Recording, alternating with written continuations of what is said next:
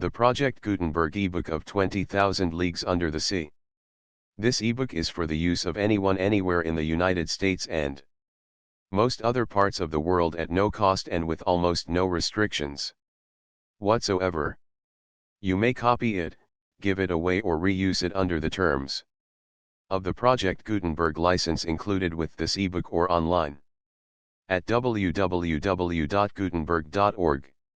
If you are not located in the United States, you will have to check the laws of the country where you are located before using this ebook. Title: 20,000 Leagues Under the Sea. Author: Jules Verne. Release date: September 1, 1994. Ebook number 164. Most recently updated, October 13, 2023. Language: English. Credits: a number of anonymous Gutenberg Project volunteers. Start of the Project Gutenberg ebook 20,000 Leagues Under the Sea. 20,000 Leagues Under the Sea. By Jules Verne.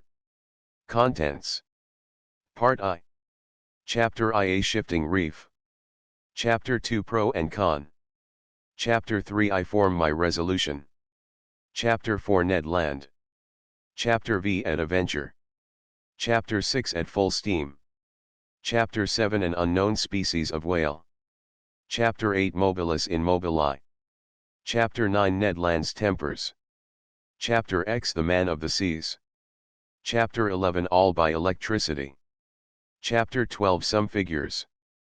Chapter 13: The Black River. Chapter 14: A Note of Invitation. Chapter 15: A Walk on the Bottom of the Sea. Chapter 16: A Submarine Forest. Chapter 17: 4,000 Leagues Under the Pacific. Chapter 18: Vanikoro. Chapter 19: Torres Straits. Chapter XX: A Few Days on Land. Chapter XXI: Captain Nemo's Thunderbolt. Chapter XXII: Egrisomnia. Chapter XXII: The Coral Kingdom. Part 2. Chapter I: The Indian Ocean. Chapter 2: A Novel Proposal of Captain Nemo's. Chapter 3: A Pearl of 10 Millions. Chapter 4: The Red Sea. Chapter V: The Arabian Tunnel. Chapter 6: The Grecian Archipelago. Chapter 7: The Mediterranean in 48 Hours. Chapter 8: Vigo Bay. Chapter 9: A Vanished Continent. Chapter X: The Submarine Coal Mines. Chapter 11: The Sargasso Sea. Chapter 12: Cachalots and Whales. Chapter 13: The Iceberg. Chapter 14: The South Pole. Chapter 15: Accident or Incident. Chapter 16: Want of Air. Chapter 17: From Cape Horn to the Amazon. Chapter 18: The Pulps. Chapter 19: The Gulf Stream. Chapter XX: From latitude 47 degrees 24 minutes to longitude 17 degrees 28 minutes.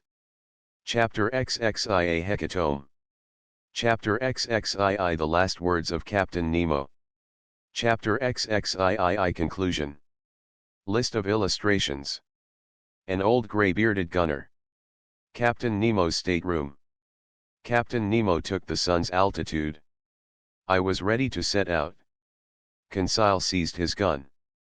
All fell on their knees in an attitude of prayer. A terrible combat began. A man. A shipwrecked sailor. I cried. The Nautilus was floating near a mountain. The Nautilus was blocked up. One of these long arms glided through the opening. The unfortunate vessel sank more rapidly. Part 1. Chapter I. A Shifting Reef. The year 1866 was signaled by a remarkable incident, a mysterious and puzzling phenomenon, which doubtless no one has yet forgotten.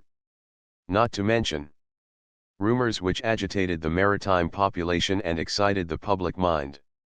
Even in the interior of continents, seafaring men were particularly excited. Merchants, common sailors, captains of vessels, skippers, both of Europe and America, naval officers of all countries, and the governments of several states on the two continents, were deeply interested in the matter. For some time past, vessels had been met by an enormous thing, a long object. Spindle-shaped, occasionally phosphorescent, and infinitely larger and more rapid in its movements than a whale. The facts relating to this apparition, entered in various log books, agreed in most respects as to the shape of the object or creature in question, the untiring rapidity of its movements, its surprising power of locomotion, and the peculiar life with which it seemed endowed. If it was a cetacean, it surpassed in size all those hitherto classified in science.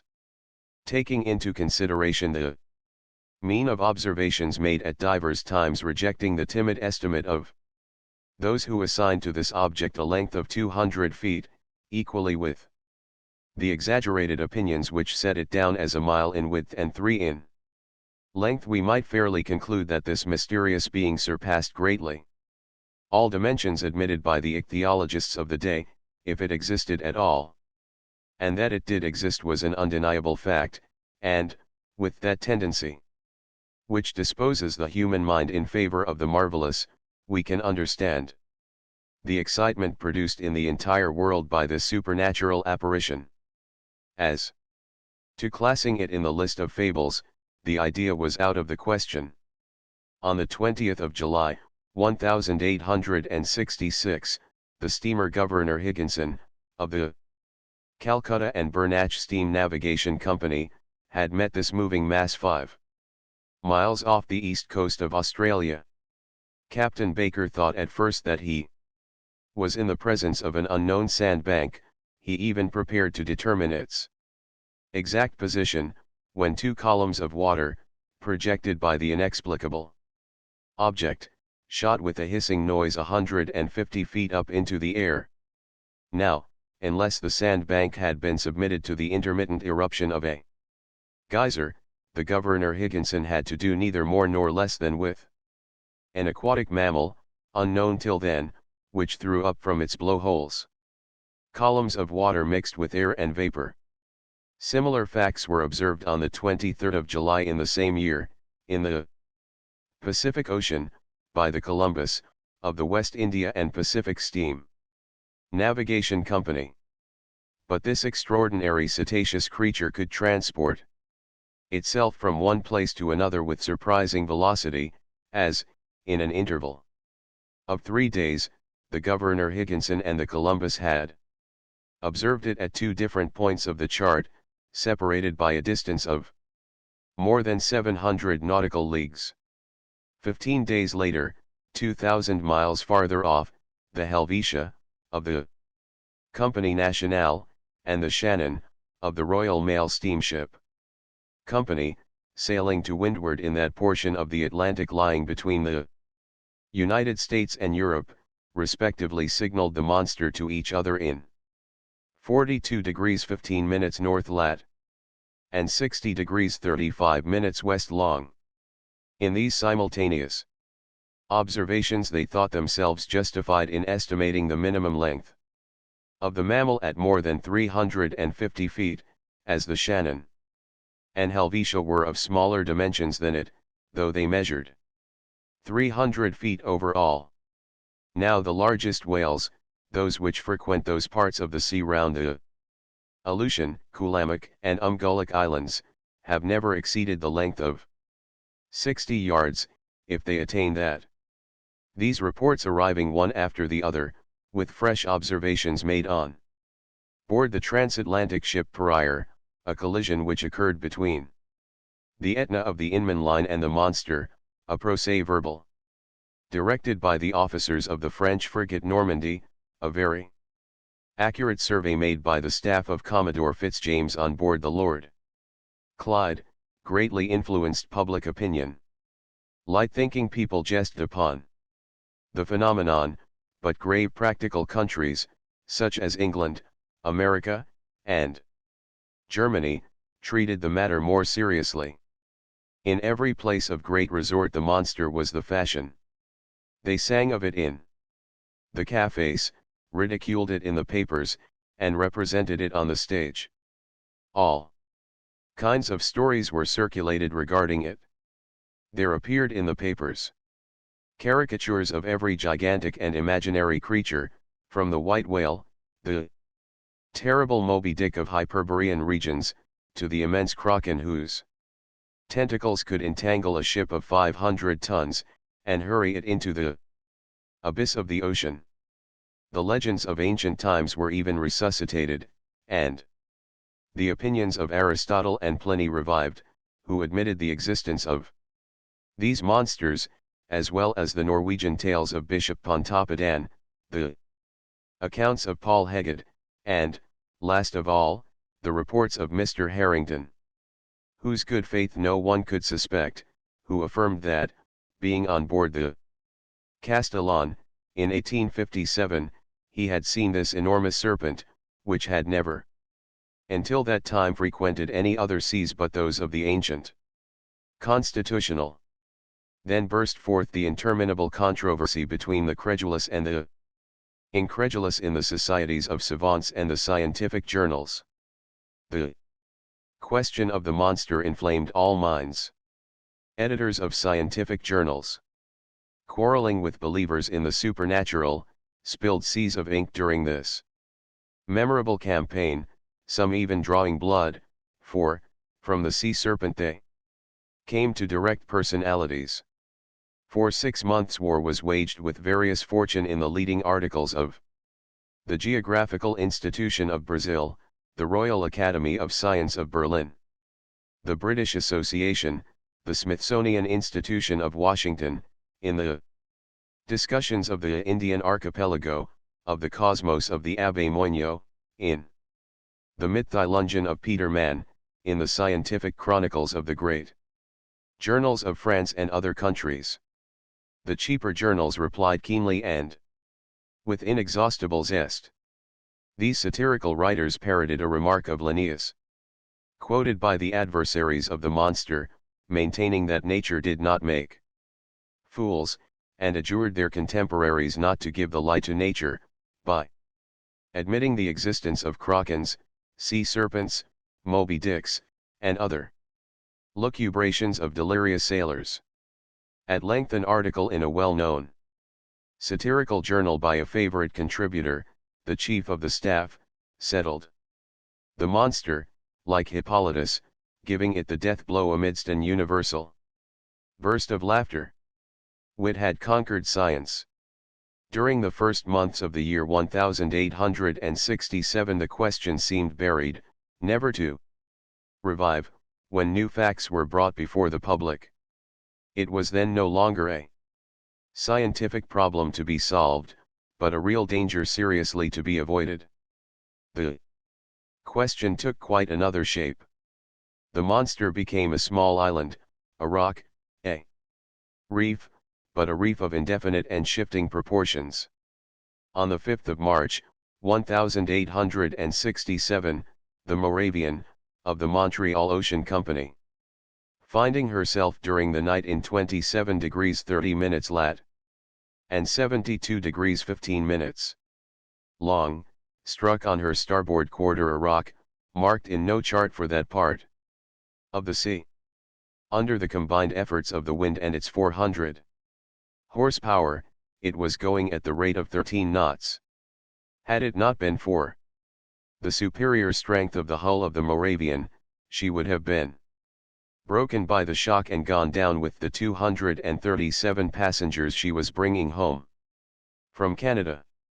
The accident happened about 5 o'clock in the morning, as the day was breaking. The officers of the quarterdeck hurried to the after part of the vessel. They examined the sea with the most scrupulous attention. They saw nothing but a strong eddy about 3 cables' length distant, as if the surface had been violently agitated. The bearings of the place were taken exactly, and the Moravian continued its route without apparent damage. Had it struck on a submerged rock, or on an enormous wreck? They could not tell, but on examination of the ship's bottom when undergoing repairs, it was found that part of her keel was broken. This fact, so grave in itself, might perhaps have been forgotten like many others if, 3 weeks after, it had not been reenacted under similar circumstances. But, thanks to the nationality of the victim of the shock, thanks to the reputation of the company to which the vessel belonged, the circumstance became extensively circulated. The 13th of April, 1867, the sea being beautiful, the breeze favorable, the Scotia, of the Cunard Company's line, found herself in 15 degrees 12 minutes long, and 45 degrees 37 minutes lat. She was going at the speed of 13 knots and a half. At 17 minutes past 4 in the afternoon, whilst the passengers were assembled at lunch in the great saloon, a slight shock was felt on the hull of the Scotia, on her quarter, a little aft of the port paddle. The Scotia had not struck, but she had been struck, and seemingly by something rather sharp and penetrating than blunt. The shock had been so slight that no one had been alarmed, had it not been for the shouts of the carpenter's watch, who rushed onto the bridge, exclaiming, "We are sinking, we are sinking." At first the passengers were much frightened, but Captain Anderson hastened to reassure them. The danger could not be imminent. The Scotia, divided into 7 compartments by strong partitions, could brave with impunity any leak. Captain Anderson went down immediately into the hold. He found that the sea was pouring into the 5th compartment, and the rapidity of the influx proved that the force of the water was considerable. Fortunately this compartment did not hold the boilers, or the fires would have been immediately extinguished. Captain Anderson ordered the engines to be stopped at once, and one of the men went down to ascertain the extent of the injury. Some minutes afterwards they discovered the existence of a large hole, of 2 yards in diameter, in the ship's bottom.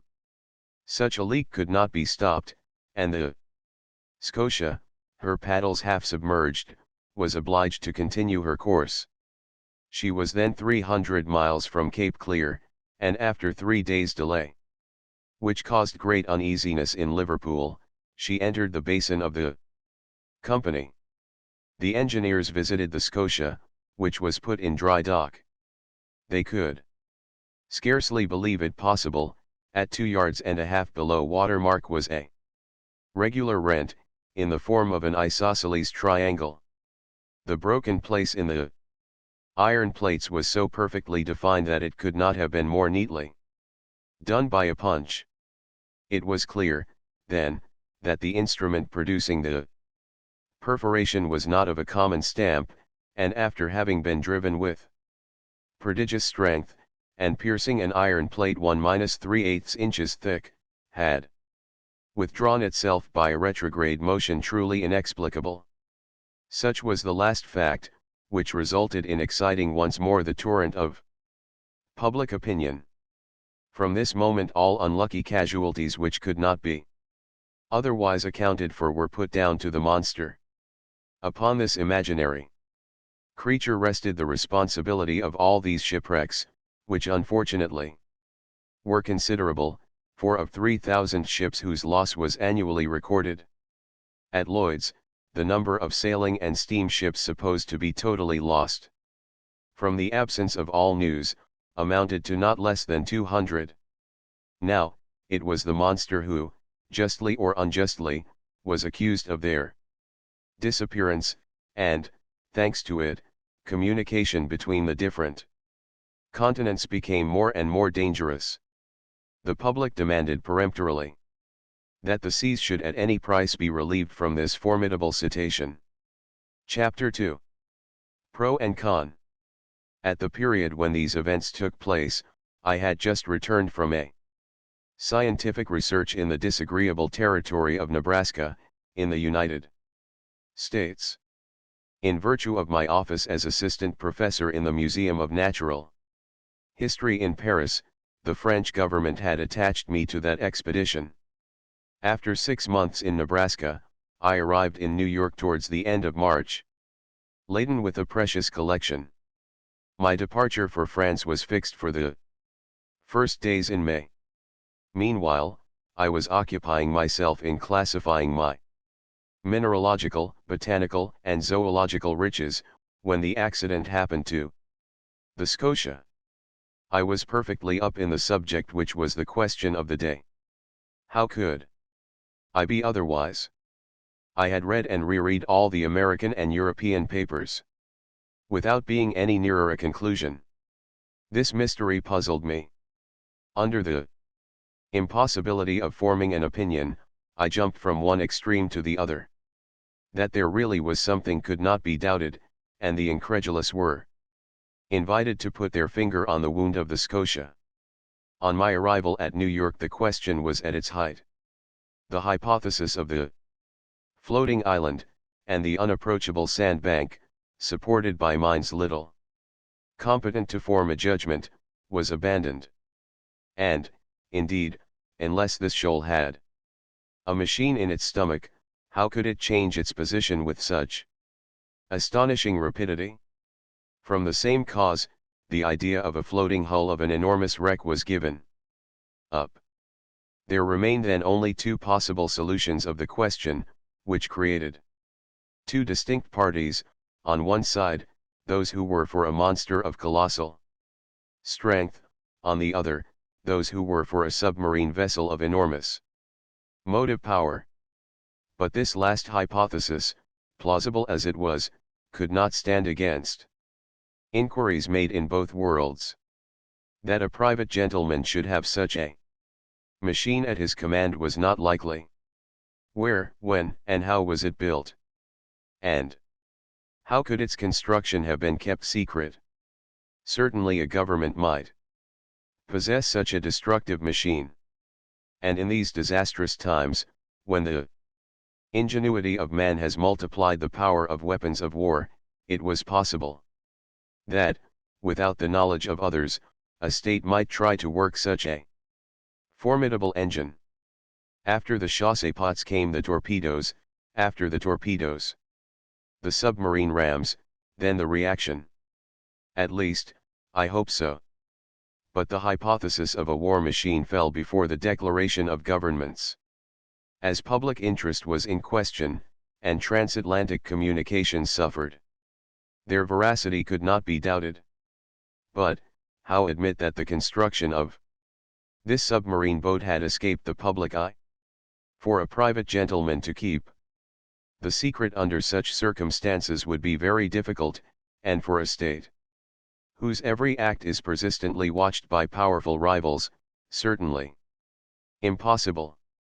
After inquiries made in England, France, Russia, Prussia, Spain, Italy, and America, even in Turkey, the hypothesis of a submarine monitor was definitely rejected. Upon my arrival in New York, several persons did me the honor of consulting me on the phenomenon in question. I had published in France a work in quarto, in 2 volumes, entitled Mysteries of the Great Submarine Grounds. This book, highly approved of in the learned world, gained for me a special reputation in this rather obscure branch of natural history. My advice was asked. As long as I could deny the reality of the fact, I confined myself to a decided negative. But soon, finding myself driven into a corner, I was obliged to explain myself categorically. And even the Honorable Pierre Aronnax, professor in the Museum of Paris, was called upon by the New York Herald to express a definite opinion of some sort. I did something. I spoke, for want of power to hold my tongue. I discussed the question in all its forms, politically and scientifically, and I give here an extract from a carefully studied article, which I published in the number of the 30th of April. It ran as follows. After examining one by one the different hypotheses, rejecting all other suggestions, it becomes necessary to admit the existence of a marine animal of enormous power. The great depths of the ocean are entirely unknown to us. Soundings cannot reach them. What passes in those remote depths? What beings live, or can live 12 or 15 miles beneath the surface of the waters? What is the organization of these animals? We can scarcely conjecture. However, the solution of the problem submitted to me may modify the form of the dilemma. Either we do know all the varieties of beings which people our planet, or we do not. If we do not know them all, if nature has still secrets in ichthyology for us, nothing is more conformable to reason than to admit the existence of fishes, or cetaceans of other kinds, or even of new species, of an organization formed to inhabit the strata inaccessible to soundings, and which an accident of some sort, either fatistical or capricious, has brought at long intervals to the upper level of the ocean. If, on the contrary, we do know all living kinds, we must necessarily seek for the animal in question amongst those marine beings already classed. And, in that case, I should be disposed to admit the existence of a gigantic narwhal. The common narwhal, or unicorn of the sea, often attains a length of 60 feet. Increase its size 5-fold or 10-fold, give it strength proportionate to its size, lengthen its destructive weapons, and you obtain the animal required. It will have the proportions determined by the officers of the Shannon, the instrument required by the perforation of the Scotia, and the power necessary to pierce the hull of the steamer. Indeed, the narwhal is armed with a sort of ivory sword, a halberd, according to the expression of certain naturalists. The principal tusk has the hardness of steel. Some of these tusks have been found buried in the bodies of whales, which the unicorn always attacks with success. Others have been drawn out, not without trouble, from the bottoms of ships, which they had pierced through and through, as a gimlet pierces a barrel. The Museum of the Faculty of Medicine of Paris possesses one of these defensive weapons, 2 yards and a quarter in length, and 15 inches in diameter at the base. Very well, suppose this weapon to be 6 times stronger and the animal 10 times more powerful, launch it at the rate of 20 miles an hour, and you obtain a shock capable of producing the catastrophe required. Until further information, therefore, I shall maintain it to be a sea unicorn of colossal dimensions, armed not with a halberd, but with a real spur, as the armored frigates, or the rams of war, whose massiveness and motive power it would possess at the same time. Thus may this puzzling phenomenon be explained, unless there be something over and above all that one has ever conjectured, seen, perceived, or experienced, which is just within the bounds of possibility. These last words were cowardly on my part, but, up to a certain point, I wished to shelter my dignity as professor, and not give too much cause for laughter to the Americans, who laugh well when they do laugh. I reserved for myself a way of escape. In effect, however, I admitted the existence of the monster.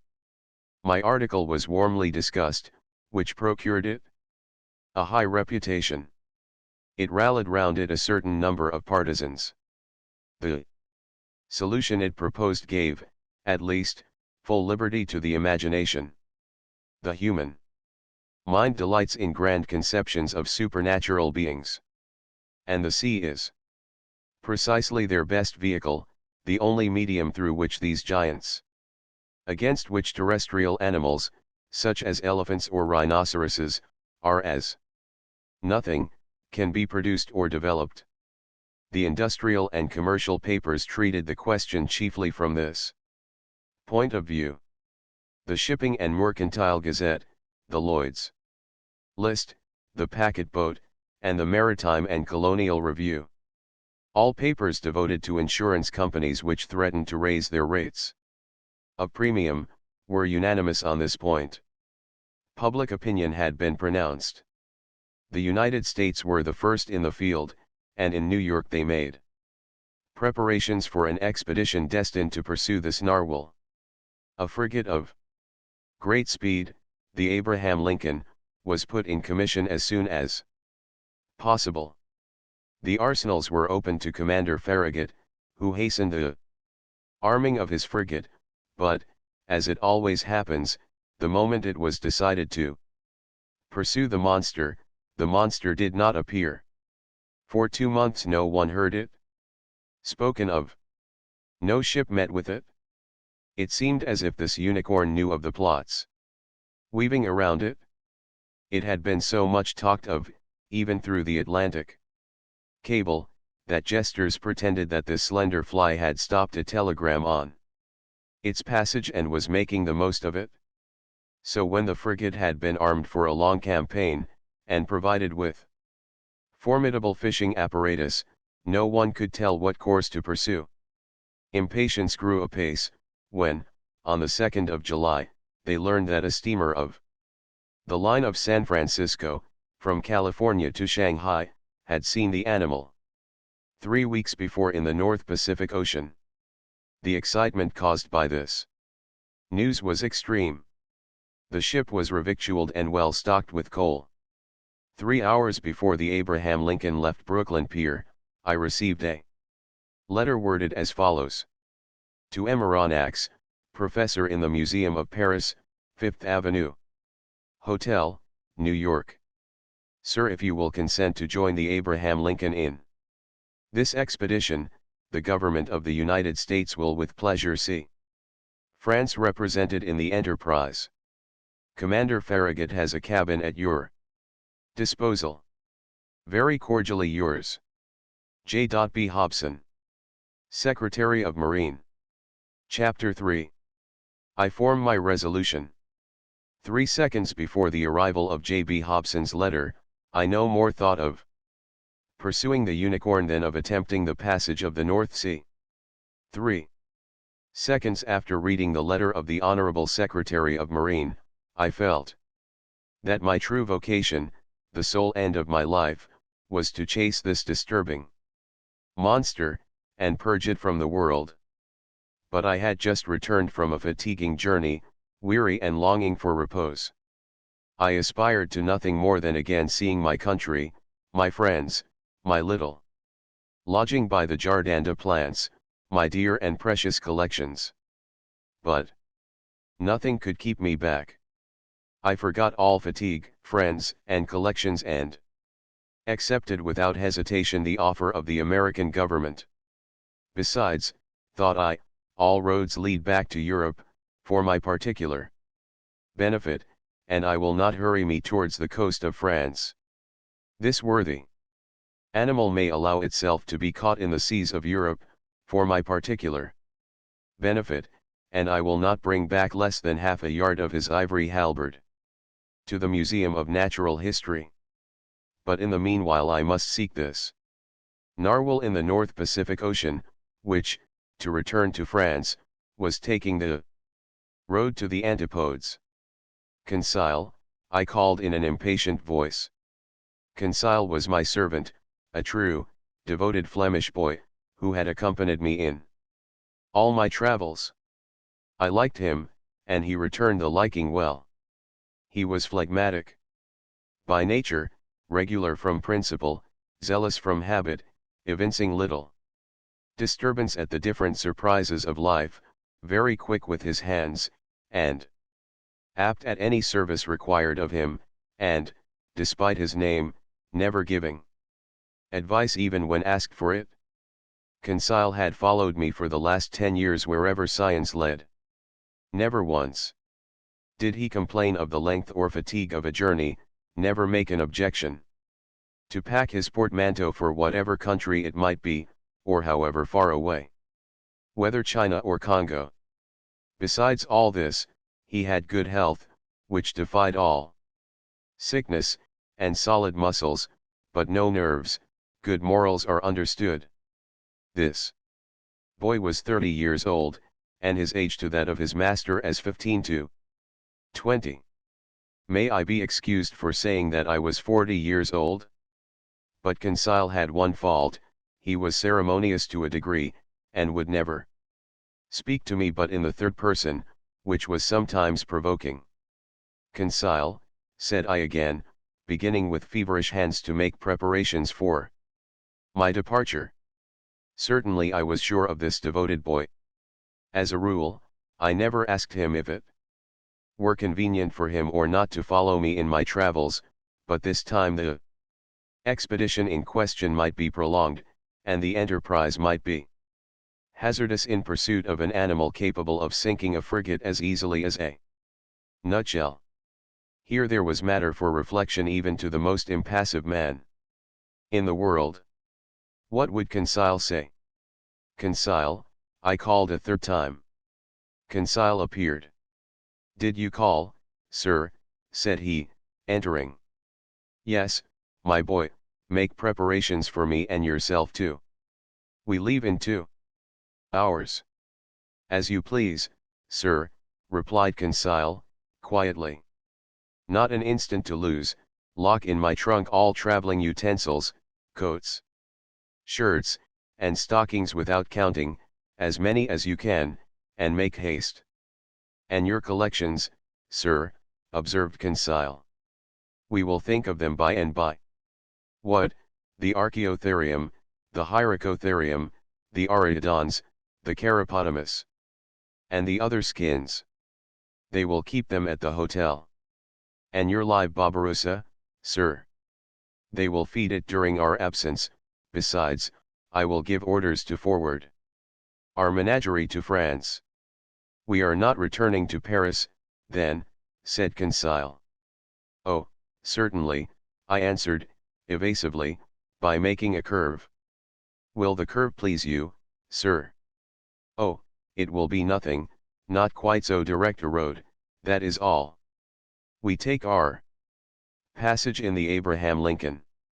"As you think proper, sir," coolly replied Conceal. "You see, my friend, it has to do with the monster, the famous narwhal. We are going to purge it from the seas." The author of a work in quarto in 2 volumes on the mysteries of the great submarine grounds cannot forbear embarking with Commander Farragut. A glorious mission, but a dangerous one. We cannot tell where we may go. These animals can be very capricious.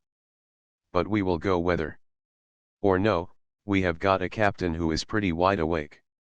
I opened a credit account for Barbarossa, and, Conceal following, I jumped into a cab. Our luggage was transported to the deck of the frigate immediately. I hastened on board and asked for Commander Farragut. One of the sailors conducted me to the poop, where I found myself in the presence of a good-looking officer, who held out his hand to me. "Monsieur Pierre Aronnax," said he. "Himself," replied I, "Commander Farragut." "You are welcome, Professor, your cabin is ready for you."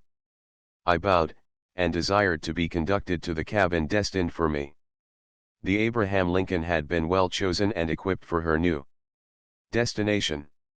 She was a frigate of great speed, fitted with high-pressure engines which admitted a pressure of 7 atmospheres. Under this the Abraham Lincoln attained the mean speed of nearly 18 knots and a third an hour, a considerable speed, but, nevertheless, insufficient to grapple with this gigantic cetacean. The interior arrangements of the frigate corresponded to its nautical qualities. I was well satisfied with my cabin, which was in the after part, opening upon the gunroom. "We shall be well off here," said I to Conceal. "As well, by your honor's leave, as a hermit crab in the shell of a whelk," said Conceal. I left Conceal to stow our trunks conveniently away, and remounted the poop in order to survey the preparations for departure. At that moment Commander Farragut was ordering the last moorings to be cast loose which held the Abraham Lincoln to the pier of Brooklyn. So in a quarter of an hour, perhaps less, the frigate would have sailed without me. I should have missed this extraordinary, supernatural, and incredible expedition, the recital of which may well meet with some skepticism. but Commander Farragut would not lose a day nor an hour in scouring the seas in which the animal had been sighted. He sent for the engineer. "Is the steam full on?" asked he. "Yes, sir," replied the engineer. "Go ahead," cried Commander Farragut. The Key of Brooklyn, and all that part of New York bordering on the East River, was crowded with spectators. 3 cheers burst successively from 500,000 throats, thousands of handkerchiefs were waved above the heads of the compact mass, saluting the Abraham Lincoln, until she reached the waters of the Hudson, at the point of that elongated peninsula which forms the town of New York. Then the frigate, following the coast of New Jersey along the right bank of the beautiful river, covered with villas, passed between the forts, which saluted her with their heaviest guns. The Abraham Lincoln answered by hoisting the American colors 3 times, whose 39 stars shone resplendent from the mizzen peak, then modifying its speed to take the narrow channel marked by buoys placed in the inner bay formed by Sandy Hook Point, it coasted the long sandy beach, where some thousands of spectators gave it one final cheer. The escort of boats and tenders still followed the frigate, and did not leave her until they came abreast of the light ship, whose 2 lights marked the entrance of New York Channel. 6 bells struck, the pilot got into his boat, and rejoined the little schooner, which was waiting under our lee. The fires were made up, the screw beat the waves more rapidly, the frigate skirted the low yellow coast of Long Island. And at 8 bells, after having lost sight in the northwest of the lights of Fire Island, she ran at full steam onto the dark waters of the Atlantic. Chapter 4. Ned Land. Captain Farragut was a good seaman, worthy of the frigate he commanded. His vessel and he were one. He was the soul of it. On the question of the cetacean, there was no doubt in his mind, and he would not allow the existence of the animal to be disputed on board. He believed in it, as certain good women believe in the Leviathan by faith, not by reason. The monster did exist, and he had sworn to rid the seas of it. He was a kind of Knight of Rhodes, a second Dudon de Gozan, going to meet the serpent which desolate the island. Either Captain Farragut would kill the narwhal, or the narwhal would kill the captain. There was no third course. The officers on board shared the opinion of their chief. They were ever chatting, discussing, and calculating the various chances of a meeting, watching narrowly the vast surface of the ocean. More than one took up his quarters voluntarily in the cross trees, who would have cursed such a berth under any other circumstances. As long as the sun described its daily course, the rigging was crowded with sailors, whose feet were burned to such an extent by the heat of the deck as to render it unbearable. Still the Abraham Lincoln had not yet breasted the suspected waters of the Pacific. As to the ship's company, they desired nothing better than to meet the Unicorn, to harpoon it, hoist it on board, and dispatch it. They watched the sea with eager attention. Besides, Captain Farragut had spoken of a certain sum of $2,000, set apart for whoever should first sight the monster, were he cabin boy, common seaman, or officer. I leave you to judge how eyes were used on board the Abraham Lincoln. For my own part, I was not behind the others, and left to no one my share of daily observations. The frigate might have been called the Argus, for 100 reasons. Only one amongst us, Conseil, seemed to protest by his indifference against the question which so interested us all, and seemed to be out of keeping with the general enthusiasm on board. I have said that Captain Farragut had carefully provided his ship with every apparatus for catching the gigantic cetacean. No whaler had ever been better armed. We possessed every known engine, from the harpoon thrown by the hand to the barbed arrows of the blunderbuss, and the explosive balls of the duck gun. On the forecastle lay the perfection of a breech-loading gun, very thick at the breech, and very narrow in the bore, the model of which had been in the exhibition of 1867. This precious weapon of American origin could throw with ease a conical projectile of 9 pounds to a mean distance of 10 miles. Thus the Abraham Lincoln wanted for no means of destruction, and, what was better still, she had on board Ned Land, the prince of harpooners. Ned Land was a Canadian, with an uncommon quickness of hand, and who knew no equal in his dangerous occupation. Skill, coolness, audacity, and cunning he possessed in a superior degree, and it must be a cunning whale or a singularly cute cachalot to escape the stroke of his harpoon. Ned Land was about 40 years of age. He was a tall man, more than 6 feet high, strongly built, grave and taciturn, occasionally violent, and very passionate when contradicted. His person attracted attention, but above all the boldness of his look, which gave a singular expression to his face. Who calls himself Canadian calls himself French, and, little communicative as Ned Land was, I must admit that he took a certain liking for me. My nationality drew him to me, no doubt.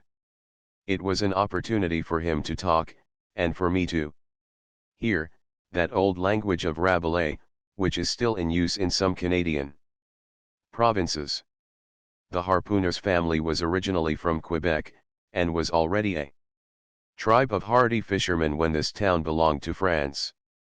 Little by little, Ned Land acquired a taste for chatting, and I loved to hear the recital of his adventures in the polar seas. He related his fishing, and his combats, with natural poetry of expression. His recital took the form of an epic poem, and I seemed to be listening to a Canadian Homer singing the Iliad of the regions of the north. I am portraying this hardy companion as I really knew him. We are old friends now, united in that unchangeable friendship which is born and cemented amidst extreme dangers. Ah, brave Ned! I ask no more than to live 100 years longer, that I may have more time to dwell the longer on your memory. Now, what was Ned Land's opinion upon the question of the marine monster? I must admit that he did not believe in the unicorn, and was the only one on board who did not share that universal conviction. He even avoided the subject, which I one day thought it my duty to press upon him. One magnificent evening, the 30th of July, that is to say, 3 weeks after our departure, the frigate was abreast of Cape Blanc, 30 miles to leeward of the coast of Patagonia. We had crossed the Tropic of Capricorn, and the Straits of Magellan opened less than 700 miles to the south. Before 8 days were over, the Abraham Lincoln would be plowing the waters of the Pacific. Seated on the poop, Ned Land and I were chatting of one thing and another as we looked at this mysterious sea, whose great depths had up to this time been inaccessible to the eye of man. I naturally led up the conversation to the giant unicorn, and examined the various chances of success or failure of the expedition. But, seeing that Ned Land let me speak without saying too much himself, I pressed him more closely. Well, Ned, said I, is it possible that you are not convinced of the existence of this cetacean that we are following? Have you any particular reason for being so incredulous? The harpooner looked at me fixedly for some moments before answering, struck his broad forehead with his hand, a habit of his, as if to collect himself, and said at last, perhaps I have, Mr. Aronnax. But, Ned, you, a whaler by profession, familiarized with all the great marine mammalia, you, whose imagination might easily accept the hypothesis of enormous cetaceans, you ought to be the last to doubt under such circumstances. That is just what deceives you, Professor, replied Ned. That the vulgar should believe in extraordinary comets traversing space, and in the existence of antediluvian monsters in the heart of the globe, may well be, but neither astronomer nor geologist believes in such chimeras. As a whaler I have followed many a cetacean, harpooned a great number, and killed several, but, however strong or well armed they may have been, neither their tails nor their weapons would have been able even to scratch the iron plates of a steamer. But, Ned, they tell of ships which the teeth of the narwhal have pierced through and through. Wooden ships, that is possible, replied the Canadian, but I have never seen it done, and, until further proof, I deny that whales, cetaceans, or sea unicorns could ever produce the effect you describe. Well, Ned, I repeated with a conviction resting on the logic of facts. I believe in the existence of a mammal powerfully organized, belonging to the branch of vertebrata, like the whales, the cachalots, or the dolphins, and furnished with a horn of defense of great penetrating power. Said the harpooner, shaking his head with the air of a man who would not be convinced. Notice one thing, my worthy Canadian, I resumed.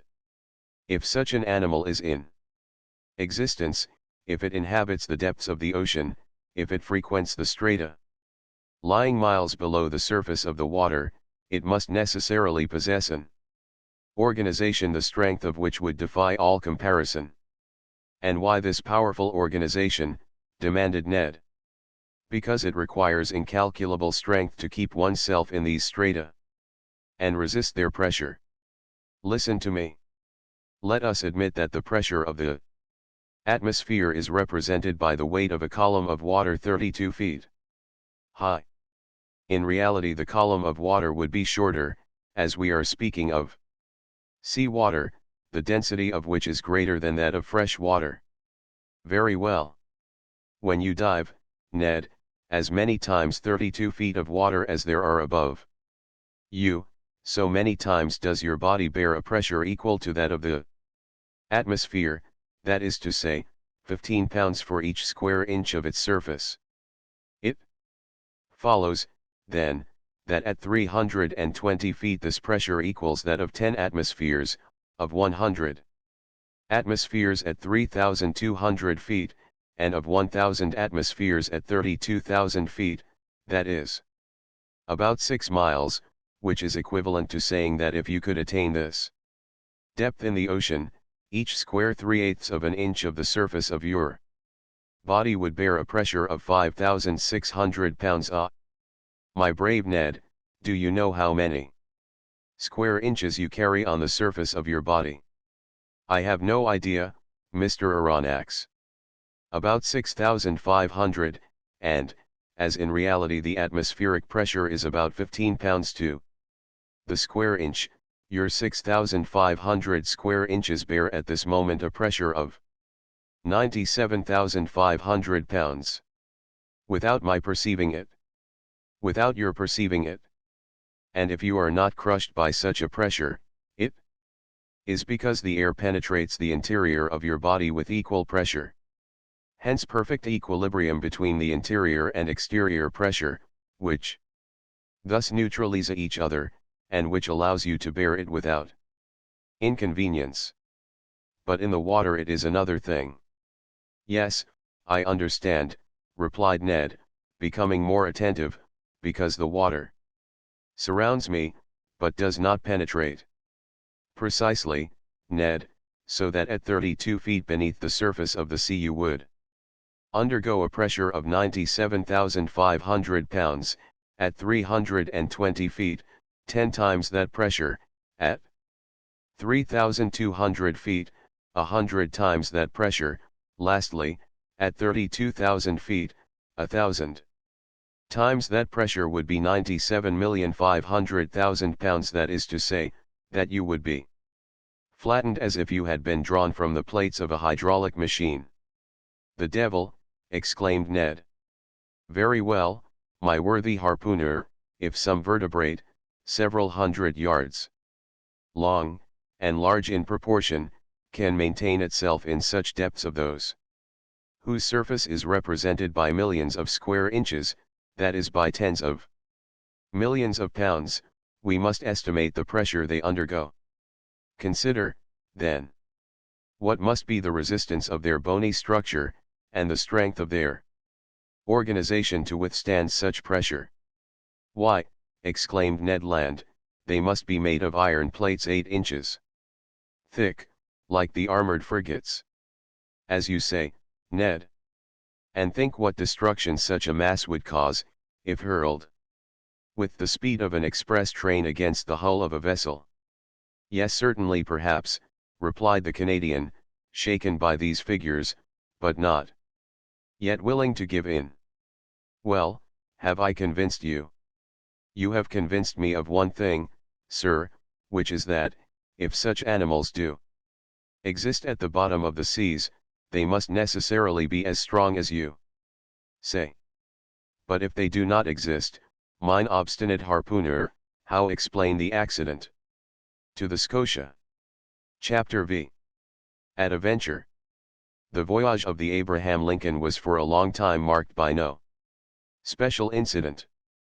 But one circumstance happened which showed the wonderful dexterity of Ned Land, and proved what confidence we might place in him.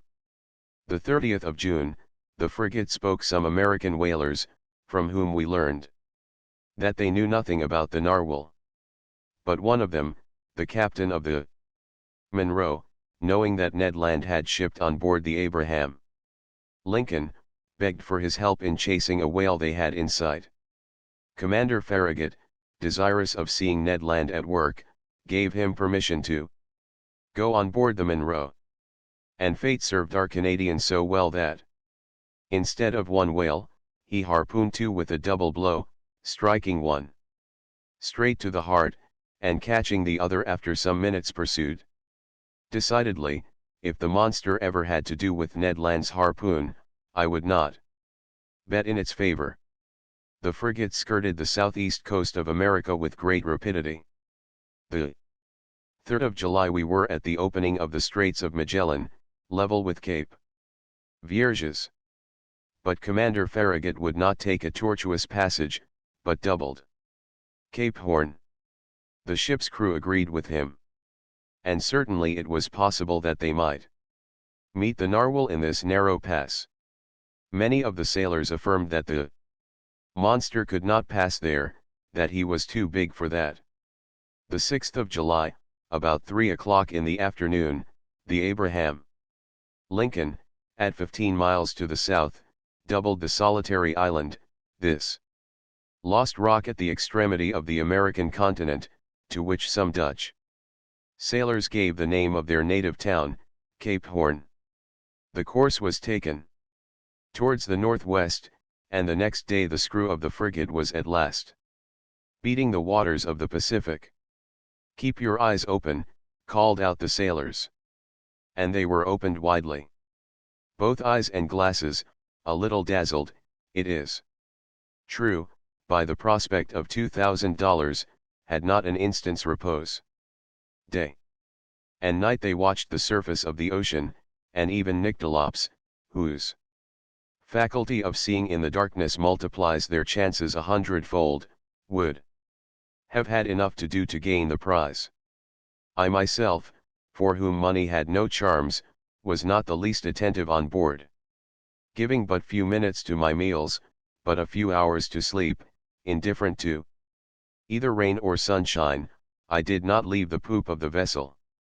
Now leaning on the netting of the forecastle, now on the taffrail, I devoured with eagerness the soft foam which whitened the sea as far as the eye could reach, and how often have I shared the emotion of the majority of the crew, when some capricious whale raised its black back above the waves.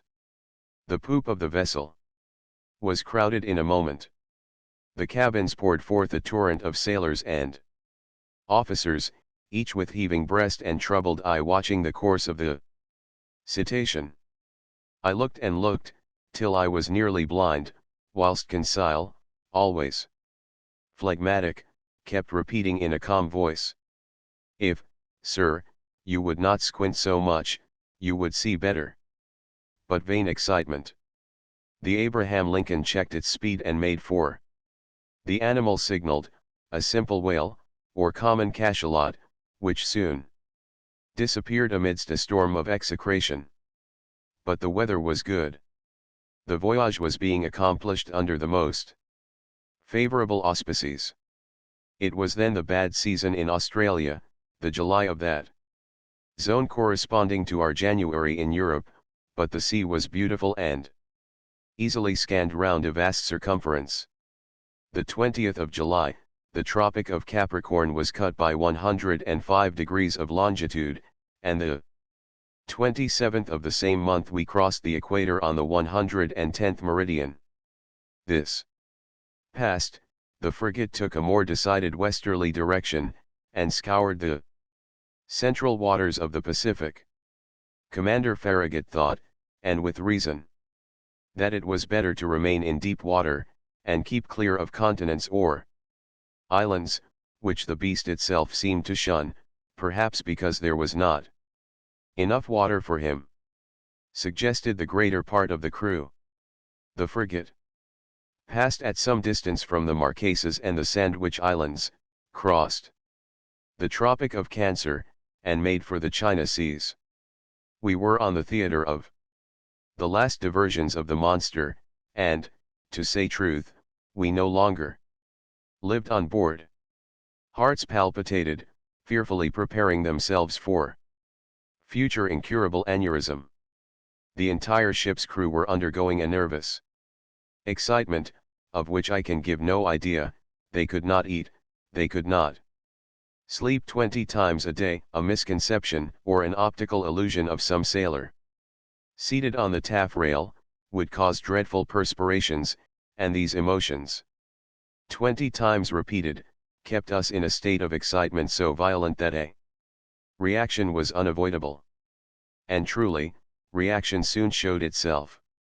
For 3 months, during which a day seemed an age, the Abraham Lincoln furrowed all the waters of the northern Pacific, running at whales, making sharp deviations from her course, veering suddenly from one tack to another, stopping suddenly, putting on steam, and backing ever and anon at the risk of deranging her machinery, and not one point of the Japanese or American coast was left unexplored. The warmest partisans of the enterprise now became its most ardent detractors. Reaction mounted from the crew to the captain himself, and certainly, had it not been for resolute determination on the part of Captain Farragut, the frigate would have headed due southward. This useless search could not last much longer. The Abraham Lincoln had nothing to reproach herself with. She had done her best to succeed. Never had an American ship's crew shown more zeal or patience. Its failure could not be placed to their charge. There remained nothing but to return. This was represented to the commander. The sailors could not hide their discontent, and the service suffered. I will not say there was a mutiny on board, but after a reasonable period of obstinacy, Captain Farragut, as Columbus did, asked for 3 days' patience. If in 3 days the monster did not appear, the man at the helm should give 3 turns of the wheel, and the Abraham Lincoln would make for the European seas. This promise was made on the 2nd of November. It had the effect of rallying the ship's crew. The ocean was watched with renewed attention. Each one wished for a last glance in which to sum up his remembrance. Glasses were used with feverish activity. It was a grand defiance given to the giant narwhal, and he could scarcely fail to answer the summons and appear. 2 days passed, the steam was at half pressure, 1,000 schemes were tried to attract the attention and stimulate the apathy of the animal in case it should be met in those parts. Large quantities of bacon were trailed in the wake of the ship, to the great satisfaction, I must say, of the sharks. Small craft radiated in all directions round the Abraham Lincoln as she lay to and did not leave a spot of the sea unexplored. But the night of the 4th of November arrived without the unveiling of this submarine mystery. The next day, the 5th of November, at 12, the delay would, morally speaking, expire. After that time, Commander Farragut, faithful to his promise, was to turn the course to the southeast and abandon forever the northern regions of the Pacific. The frigate was then in 31 degrees 15 minutes north latitude and 136 degrees 42 minutes east longitude. The coast of Japan still remained less than 200 miles to leeward. Night was approaching. They had just struck 8 bells. Large clouds veiled the face of the moon, then in its first quarter. The sea undulated peaceably under the stern of the vessel. At that moment I was leaning forward on the starboard netting. Conseil, standing near me, was looking straight before him. The crew, perched in the ratlins, examined the horizon, which contracted and darkened by degrees. Officers with their night glasses scoured the growing darkness. Sometimes the ocean sparkled under the rays of the moon, which darted between two clouds. Then all trace of light was lost in the darkness. In looking at Conseil, I could see he was undergoing a little of the general influence. At least I thought so. Perhaps for the first time his nerves vibrated to a sentiment of curiosity. "Come, Conseil," said I, "this is the last chance of pocketing the $2,000.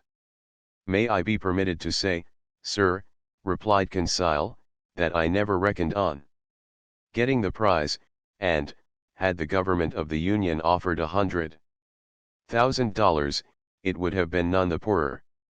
"You are right, Conseil. It is a foolish affair after all, and one upon which we entered too lightly. What time lost, what useless emotions. We should have been back in France 6 months ago." "In your little room, sir," replied Conseil, "and in your museum, sir, and I should have already classed all your fossils, sir. And the Barbarossa would have been installed in its cage in the Jardin des Plantes, and have drawn all the curious people of the capital. As you say, Conseil, I fancy we shall run a fair chance of being laughed at for our pains." "That's tolerably certain," replied Conseil, quietly. "I think they will make fun of you, sir. And, must I say it? Go on, my good friend." "Well, sir, you will only get your deserts." "Indeed. When one has the honor of being a savant as you are, sir, one should not expose oneself to—" Conseil had not time to finish his compliment. In the midst of general silence, a voice had just been heard. It was the voice of Ned Land shouting, "Look out there! The very thing we are looking for on our weather beam." Chapter 6. At full steam. At this cry the whole ship's crew hurried towards the harpooner commander. Officers, masters, sailors, cabin boys, even the engineers left their engines, and the stokers their furnaces. The order to stop her had been given, and the frigate now simply went on by her own momentum. The darkness was then profound, and however good the Canadians' eyes were, I asked myself how he had managed to see, and what he had been able to see. My heart beat as if it would break. But Ned Land was not mistaken, and we all perceived the object he pointed to. At 2 cables' length from the Abraham Lincoln, on the starboard quarter, the sea seemed to be illuminated all over. It was not a mere phosphoric phenomenon. The monster emerged some fathoms from the water, and then threw out that very intense but inexplicable light mentioned in the report of several captains. This magnificent irradiation must have been produced by an agent of great shining power.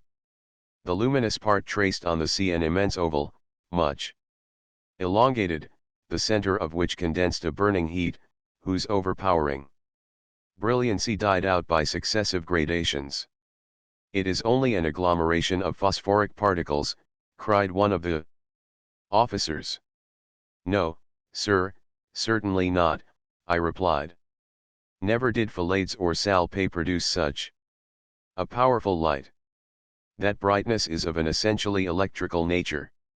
Besides, see. It moves, it is moving forwards, backwards, it is darting towards us." A general cry rose from the frigate. "Silence," said the captain, "up with the helm, reverse the engines." The steam was shut off, and the Abraham Lincoln, beating to port, described a semicircle. "Right the helm, go ahead," cried the captain. These orders were executed, and the frigate moved rapidly from the burning light. I was mistaken. She tried to sheer off, but the supernatural animal approached with a velocity double her own. We gasped for breath. Stupefaction more than fear made us dumb and motionless. The animal gained on us, sporting with the waves. It made the round of the frigate, which was then making 14 knots, and enveloped it with its electric rings like luminous dust. Then it moved away 2 or 3 miles, leaving a phosphorescent track, like those volumes of steam that the express trains leave behind. All at once from the dark line of the horizon whither it retired to gain its momentum, the monster rushed suddenly towards the Abraham Lincoln with alarming rapidity, stopped suddenly about 20 feet from the hull, and died out, not diving under the water, for its brilliancy did not abate but suddenly, and as if the source of this brilliant emanation was exhausted. Then it reappeared on the other side of the vessel, as if it had turned and slid under the hull. Any moment a collision might have occurred which would have been fatal to us. However, I was astonished at the maneuvers of the frigate. She fled and did not attack. On the captain's face, generally so impassive, was an expression of unaccountable astonishment. "Mr. Aronnax," he said, "I do not know with what formidable being I have to deal, and I will not imprudently risk my frigate in the midst of this darkness. Besides, how attack this unknown thing, how defend oneself from it? Wait for daylight, and the scene will change. You have no further doubt, Captain, of the nature of the animal?" "No, sir, it is evidently a gigantic narwhal, and an electric one. Perhaps," added I, "one can only approach it with a gymnotus or a torpedo." "Undoubtedly," replied the captain, "if it possesses such dreadful power, it is the most terrible animal that ever was created. That is why, sir, I must be on my guard." The crew were on their feet all night. No one thought of sleep. The Abraham Lincoln, not being able to struggle with such velocity, had moderated its pace, and sailed at half speed. For its part, the narwhal, imitating the frigate, let the waves rock it at will, and seemed decided not to leave the scene of the struggle. Towards midnight, however, it disappeared, or, to use a more appropriate term, it died out like a large glowworm. Had it fled? One could only fear, not hope. But at 7 minutes to 1 o'clock in the morning a deafening whistling was heard, like that produced by a body of water rushing with great violence. The captain, Ned Land, and I, were then on the poop, eagerly peering through the profound darkness. "Ned Land," asked the commander, "you have often heard the roaring of whales?" "Often, sir, but never such whales the sight of which brought me in $2,000. If I can only approach within 4 harpoon lengths of it." "But to approach it," said the commander, "I ought to put a whaler at your disposal." "Certainly, sir. That will be trifling with the lives of my men." "And mine too," simply said the harpooner. Towards 2 o'clock in the morning, the burning light reappeared, not less intense, about 5 miles to windward of the Abraham Lincoln. Notwithstanding the distance, and the noise of the wind and sea, one heard distinctly the loud strokes of the animal's tail, and even its panting breath. It seemed that, at the moment that the enormous narwhal had come to take breath at the surface of the water, the air was engulfed in its lungs, like the steam in the vast cylinders of a machine of 2,000 horsepower. Thought I, a whale with the strength of a cavalry regiment would be a pretty whale. We were on the qui-vive till daylight, and prepared for the combat. The fishing implements were laid along the hammock nettings. The second lieutenant loaded the blunderbusses, which could throw harpoons to the distance of a mile, and long duck guns, with explosive bullets, which inflicted mortal wounds even to the most terrible animals. Ned Land contented himself with sharpening his harpoon, a terrible weapon, in his hands. At 6 o'clock day began to break, and, with the first glimmer of light, the electric light of the narwhal disappeared. At 7 o'clock the day was sufficiently advanced, but a very thick sea fog obscured our view, and the best spyglasses could not pierce it. That caused disappointment and anger. I climbed the mizzen mast. Some officers were already perched on the mast heads. At 8 o'clock the fog lay heavily on the waves, and its thick scrolls rose little by little. The horizon grew wider and clearer at the same time. Suddenly, just as on the day before, Ned Land's voice was heard. "The thing itself on the port quarter," cried the harpooner. Every eye was turned towards the point indicated. There, a mile and a half from the frigate, a long blackish body emerged a yard above the waves. Its tail, violently agitated, produced a considerable eddy. Never did a caudal appendage beat the sea with such violence. An immense track, of dazzling whiteness, marked the passage of the animal, and described a long curve. The frigate approached the cetacean. I examined it thoroughly. The reports of the Shannon and of the Helvetia had rather exaggerated its size, and I estimated its length at only 250 feet. As to its dimensions, I could only conjecture them to be admirably proportioned.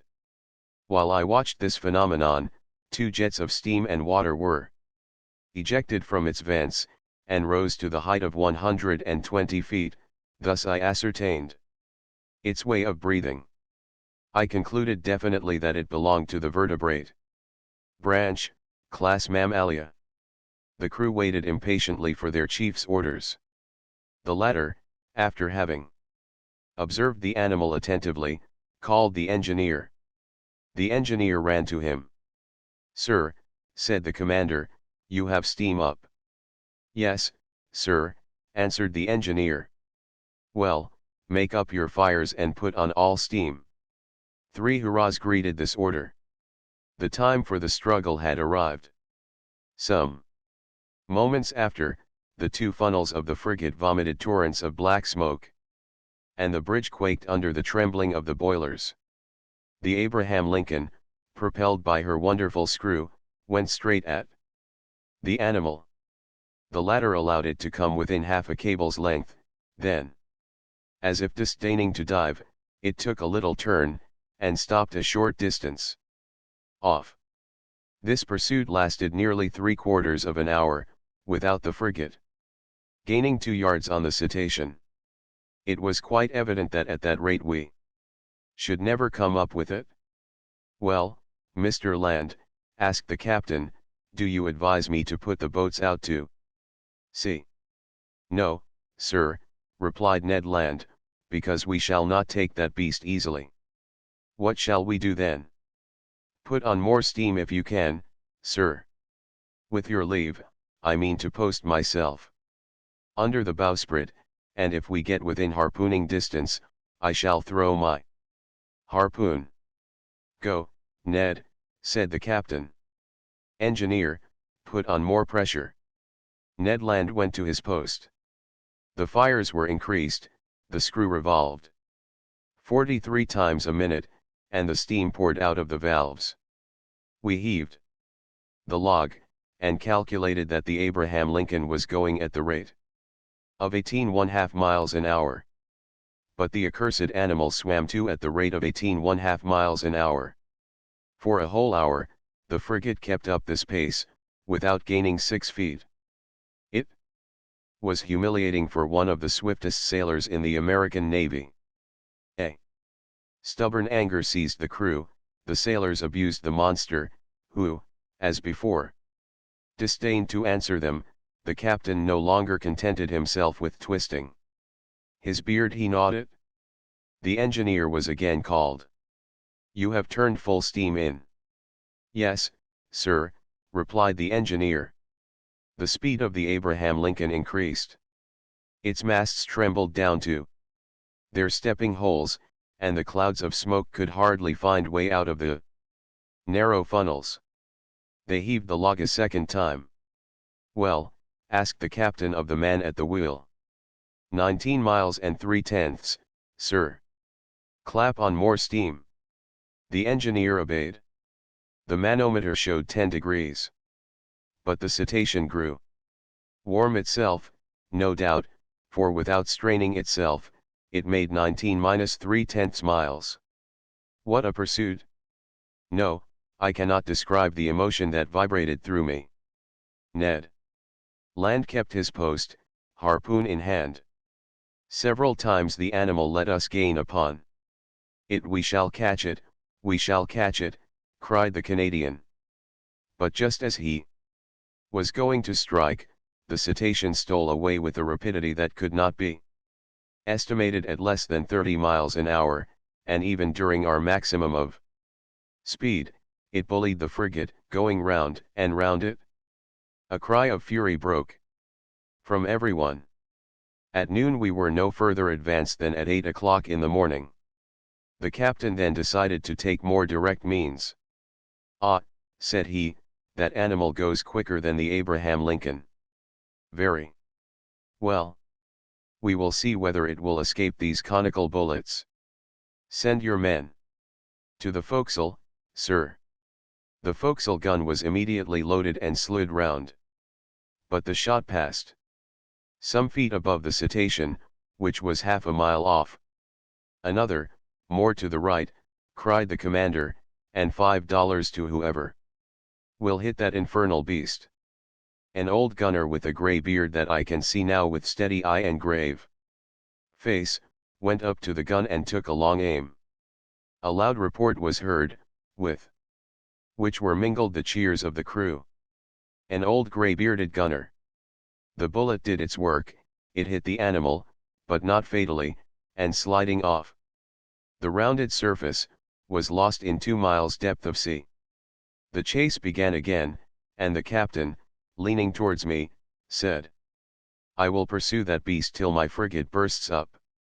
"Yes," answered I, "and you will be quite right to do it." I wished the beast would exhaust itself, and not be insensible to fatigue like a steam engine. But it was of no use. Hours passed, without its showing any signs of exhaustion. However, it must be said in praise of the Abraham Lincoln, that she struggled on indefatigably. I cannot reckon the distance she made under 300 miles during this unlucky day, November the 6th. But night came on, and overshadowed the rough ocean. Now I thought our expedition was at an end, and that we should never again see the extraordinary animal. I was mistaken. At 10 minutes to 11 in the evening, the electric light reappeared 3 miles to windward of the frigate. As pure, as intense as during the preceding night. The narwhal seemed motionless, perhaps, tired with its day's work. It slept, letting itself float with the undulation of the waves. Now was a chance of which the captain resolved to take advantage. He gave his orders. The Abraham Lincoln kept up half steam, and advanced cautiously so as not to awake its adversary. It is no rare thing to meet in the middle of the ocean whales so sound asleep that they can be successfully attacked, and Ned Land had harpooned more than one during its sleep. The Canadian went to take his place again under the bowsprit. The frigate approached noiselessly, stopped at 2 cables' lengths from the animal, and following its track. No one breathed, a deep silence reigned on the bridge. We were not 100 feet from the burning focus, the light of which increased and dazzled our eyes. At this moment, leaning on the forecastle bulwark, I saw below me Ned Land, grappling the martingale in one hand, brandishing his terrible harpoon in the other, scarcely 20 feet from the motionless animal. Suddenly his arm straightened, and the harpoon was thrown. I heard the sonorous stroke of the weapon, which seemed to have struck a hard body. The electric light went out suddenly, and 2 enormous waterspouts broke over the bridge of the frigate, rushing like a torrent from stem to stern, overthrowing men and breaking the lashings of the spars. A fearful shock followed, and, thrown over the rail, without having time to stop myself, I fell into the sea. Chapter 7. An unknown species of whale. This unexpected fall so stunned me that I have no clear recollection of my sensations at the time. I was at first drawn down to a depth of about 20 feet. I am a good swimmer, though without pretending to rival Byron or Edgar Poe, who were masters of the art, and in that plunge I did not lose my presence of mind. 2 vigorous strokes brought me to the surface of the water. My first care was to look for the frigate. Had the crew seen me disappear? Had the Abraham Lincoln veered round? Would the captain put out a boat? Might I hope to be saved? The darkness was intense. I caught a glimpse of a black mass disappearing in the east, its beacon lights dying out in the distance. It was the frigate. I was lost. Help, help! I shouted, swimming towards the Abraham Lincoln in desperation. My clothes encumbered me, they seemed glued to my body, and paralyzed my movements. I was sinking. I was suffocating. Help! This was my last cry. My mouth filled with water, I struggled against being drawn down the abyss. Suddenly my clothes were seized by a strong hand, and I felt myself quickly drawn up to the surface of the sea, and I heard, yes, I heard these words pronounced in my ear. If master would be so good as to lean on my shoulder, master would swim with much greater ease. I seized with one hand my faithful Consile's arm. Is it you? Said I. You. Myself, answered Consile, and waiting master's orders. That shock threw you as well as me into the sea. No, but being in my master's service, I followed him. The worthy fellow thought that was but natural. And the frigate? I asked. The frigate, replied Consile, turning on his back, I think that master had better not count too much on her. You think so? I say that, at the time I threw myself into the sea, I heard the men at the wheel say, the screw and the rudder are broken. Broken? Yes, broken by the monster's teeth. It is the only injury the Abraham Lincoln has sustained. But it is a bad lookout for us she no longer answers her helm. Then we are lost. Perhaps so, calmly answered Consile. However, we have still several hours before us, and one can do a good deal in some hours. Consile's imperturbable coolness set me up again. I swam more vigorously, but, cramped by my clothes, which stuck to me like a leaden weight, I felt great difficulty in bearing up. Consile saw this. Will master let me make a slit, said he, and, slipping an open knife under my clothes, he ripped them up from top to bottom very rapidly. Then he cleverly slipped them off me, while I swam for both of us. Then I did the same for Conseil, and we continued to swim near to each other. Nevertheless, our situation was no less terrible. Perhaps our disappearance had not been noticed, and if it had been, the frigate could not tack, being without its helm. Conseil argued on this supposition, and laid his plans accordingly. This phlegmatic boy was perfectly self-possessed.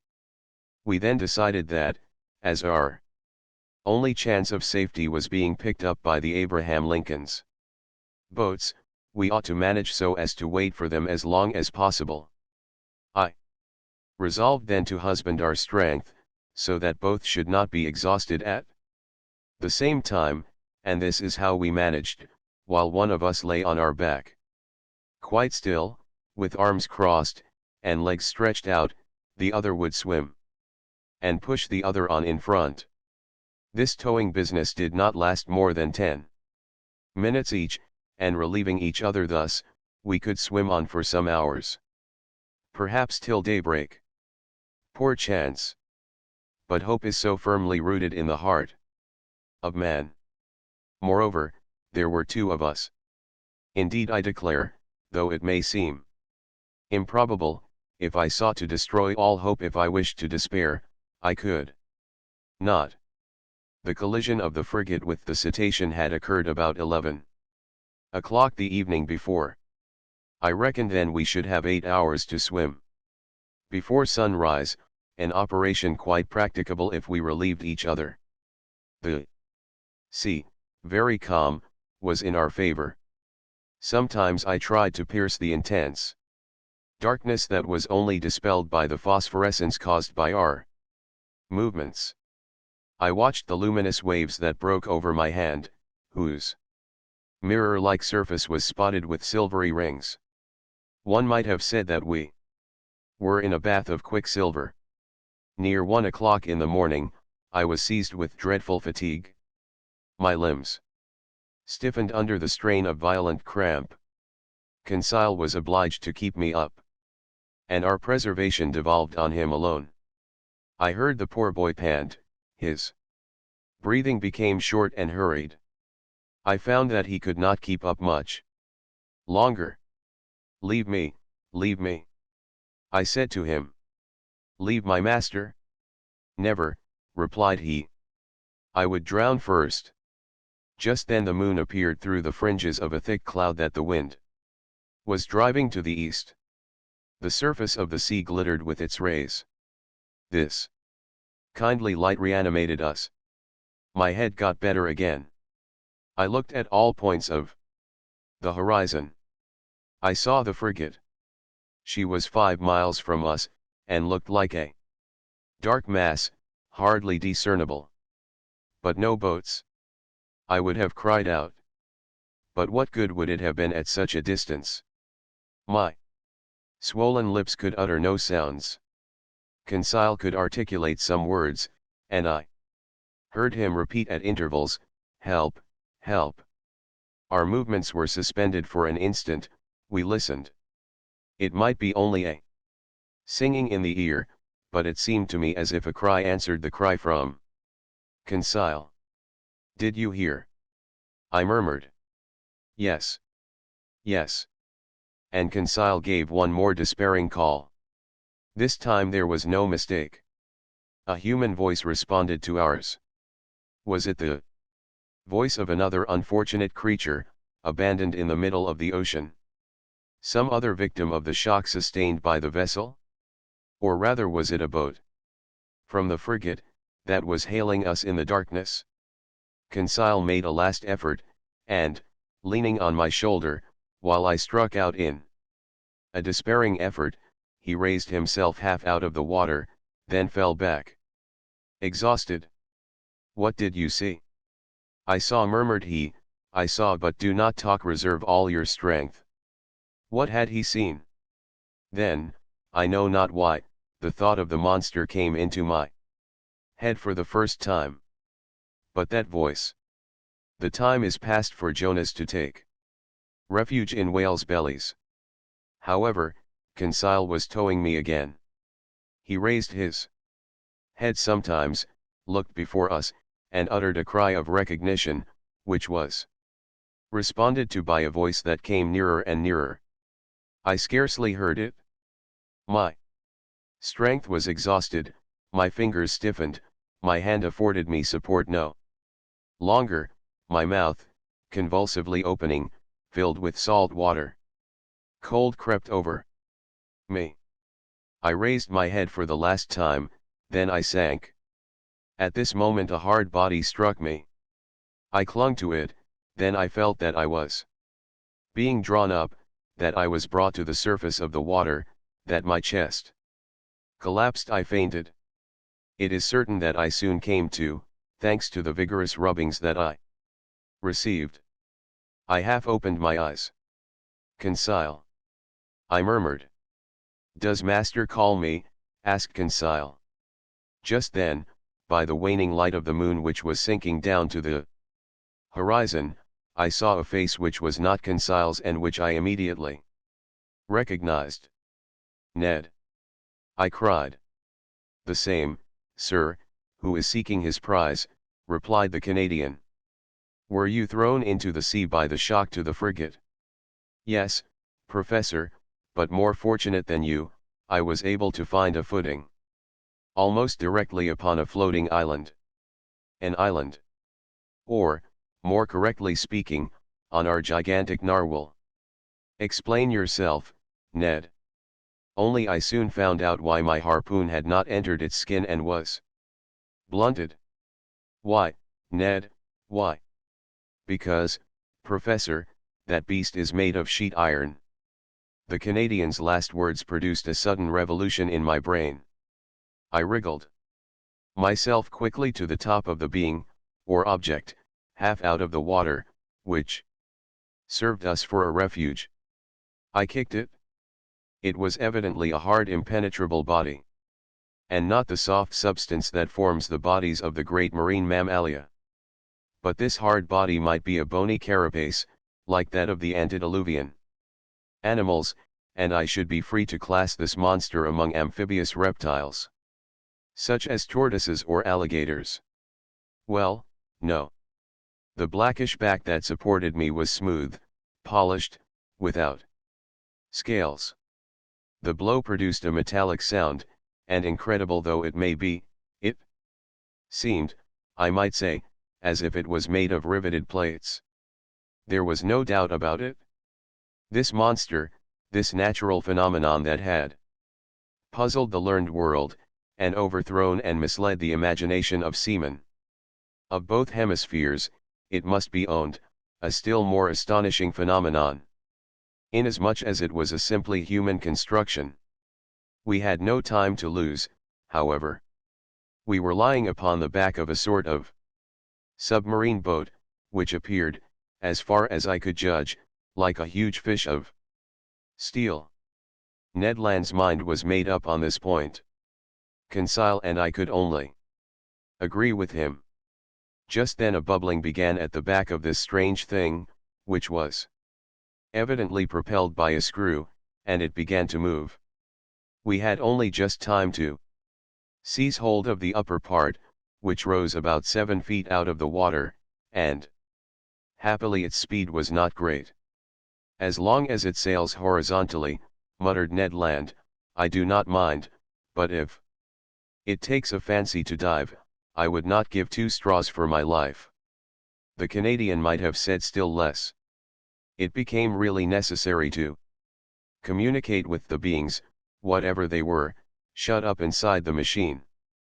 I searched all over the outside for an aperture, a panel, or a manhole, to use a technical expression, but the lines of the iron rivets, solidly driven into the joints of the iron plates, were clear and uniform.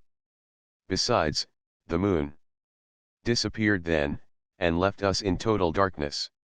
At last this long night passed. My indistinct remembrance prevents my describing all the impressions it made. I can only recall one circumstance. During some lulls of the wind and sea, I fancied I heard several times vague sounds, a sort of fugitive harmony produced by words of command. What was then? The mystery of this submarine craft, of which the whole world vainly sought an explanation. What kind of beings existed in this strange boat? What mechanical agent caused its prodigious speed? Daybreak appeared. The morning mists surrounded us, but they soon cleared off. I was about to examine the hull, which formed on deck a kind of horizontal platform, when I felt it gradually sinking. "Oh, confound it," cried Ned Land, kicking the resounding plate. "Open, you inhospitable rascals." Happily the sinking movement ceased. Suddenly a noise, like iron works, violently pushed aside, came from the interior of the boat. One iron plate was moved, a man appeared, uttered an odd cry, and disappeared immediately. Some moments after, 8 strong men, with masked faces, appeared noiselessly, and drew us down into their formidable machine. Chapter 8. Mobilis in mobili. This forcible abduction, so roughly carried out, was accomplished with the rapidity of lightning. I shivered all over. Whom had we to deal with? No doubt some new sort of pirates, who explored the sea in their own way. Hardly had the narrow panel closed upon me, when I was enveloped in darkness. My eyes, dazzled with the outer light, could distinguish nothing. I felt my naked feet cling to the rungs of an iron ladder. Ned Land and Conseil, firmly seized, followed me. At the bottom of the ladder, a door opened, and shut after us immediately with a bang. We were alone. Where, I could not say, hardly imagine. All was black, and such a dense black that, after some minutes, my eyes had not been able to discern even the faintest glimmer. Meanwhile, Ned Land, furious at these proceedings, gave free vent to his indignation. "Confound it," cried he, "here are people who come up to the Scotch for hospitality. They only just miss being cannibals. I should not be surprised at it, but I declare that they shall not eat me without my protesting." "Calm yourself, friend Ned, calm yourself," replied Conseil, quietly. "Do not cry out before you are hurt. We are not quite done for yet." "Not quite," sharply replied the Canadian, "but pretty near, at all events. Things look black. Happily, my bowie knife I have still, and I can always see well enough to use it. The first of these pirates who lays a hand on me—" "Do not excite yourself, Ned," I said to the harpooner, "and do not compromise us by useless violence. Who knows that they will not listen to us? Let us rather try to find out where we are." I groped about. In 5 steps I came to an iron wall, made of plates bolted together. Then turning back I struck against a wooden table, near which were ranged several stools. The boards of this prison were concealed under a thick mat of formium, which deadened the noise of the feet. The bare walls revealed no trace of window or door. Conseil, going round the reverse way, met me, and we went back to the middle of the cabin, which measured about 20 feet by 10. As to its height, Ned Land, in spite of his own great height, could not measure it. Half an hour had already passed without our situation being bettered, when the dense darkness suddenly gave way to extreme light. Our prison was suddenly lighted, that is to say, it became filled with a luminous matter, so strong that I could not bear it at first. In its whiteness and intensity I recognized that electric light which played round the submarine boat like a magnificent phenomenon of phosphorescence.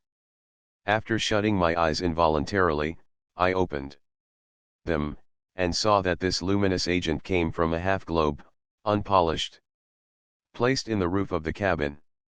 "At last one can see," cried Ned Land, who, knife in hand, stood on the Defensive.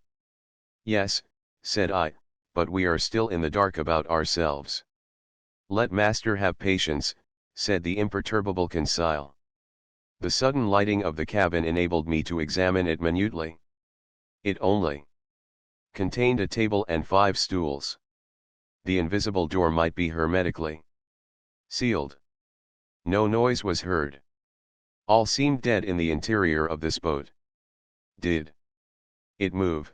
Did it float on the surface of the ocean, or did it dive into its depths? I could not guess. A noise of bolts was now heard, the door opened, and 2 men appeared. One was short, very muscular, broad-shouldered, with robust limbs, strong head, an abundance of black hair, thick mustache, a quick penetrating look, and the vivacity which characterizes the population of southern France. The second stranger merits a more detailed description. A disciple of Gratiolet or Engel would have read his face like an open book. I made out his prevailing qualities directly: self-confidence because his head was well set on his shoulders, and his black eyes looked around with cold assurance, calmness for his skin, rather pale, showed his coolness of blood, energy evinced by the rapid contraction of his lofty brows, and courage because his deep breathing denoted great power of lungs. Whether this person was 35 or 50 years of age, I could not say. He was tall, had a large forehead, straight nose, a clearly cut mouth, beautiful teeth, with fine taper hands, indicative of a highly nervous temperament. This man was certainly the most admirable specimen I had ever met. One particular feature was his eyes, rather far from each other, and which could take in nearly a quarter of the horizon at once. This faculty, I verified it later, gave him a range of vision far superior to Ned Land's. When this stranger fixed upon an object, his eyebrows met, his large eyelids closed around so as to contract the range of his vision, and he looked as if he magnified the objects lessened by distance, as if he pierced those sheets of water so opaque to our eyes, and as if he read the very depths of the seas. The 2 strangers, with caps made from the fur of the sea otter, and shod with sea boots of seal's skin, were dressed in clothes of a particular texture, which allowed free movement of the limbs. The taller of the 2, evidently the chief on board, examined us with great attention, without saying a word, then, turning to his companion, talked with him in an unknown tongue. It was a sonorous, harmonious, and flexible dialect, the vowels seeming to admit of very varied accentuation. The other replied by a shake of the head, and added 2 or 3 perfectly incomprehensible words. Then he seemed to question me by a look. I replied in good French that I did not know his language, but he seemed not to understand me, and my situation became more embarrassing. If master were to tell our story, said Conseil, perhaps these gentlemen may understand some words. I began to tell our adventures, articulating each syllable clearly, and without omitting one single detail. I announced our names and rank, introducing in person Professor Aronnax, his servant Conseil, and Master Ned Land, the harpooner. The man with the soft calm eyes listened to me quietly, even politely, and with extreme attention, but nothing in his countenance indicated that he had understood my story. When I finished, he said not a word. There remained one resource, to speak English. Perhaps they would know this almost universal language. I knew it, as well as the German language, well enough to read it fluently, but not to speak it correctly. But, anyhow, we must make ourselves understood. Go on in your turn, I said to the harpooner, speak your best Anglo-Saxon. And try to do better than I. Ned did not beg off, and recommenced our story. To his great disgust, the harpooner did not seem to have made himself more intelligible than I had. Our visitors did not stir. They evidently understood neither the language of Arago nor of Faraday. Very much embarrassed, after having vainly exhausted our speaking resources, I knew not what part to take, when Conseil said, "If master will permit me, I will relate it in German."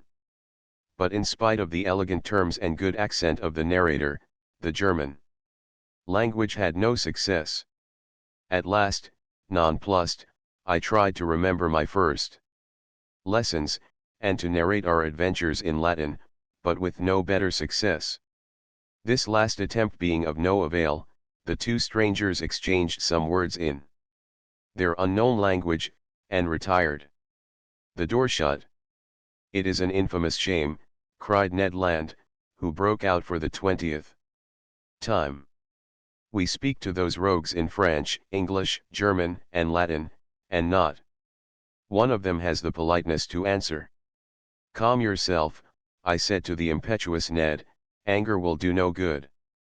"But do you see, Professor," replied our irascible companion, "that we shall absolutely die of hunger in this iron cage?" "Bah," said Conseil, philosophically, "we can hold out some time yet."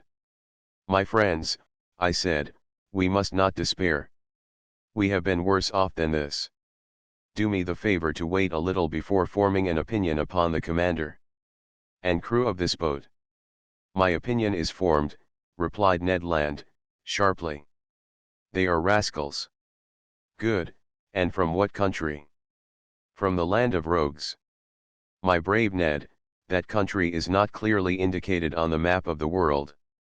But I admit that the nationality of the two strangers is hard to determine. Neither English, French, nor German, that is quite certain. However, I am inclined to think that the commander and his companion were born in low latitudes. There is southern blood in them. But I cannot decide by their appearance whether they are Spaniards, Turks, Arabians, or Indians. As to their language, it is quite incomprehensible." "There is the disadvantage of not knowing all languages," said Conseil, "or the disadvantage of not having one universal language." As he said these words, the door opened. A steward entered. He brought us clothes, coats, and trousers, made of a stuff I did not know. I hastened to dress myself, and my companions followed my example. During that time, the steward, dumb, perhaps deaf, had arranged the table, and laid 3 plates. "This is something like," said Conseil. "Bah," said the rancorous harpooner, "what do you suppose they eat here? Tortoise liver, filleted shark, and beef steaks from sea dogs." "We shall see," said Conseil. The dishes, of bell metal, were placed on the table, and we took our places. Undoubtedly we had to do with civilized people, and, had it not been for the electric light which flooded us, I could have fancied I was in the dining room of the Adelphi Hotel at Liverpool, or at the Grand Hotel in Paris. I must say, however, that there was neither bread nor wine. The water was fresh and clear. But it was water, and did not suit Ned Land's taste. Amongst the dishes which were brought to us, I recognized several fish delicately dressed, but of some, although excellent, I could give no opinion, neither could I tell to what kingdom they belonged, whether animal or vegetable. As to the dinner service, it was elegant, and in perfect taste. Each utensil, spoon, fork, knife, plate, had a letter engraved on it, with a motto above it, of which this is an exact facsimile: Mobilis in mobili. N. The letter N was no doubt the initial of the name of the enigmatical person who commanded at the bottom of the sea. Ned and Conseil did not reflect much. They devoured the food, and I did likewise. I was, besides, reassured as to our fate, and it seemed evident that Our hosts would not let us die of want. However, everything has an end, everything passes away, even the hunger of people who have not eaten for 15 hours. Our appetites satisfied, we felt overcome with sleep. Faith. I shall sleep well, said Conseil. So shall I, replied Ned Land. My two companions stretched themselves on the cabin carpet, and were soon sound asleep. For my own part, too many thoughts crowded my brain, too many insoluble questions pressed upon me, too many fancies kept my eyes half open. Where were we? What strange power carried us on? I felt, or rather fancied I felt, the machine sinking down to the lowest beds of the sea. Dreadful nightmares beset me. I saw in these mysterious asylums a world of unknown animals, amongst which this submarine boat seemed to be of the same kind, living, moving, and formidable as they. Then my brain grew calmer, my imagination wandered into vague unconsciousness, and I soon fell into a deep sleep. Chapter 9. Ned Land's Tempers. How long we slept I do not know, but our sleep must have lasted long, for it rested us completely from our fatigues. I woke first. My companions had not moved, and were still stretched in their corner. Hardly roused from my somewhat hard couch, I felt my brain freed, my mind clear. I then began an attentive examination of our cell. Nothing was changed inside. The prison was still a prison, the prisoners. However, the steward, during our sleep, had cleared the table. I breathed with difficulty. The heavy air seemed to oppress my lungs. Although the cell was large, we had evidently consumed a great part of the oxygen that it contained. Indeed, each man consumes, in 1 hour, the oxygen contained in more than 176 pints of air. And this air, charged, as then, with a nearly equal quantity of carbonic acid, becomes unbreathable. It became necessary to renew the atmosphere of our prison, and no doubt the hole in the submarine boat. That gave rise to a question in my mind. How would the commander of this floating dwelling place proceed? Would he obtain air by chemical means, in getting by heat the oxygen contained in chlorate of potash, and in absorbing carbonic acid by caustic potash? Or, a more convenient, economical, and consequently more probable alternative, would he be satisfied to rise and take breath at the surface of the water, like a cetacean, and so renew for 24 hours the atmospheric provision? In fact, I was already obliged to increase my respirations to eke out of this cell the little oxygen it contained, when suddenly I was refreshed by a current of pure air, and perfumed with saline emanations. It was an invigorating sea breeze, charged with iodine. I opened my mouth wide, and my lungs saturated themselves with fresh particles. At the same time I felt the boat rolling. The iron-plated monster had evidently just risen to the surface of the ocean to breathe, after the fashion of whales. I found out from that the mode of ventilating the boat. When I had inhaled this air freely, I sought the conduit pipe, which conveyed to us the beneficial whiff, and I was not long in finding it. Above the door was a ventilator, through which volumes of fresh air renewed the impoverished atmosphere of the cell. I was making my observations, when Ned and Conseil awoke almost at the same time, under the influence of this reviving air. They rubbed their eyes, stretched themselves, and were on their feet in an instant. "Did master sleep well?" asked Conseil, with his usual politeness. "Very well, my brave boy. And you, Mr. Land?" "Soundly, Professor. But I don't know if I am right or not, there seems to be a sea breeze." A seaman could not be mistaken, and I told the Canadian all that had passed. During his sleep. Good, said he, that accounts for those roarings we heard, when the supposed narwhal sighted the Abraham Lincoln. Quite so, Master Land, it was taking breath. Only, Mr. Aronnax, I have no idea what o'clock it is, unless it is dinner time.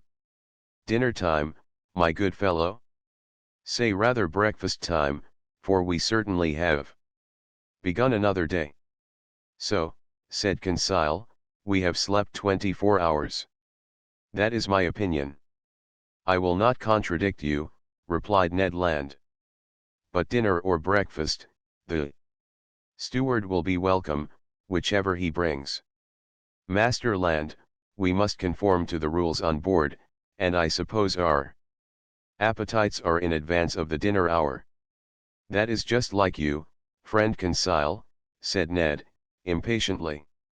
You are never out of temper, always calm, you would return thanks before grace, and die of hunger rather than complain. Time was getting on, and we were fearfully hungry, and this time the steward did not appear. It was rather too long to leave us, if they really had good intentions towards us.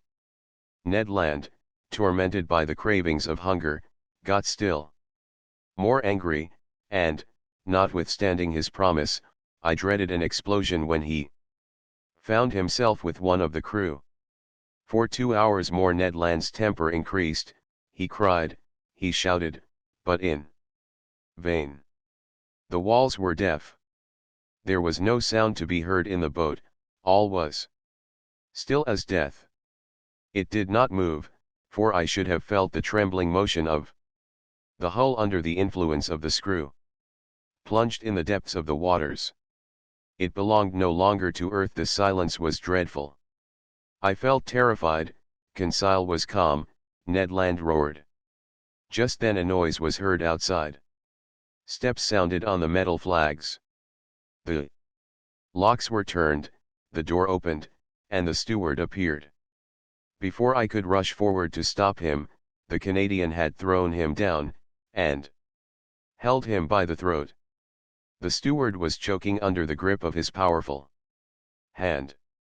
Conseil was already trying to unclasp the harpooner's hand from his half-suffocated victim, and I was going to fly to the rescue, when suddenly I was nailed to the spot by hearing these words in French. Be quiet, Master Land, and you, Professor, will you be so good as to listen to me? Chapter X. The Man of the Seas. It was the commander of the vessel who thus spoke. At these words, Ned Land rose suddenly. The steward, nearly strangled, tottered out on a sign from his master, but such was the power of the commander on board, that not a gesture betrayed the resentment which this man must have felt towards the Canadian. Conseil, interested in spite of himself, I stupefied, awaited in silence the result of this scene. The commander, leaning against the corner of a table with his arms folded, scanned us with profound attention. Did he hesitate to speak? Did he regret the words which he had just spoken in French? One might almost think so. After some moments of silence, which not one of us dreamed of breaking, "Gentlemen," said he, in a calm and penetrating voice, "I speak French, English, German, and Latin equally well.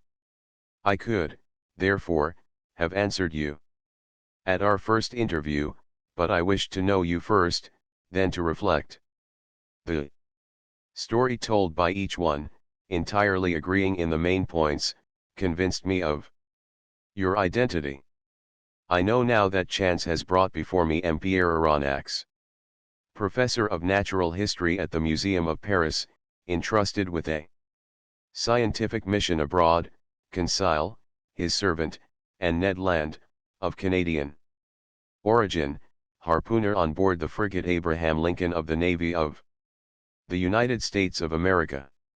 I bowed assent. It was not a question that the commander put to me. Therefore, There was no answer to be made. This man expressed himself with perfect ease, without any accent.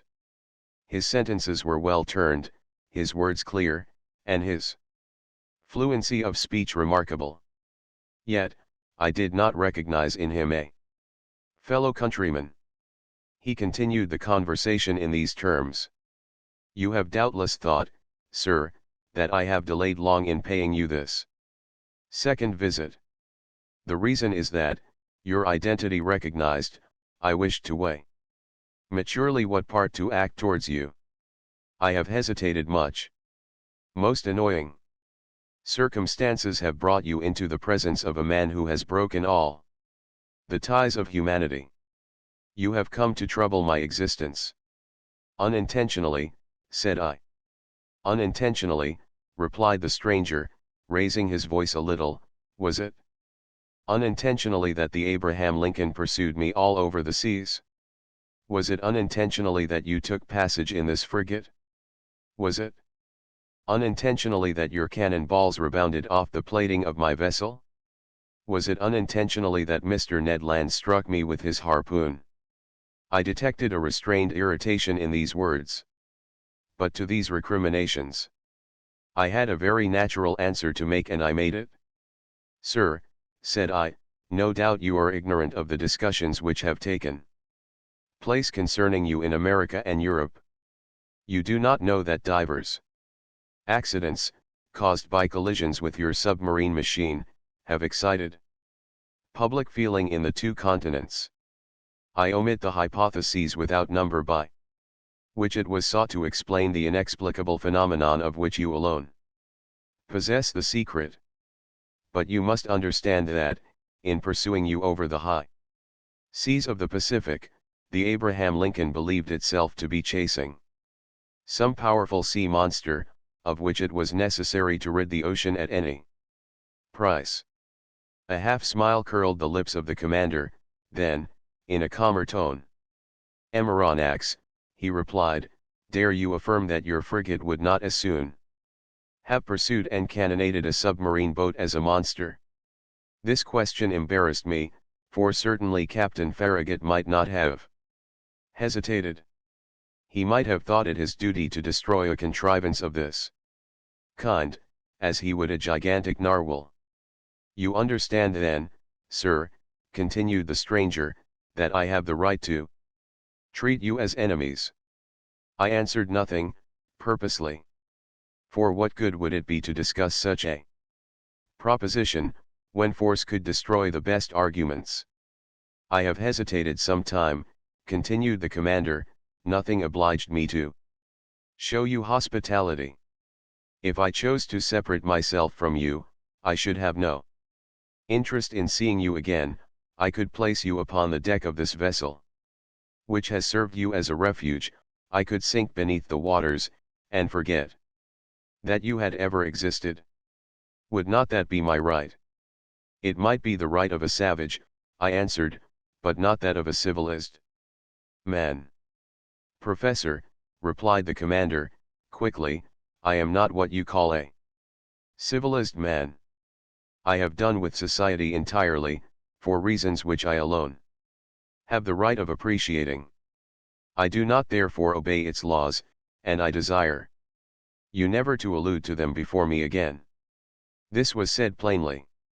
A flash of anger and disdain kindled in the eyes of the unknown, and I had a glimpse of a terrible past in the life of this man. Not only had he put himself beyond the pale of human laws, but he had made himself independent of them, free in the strictest acceptation of the word, quite beyond their reach. Who then would dare to pursue him at the bottom of the sea, when, on its surface, he defied all attempts made against him? What vessel could resist the shock of his submarine monitor? What cuirass, however thick, could withstand the blows of his spur? No man could demand from him an account of his actions. God, if he believed in one, his conscience, if he had one, were the sole judges to whom he was answerable. These reflections crossed my mind rapidly, whilst the stranger personage was silent, absorbed, and as if wrapped up in himself. I regarded him with fear, mingled with interest, as doubtless, Oedipus regarded the Sphinx. After rather a long silence, the commander resumed the conversation. "I have hesitated," said he, "but I have thought that my interest might be reconciled with that pity to which every human being has a right. You will remain on board my vessel, since fate has cast you there. You will be free. And, in exchange for this liberty, I shall only impose one single condition. Your word of honor to submit to it will suffice." "Speak, sir," I answered. "I suppose this condition is one which a man of honor may accept." "Yes, sir, it is this. It is possible that certain events, unforeseen, may oblige me to consign you to your cabins for some hours or some days, as the case may be. As I desire never to use violence, I expect from you, more than all the others, a passive obedience. In thus acting, I take all the responsibility, I acquit you entirely, for I make it an impossibility for you to see what ought not to be seen. Do you accept this condition?" Then things took place on board which, to say the least, were singular, and which ought not to be seen by people who were not placed beyond the pale of social laws. Amongst the surprises which the future was preparing for me, this might not be the least. "We accept," I answered, "only I will ask your permission, sir, to address one question to you, one only." "Speak, sir." "You said that we should be free on board." "Entirely." "I ask you, then, what you mean by this liberty?"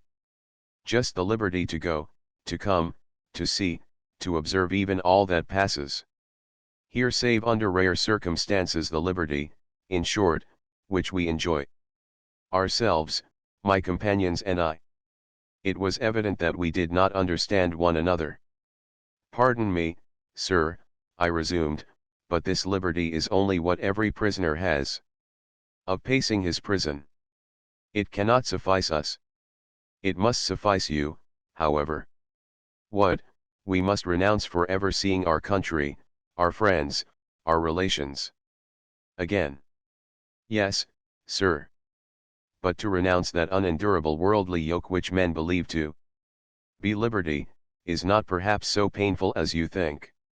"Well," exclaimed Ned Land, "never will I give my word of honor not to try to escape." "I did not ask you for your word of honor, Master Land," answered the commander, coldly. "Sir," I replied, beginning to get angry in spite of myself, "you abuse your situation towards us, it is cruelty." "No, sir, it is clemency. You are my prisoners of war. I keep you, when I could, by a word, plunge you into the depths of the ocean. You attacked me. You came to surprise a secret which no man in the world must penetrate, the secret of my whole existence. And you think that I am going to send you back to that world which must know me no more? Never. In retaining you, it is not you whom I guard, it is myself." These words indicated a resolution taken on the part of the commander, against which no arguments would prevail. "So, sir," I rejoined, "you give us simply the choice between life and death?" "Simply." "My friends," said I, "to a question thus put, there is nothing to answer. But no word of honor binds us to the master of this vessel." "None, sir," answered the unknown. Then, in a gentler tone, he continued, "Now, permit me to finish what I have to say to you. I know you, Emeranax. You and your companions will not, perhaps, have so much to complain of in the chance which has bound you to my fate. You will find amongst the books which are my favorite study the work which you have published on the depths of the sea. I have often read it. You have carried out your work as far as Terrestrial science permitted you. But you do not know all you have not seen. All. Let me tell you then, Professor, that you will not regret the time past. On board my vessel. You are going to visit the land of marvels. These words of the commander had a great effect upon me. I cannot deny it. My weak point was touched, and I forgot, for a moment, that the contemplation of these sublime subjects was not worth the loss of liberty. Besides, I trusted to the future to decide this grave question. So I contented myself with saying, "By what name ought I to address you?" "Sir," replied the commander, "I am nothing to you but Captain Nemo, and you and your companions are nothing to me but the passengers of the Nautilus." Captain Nemo called. A steward appeared. The captain gave him his orders in that strange language which I did not understand. Then, turning towards the Canadian and Conseil, "A repast awaits you in your cabin," said he. "Be so good as to follow this man. And now, Amaranax, our breakfast is ready. Permit me to lead the way." "I am at your service, Captain." I followed Captain Nemo, and as soon as I had passed through the door, I found myself in a kind of passage lighted by electricity, similar to the waist of a ship. After we had proceeded a dozen yards, a second door opened before me. I then entered a dining room, decorated and furnished in severe taste. High oaken sideboards, inlaid with ebony, stood at the two extremities of the room. And upon their shelves glittered china, porcelain, and glass of inestimable value. The plate on the table sparkled in the rays which the luminous ceiling shed around, while the light was tempered and softened by exquisite paintings. In the center of the room was a table richly laid out.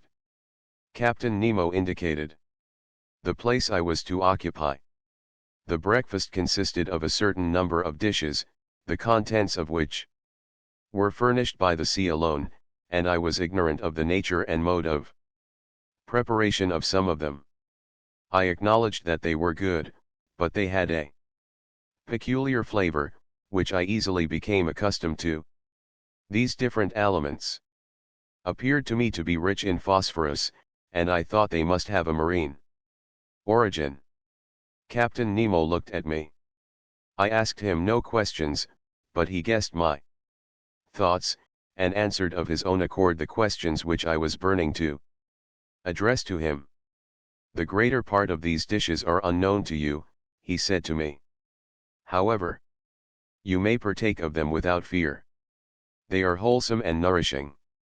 For a long time I have renounced the food of the earth, and am never ill now.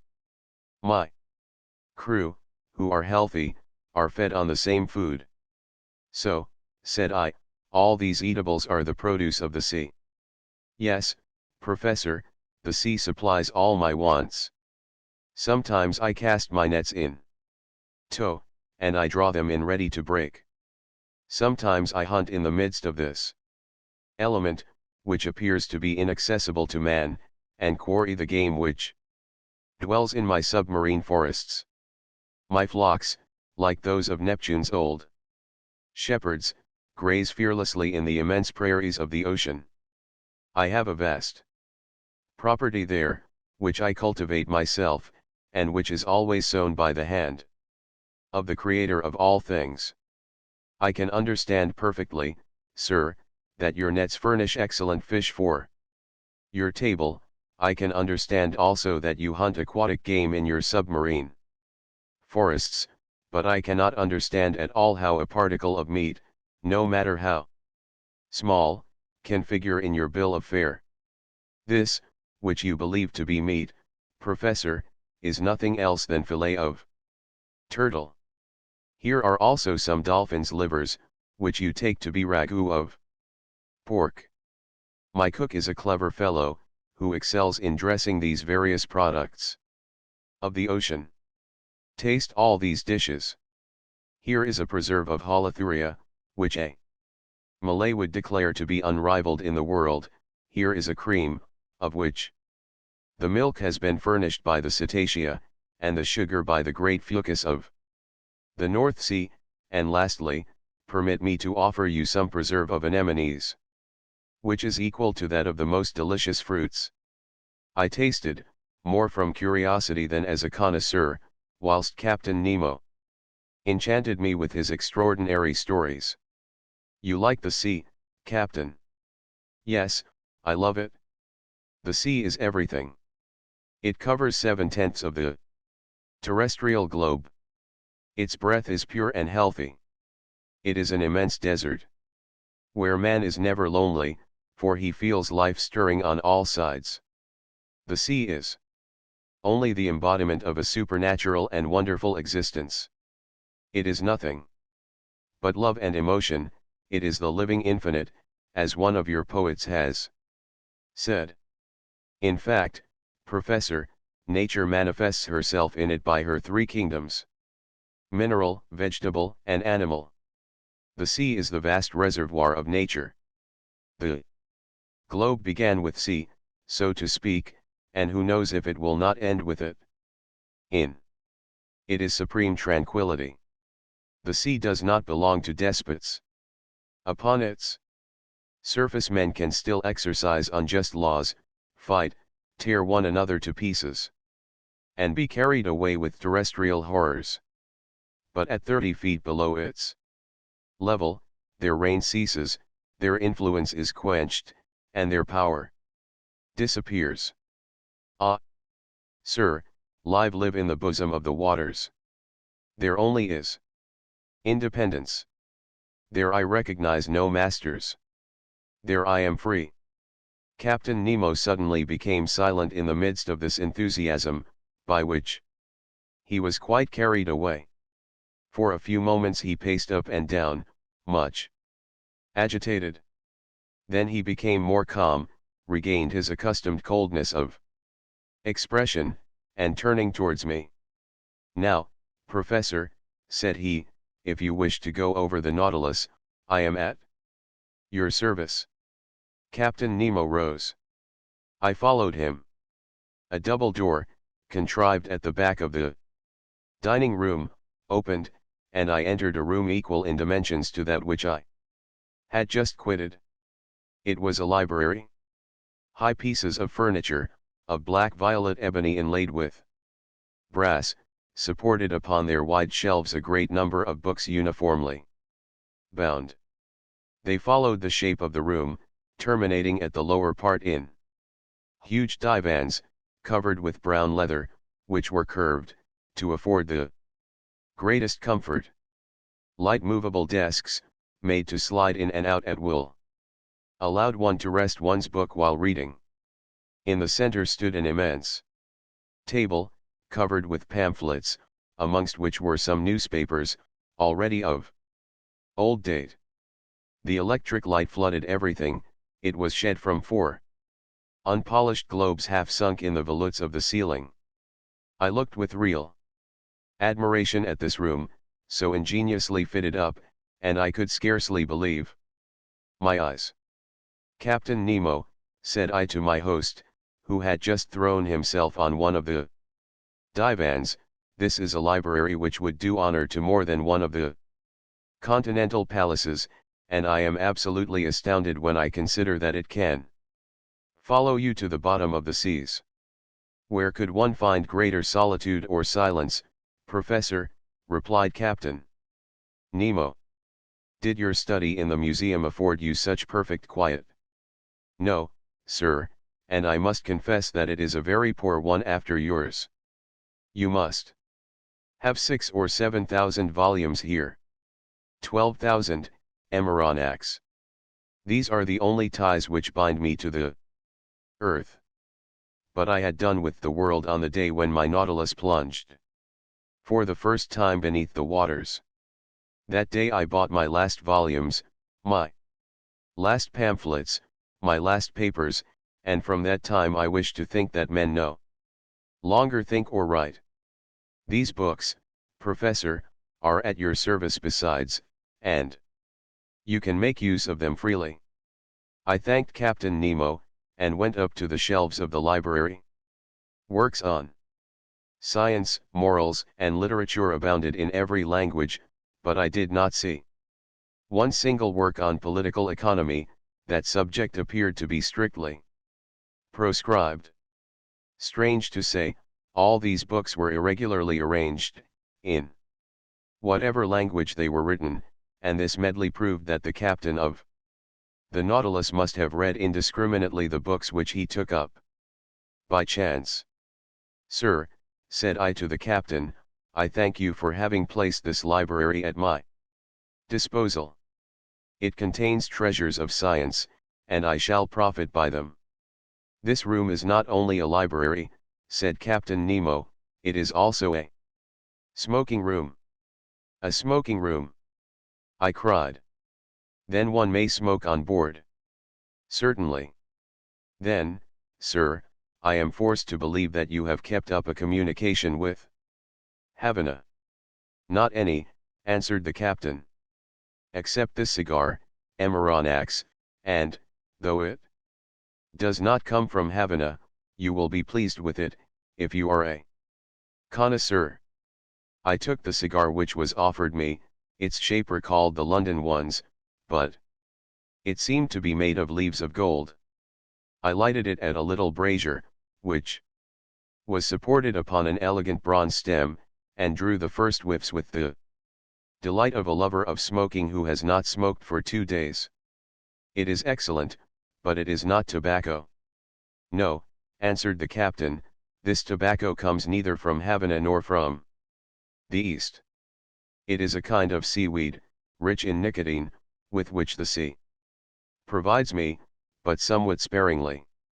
At that moment Captain Nemo opened a door which stood opposite to that by which I had entered the library, and I passed into an immense drawing room splendidly lighted.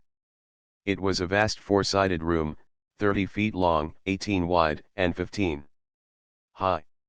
A luminous ceiling, decorated with light arabesques, shed a soft clear light over all the marvels accumulated in this museum. For it was in fact a museum, in which an intelligent and prodigal hand had gathered all the treasures of nature and art, with the artistic confusion which distinguishes a painter's studio. 30 first-rate pictures, uniformly framed, separated by bright drapery, ornamented the walls, which were hung with tapestry of severe design. I saw works of great value, the greater part of which I had admired in the special collections of Europe, and in the exhibitions of paintings.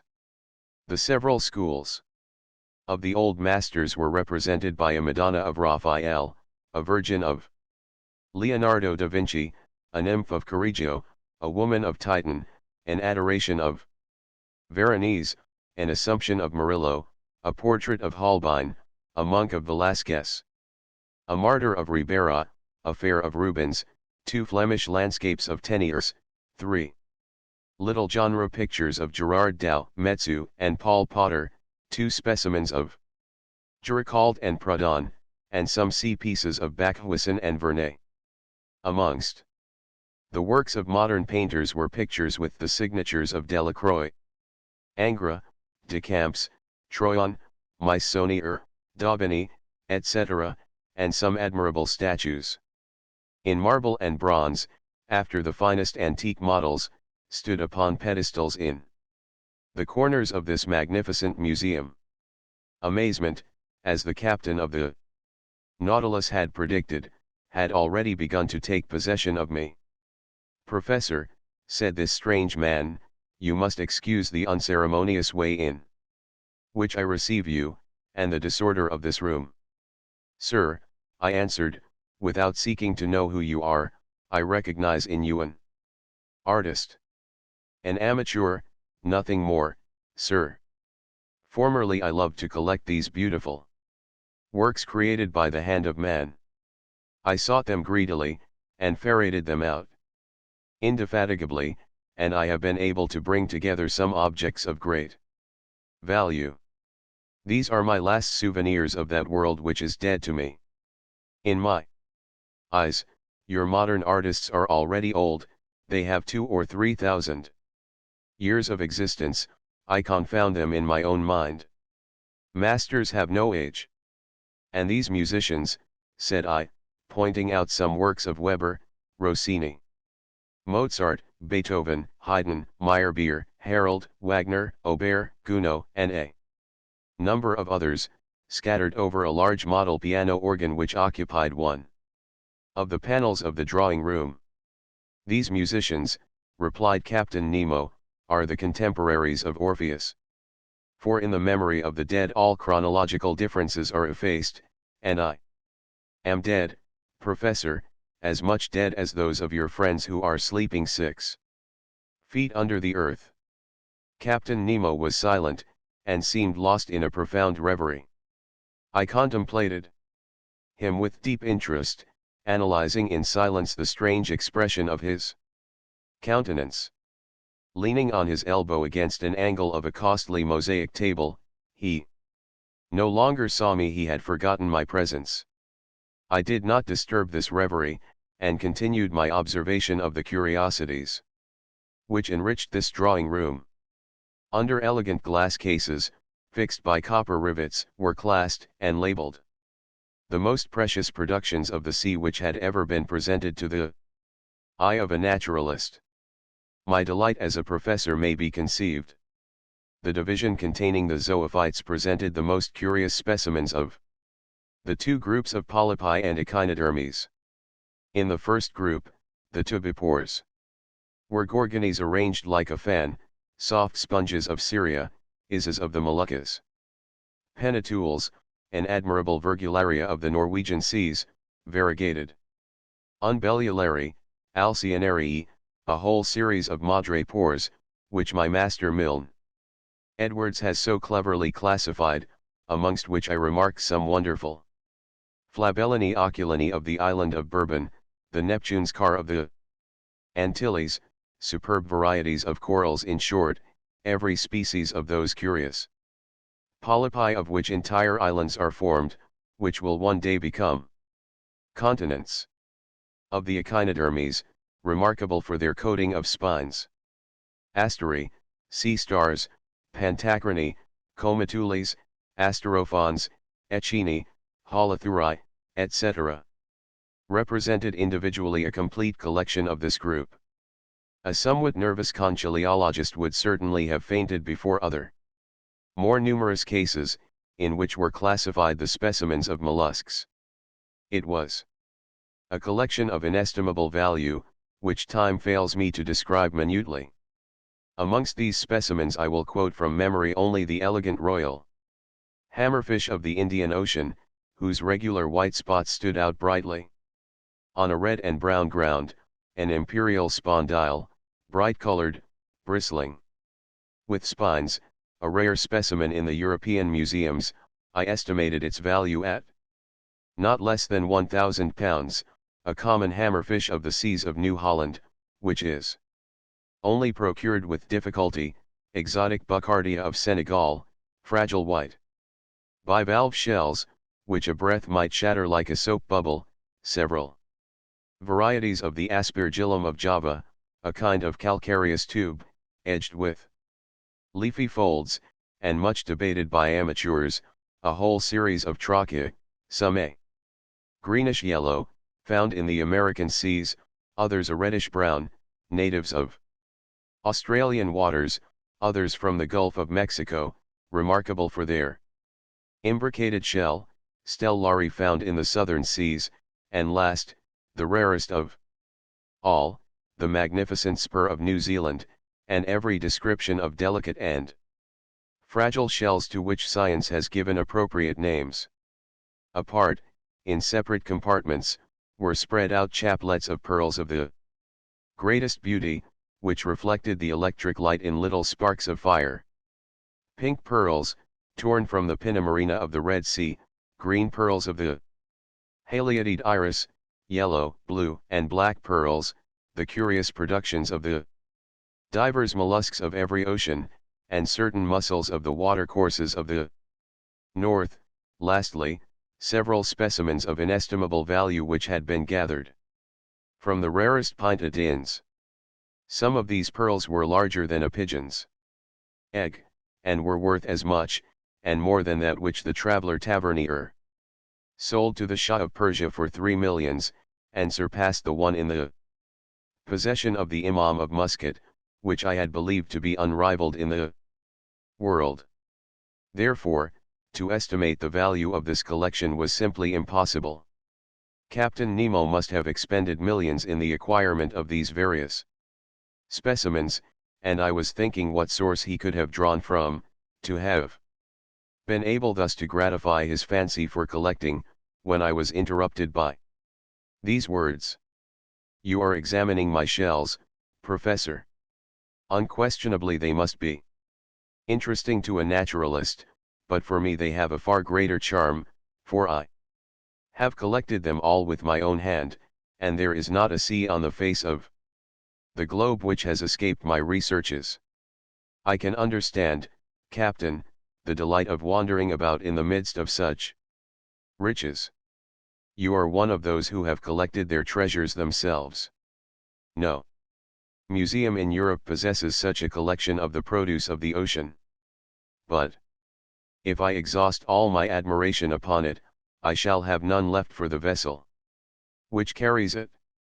I do not wish to pry into your secrets, but I must confess that this Nautilus, with the motive power which is confined in it, the contrivances which enable it to be worked, the powerful agent which propels it, all excite my curiosity to the highest pitch.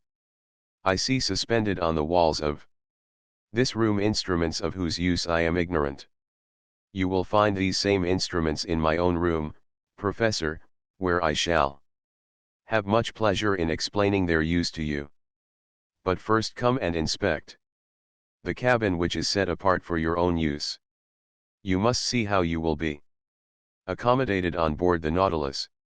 I followed Captain Nemo, who, by one of the doors opening from each panel of the drawing room, regained the waist. He conducted me towards the bow, and there I found, not a cabin, but an elegant room, with a bed, dressing table, and several other pieces of furniture. I could only thank my host. "Your room adjoins mine," said he, opening a door, "and mine opens into the drawing room that we have just quitted." I entered the captain's room. It had a severe, almost a monkeyish, aspect. A small iron bedstead, a table, some articles for the toilet, the whole lighted by a skylight. No comforts, the strictest necessaries only. Captain Nemo pointed to a seat. "Be so good as to sit down," he said. I seated myself, and he began thus.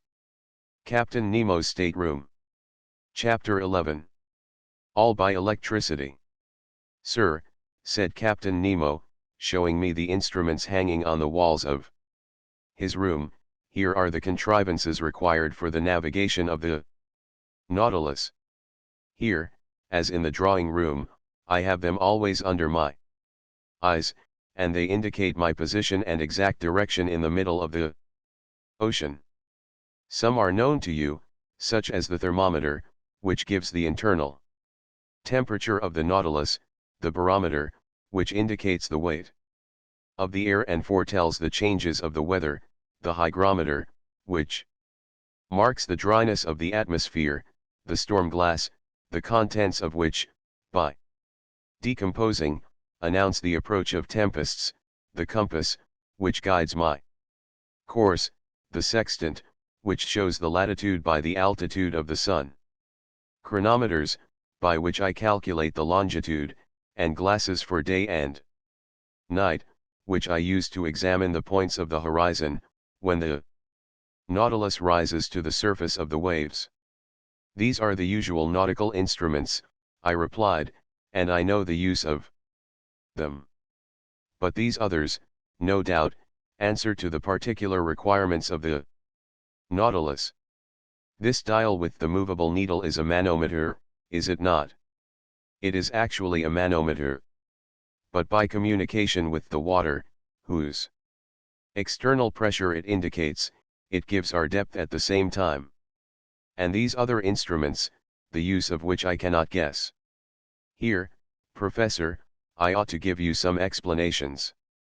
Will you be kind enough to listen to me? He was silent for a few moments, then he said. There is a powerful agent, obedient, rapid, easy, which conforms to every use, and reigns supreme on board my vessel. Everything is done by means of it. It lights it, warms it, and is the soul of my mechanical apparatus. This agent is electricity. Electricity! I cried in surprise. Yes, sir. Nevertheless, Captain, you possess an extreme rapidity of movement, which does not agree with the power of electricity. Until now, its dynamic force has remained under restraint, and has only been able to produce a small amount of power. Professor, said Captain Nemo, my electricity is not everybody's. You know what seawater is composed of. In 1,000 grams are found 96 1/2 per cent of water, and about 2⁻² per cent of chloride of sodium, then, in a smaller quantity, chlorides of magnesium and of potassium, bromide of magnesium, sulfate of magnesia, sulfate, and carbonate of lime. You see, then, that chloride of sodium forms a large part of it. So it is the sodium that I extract from sea water, and of which I compose my ingredients. I owe all to the ocean. It produces electricity, and electricity gives heat, light, motion, and, in a word, life to the Nautilus. But not the air you breathe. Oh! I could manufacture the air necessary for my consumption, but it is useless, because I go up to the surface of the water when I please. However, if electricity does not furnish me with air to breathe, it works at least the powerful pumps that are stored in spacious reservoirs, and which enable me to prolong at need, and as long as I will, my stay in the depths of the sea. It gives a uniform and unintermittent light, which the sun does not. Now look at this clock. It is electrical, and goes with a regularity that defies the best chronometers. I have divided it into 24 hours, like the Italian clocks, because for me there is neither night nor day, sun nor moon, but only that factitious light that I take with me to the bottom of the sea. Look. Just now, it is 10 o'clock in the morning. Exactly. Another application of electricity. This dial hanging in front of us indicates the speed of the Nautilus. An electric thread puts it in communication with the screw, and the needle indicates the real speed.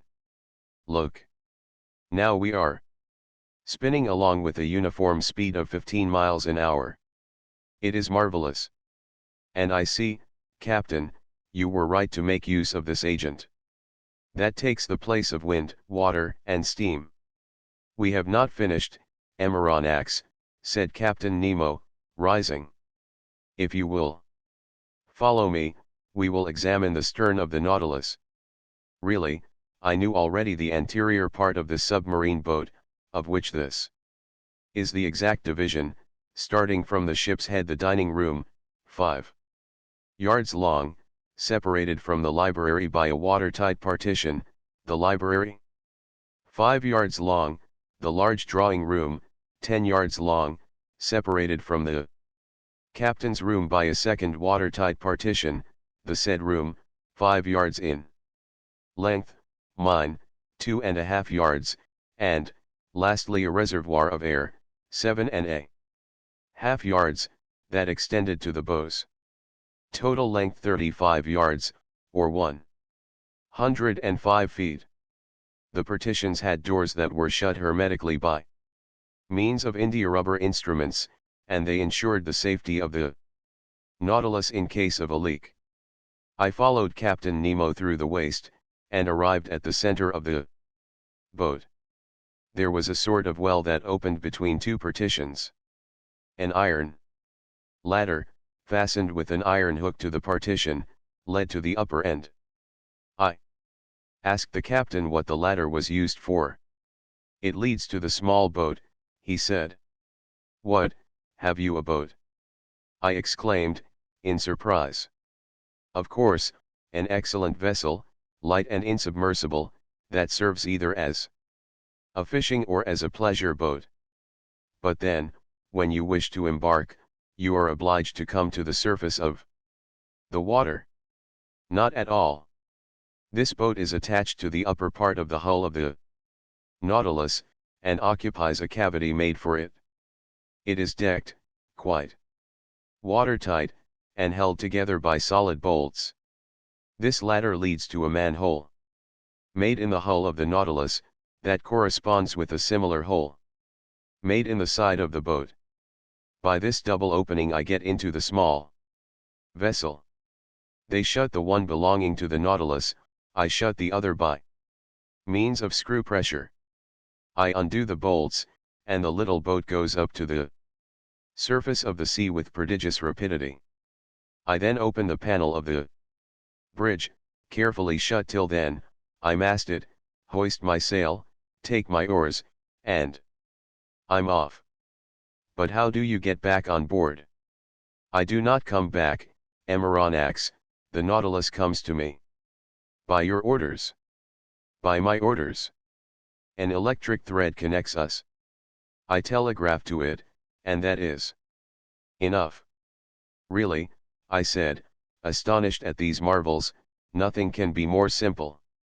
After having passed by the cage of the staircase that led to the platform, I saw a cabin 6 feet long, in which Conseil and Ned Land, enchanted with their repast, were devouring it with avidity. Then a door opened into a kitchen 9 feet long, situated between the large storerooms. Their electricity, better than gas itself, did all the cooking. The streams under the furnaces gave out to the sponges of platina a heat which was regularly kept up and distributed. They also heated a distilling apparatus, which, by evaporation, furnished excellent drinkable water. Near this kitchen was a bathroom comfortably furnished, with hot and cold water taps. Next to the kitchen was the berthroom of the vessel, 16 feet long. But the door was shut, and I could not see the management of it, which might have given me an idea of the number of men employed on board the Nautilus. At the bottom was a fourth partition that separated this office from the engine room. A door opened, and I found myself in the compartment where Captain Nemo, certainly an engineer of a very high order, had arranged his locomotive machinery. This engine room, clearly lighted, did not measure less than 65 feet in length. It was divided into two parts. The first contained the materials for producing electricity, and the second the machinery that connected it with the screw. I examined it with great interest, in order to understand the machinery of the Nautilus. "You see," said the captain, "I use Bunsen's contrivances, not Ruhmkorff's. Those would not have been powerful enough. Bunsen's are fewer in number, but strong and large, which experience proves to be the best. The electricity produced passes forward, where it works, by electromagnets of great size, on a system of levers and cogwheels that transmit the movement to the axle of the screw. This one, the diameter of which is 19 feet, and the thread 23 feet, performs about 120 revolutions in a second. And you get then a speed of 50 miles an hour. I have seen the Nautilus maneuver before the Abraham Lincoln, and I have my own ideas as to its speed. But this is not enough. We must see where we go. We must be able to direct it to the right, to the left, above, below. How do you get to the great depths, where you find an increasing resistance, which is rated by hundreds of atmospheres. How do you return to the surface of the ocean? And how do you maintain yourselves in the requisite medium? Am I asking too much? Not at all, Professor, replied the captain, with some hesitation, since you may never leave the submarine boat. Come into the saloon, it is our usual study, and there you will learn all you want to know about the Nautilus. Chapter 12. Some figures. A moment after we were seated on a divan in the saloon smoking. The captain showed me a sketch that gave the plan, section, and elevation of the Nautilus. Then he began his description in these words. Here, Emeronax, are the several dimensions of the boat you are in. It is an elongated cylinder with conical ends. It is very like a cigar in shape, a shape already adopted in London in several constructions of the same sort. The length of this cylinder, from stem to stern, is exactly 232 feet, and its maximum breadth is 26 feet. It is not built quite like your long voyage steamers, but its lines are sufficiently long, and its curves prolonged enough to allow the water to slide off easily, and oppose no obstacle to its passage. These two dimensions enable you to obtain by a simple calculation the surface and cubic contents of the Nautilus.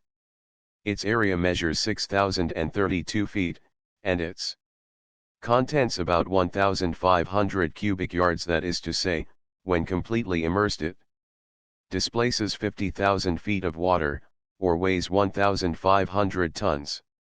When I made the plans for this submarine vessel, I meant that 9/10 should be submerged, consequently, it ought only to displace 9/10 of its bulk, that is to say, only to weigh that number of tons.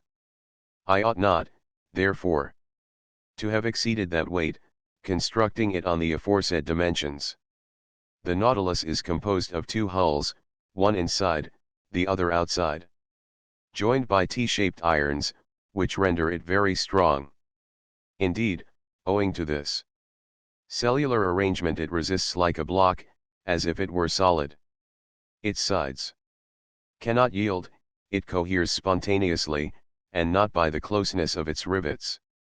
And the homogeneity of its construction, due to the perfect union of the materials, enables it to defy the roughest seas.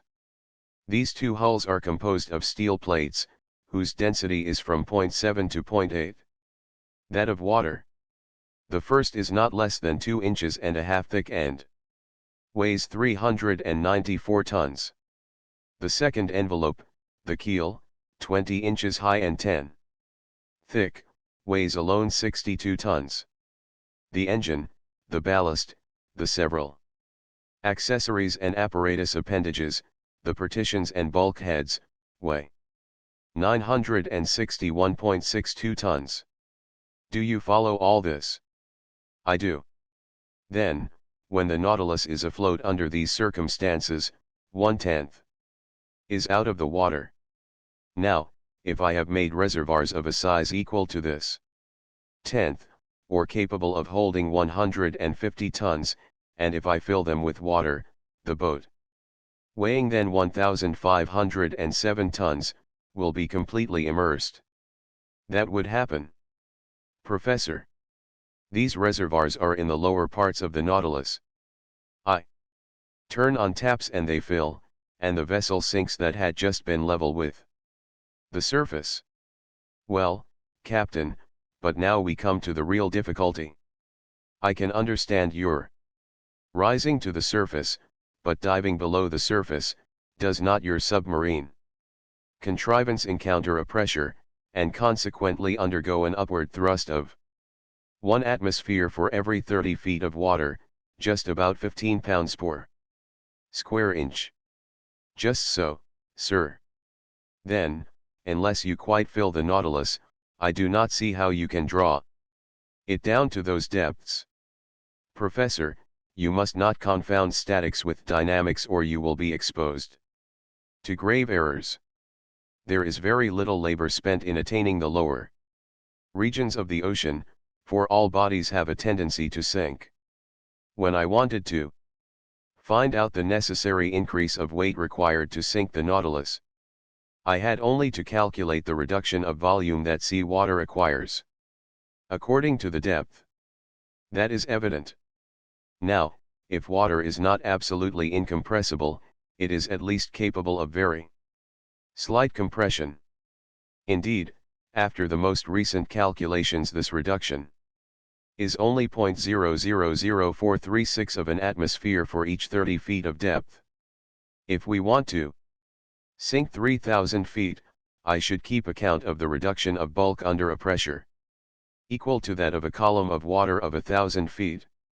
The calculation is easily verified. Now, I have supplementary reservoirs capable of holding 100 tons. Therefore I can sink to a considerable depth. When I wish to rise to the level of the sea, I only let off the water, and empty all the reservoirs. If I want the Nautilus to emerge from the 10th part of her total capacity, I had nothing to object to these reasonings. I admit your calculations, Captain, I replied. I should be wrong to dispute them since daily experience confirms them, but I foresee a real difficulty in the way. What, sir? When you are about 1,000 feet deep, the walls of the Nautilus bear a pressure of 100 atmospheres. If, then, just now you were to empty the supplementary reservoirs, to lighten the vessel, and to go up to the surface, the pumps must overcome the pressure of 100 atmospheres, which is 1,500 pounds per square inch. From that a power that electricity alone can give, said the captain, hastily. I repeat, sir, that the dynamic power of my engines is almost infinite. The pumps of the Nautilus have an enormous power, as you must have observed when their jets of water burst like a torrent upon the Abraham Lincoln. Besides, I use subsidiary reservoirs only to attain a mean depth of 750 to 1,000 fathoms. And that with a view of managing my machines. Also, when I have a mind to visit the depths of the ocean 5 or 6 miles below the surface, I make use of slower but not less infallible means. What are they, Captain? That involves my telling you how the Nautilus is worked. I am impatient to learn. To steer this boat to starboard or port, to turn, in a word, following a horizontal plan, I use an ordinary rudder fixed on the back of the stern post, and with one wheel and some tackle to steer by. But I can also make the Nautilus rise and sink and rise, by a vertical movement by means of 2 inclined planes fastened to its sides, opposite the center of flotation, planes that move in every direction, and that are worked by powerful levers from the interior. If the planes are kept parallel with the boat, it moves horizontally. If slanted, the Nautilus, according to this inclination, and under the influence of the screw, either sinks diagonally or rises diagonally as it suits me. And even if I wish to rise more quickly to the surface, I shift the screw, and the pressure of the water causes the Nautilus to rise vertically like a balloon filled with hydrogen. Bravo, Captain! But how can the steersman follow the route in the middle of the waters? The steersman is placed in a glazed box, that is raised about the hull of the Nautilus, and furnished with lenses. Are these lenses capable of resisting such pressure? Perfectly. Glass, which breaks at a blow, is, nevertheless, capable of offering considerable resistance. During some experiments of fishing by electric light in 1864 in the northern seas, we saw plates less than a third of an inch thick resist a pressure of 16 atmospheres. Now, the glass that I use is not less than 30 times thicker. Granted. But, after all, in order to see, the light must exceed the darkness. And in the midst of the darkness in the water, how can you see?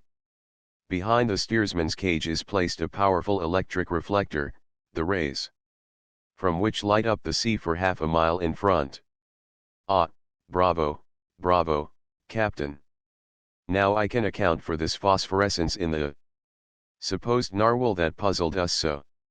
I now ask you if the boarding of the Nautilus and of the Scotia, that has made such a noise, has been the result of a chance rencontre. Quite accidental, sir. I was sailing only 1 fathom below the surface of the water, when the shock came. It had no bad result. None, sir. But now, about your rencontre with the Abraham Lincoln. Professor, I am sorry for one of the best vessels in the American Navy, but they attacked me, and I was bound to defend myself.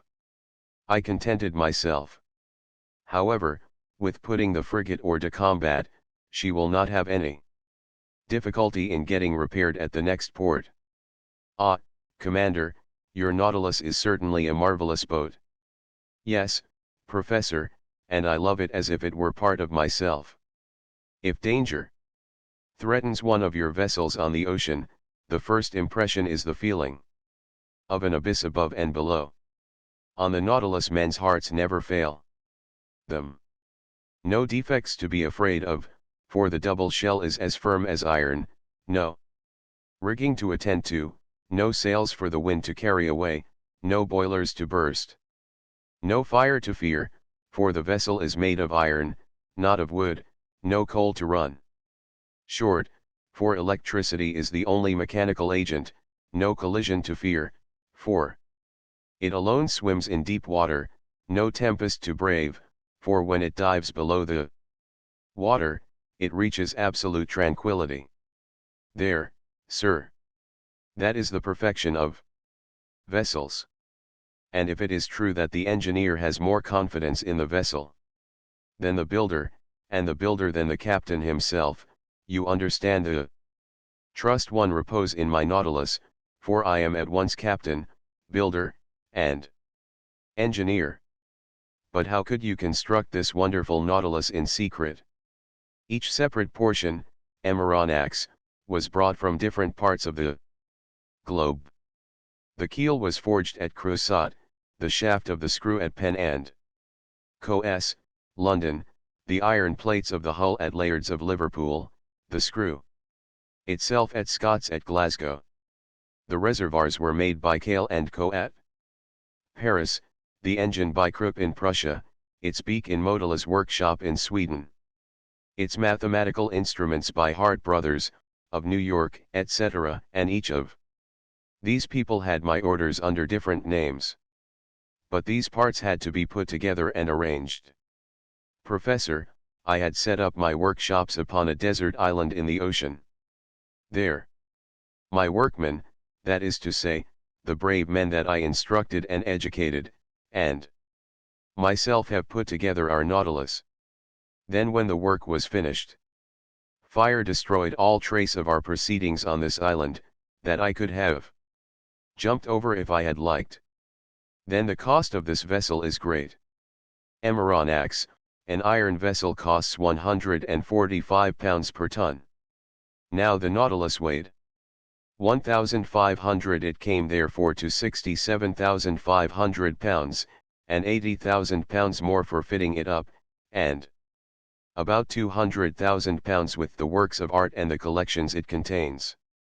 One last question, Captain Nemo. Ask it, Professor. You are rich. Immensely rich, sir, and I could, without missing it, pay the national debt of France.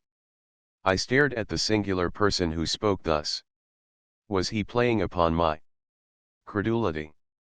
The future would decide that. Chapter 13. The Black River. The portion of the terrestrial globe which is covered by water is estimated at upwards of 80 millions of acres. This fluid mass comprises 2,250 millions of cubic miles, forming a spherical body of a diameter of 60 leagues, the weight of which would be 3 quintillions of tons. To comprehend the meaning of these figures, it is necessary to observe that a quintillion is to a billion as a billion is to unity. In other words, there are as many billions in a quintillion as there are units in a billion. This mass of fluid is equal to about the quantity of water which would be discharged by all the rivers of the earth in 40,000 years. During the geological epochs, the igneous period succeeded to the Ichus. The ocean originally prevailed everywhere. Then by degrees, in the Silurian period, the tops of the mountains began to appear, the islands emerged, then disappeared in partial deluges, reappeared, became settled, formed continents, till at length the earth became geographically arranged, as we see in the present day.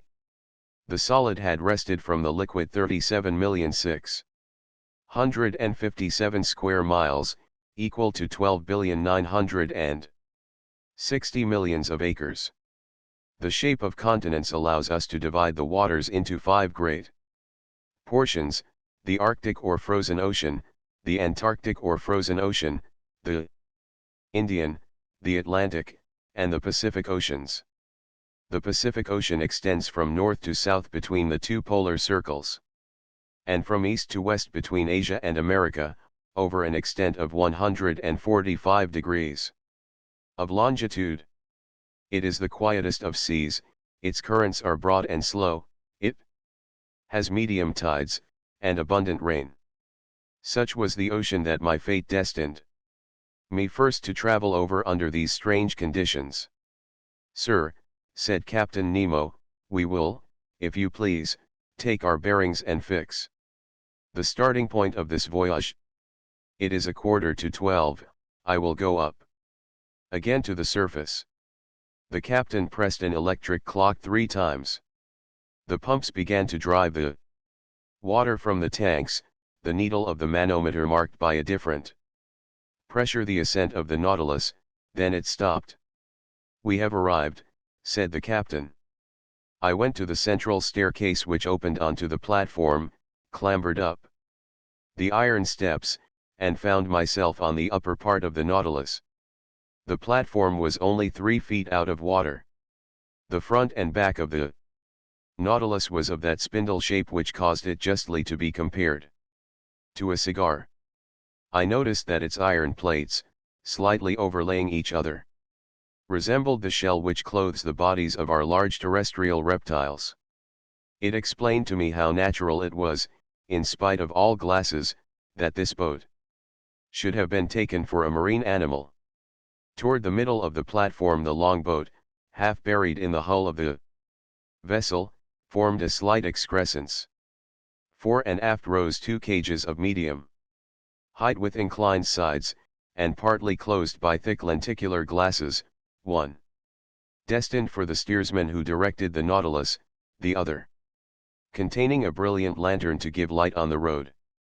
The sea was beautiful, the sky pure. Scarcely could the long vehicle feel the broad undulations of the ocean. A light breeze from the east rippled the surface of the waters. The horizon, free from fog, made observation easy. Nothing was in sight. Not a quicksand, not an island. A vast desert. Captain Nemo, by the help of his sextant, took the altitude of the sun, which ought also to give the latitude. He waited for some moments till its disk touched the horizon. Whilst taking observations not a muscle moved, the instrument could not have been more motionless in a hand of marble. Captain Nemo took the sun's altitude. 12 o'clock, sir, said he. When you like.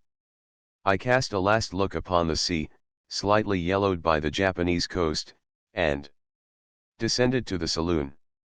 And now, sir, I leave you to your studies, added the captain. Our course is ENE, our depth is 26 fathoms. Here are maps on a large scale by which you may follow it. The saloon is at your disposal, and with your permission, I will retire. Captain Nemo bowed, and I remained alone, lost in thoughts all bearing on the commander of the Nautilus. For a whole hour was I deep in these reflections, seeking to pierce this mystery so interesting to me. Then my eyes fell upon the vast planisphere spread upon the table, and I placed my finger on the very spot where the given latitude and longitude crossed. The sea has its large rivers like the continents. They are special currents, known by their temperature and their color. The most remarkable of these is known by the name of the Gulf Stream. Science has decided on the globe the direction of 5 principal currents, one in the North Atlantic, a second in the South, a third in the North Pacific, a fourth in the South, and a fifth in the Southern Indian Ocean. It is even probable that a sixth current existed at one time or another in the Northern Indian Ocean, when the Caspian and Aral seas formed but one vast sheet of water. At this point indicated on the planisphere, one of these currents was rolling. The Kurosivo of the Japanese, the Black River, which, leaving the Gulf of Bengal, where it is warmed by the perpendicular rays of a tropical sun, crosses the Straits of Malacca along the coast of Asia, turns into the North Pacific to the Aleutian Islands, carrying with it trunks of camphor trees and other indigenous productions, and edging the waves of the ocean with the pure indigo of its warm water. It was this current that the Nautilus was to follow. I followed it with my eye, saw it lose itself in the vastness of the Pacific, and felt myself drawn with it, when Ned Land and Conseil appeared at the door of the saloon. My 2 brave companions remained petrified at the sight of the wonders spread before them. "Where are we, where are we?" exclaimed the Canadian. "In the museum at Quebec." "My friends," I answered, making a sign for them to enter, "you are not in Canada, but on board the Nautilus, 50 yards below the level of the sea."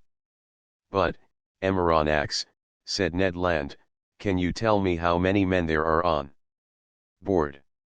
10, 20, 50, 100. "I cannot answer you, Mr. Land. It is better to abandon for a time all idea of seizing the Nautilus or escaping from it. This ship is a masterpiece of modern industry, and I should be sorry not to have seen it. Many people would accept the situation forced upon us, if only to move amongst such wonders. So, be quiet and let us try and see what passes around us." "See," exclaimed the harpooner, "but we can see nothing in this iron prison. We are walking, we are sailing blindly." Ned Land had scarcely pronounced these words when all was suddenly darkness. The luminous ceiling was gone, and so rapidly that my eyes received a painful impression. We remained mute, not stirring, and not knowing what surprise awaited us, whether agreeable or disagreeable. A sliding noise was heard. One would have said that panels were working at the sides of the Nautilus. "It is the end of the end," said Ned Land. Suddenly light broke at each side of the saloon, through 2 oblong openings. The liquid mass appeared vividly lit up by the electric gleam. 2 crystal plates separated us from the sea. At first I trembled at the thought that this frail partition might break, but strong bands of copper bound them, giving an almost infinite power of resistance. The sea was distinctly visible for a mile all round the Nautilus.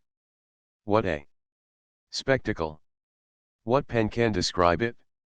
Who could paint the effects of the light through those transparent sheets of water, and the softness of the successive gradations from the lower to the superior strata of the ocean?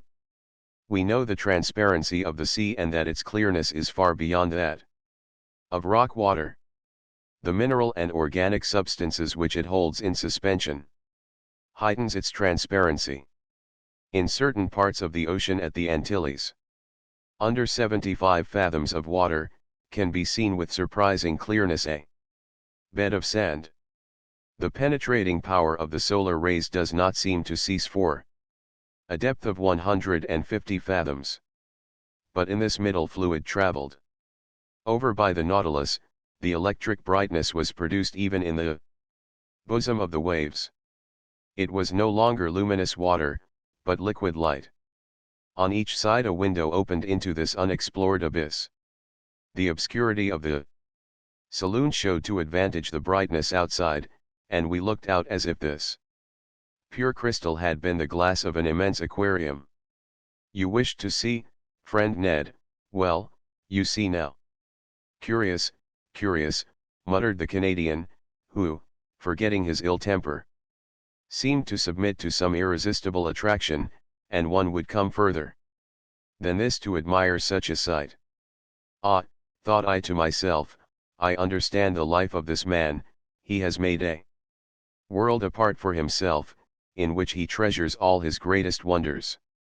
For 2 whole hours an aquatic army escorted the Nautilus. During their games, their bounds, while rivaling each other in beauty, brightness, and velocity, I distinguished the green labrie, the banded mullet, marked by a double line of black, the round-tailed goby, of a white color, with violet spots on the back, the Japanese scombros, a beautiful mackerel of those seas, with a blue body and silvery head, the brilliant azurers, whose name alone defies description, some banded spears, with variegated fins of blue and yellow, the woodcocks of the seas, some specimens of which attain a yard in length, Japanese salamanders, spider lampreys, serpents 6 feet long, with eyes small and lively, and a huge mouth bristling with teeth, with many other species. Our imagination was kept at its height, interjections followed quickly on each other. Ned named the fish, and Conseil classed them. I was in ecstasies with the vivacity of their movements and the beauty of their forms. Never had it been given to me to surprise these animals, alive and at liberty, in their natural element. I will not mention all the varieties which passed before my dazzled eyes, all the collection of the seas of China and Japan.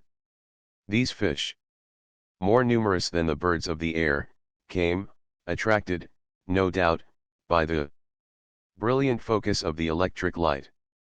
Suddenly there was daylight in the saloon, the iron panels closed again, and the enchanting vision disappeared.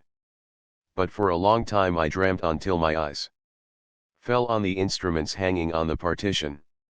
The compass still showed the course to be ENE, the manometer indicated a pressure of 5 atmospheres, equivalent to a depth of 25 fathoms, and the electric log gave a speed of 15 miles an hour.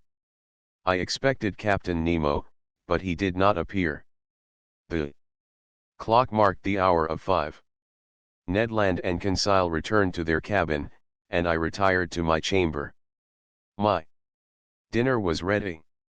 It was composed of turtle soup made of the most delicate hawksbills, of a surmullet served with puff paste, the liver of which, prepared by itself, was most delicious, and fillets of the emperor holocanthus, the savor of which seemed to me superior even to salmon. I passed the evening reading, writing, and thinking. Then sleep overpowered me, and I stretched myself on my couch of zostera, and slept profoundly, whilst the Nautilus was gliding rapidly through the current of the Black River. Chapter 14. A note of invitation. The next day was the 9th of November. I awoke after a long sleep of 12 hours. Conseil came, according to custom, to know how I had passed the night, and to offer his services. He had left his friend the Canadian sleeping like a man who had never done anything else all his life. I let the worthy fellow chatter as he pleased, without caring to answer him. I was preoccupied by the absence of the captain during our sitting of the day before, and hoping to see him today. As soon as I was dressed I went into the saloon. It was deserted. I plunged into the study of the shell treasures hidden behind the glasses. I reveled also in great herbals filled with the rarest marine plants, which, although dried up, retain their lovely colors. Amongst these precious hydrophytes I remarked some vorticelli, pavinarii, delicate geramis with scarlet tints, some fan-shaped agari, and some notabuli-like flat mushrooms, which at one time used to be classed as zoophytes, in short, a perfect series of algae. The whole day passed without my being honored by a visit from Captain Nemo. The panels of the saloon did not open. Perhaps they did not wish us to tire of these beautiful things. The course of the Nautilus was her speed 12 knots, the depth below the surface between 25 and 30 fathoms. The next day, 10th of November, the same desertion, the same solitude. I did not see one of the ship's crew. Ned and Conseil spent the greater part of the day with me. They were astonished at the inexplicable absence of the captain. Was this singular man ill? Had he altered his intentions with regard to us? After all, as Conseil said, we enjoyed perfect liberty, we were delicately and abundantly fed. Our host kept to his terms of the treaty. We could not complain, and, indeed, the singularity of our fate reserved such wonderful compensation for us, that we had no right to accuse it as yet. That day I commenced the journal of these adventures, which has enabled me to relate them with more scrupulous exactitude and minute detail. I wrote it on paper made from the Zostera marina. November 11th, early in the morning. The fresh air spreading over the interior of the Nautilus told me that we had come to the surface of the ocean to renew our supply of oxygen. I directed my steps to the central staircase, and mounted the platform. It was 6 o'clock, the weather was cloudy, the sea grey but calm. Scarcely a billow. Captain Nemo, whom I hoped to meet, would he be there? I saw no one but the steersman imprisoned in his glass cage.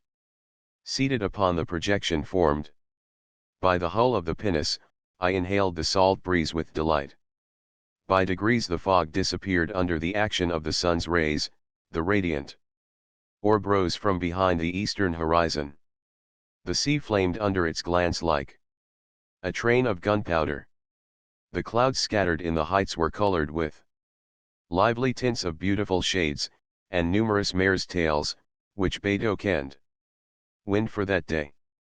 But what was wind to this Nautilus which tempests could not frighten? I was admiring this joyous rising of the sun, so gay, and so life-giving, when I heard steps approaching the platform. I was prepared to salute Captain Nemo. But it was his second, whom I had already seen on the captain's first visit, who appeared. He advanced on the platform, not seeming to see me. With his powerful glass to his eye he scanned every point of the horizon with great attention. This examination over, he approached the panel and pronounced a sentence in exactly these terms. I have remembered it, for every morning it was repeated under exactly the same conditions. It was thus worded: Notre respect lorni verge. What it meant I could not say. These words pronounced, the second descended. I thought that the Nautilus was about to return to its submarine navigation. I regained the panel and returned to my chamber. 5 days sped thus, without any change in our situation. Every morning I mounted the platform. The same phrase was pronounced by the same individual. But Captain Nemo did not appear. I had made up my mind that I should never see him again, when, on the 16th November, on returning to my room with Ned and Conseil, I found upon my table a note addressed to me. I opened it impatiently. It was written in a bold, clear hand, the characters rather pointed, recalling the German type. The note was worded as follows: 16th of November, 1867. To Professor Aronnax, on board the Nautilus. Captain Nemo invites Professor Aronnax to a hunting party, which will take place tomorrow morning in the forests of the island of Crespo. He hopes that nothing will prevent the professor from being present, and he will with pleasure see him joined by his companions. Captain Nemo, commander of the Nautilus. A hunt, exclaimed Ned. And in the forests of the island of Crespo, added Conseil. Oh, then the gentleman is going on terra firma, replied Ned Land. That seems to me to be clearly indicated, said I, reading the letter once more. Well, we must accept, said the Canadian. But once more on dry ground, we shall know what to do. Indeed, I shall not be sorry to eat a piece of fresh venison. Without seeking to reconcile what was contradictory between Captain Nemo's manifest aversion to islands and continents, and his invitation to hunt in a forest, I contented myself with replying, let us first see where the island of Crespo is. I consulted the planisphere, and in 32 degrees 40 minutes north lat. and 157 degrees 50 west long, I found a small island, recognized in 1801 by Captain Crespo, and marked in the ancient Spanish maps as Roca de la Plata, the meaning of which is the Silver Rock. We were then about 1800 miles from our starting point, and the course of the Nautilus, a little changed, was bringing it back towards the southeast. I showed this little rock lost in the midst of the North Pacific to my companions. If Captain Nemo does sometimes go on dry ground, said I, he at least chooses desert islands. Ned Land shrugged his shoulders without speaking, and Conseil, and he left me. After supper, which was served by the steward mute and impassive, I went to bed, not without some anxiety. The next morning, the 17th of November, on awakening, I felt that the Nautilus was perfectly still. I dressed quickly and entered the saloon. Captain Nemo was there, waiting for me. He rose, bowed, and asked me if it was convenient for me to accompany him, as he made no allusion to his absence. During the last 8 days, I did not mention it, and simply answered that my companions and myself were ready to follow him. We entered the dining room, where breakfast was served. Aronnax, said the captain, pray, share my breakfast without ceremony, we will chat as we eat. For though I promised you a walk in the forest, I did not undertake to find hotels there. So breakfast as a man who will most likely not have his dinner till very late. I did honor to the repast. It was composed of several kinds of fish, and slices of holothuridae, excellent zoophytes, and different sorts of seaweed. Our drink consisted of pure water, to which the captain added some drops of a fermented liquor, extracted by the Kamchatka method from a seaweed known under the name of Rhodomania palmata. Captain Nemo ate at first without saying a word. Then he began. Sir, when I proposed to you to hunt in my submarine forest of Crespo, you evidently thought me mad. Sir, you should never judge lightly of any man. But captain, believe me. Be kind enough to listen, and you will then see whether you have any cause to accuse me of folly and contradiction. I listen. You know as well as I do, Professor, that man can live under water, providing he carries with him a sufficient supply of breathable air. In submarine works, the workman, clad in an impervious dress, with his head in a metal helmet, receives air from above by means of forcing pumps and regulators. That is a diving apparatus, said I. Just so, but under these conditions the man is not at liberty, he is attached to the pump which sends him air through an india rubber tube, and if we were obliged to be thus held to the Nautilus, we could not go far. And the means of getting free? I asked. It is to use the Rouquayrol apparatus, invented by two of your own countrymen, which I have brought to perfection for my own use, and which will allow you to risk yourself under these new physiological conditions without any organ whatever suffering. It consists of a reservoir of thick iron plates, in which I store the air under a pressure of 50 atmospheres. This reservoir is fixed on the back by means of braces, like a soldier's knapsack.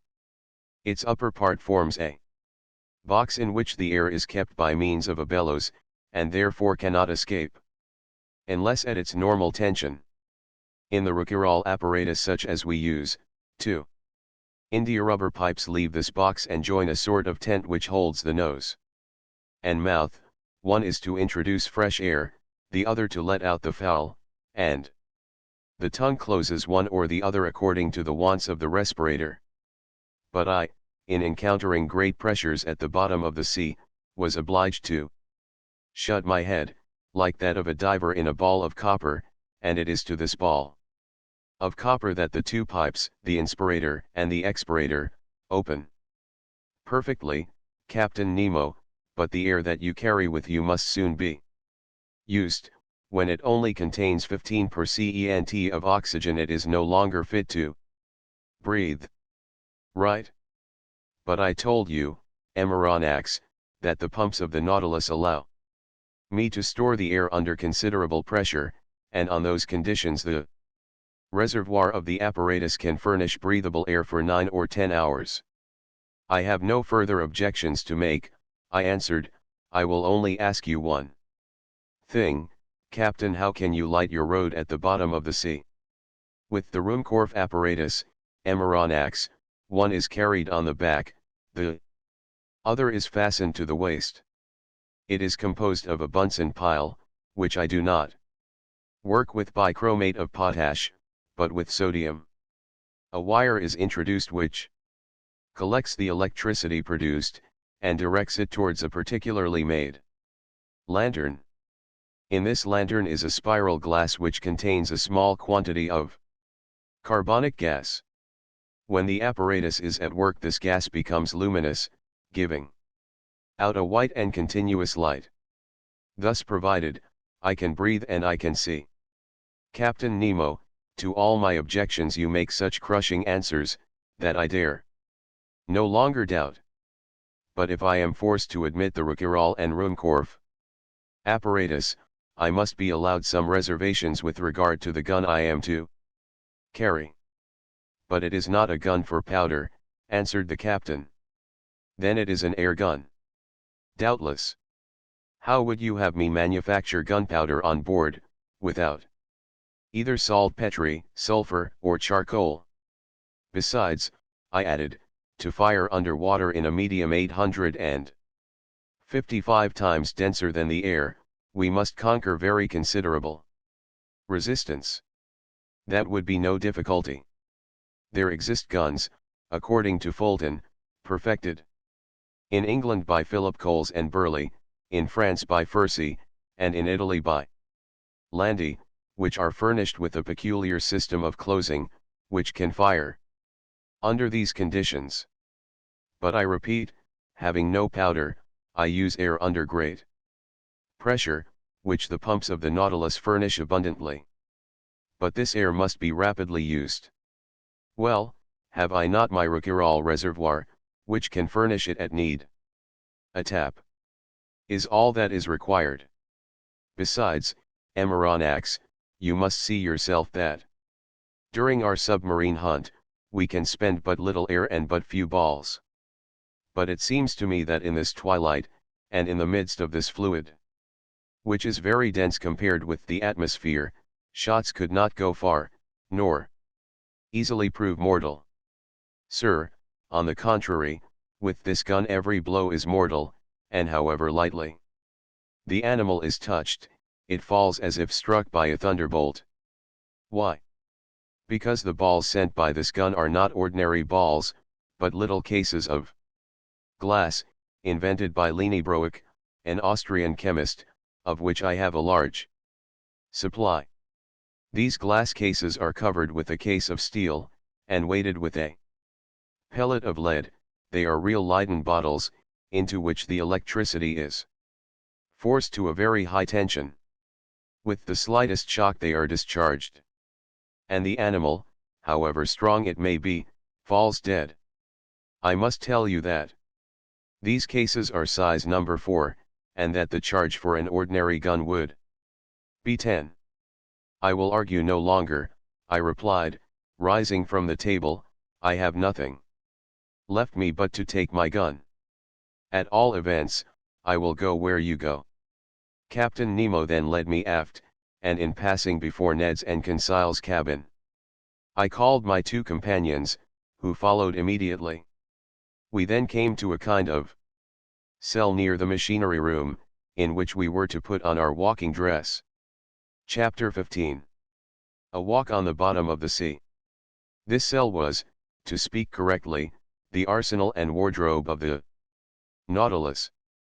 A dozen diving apparatuses hung from the partition, waiting our use.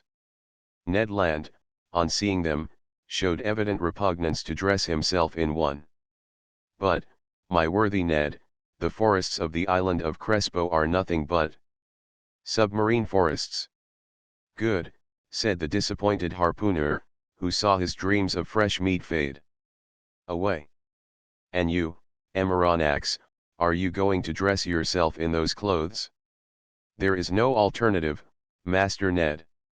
As you please, sir, replied the harpooner, shrugging his shoulders, but as for me, unless I am forced, I will never get into one. No one will force you, Master Ned, said Captain Nemo. Is Conseil going to risk it? Asked Ned. I follow my master wherever he goes, replied Conseil.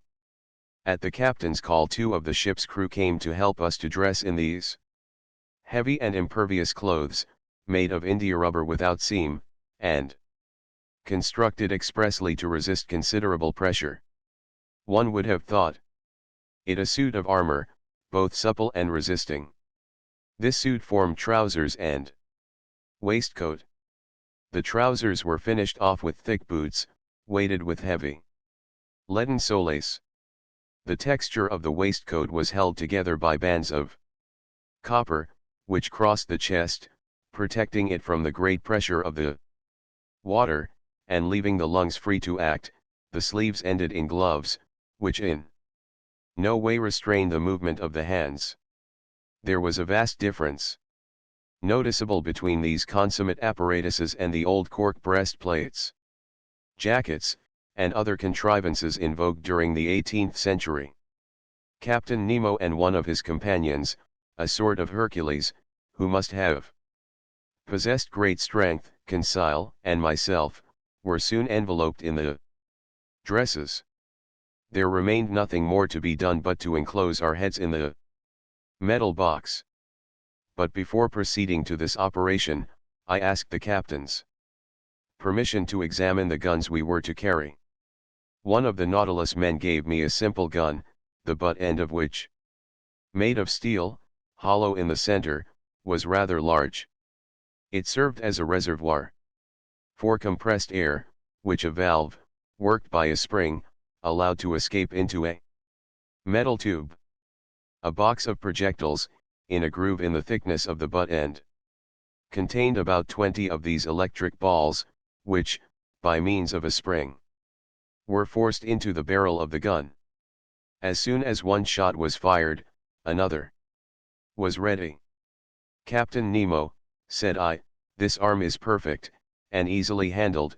I only ask to be allowed to try it. But how shall we gain the bottom of the sea? At this moment, Professor, the Nautilus is stranded in 5 fathoms. And we have nothing to do but to start. But how shall we get off? You shall see. Captain Nemo thrust his head into the helmet, Conseil, and I did the same, not without hearing an iron icle good sport, from the Canadian. The upper part of our dress terminated in a copper collar upon which was screwed the metal helmet. 3 holes, protected by thick glass, allowed us to see in all directions, by simply turning our head in the interior of the headdress. As soon as it was in position, the Rucurol apparatus on our backs began to act. And, for my part, I could breathe with ease. With the Ruhmkorff lamp hanging from my belt, and the gun in my hand, I was ready to set out. But to speak the truth, imprisoned in these heavy garments, and glued to the deck by my leaden solace, it was impossible for me to take a step. I was ready to set out. But this state of things was provided for. I felt myself being pushed into a little room contiguous to the wardrobe room. My companions followed, towed along in the same way. I heard a watertight door, furnished with stopper plates, close upon us, and we were wrapped in profound darkness. After some minutes, a loud hissing was heard. I felt the cold mount from my feet to my chest. Evidently from some part of the vessel they had, by means of a tap, given entrance to the water, which was invading us, and with which the room was soon filled. A second door cut in the side of the Nautilus then opened. We saw a faint light. In another instant our feet trod the bottom of the sea. And now, how can I retrace the impression left upon me by that walk under the waters? Words are impotent to relate such wonders. Captain Nemo walked in front, his companion followed some steps behind. Conseil and I remained near each other, as if an exchange of words had been possible through our metallic cases. I no longer felt the weight of my clothing, or of my shoes, of my reservoir of air, or my thick helmet, in the midst of which my head rattled like an almond in its shell. The light, which lit the soil 30 feet below the surface of the ocean, astonished me by its power. The solar rays shone through the watery mass easily, and dissipated all color, and I clearly distinguished objects at a distance of 150 yards. Beyond that the tints darkened into fine gradations of ultramarine, and faded into vague obscurity. Truly this water, which surrounded me, was but another air denser than the terrestrial atmosphere, but almost as transparent. Above me was the calm surface of the sea. We were walking on fine, even sand, not wrinkled, as on a flat shore, which retains the impression of the billows. This dazzling carpet, really a reflector, repelled the rays of the sun with wonderful intensity, which accounted for the vibration which penetrated every atom of liquid. Shall I be believed when I say that, at the depth of 30 feet, I could see as if I was in broad daylight? For a quarter of an hour I trod on this sand, sown with the impalpable dust of shells. The hull of the Nautilus, resembling a long shoal, disappeared by degrees, but its lantern, when darkness should overtake us in the waters, would help to guide us on board by its distinct rays. Soon forms of objects outlined in the distance were discernible. I recognized magnificent rocks, hung with a tapestry of zoophytes of the most beautiful kind, and I was at first struck by the peculiar effect of this medium. It was then 10 in the morning, the rays of the sun struck the surface of the waves at rather an oblique angle, and at the touch of their light, decomposed by refraction as through a prism. Flowers, rocks, plants, shells, and polypi were shaded at the edges by the 7 solar colors. It was marvelous, a feast for the eyes, this complication of colored tints, a perfect kaleidoscope of green, yellow, orange, violet, indigo, and blue, in one word, the whole palette of an enthusiastic colorist. Why could I not communicate to Conseil the lively sensations which were mounting to my brain, and rival him in expressions of admiration? For aught I knew, Captain Nemo and his companion might be able to exchange thoughts by means of signs previously agreed upon. So, for want of better, I talked to myself, I declaimed in the copper box which covered my head, thereby expending more air in vain words than was perhaps expedient. Various kinds of isis, clusters of pure tuft coral, prickly fungi, and anemones formed a brilliant garden of flowers, enameled with porphyti, decked with their collarets of blue tentacles, sea stars studding the sandy bottom, together with asterophitons like fine lace embroidered by the hands of naiads, whose festoons were waved by the gentle undulations caused by our walk.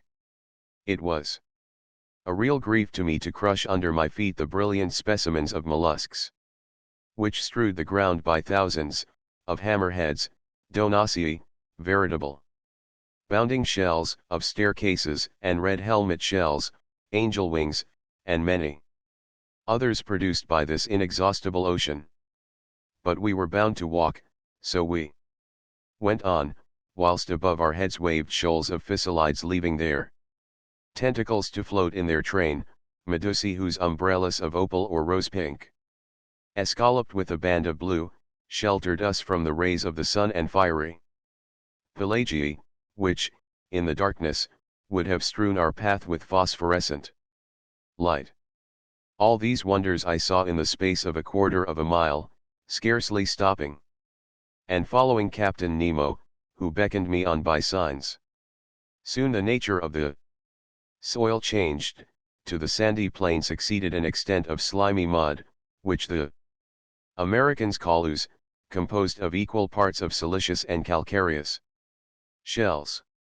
We then traveled over a plain of seaweed of wild and luxuriant vegetation. This sward was of close texture, and soft to the feet, and rivaled the softest carpet woven by the hand of man. But whilst verdure was spread at our feet, it did not abandon our heads. A light network of marine plants, of that inexhaustible family of seaweeds of which more than 2,000 kinds are known, grew on the surface of the water. I saw long ribbons of fucus floating, some globular, others tuberous, Lawrencei and Cladistephae of most delicate foliage, and some Rhodomonia palmati, resembling the fan of a cactus. I noticed that the green plants kept nearer the top of the sea, whilst the red were at a greater depth, leaving to the black or brown hydrophytes the care of forming gardens and part airs in the remote beds of the ocean. We had quitted the Nautilus about an hour and a half. It was near noon. I knew by the perpendicularity of the sun's rays, which were no longer refracted. The magical colors disappeared by degrees, and the shades of emerald and sapphire were effaced. We walked with a regular step, which rang upon the ground with astonishing intensity. The slightest noise was transmitted with a quickness to which the ear is unaccustomed on the earth. Indeed, water is a better conductor of sound than air, in the ratio of 4 to 1. At this period the earth sloped downwards, the light took a uniform tint. We were at a depth of 105 yards and 20 inches, undergoing a pressure of 6 atmospheres. At this depth I could still see the rays of the sun, though feebly. To their intense brilliancy had succeeded a reddish twilight, the lowest state between day and night, but we could still see well enough. It was not necessary to resort to the Ruhmkorff apparatus as yet. At this moment Captain Nemo stopped. He waited till I joined him, and then pointed to an obscure mass, looming in the shadow, at a short distance. It is the forest of the island of Crespo, thought I, and I was not mistaken. Chapter 16. A submarine forest. We had at last arrived on the borders of this forest, doubtless one of the finest of Captain Nemo's immense domains. He looked upon it as his own, and considered he had the same right over it that the first men had in the first days of the world. And, indeed, who would have disputed with him the possession of this submarine property?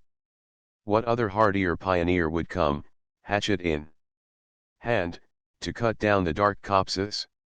This forest was composed of large tree plants, and the moment we penetrated under its vast arcades, I was struck by the singular position of their branches, a position I had not yet observed. Not a herb which carpeted the ground, not a branch which clothed the trees, was either broken or bent, nor did they extend horizontally, all stretched up to the surface of the ocean. Not a filament, not a ribbon, however thin they might be, but kept as straight as a rod of iron. The fuci and lianas grew in rigid, perpendicular lines, due to the density of the element which had produced them.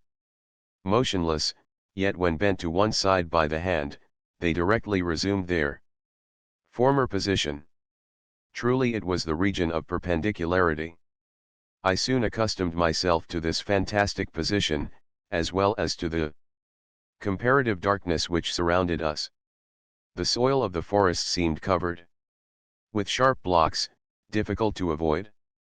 The submarine flora struck me as being very perfect, and richer even than it would have been in the Arctic or tropical zones, where these productions are not so plentiful. But for some minutes I involuntarily confounded the genera, taking zoophytes for hydrophytes, animals for plants, and who would not have been mistaken. The fauna and the flora are too closely allied in the submarine world. These plants are self-propagated, and the principle of their existence is in the water, which upholds and nourishes them. The greater number, instead of leaves, shot forth blades of capricious shapes, comprised within a scale of colors: pink, carmine, green, olive, fawn, and brown. I saw there, but not dried up, as our specimens of the nautilus are, pavonari spread like a fan, as if to catch the breeze, scarlet geramis, whose laminaries extended their edible shoots of fern-shaped nereocysti, which grow to a height of 15 feet, clusters of acetabuli, whose stems increase in size upwards, and numbers of other marine plants, all devoid of flowers. Curious anomaly, fantastic element, said an ingenious naturalist, in which the animal kingdom blossoms, and the vegetable does not. Under these numerous shrubs, as large as trees of the temperate zone, and under their damp shadow, were massed together real bushes of living flowers. Hedges of zoophytes, on which blossomed some zebramindrons, with crooked grooves, some yellow caryophyllae, and, to complete the illusion, the fish flies flew from branch to branch like a swarm of hummingbirds, whilst yellow lepidophytes, with bristling jaws, dactylopteri and monocentrides rose at our feet like a flight of snipes. In about an hour Captain Nemo gave the signal to halt. I, for my part, was not sorry, and we stretched ourselves under an arbor of alarii, the long thin blades of which stood up like arrows. This short rest seemed delicious to me, there was nothing wanting but the charm of conversation, but, impossible to speak, impossible to answer, I only put my great copper head to Conseil's. I saw the worthy fellow's eyes glistening with delight, and to show his satisfaction, he shook himself in his breastplate of air in the most comical way in the world. After 4 hours of this walking I was surprised not to find myself dreadfully hungry. How to account for the state of the stomach I could not tell. But instead I felt an insurmountable desire to sleep, which happens to all divers. And my eyes soon closed behind the thick glasses, and I fell into a heavy slumber, which the movement alone had prevented before. Captain Nemo and his robust companion, stretched in the clear crystal, set us the example. How long I remained buried in this drowsiness I cannot judge, but, when I woke, the sun seemed sinking towards the horizon. Captain Nemo had already risen, and I was beginning to stretch my limbs, when an unexpected apparition brought me briskly to my feet. A few steps off, a monstrous sea spider, about 38 inches high, was watching me with squinting eyes, ready to spring upon me. Though my diver's dress was thick enough to defend me from the bite of this animal, I could not help shuddering with horror. Conseil and the sailor of the Nautilus awoke at this moment. Captain Nemo pointed out the hideous crustacean, which a blow from the butt end of the gun knocked over, and I saw the horrible claws of the monster writhe in terrible convulsions. This accident reminded me that other animals more to be feared might haunt these obscure depths, against whose attacks my diving dress would not protect me. I had never thought of it before. But I now resolved to be upon my guard. Indeed, I thought that this halt would mark the termination of our walk, but I was mistaken, for, instead of returning to the Nautilus, Captain Nemo continued his bold excursion. The ground was still on the incline, its declivity seemed to be getting greater, and to be leading us to greater depths. It must have been about 3 o'clock when we reached a narrow valley, between high perpendicular walls, situated about 75 fathoms deep. Thanks to the perfection of our apparatus, we were 45 fathoms below the limit which nature seems to have imposed on man as to his submarine excursions. I say 75 fathoms, though I had no instrument by which to judge the distance. But I knew that even in the clearest waters the solar rays could not penetrate further. And accordingly the darkness deepened. At 10 paces not an object was visible. I was groping my way, when I suddenly saw a brilliant white light. Captain Nemo had just put his electric apparatus into use, his companion did the same, and Conseil and I followed their example. By turning a screw I established a communication between the wire and the spiral glass, and the sea, lit by our 4 lanterns, was illuminated for a circle of 36 yards. Captain Nemo was still plunging into the dark depths of the forest, whose trees were getting scarcer at every step. I noticed that vegetable life disappeared sooner than animal life. The medusae had already abandoned the arid soil, from which a great number of animals, zoophytes, articulata, mollusks, and fishes still obtained sustenance. As we walked I thought the light of our Ruhmkorff apparatus could not fail to draw some inhabitant from its dark couch. But if they did approach us, they at least kept at a respectful distance from the hunters. Several times I saw Captain Nemo stop, put his gun to his shoulder, and after some moments drop it and walk on. At last, after about 4 hours, this marvelous excursion came to an end.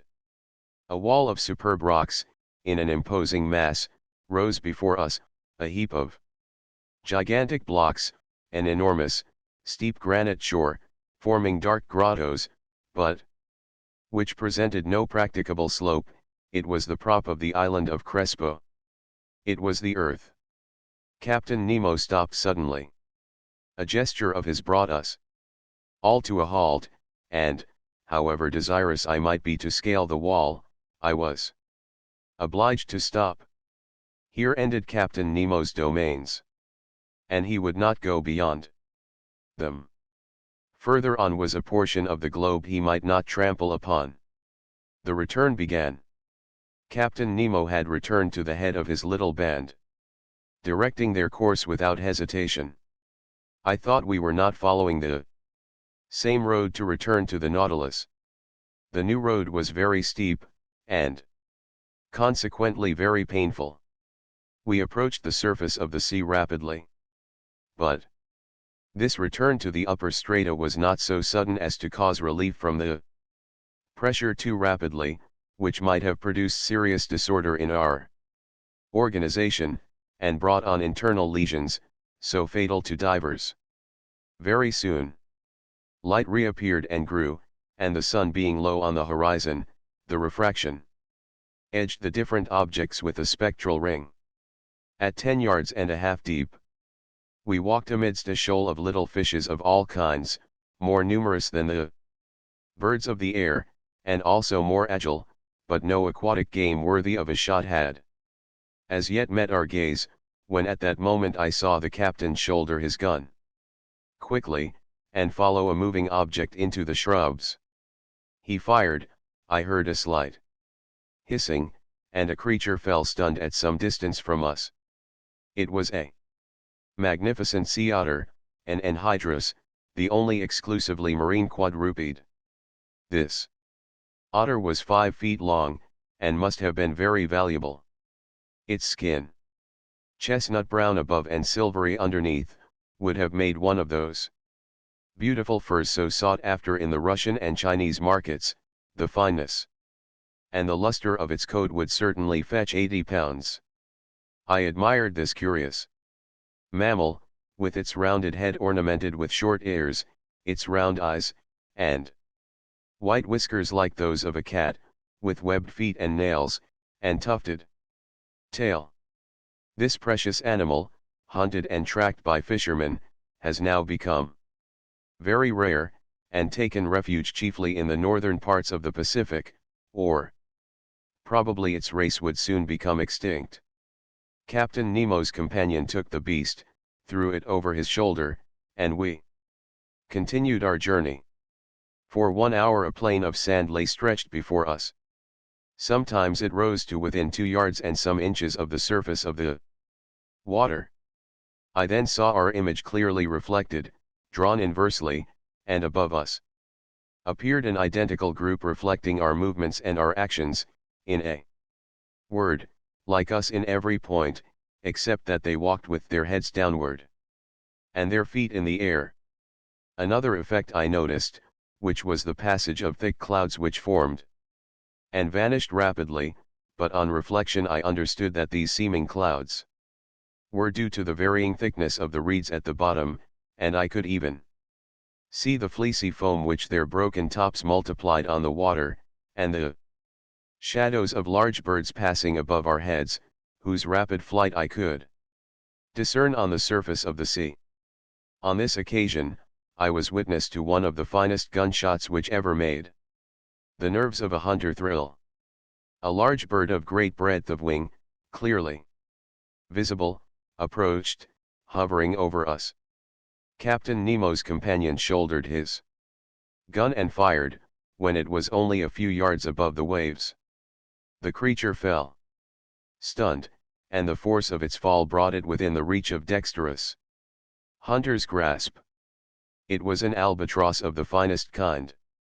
Our march had not been interrupted by this incident. For 2 hours we followed these sandy plains, then fields of algae very disagreeable to cross. Candidly, I could do no more when I saw a glimmer of light, which, for a half-mile, broke the darkness of the waters. It was the lantern of the Nautilus. Before 20 minutes were over we should be on board, and I should be able to breathe with ease, for it seemed that my reservoir supplied air very deficient in oxygen. But I did not reckon on an accidental meeting, which delayed our arrival for some time.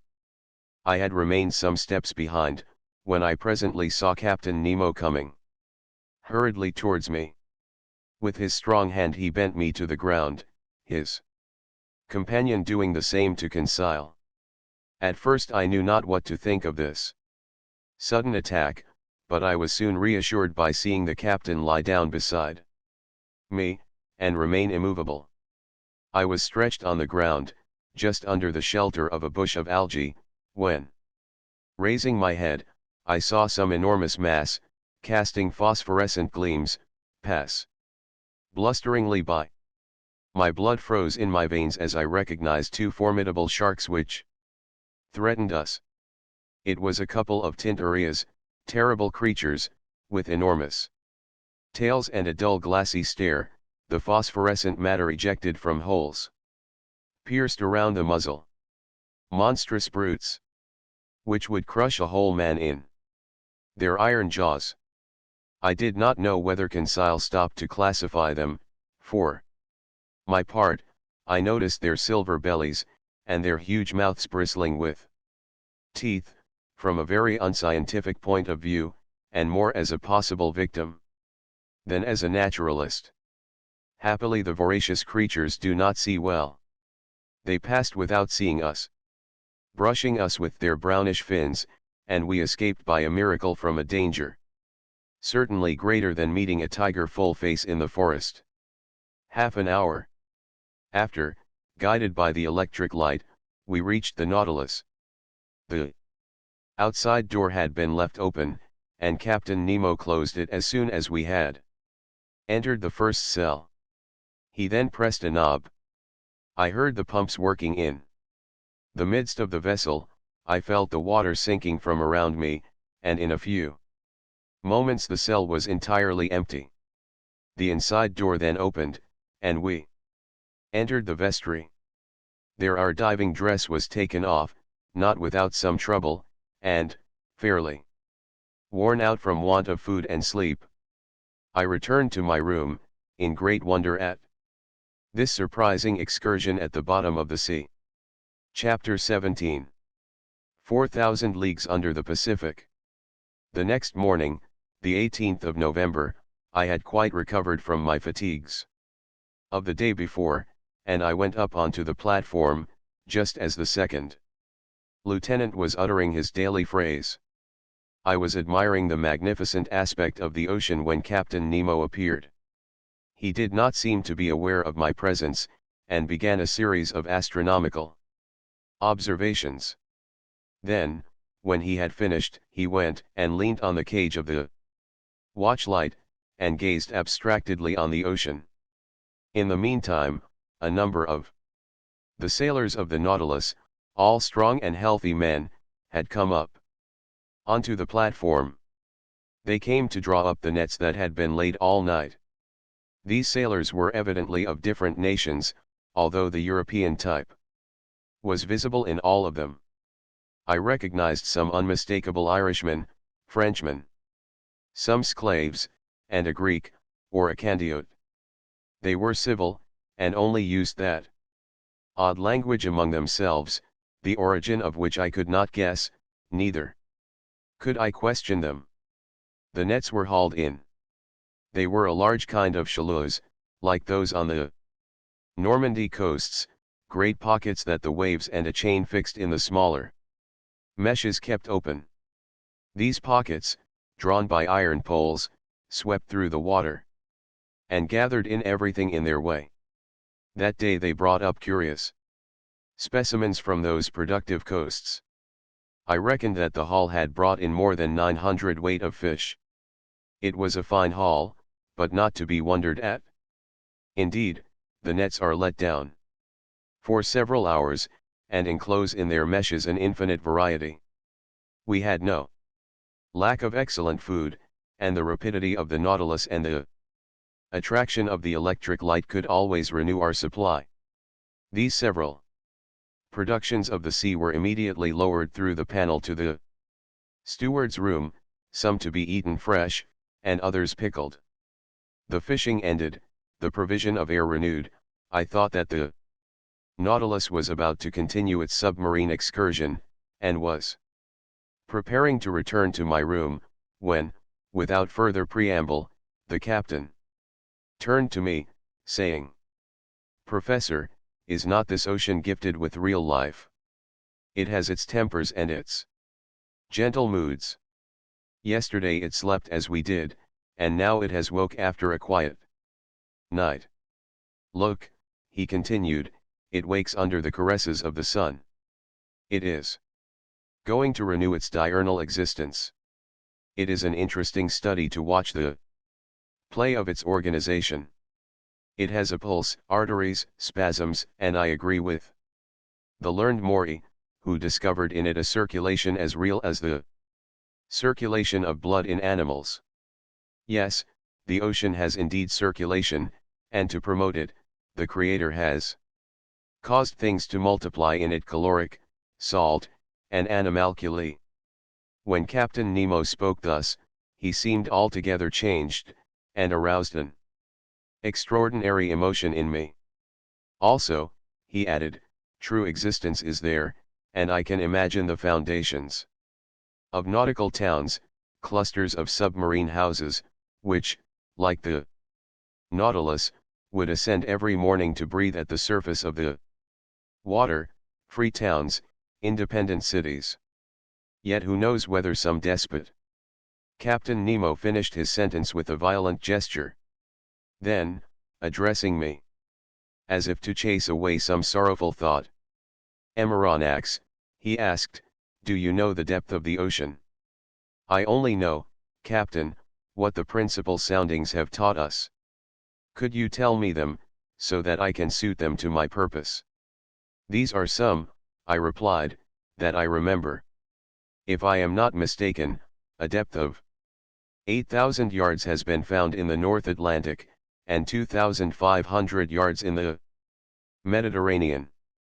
The most remarkable soundings have been made in the South Atlantic, near the 35th parallel, and they gave 12,000 yards, 14,000 yards, and 15,000 yards.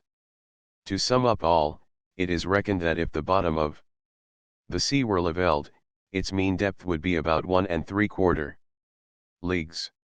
Well, Professor, replied the captain, we shall show you better than that, I hope. As to the mean depth of this part of the Pacific, I tell you it is only 4,000 yards.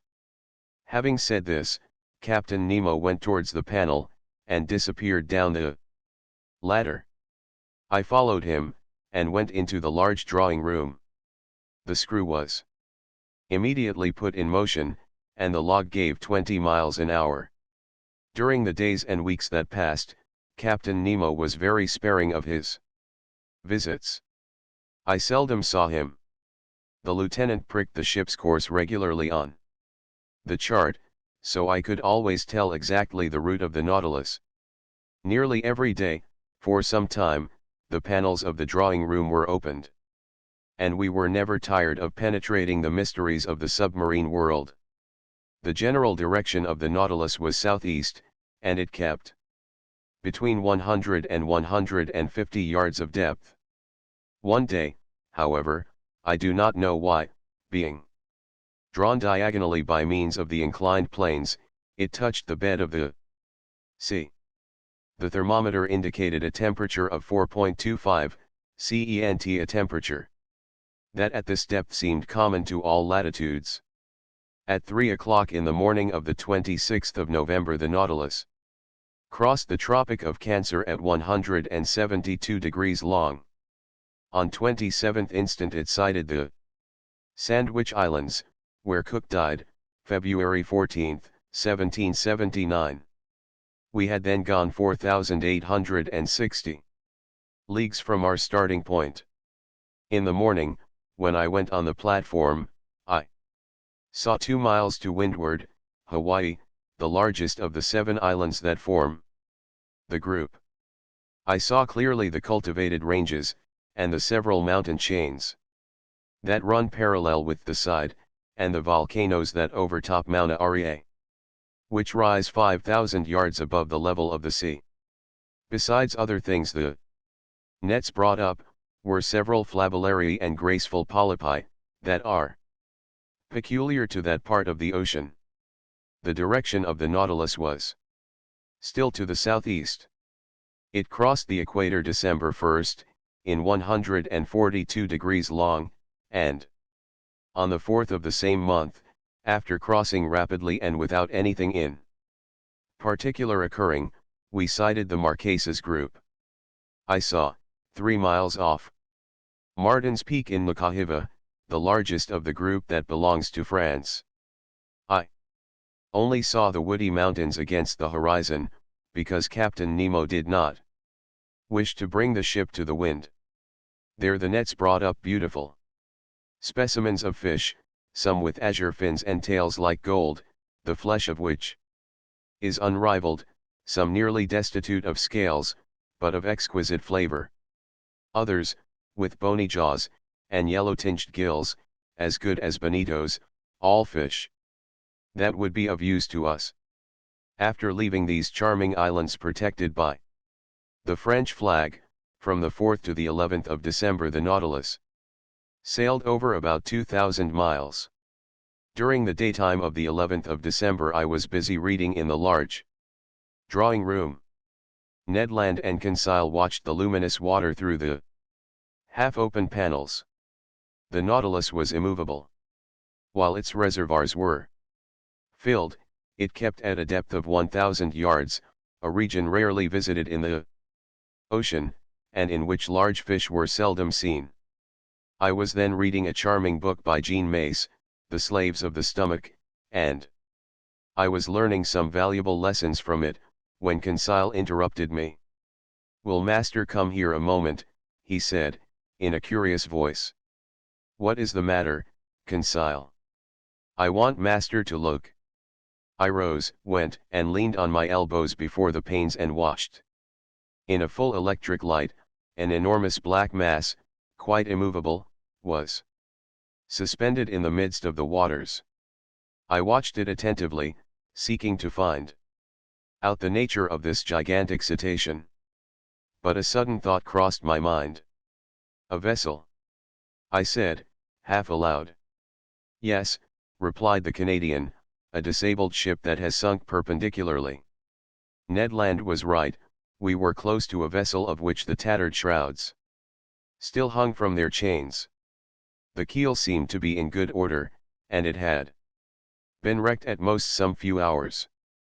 3 stumps of masts, broken off about 2 feet above the bridge, showed that the vessel had had to sacrifice its masts.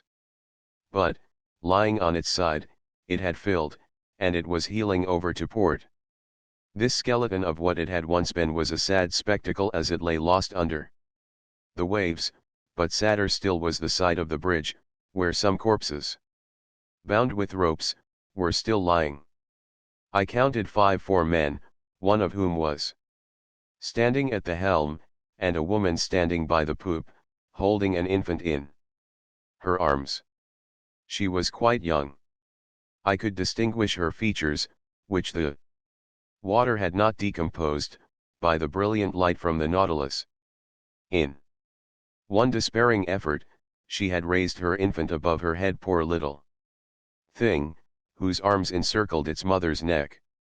The attitude of the 4 sailors was frightful, distorted as they were by their convulsive movements, whilst making a last effort to free themselves from the cords that bound them to the vessel. The steersman alone, calm, with a grave, clear face, his grey hair glued to his forehead, and his hand clutching the wheel of the helm, seemed even then to be guiding the 3 broken masts through the depths of the ocean. What a scene! We were dumb, our hearts beat fast before this shipwreck, taken as it were from life and photographed in its last moments. And I saw already, coming towards it with hungry eyes, enormous sharks, attracted by the human flesh. However, the Nautilus, turning, went round the submerged vessel, and in one instant I read on the stern the Florida, Sunderland. Chapter 18. Vanikoro. This terrible spectacle was the forerunner of the series of maritime catastrophes that the Nautilus was destined to meet with in its route. As long as it went through more frequented waters, we often saw the hulls of shipwrecked vessels that were rotting in the depths, and deeper down cannons, bullets, anchors, chains, and 1,000 other iron materials eaten up by rust. However, on the 11th of December we sighted the Pomotou Islands, the old, dangerous group of Bougainville, that extend over a space of 500 leagues at ESE to WNW, from the island Dussy to that of Lazareff. This group covers an area of 370 square leagues, and it is formed of 60 groups of islands, among which the Gambier group is remarkable, over which France exercises sway. These are coral islands, slowly raised, but continuous, created by the daily work of polypi. Then this new island will be joined later on to the neighboring groups, and a fifth continent will stretch from New Zealand and New Caledonia, and from thence to the Marquesas. One day, when I was suggesting this theory to Captain Nemo, he replied coldly, "The Earth does not want new continents, but new men." Chance had conducted the Nautilus towards the island of Clermont-Tonnerre, one of the most curious of the group, that was discovered in 1822 by Captain Bell of the Minerva. I could study now the madreporal system, to which are due the islands in this ocean. Madrepores, which must not be mistaken for corals, have a tissue lined with a calcareous crust, and the modifications of its structure have induced M. Milne Edwards, my worthy master, to class them into 5 sections. The animalcule. That the marine polypus secretes live by millions at the bottom of their cells. Their calcareous deposits become rocks, reefs, and large and small islands. Here they form a ring, surrounding a little inland lake, that communicates with the sea by means of gaps. There they make barriers of reefs like those on the coasts of New Caledonia and the various Pomotan Islands. In other places, like those at Reunion and at Maurice, they raise fringed reefs, high, straight walls, near which the depth of the ocean is considerable. Some cable lengths off the shores of the island of Clermont I admired the gigantic work accomplished by these microscopical workers. These walls are specially the work of those madrepores known as milporas, porites, madrepores, and estrias.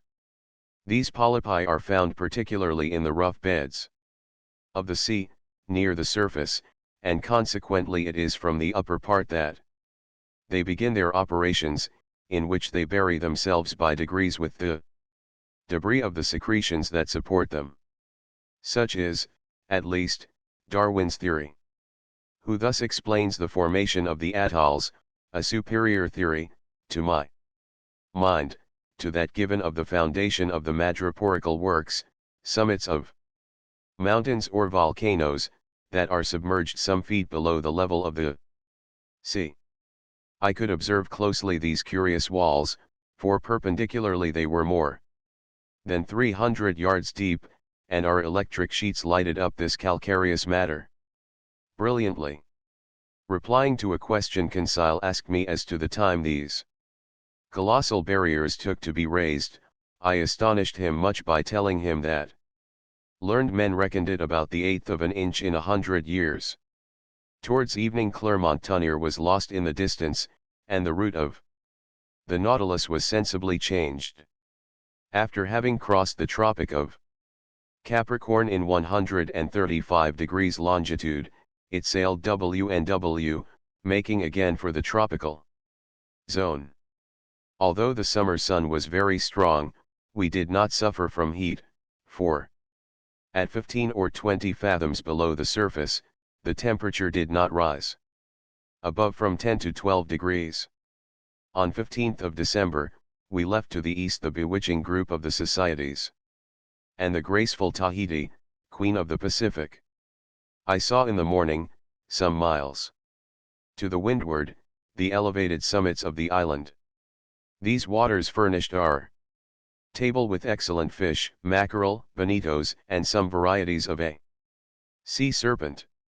On the 25th of December the Nautilus sailed into the midst of the New Hebrides, discovered by Quiros in 1606, and that Bougainville explored in 1768, and to which Cook gave its present name in 1773. This group is composed principally of 9 large islands, that form a band of 120 leagues NNS2. SSW, between 15 degrees and 2 degrees south lat, and 164 degrees and 168 degrees long. We passed tolerably near to the island of Ora, that at noon looked like a mass of green woods, surmounted by a peak of great height. That day being Christmas Day, Ned Land seemed to regret sorely the non-celebration of Christmas, the family fate of which Protestants are so fond. I had not seen Captain Nemo for a week, when, on the morning of the 27th. He came into the large drawing room, always seeming as if he had seen you 5 minutes before. I was busily tracing the route of the Nautilus on the planisphere. The captain came up to me, put his finger on one spot on the chart, and said this single word: Vanikoro. The effect was magical. It was the name of the islands on which Lapérouse had been lost. I rose suddenly. The Nautilus has brought us to Vanikoro? I asked. Yes, Professor, said the captain. And I can visit the celebrated islands where the Boussole and the Astrolabe struck. If you like, Professor. When shall we be there? We are there now. Followed by Captain Nemo, I went up onto the platform, and greedily scanned the horizon. To the end, 2 volcanic islands emerged of unequal size, surrounded by a coral reef that measured 40 miles in circumference. We were close to Vanikoro. Really the one to which Dumont d'Urville gave the name of Isle de la Recherche. And exactly facing the little harbor of Vanu, situated in 16 degrees 4 minutes south lat, and 164 degrees 32 minutes east long. The earth seemed covered with verdure from the shore to the summits in the interior, that were crowned by Mount Capago, 476 feet high. The Nautilus, having passed the outer belt of rocks by a narrow strait, found itself among breakers where the sea was from 30 to 40 fathoms deep. Under the verdant shade of some mangroves I perceived some savages, who appeared greatly surprised at our approach. In the long black body, moving between wind and water, did they not see some formidable cetacean that they regarded with suspicion? Just then Captain Nemo asked me what I knew about the wreck of Lapérouse. Only what everyone knows, Captain, I replied. And could you tell me what everyone knows about it? He inquired, ironically. Easily. I related to him all that the last works of Dumont d'Urville had made known, works from which the following is a brief account. Lapérouse, and his second, Captain de Langley, were sent by Louis XVI, in 1785, on a voyage of circumnavigation. They embarked in the corvettes Boussole and the Astrolabe, neither of which were again heard of. In 1791, the French government, justly uneasy as to the fate of these 2 sloops, manned 2 large merchantmen, the Recherche and the Espérance, which left Brest the 28th of September under the command of Bruni d'Entrecasteaux. 2 months after, they learned from Bowen, commander of the Albemarle, that the debris of shipwrecked vessels had been seen on the coasts of New Georgia. But d'Entrecasteaux, ignoring this communication rather uncertain, besides directed his course towards the Admiralty Islands, mentioned in a report of Captain Hunter's as being the place where Lapérouse was wrecked. They sought in vain. The Espérance and the Recherche passed before Vanikoro without stopping there, and, in fact, this voyage was most disastrous, as it cost d'Entrecasteaux his life, and those of 2 of his lieutenants, besides several of his crew. Captain Dillon, a shrewd old Pacific sailor, was the first to find unmistakable traces of the wrecks. On the 15th of May, 1824, his vessel, the St. Patrick, passed close to Tacopia, one of the New Hebrides. There a Lascar came alongside in a canoe, sold him the handle of a sword in silver that bore the print of characters engraved on the hilt. The Lascar pretended that 6 years before, during a stay at Vanikoro, he had seen 2 Europeans that belonged to some vessels that had run aground on the reef some years ago. Dillon guessed that he meant Lapérouse, whose disappearance had troubled the whole world. He tried to get onto Vanikoro, where, according to the Lascar, he would find numerous debris of the wreck, but winds and tides prevented him. Dillon returned to Calcutta. There he interested the Asiatic Society and the Indian Company in his discovery. A vessel, to which was given the name of the Recherche, was put at his disposal, and he set out, January 23, 1827. Accompanied by a French agent.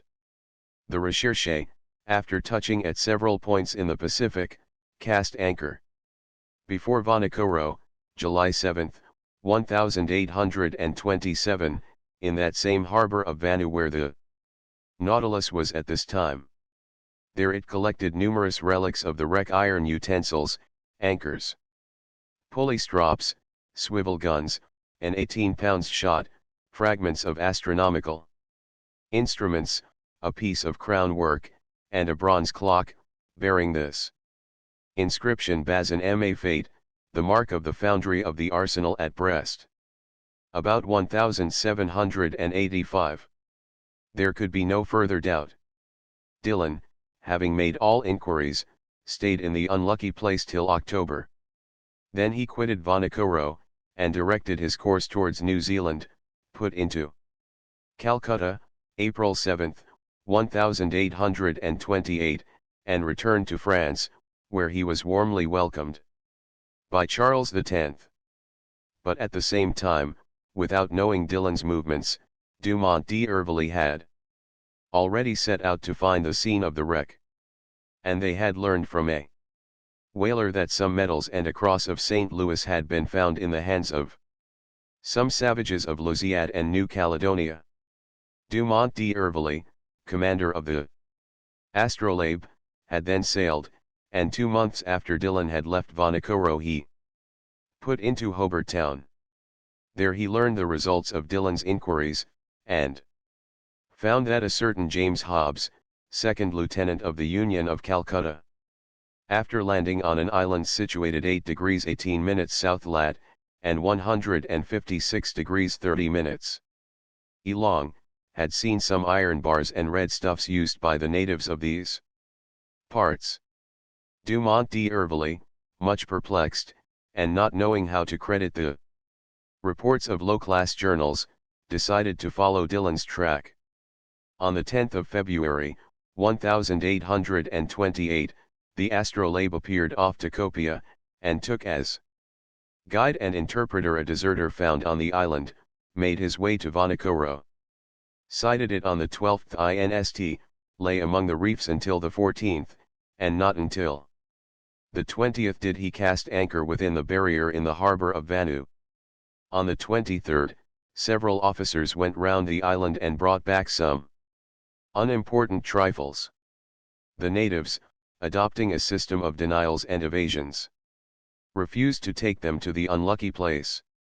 This ambiguous conduct led them to believe that the natives had ill-treated the castaways, and indeed they seemed to fear that Dumont d'Urville had come to avenge Lapérouse and his unfortunate crew. However, on the 26th, appeased by some presents, and understanding that they had no reprisals to fear, they led M. Jacquariot to the scene of the wreck. There, in 3 or 4 fathoms of water, between the reefs of Pacu and Vanu, lay anchors, cannons, pigs of lead and iron, embedded in the limy concretions. The large boat and the whaler belonging to the Astrolabe were sent to this place, and, not without some difficulty, their crews hauled up an anchor weighing 1,800 pounds, a brass gun, some pigs of iron, and 2 copper swivel guns. Dumont d'Urville, questioning the natives, learned too that Lapérouse, after losing both his vessels on the reefs of this island, had constructed a smaller boat, only to be lost a second time. Where, no one knew. But the French government, fearing that Dumont d'Urville was not acquainted with Dillon's movements, had sent the sloop Bayonnaise, commanded by Legoerant de Tromelin, to Vanikoro, which had been stationed on the west coast of America. The Bayonnaise cast her anchor before Vanikoro some months after the departure of the Astrolabe, but found no new document, but stated that the Savages had respected the monument to La Perouse. That is the substance of what I told Captain Nemo. So, he said, no one knows now where the third vessel perished that was constructed by the castaways on the island of Vanikoro. No one knows. Captain Nemo said nothing, but signed to me to follow him into the large saloon. The Nautilus sank several yards below the waves, and the panels were opened. I hastened to the aperture, and under the crustaceans of coral, covered with fungi, siphonules, alcyons, madrepores, through myriads of charming fish gyrelles, glyphizedri, pompharides, diacopes, and hollow centers I recognized certain debris that the drags had not been able to tear up: iron stirrups, anchors, cannons, bullets, capstan fittings, the stem of a ship, all objects clearly proving the wreck of some vessel, and now carpeted with living flowers. While I was looking on this desolate scene, Captain Nemo said, in a sad voice, Commander La Perouse set out December 7, 1785, with his vessels La Boussole and the Astrolabe. He first cast anchor at Botany Bay, visited the Friendly Isles, New Caledonia, then directed his course towards Santa Cruz, and put into Namuka, one of the Hape group. Then his vessels struck on the unknown reefs of Vanikoro. The Boussole, which went first, ran aground on the southerly coast. The Astrolabe went to its help, and ran aground too. The first vessel was destroyed almost immediately. The second, stranded under the wind, resisted some days. The natives made the castaways welcome. They installed themselves in the island, and constructed a smaller boat with the debris of the two large ones. Some sailors stayed willingly at Vanikoro, the others, weak and ill, set out with La Perouse. They directed their course towards the Solomon Islands, and there perished, with everything, on the westerly coast of the chief island of the group, between Capes Deception and Satisfaction. How do you know that? By this, that I found on the spot where was the last wreck. Captain Nemo showed me a tin plate box, stamped with the French arms, and corroded by the salt water. He opened it, and I saw a bundle of papers, yellow, but still readable. They were the instructions of the naval minister to Commander La Perouse, annotated in the margin in Louis XVI's handwriting. Ah, it is a fine death for a sailor, said Captain Nemo, at last. A coral tomb makes a quiet grave, and I trust that I and my comrades will find no other. Chapter 19. Torres Straits. During the night of the 27th or 28th of December, the Nautilus left the shores of Vanikoro with great speed. Her course was southwesterly, and in 3 days she had gone over the 750 leagues that separated it from La Perouse's group and the southeast point of Papua. Early on the 1st of January, 1863, Conseil joined me on the platform. Master, will you permit me to wish you a happy new year? What? Conseil, exactly as if I was at Paris in my study at the Jardin de Plantes. Well, I accept your good wishes, and thank you for them. Only, I will ask you what you mean by a happy new year under our circumstances. Do you mean the year that will bring us to the end of our imprisonment, or the year that sees us continue this strange voyage? Really, I do not know how to answer, Master. We are sure to see curious things, and for the last 2 months we have not had time for dullness. The last marvel is always the most astonishing, and, if we continue this progression, I do not know how it will end. It is my opinion that we shall never again see the like. I think then, with no offense to Master, that a happy year would be one in which we could see everything On January 2 we had made 11,340 miles, or 5,250 French leagues, since our starting point in the Japan seas. Before the ships had stretched the dangerous shores of the Coral Sea, on the northeast coast of Australia. Our boat lay along some miles from the redoubtable bank on which Cook's vessel was lost, June 10, 1770.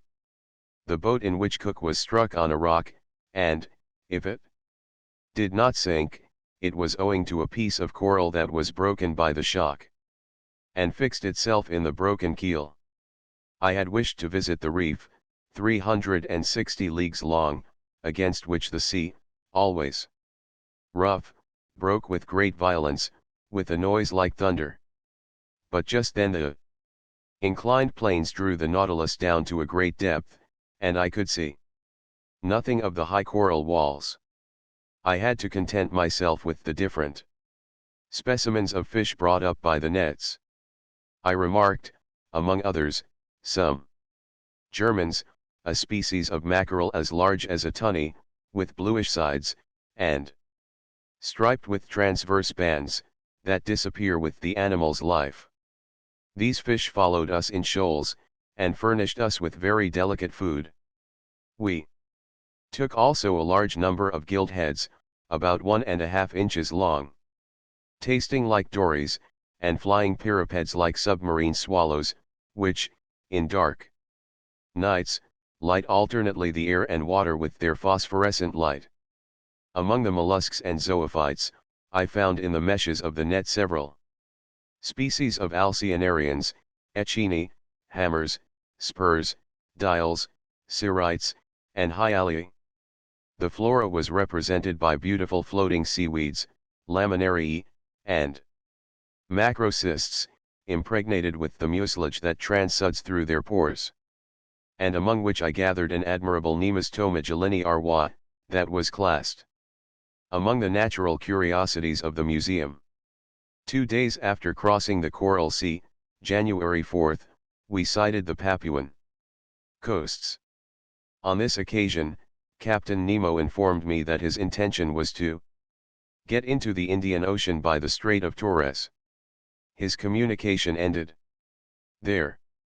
The Torres Straits are nearly 34 leagues wide, but they are obstructed by an innumerable quantity of islands, islets, breakers, and rocks, that make its navigation almost impracticable, so that Captain Nemo took all needful precautions to cross them. The Nautilus, floating betwixt wind and water, went at a moderate pace. Her screw, like a cetacean's tail, beat the waves slowly. Profiting by this, I and my 2 companions went up onto the deserted platform. Before us was the steersman's cage, and I expected that Captain Nemo was there, directing the course of the Nautilus. I had before me the excellent charts of the Straits of Torres, and I consulted them attentively. Round the Nautilus the sea dashed furiously. The course of the waves, that went from southeast to northwest at the rate of 2½ miles, broke on the coral that showed itself here and there. "This is a bad sea," remarked Ned Land. "Detestable indeed, and one that does not suit a boat like the Nautilus. The captain must be very sure of his route, for I see there pieces of coral that would do for its keel if it only touched them slightly." Indeed, the situation was dangerous, but the Nautilus seemed to slide like magic off these rocks. It did not follow the routes of the Astrolabe and the Zélé exactly, for they proved fatal to Dumont d'Urville. It bore more northwards, coasted the islands of Murray, and came back to the southwest, towards Cumberland Passage. I thought it was going to pass it by, when, going back to northwest, it went through a large quantity of islands and islets, little known, towards the Island Sound and Canal Mauvaise.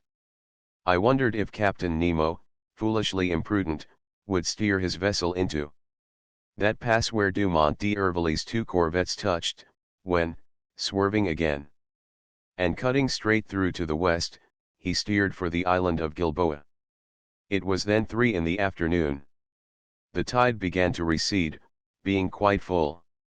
The Nautilus approached the island, that I still saw, with its remarkable border of screw pines. He stood off it at about 2 miles distant. Suddenly a shock overthrew me. The Nautilus just touched a rock, and stayed immovable, laying lightly to port side. When I rose, I perceived Captain Nemo and his lieutenant on the platform.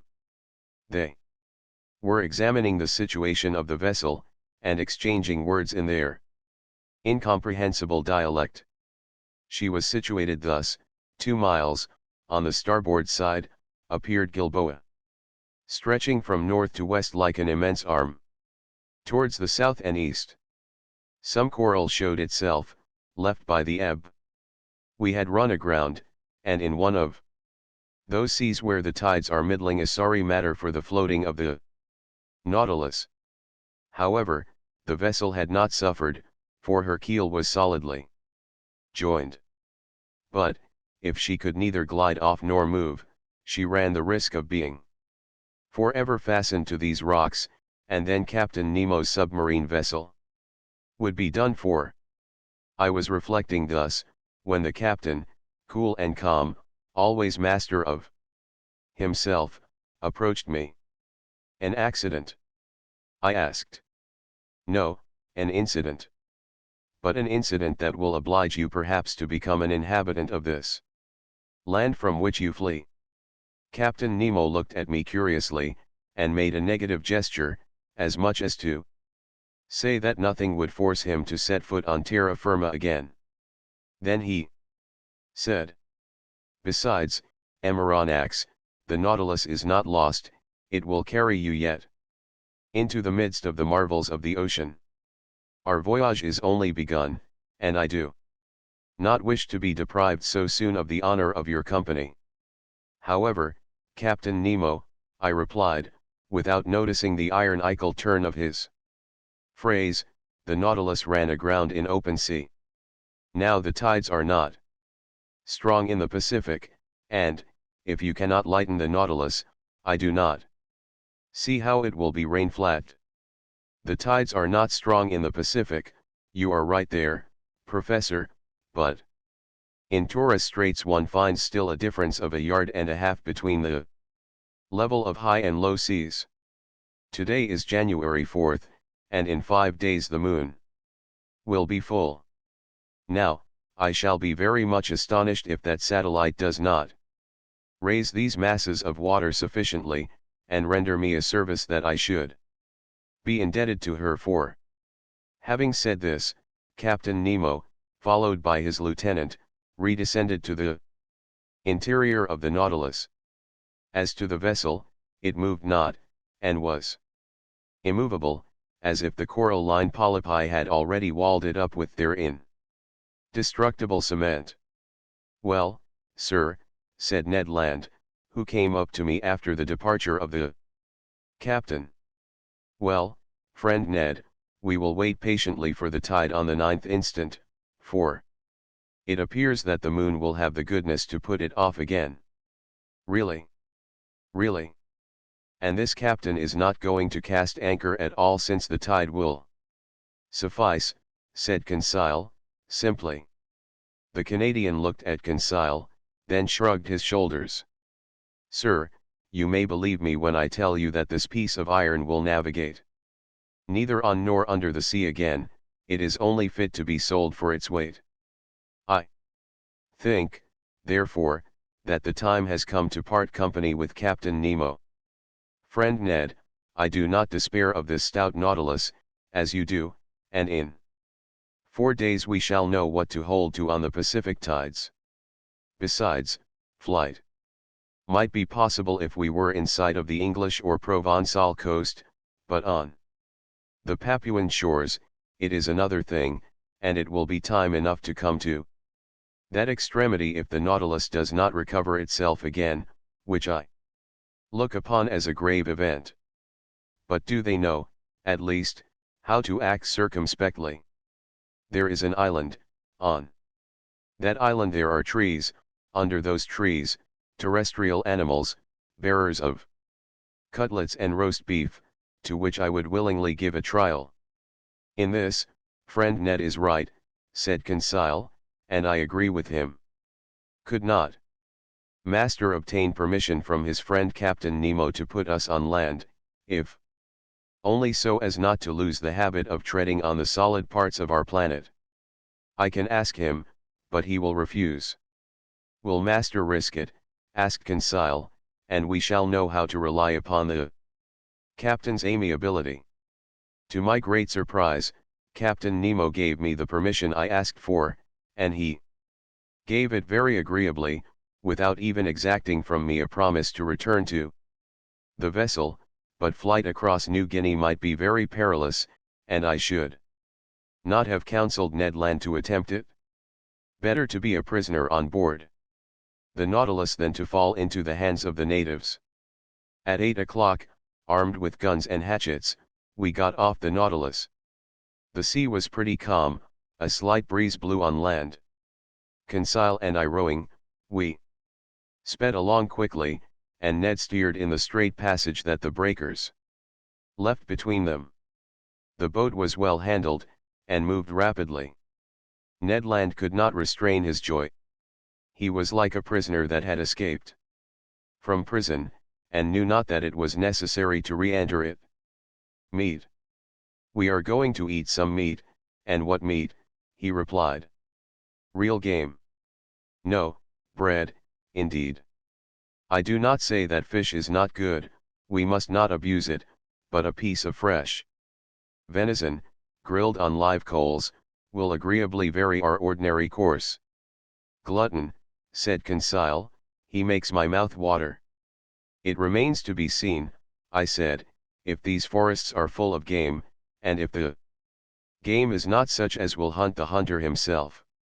Well said, Emeronax, replied the Canadian, whose teeth seemed sharpened like the edge of a hatchet, but I will eat tiger loin of tiger if there is no other quadruped on this island.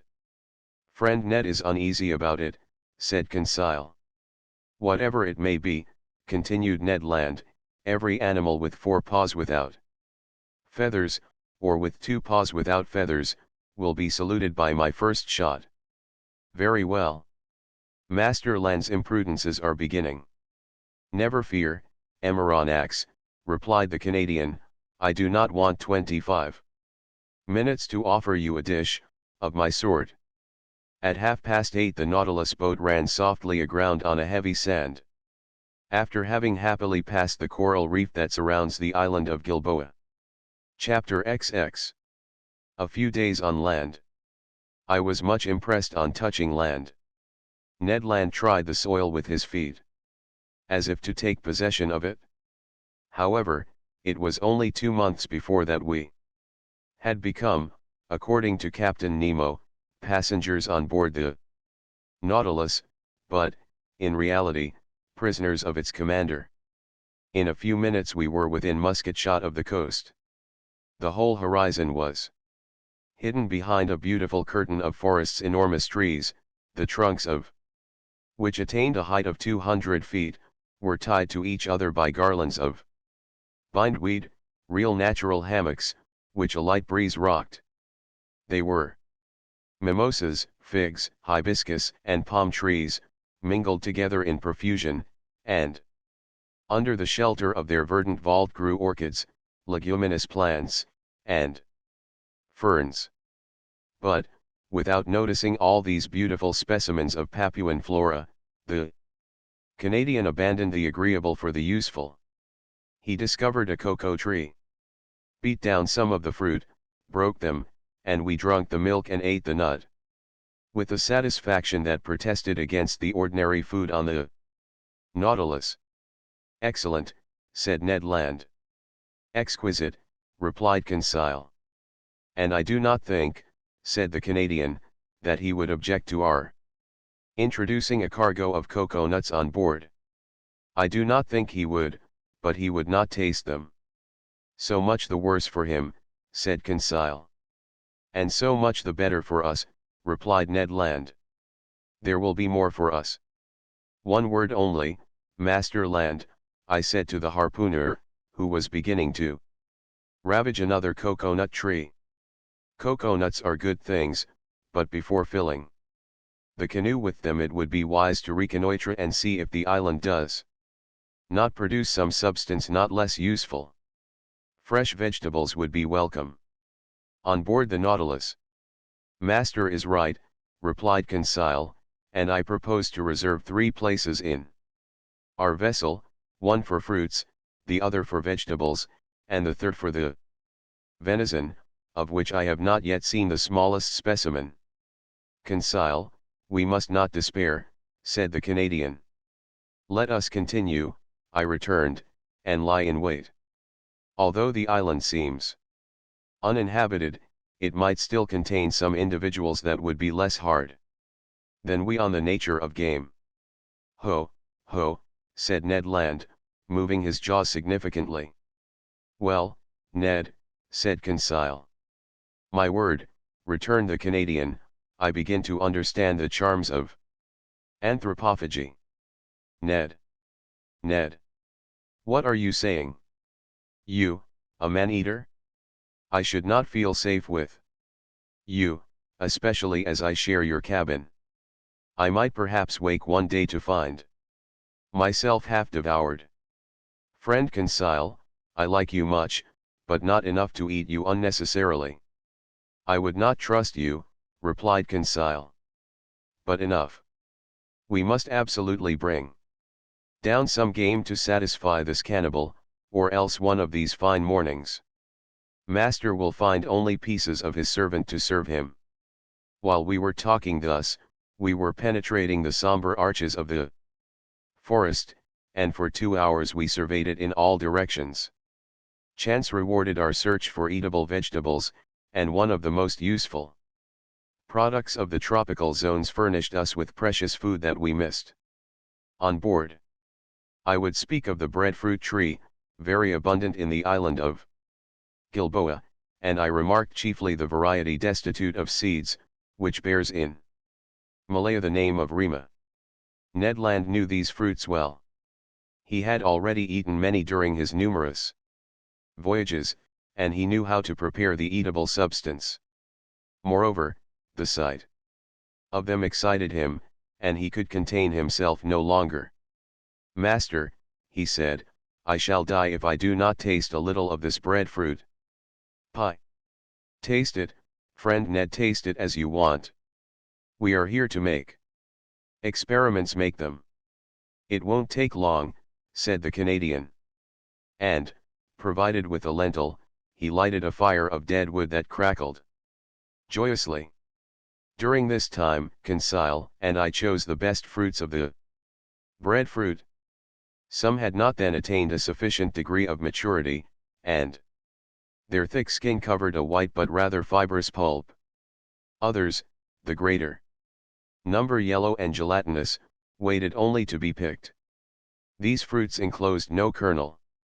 Conseil brought a dozen to Ned Land, who placed them on a coal fire, after having cut them in thick slices, and while doing this repeating, You will see, master, how good this bread is. More so when one has been deprived of it so long. It is not even bread, added he, but a delicate pastry. You have eaten none, master? No, Ned. Very well, prepare yourself for a juicy thing. If you do not come for more, I am no longer the king of harpooners. After some minutes, the part of the fruits that was exposed to the fire was completely roasted. The interior looked like a white pasty, a sort of soft crumb, the flavor of which was like that of an artichoke. It must be confessed this bread was excellent, and I ate of it with great relish. What time is it now? Asked the Canadian. 2 o'clock at least, replied Conseil. How time flies on firm ground, sighed Ned Land. Let us be off, replied Conseil. We returned through the forest, and completed our collection by a raid upon the cabbage palms, that we gathered from the tops of the trees, little beans that I recognized as the abro of the Malays, and yams of a superior quality. We were loaded when we reached the boat. But Ned Land did not find his provisions sufficient. Fate, however, favored us.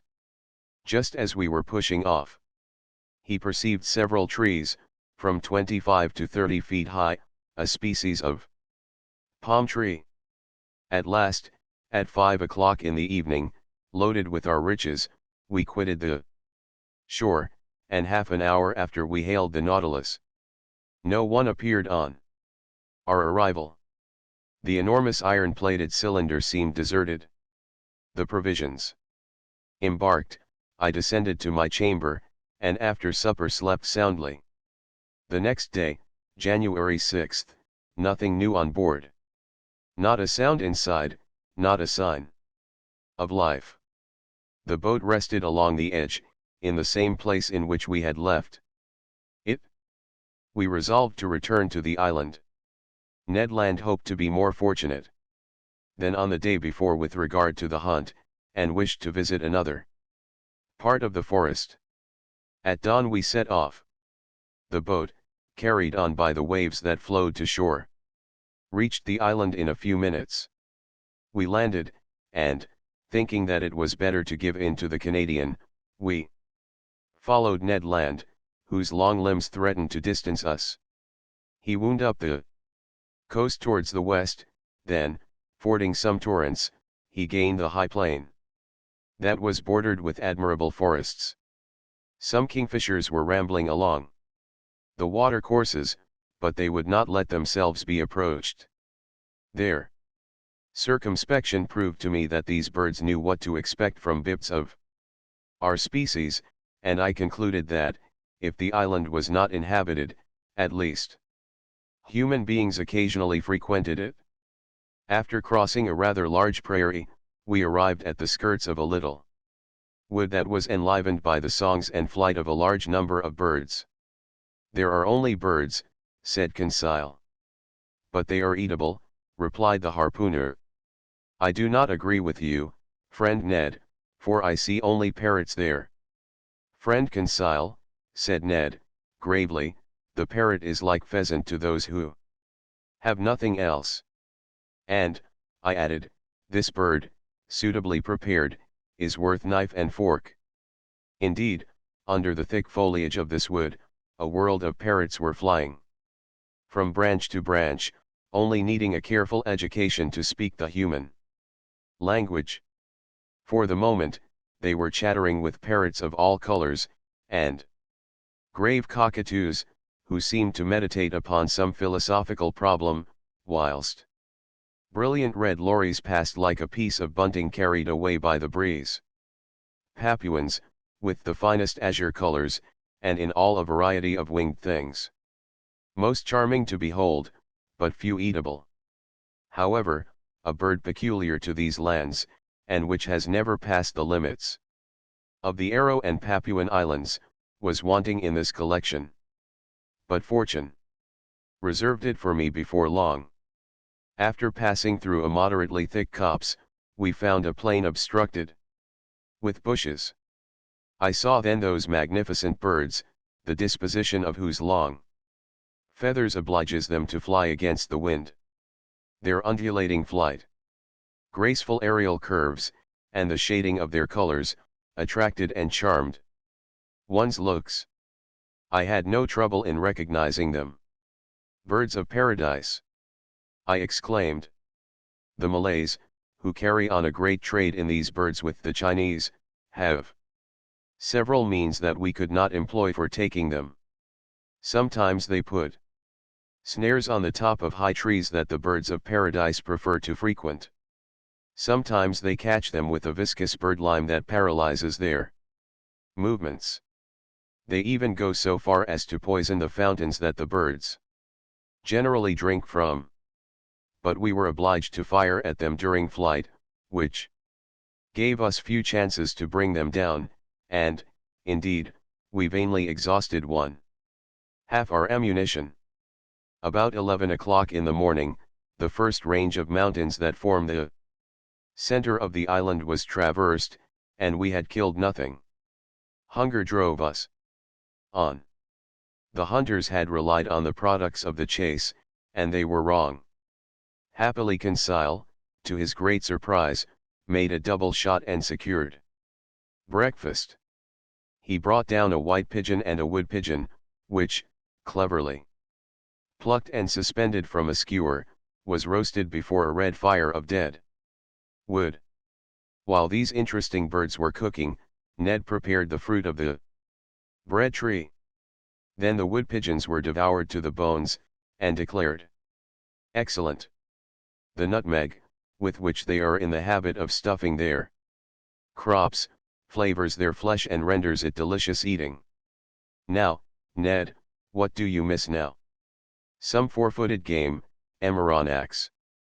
All these pigeons are only side dishes and trifles, and until I have killed an animal with cutlets I shall not be content. Nor I, Ned, if I do not catch a bird of paradise. Let us continue hunting, replied Conseil. Let us go towards the sea. We have arrived at the first declivities of the mountains, and I think we had better regain the region of forests. That was sensible advice, and was followed out. After walking for 1 hour we had attained a forest of sago trees. Some inoffensive serpents glided away from us. The birds of paradise fled at our approach, and truly I despaired of getting near one when Conseil, who was walking in front, suddenly bent down, uttered a triumphal cry, and came back to me bringing a magnificent specimen. Ah, bravo, Conseil. Master is very good. No, my boy, you have made an excellent stroke. Take one of these living birds and carry it in your hand. If master will examine it, he will see that I have not deserved great merit. Why, Conseil? Because this bird is as drunk as a quail. Drunk? Yes, sir, drunk with the nutmegs that it devoured under the nutmeg tree, under which I found it. See, friend Ned, see the monstrous effects of intemperance. By Jove, exclaimed the Canadian, because I have drunk gin for 2 months. You must needs reproach me. However, I examined the curious bird. Conseil was right. The bird, drunk with the juice, was quite powerless. It could not fly, it could hardly walk. This bird belonged to the most beautiful of the 8 species that are found in Papua and in the neighboring islands. It was the large emerald bird, the most rare kind. It measured 3 feet in length. Its head was comparatively small. Its eyes placed near the opening of the beak, and also small. But the shades of color were beautiful, having a yellow beak, brown feet and claws, nut-colored wings with purple tips, pale yellow at the back of the neck and head, and emerald color at the throat, chestnut on the breast and belly. 2-horned downy nets rose from below the tail, that prolonged the long light feathers of admirable fineness, and they completed the whole of this marvelous bird, that the natives have poetically named the bird of the sun. But if my wishes were satisfied by the possession of the bird of paradise, the Canadians were not yet. Happily, about 2 o'clock, Ned Land brought down a magnificent hog, from the brood of those the natives call bariautang. The animal came in time for us to procure real quadruped meat, and he was well received. Ned Land was very proud of his shot. The hog, hit by the electric ball, fell stone dead. The Canadian skinned and cleaned it properly, after having taken half a dozen cutlets, destined to furnish us with a grilled repast in the evening. Then the hunt was resumed, which was still more marked by Ned and Conseil's exploits. Indeed, the 2 friends, beating the bushes, roused a herd of kangaroos that fled and bounded along on their elastic paws. But these animals did not take to flight so rapidly, but what the electric capsule could stop their course. "Ah, Professor," cried Ned Land, who was carried away by the delights of the chase, "what excellent game, and stewed, too. What a supply for the Nautilus. 2, 3, 5 down. And to think that we shall eat that flesh, and that the idiots on board shall not have a crumb." I think that, in the excess of his joy, the Canadian, if he had not talked so much, would have killed them all. But he contented himself with a single dozen of these interesting marsupials. These animals were small. They were a species of those kangaroo rabbits that live habitually in the hollows of trees, and whose speed is extreme, but they are moderately fat, and furnish, at least, estimable food. We were very satisfied with the results of the hunt. Happy Ned proposed to return to this enchanting island the next day, for he wished to depopulate it of all the eatable quadrupeds. But he had reckoned without his host. At 6 o'clock in the evening we had regained the shore, our boat was moored to the usual place. The Nautilus, like a long rock, emerged from the waves 2 miles from the beach. Ned Land, without waiting, occupied himself about the important dinner business. He understood all about cooking well. The bariautang, grilled on the coals, soon scented the air with a delicious odor. Indeed, the dinner was excellent. 2 wood pigeons completed this extraordinary menu. The sago pasty, the articarpa spread, some mangoes, half a dozen pineapples, and the liquor fermented from some coconuts, overjoyed us. I even think that my worthy companion's ideas had not all the plainness desirable. "Suppose we do not return to the Nautilus this evening," said Conseil. "Suppose we never return," added Ned Land. Just then a stone fell at our feet and cut short the harpooner's proposition. Chapter XXI. Captain Nemo's Thunderbolt. We looked at the edge of the forest without rising, my hand stopping in the action of putting it to my mouth, Ned Land's completing its office. "Stones do not fall from the sky," remarked Conseil, "or they would merit the name aerolites." A second stone, carefully aimed, that made a savory pigeon's leg fall from Conseil's hand, gave still more weight to his observation. We all three arose, shouldered our guns, and were ready to reply to any attack. "Are they apes?" cried Ned Land. "Very nearly they are savages." "To the boat," I said, hurrying to the sea. It was indeed necessary to beat a retreat, for about 20 natives armed with bows and slings appeared on the skirts of a copse that masked the horizon to the right, hardly 100 steps from us.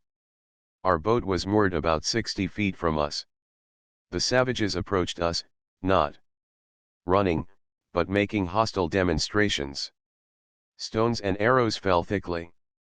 Ned Land had not wished to leave his provisions, and, in spite of his imminent danger, his pig on one side and kangaroos on the other, he went tolerably fast. In 2 minutes we were on the shore. To load the boat with provisions and arms, to push it out to sea, and ship the oars, was the work of an instant. We had not gone 2 cable lengths, when 100 savages, howling and gesticulating, entered the water up to their waists. I watched to see if their apparition would attract some men from the Nautilus onto the platform. But no. The enormous machine, lying off, was absolutely deserted. 20 minutes later we were on board. The panels were open. After making the boat fast, we entered into the interior of the Nautilus. I descended to the drawing room, from whence I heard some chords. Captain Nemo was there, bending over his organ, and plunged in a musical ecstasy. "Captain!" He did not hear me. "Captain!" I said, touching his hand. He shuddered, and, turning round, said, "Ah, it is you, Professor. Well, have you had a good hunt? Have you botanized successfully?" "Yes, Captain, but we have unfortunately brought a troop of Bipts, whose vicinity troubles me." "What Bipts?" "Savages." "Savages," he echoed, ironically. "So you are astonished, Professor, at having set foot on a strange land and finding savages?" "Savages? Where are there not any? Besides, are they worse than others, these whom you call savages?" "But Captain, how many have you counted?" "100 at least." "Emeranax," replied Captain Nemo, placing his fingers on the organ stops. "When all the natives of Papua are assembled on this shore, the Nautilus will have nothing to fear from their attacks." The captain's fingers were then running over the keys of the instrument, and I remarked that he touched only the black keys, which gave his melodies an essentially Scotch character. Soon he had forgotten my presence, and had plunged into a reverie that I did not disturb. I went up again onto the platform. Night had already fallen, for, in this low latitude, the sun sets rapidly and without twilight. I could only see the island indistinctly, but the numerous fires, lighted on the beach, showed that the natives did not think of leaving it. I was alone for several hours, sometimes thinking of the natives but without any dread of them, for the imperturbable confidence of the captain was catching, sometimes forgetting them to admire the splendors of the night in the tropics. My remembrances went to France in the train of those zodiacal stars that would shine in some hours' time. The moon shone in the midst of the constellations of the zenith. The night slipped away without any mischance, the islanders frightened no doubt at the sight of a monster aground in the bay. The panels were open, and would have offered an easy access to the interior of the Nautilus. At 6 o'clock in the morning of the January 8th I went up onto the platform. The dawn was breaking. The island soon showed itself through the dissipating fogs, first the shore, then the summits. The natives were there, more numerous than on the day before, 5 or 600 perhaps. Some of them, profiting by the low water, had come onto the coral, at less than 2 cable lengths from the Nautilus. I distinguished them easily. They were true Papuans, with athletic figures, men of good race. Large high foreheads, large, but not broad and flat, and white teeth. Their woolly hair, with a reddish tinge, showed off on their black shining bodies, like those of the Nubians. From the lobes of their ears, cut and distended, hung chaplets of bones. Most of these savages were naked. Amongst them, I remarked some women, dressed from the hips to knees in quite a crinoline of herbs, that sustained a vegetable waistband. Some chiefs had ornamented their necks with a crescent and collars of glass beads, red and white. Nearly all were armed with bows, arrows, and shields, and carried on their shoulders a sort of net containing those round stones which they cast from their slings with great skill. One of these chiefs, rather near to the Nautilus, examined it attentively. He was, perhaps, a Mado of high rank, for he was draped in a mat of banana leaves, notched round the edges, and set off with brilliant colors. I could easily have knocked down this native, who was within a short length. But I thought that it was better to wait for real hostile demonstrations. Between Europeans and savages, it is proper for the Europeans to parry sharply, not to attack. During low water the natives roamed about near the Nautilus, but were not troublesome. I heard them frequently repeat the word "asai," and by their gestures I understood that they invited me to go on land, an invitation that I declined. So that, on that day, the boat did not push off, to the great displeasure of Master Land, who could not complete his provisions. This adroit Canadian employed his time in preparing the viands and meat that he had brought off the island. As for the savages, they returned to the shore. About 11 o'clock in the morning, as soon as the coral tops began to disappear under the rising tide, but I saw their numbers had increased considerably on the shore. Probably they came from the neighboring islands, or very likely from Papua. However, I had not seen a single native canoe. Having nothing better to do, I thought of dragging these beautiful limpid waters, under which I saw a profusion of shells, zoophytes, and marine plants. Moreover, it was the last day that the Nautilus would pass in these parts, if it float in open sea the next day, according to Captain Nemo's promise. I therefore called Conseil, who brought me a little light drag, very like those for the oyster fishery. Now to work. For 2 hours we fished unceasingly, but without bringing up any rarities. The drag was filled with Midas ears, harps, melamus, and particularly the most beautiful hammers I have ever seen. We also brought up some sea slugs, pearl oysters, and a dozen little turtles that were reserved for the pantry on board. But just when I expected it least, I put my hand on a wonder, I might say a natural deformity, very rarely met with. Conseil was just dragging, and his net came up filled with divers ordinary shells, when, all at once, he saw me plunge my arm quickly into the net, to draw out a shell, and heard me utter a cry. "What is the matter, sir?" he asked in surprise. "Has master been bitten?" "No, my boy, but I would willingly have given a finger for my discovery." "What discovery?" "This shell," I said, holding up the object of my triumph. "It is simply an olive porphyry, genus olive, order of the Pectinobranchidae. Class of gasteropods, subclass mollusca." "Yes, Conseil, but, instead of being rolled from right to left, this olive turns from left to right. Is it possible?" "Yes, my boy, it is a left shell. Shells are all right-handed, with rare exceptions, and, when by chance their spiral is left, amateurs are ready to pay their weight in gold." Conseil and I were absorbed in the contemplation of our treasure, and I was promising myself to enrich the museum with it, when a stone unfortunately thrown by a native struck against, and broke, the precious object in Conseil's hand. I uttered a cry of despair.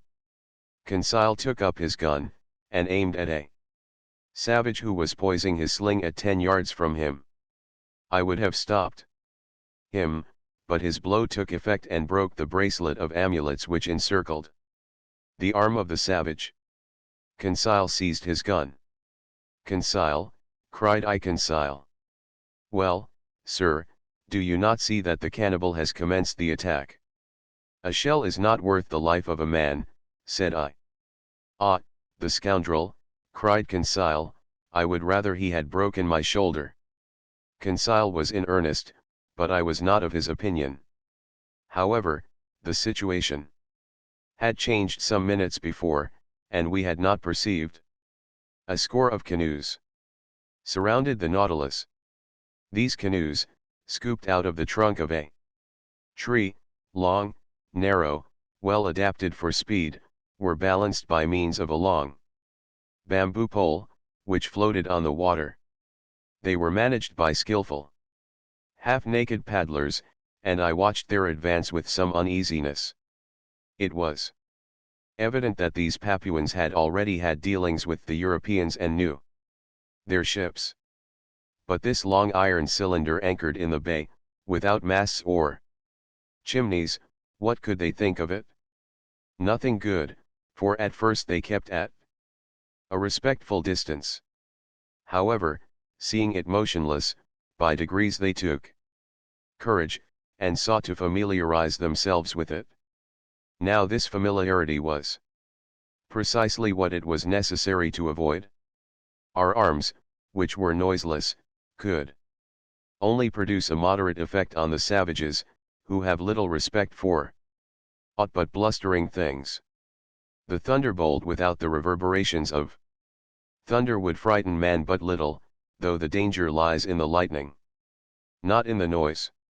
At this moment the canoes approached the Nautilus, and a shower of arrows alighted on her. I went down to the saloon, but found no one there. I ventured to knock at the door that opened into the captain's room. "Come in," was the answer. I entered, and found Captain Nemo deep in algebraical calculations of x and other quantities. "I am disturbing you," said I, "for courtesy's sake." "That is true, Emeronax," replied the captain, "but I think you have serious reasons for wishing to see me." "Very grave ones.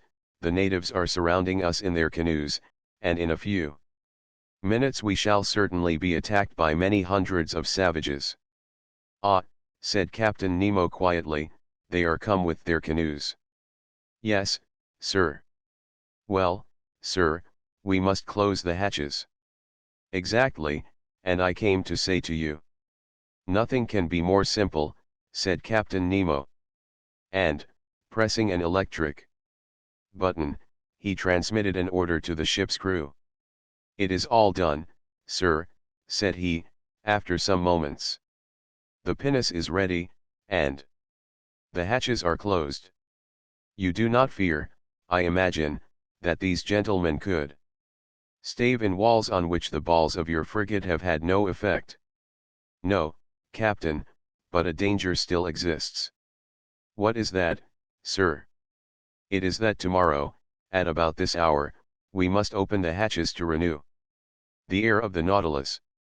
Now, if, at this moment, the Papuans should occupy the platform, I do not see how you could prevent them from entering."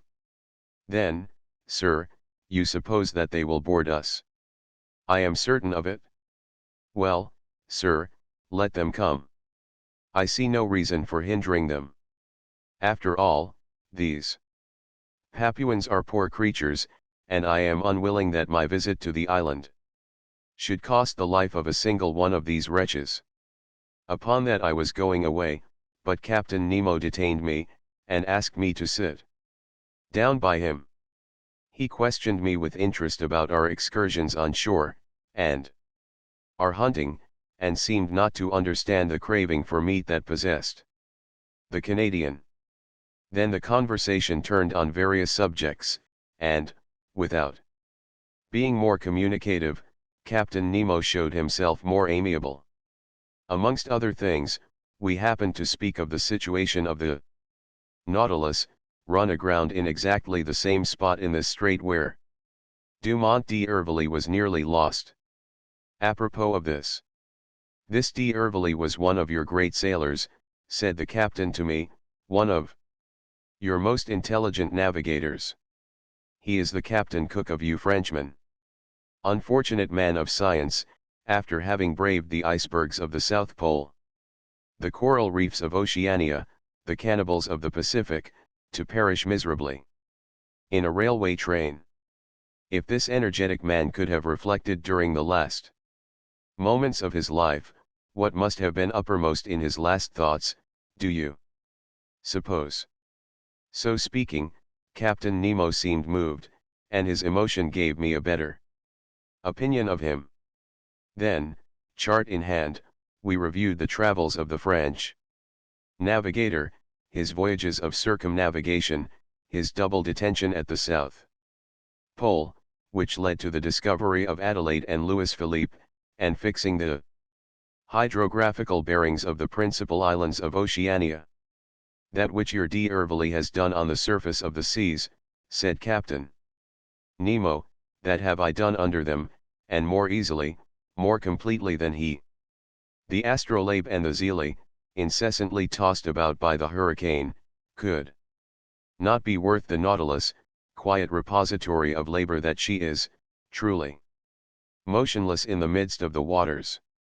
Tomorrow," added the captain, rising, Tomorrow, at 20 minutes to 3 p.m., the Nautilus shall float, and leave the Strait of Torres uninjured.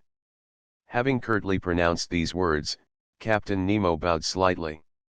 This was to dismiss me, and I went back to my room. There I found Conseil, who wished to know the result of my interview with the captain. "My boy," said I, when I feigned to believe that his Nautilus was threatened by the natives of Papua, the captain answered me very sarcastically. "I have but one thing to say to you: have confidence in him, and go to sleep in peace. Have you no need of my services, sir?" "No, my friend." "What is Ned Land doing?" "If you will excuse me, sir," answered Conseil, "friend Ned is busy making a kangaroo pie which will be a marvel." I remained alone and went to bed, but slept indifferently. I heard the noise of the savages, who stamped on the platform, uttering deafening cries. The night passed thus, without disturbing the ordinary repose of the crew. The presence of these cannibals affected them no more than the soldiers of a masked battery care for the ants that crawl over its front. At 6 in the morning I rose. The hatches had not been opened. The inner air was not renewed, but the reservoirs, filled ready for any emergency, were now resorted to, and discharged several cubic feet of oxygen into the exhausted atmosphere of the Nautilus. I worked in my room till noon, without having seen Captain Nemo, even for an instant. On board no preparations for departure were visible. I waited still some time, then went into the large saloon. The clock marked 2:30. In 10 minutes it would be high tide, and, if Captain Nemo had not made a rash promise, the Nautilus would be immediately detached. If not, many months would pass ere she could leave her bed of coral. However, some warning vibrations began to be felt in the vessel. I heard the keel grating against the rough calcareous bottom of the coral reef. At 5:20 minutes to 3, Captain Nemo appeared in the saloon. "We are going to start," said he. "Ah," replied I. "I have given the order to open the hatches." "And the Papuans?" "The Papuans," answered Captain Nemo, slightly shrugging his shoulders. "Will they not come inside the Nautilus?" "How?" "Only by leaping over the hatches you have opened." "Emeranax," quietly answered Captain Nemo, "they will not enter the hatches of the Nautilus in that way, even if they were open." I looked at the captain. "You do not understand," said he. "Hardly." "Well, come and you will see." I directed my steps towards the central staircase. There Ned Land and Conseil were slyly watching some of the ship's crew, who were opening the hatches, while cries of rage and fearful vociferations resounded outside. The port lids were pulled down outside. 20 horrible faces appeared. But the first native who placed his hand on the stair rail, struck from behind by some invisible force, I know not what, fled, uttering the most fearful cries and making the wildest contortions. 10 of his companions followed him. They met with the same fate. Conseil was in ecstasy. Ned Land, carried away by his violent instincts, rushed onto the staircase. But the moment he seized the rail with both hands, he, in his turn, was overthrown. "I am struck by a thunderbolt," cried he, with an oath. This explained all. It was no rail, but a metallic cable charged with electricity from the deck communicating with the platform. Whoever touched it felt a powerful shock, and this shock would have been mortal if Captain Nemo had discharged into the conductor the whole force of the current. It might truly be said that between his assailants and himself he had stretched a network of electricity which none could pass with impunity.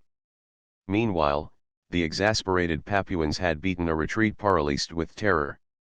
As for us, Half laughing, we consoled and rubbed the unfortunate Ned Land, who swore like one possessed. But at this moment the Nautilus, raised by the last waves of the tide, quitted her coral bed exactly at the 40th minute fixed by the captain. Her screw swept the waters slowly and majestically. Her speed increased gradually. And, sailing on the surface of the ocean, she quitted safe and sound the dangerous passes of the Straits of Torres. Chapter XXII. Egrisomnia. The following day, January 10, the Nautilus continued her course between two seas, but with such remarkable speed that I could not estimate it. At less than 35 miles an hour. The rapidity of her screw was such that I could neither follow nor count its revolutions. When I reflected that this marvelous electric agent, after having afforded motion, heat, and light to the Nautilus, still protected her from outward attack, and transformed her into an ark of safety which no profane hand might touch without being thunder-stricken, my admiration was unbounded, and from the structure it extended to the engineer who had called it into existence. Our course was directed to the west, and on the 11th of January we doubled Cape Wessel, situation in 135 degrees long, and 10 degrees south lat, which forms the east point of the Gulf of Carpentaria. The reefs were still numerous, but more equalized, and marked on the chart with extreme precision. The Nautilus easily avoided the breakers of Money to port and the Victoria reefs to starboard, placed at 130 degrees long. And on the 10th parallel, which we strictly followed. On the 13th of January, Captain Nemo arrived in the Sea of Timor, and recognized the island of that name in 122 degrees long. From this point the direction of the Nautilus inclined towards the southwest. Her head was set for the Indian Ocean. Where would the fancy of Captain Nemo carry us next? Would he return to the coast of Asia, or would he approach again the shores of Europe? Improbable conjectures both, to a man who fled from inhabited continents. Then would he descend to the south? Was he going to double the Cape of Good Hope, then Cape Horn, and finally go as far as the Antarctic Pole? Would he come back at last to the Pacific, where his Nautilus could sail free and independently? Time would show. After having skirted the sands of Cartier, of Hibernia, Seringapatam, and Scott, last efforts of the solid against the liquid element, on the 14th of January we lost sight of land altogether. The speed of the Nautilus was considerably abated, and with irregular course she sometimes swam in the bosom of the waters, sometimes floated on their surface. During this period of the voyage, Captain Nemo made some interesting experiments on the varied temperature of the sea, in different beds. Under ordinary conditions these observations are made by means of rather complicated instruments, and with somewhat doubtful results, by means of thermometrical sounding leads, the glasses often breaking under the pressure of the water, or an apparatus grounded on the variations of the resistance of metals to the electric currents. Results so obtained could not be correctly calculated. On the contrary, Captain Nemo went himself to test the temperature in the depths of the sea, and his thermometer, placed in communication with the different sheets of water, gave him the required degree immediately and accurately. It was thus that, either by overloading her reservoirs or by descending obliquely by means of her inclined planes, the Nautilus successively attained the depth of 3, 4, 5, 7, 9, and 10,000 yards. And the definite result of this experience was that the sea preserved an average temperature of 4 degrees and a half at a depth of 5,000 fathoms under all latitudes. On the 16th of January, the Nautilus seemed becalmed only a few yards beneath the surface of the waves. Her electric apparatus remained inactive and her motionless screw left her to drift at the mercy of the currents. I supposed that the crew was occupied with interior repairs, rendered necessary by the violence of the mechanical movements of the machine. My companions and I then witnessed a curious spectacle. The hatches of the saloon were open, and, as the beacon light of the Nautilus was not in action, a dim obscurity reigned in the midst of the waters. I observed the state of the sea, under these conditions, and the largest fish appeared to me no more than scarcely defined shadows, when the Nautilus found herself suddenly transported into full light. I thought at first that the beacon had been lighted, and was casting its electric radiance into the liquid mass. I was mistaken, and after a rapid survey perceived my error. The Nautilus floated in the midst of a phosphorescent bed which, in this obscurity, became quite dazzling. It was produced by myriads of luminous animalculae, whose brilliancy was increased as they glided over the metallic hull of the vessel.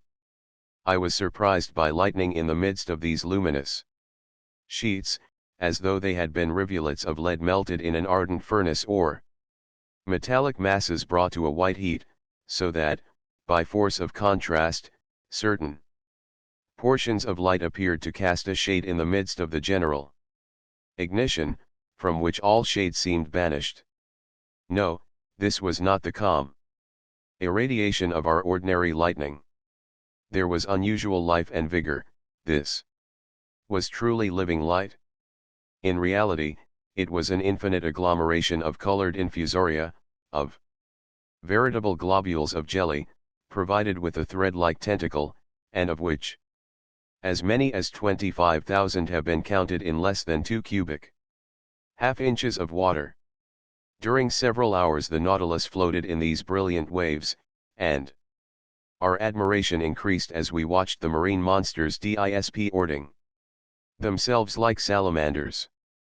I saw there in the midst of this fire that burns, not the swift and elegant porpoise, the indefatigable clown of the ocean, and some swordfish 10 feet long, those prophetic heralds of the hurricane whose formidable sword would now and then strike the glass of the saloon. Then appeared the smaller fish, the ballista, the leaping mackerel, wolf thorntails, and 100 others which striped the luminous atmosphere as they swam.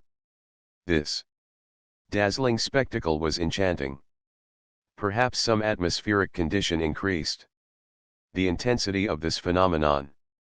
Perhaps some storm agitated the surface of the waves. But at this depth of some yards, the Nautilus was unmoved by its fury and reposed peacefully in still water. So we progressed, incessantly charmed by some new marvel. The days passed rapidly away, and I took no account of them. Ned, according to habit, tried to vary the diet on board. Like snails, we were fixed to our shells, and I declare, it is easy to lead a snail's life. Thus this life seemed easy and natural, and we thought no longer of the life we led on land, but something happened to recall us to the strangeness of our situation. On the 18th of January, the Nautilus was in 105 degrees long and 15 degrees south lat. The weather was threatening, the sea rough and rolling. There was a strong east wind. The barometer, which had been going down for some days, foreboded a coming storm. I went up onto the platform just as the second lieutenant was taking the measure of the horary angles, and waited, according to habit, till the daily phrase was said. But on this day it was exchanged for another phrase, not less incomprehensible. Almost directly, I saw Captain Nemo appear with a glass, looking towards the horizon. For some minutes he was immovable, without taking his eye off the point of observation. Then he lowered his glass and exchanged a few words with his lieutenant. The latter seemed to be a victim to some emotion that he tried in vain to repress. Captain Nemo, having more command over himself, was cool. He seemed, too, to be making some objections to which the lieutenant replied by formal assurances. At least I concluded so by the difference of their tones and gestures. For myself, I had looked carefully in the direction indicated without seeing anything. The sky and water were lost in the clear line of the horizon. However, Captain Nemo walked from one end of the platform to the other, without looking at me, perhaps without seeing me. His step was firm, but less regular than usual. He stopped sometimes, crossed his arms, and observed the sea. What could he be looking for on that immense expanse? The Nautilus was then some hundreds of miles from the nearest coast. The lieutenant had taken up the glass and examined the horizon steadfastly, going and coming, stamping his foot and showing more nervous agitation than his superior officer. Besides, this mystery must necessarily be solved, and before long, for, upon an order from Captain Nemo, the engine, increasing its propelling power, made the screw turn more rapidly. Just then the lieutenant drew the captain's attention again. The latter stopped walking and directed his glass towards the place indicated. He looked long. I felt very much puzzled, and descended to the drawing room, and took out an excellent telescope that I generally used. Then, leaning on the cage of the watchlight that jutted out from the front of the platform, set myself to look over all the line of the sky and sea. But my eye was no sooner applied to the glass than it was quickly snatched out of my hands. I turned round. Captain Nemo was before me, but I did not know him. His face was transfigured. His eyes flashed sullenly, his teeth were set, his stiff body, clenched fists, and head shrunk between his shoulders, betrayed the violent agitation that pervaded his whole frame. He did not move. My glass, fallen from his hands, had rolled at his feet. Had I unwittingly provoked this fit of anger? Did this incomprehensible person imagine that I had discovered some forbidden secret? No, I was not the object of this hatred, for he was not looking at me, his eye was steadily fixed upon the impenetrable point of the horizon. At last Captain Nemo recovered himself. His agitation subsided. He addressed some words in a foreign language to his lieutenant, then turned to me.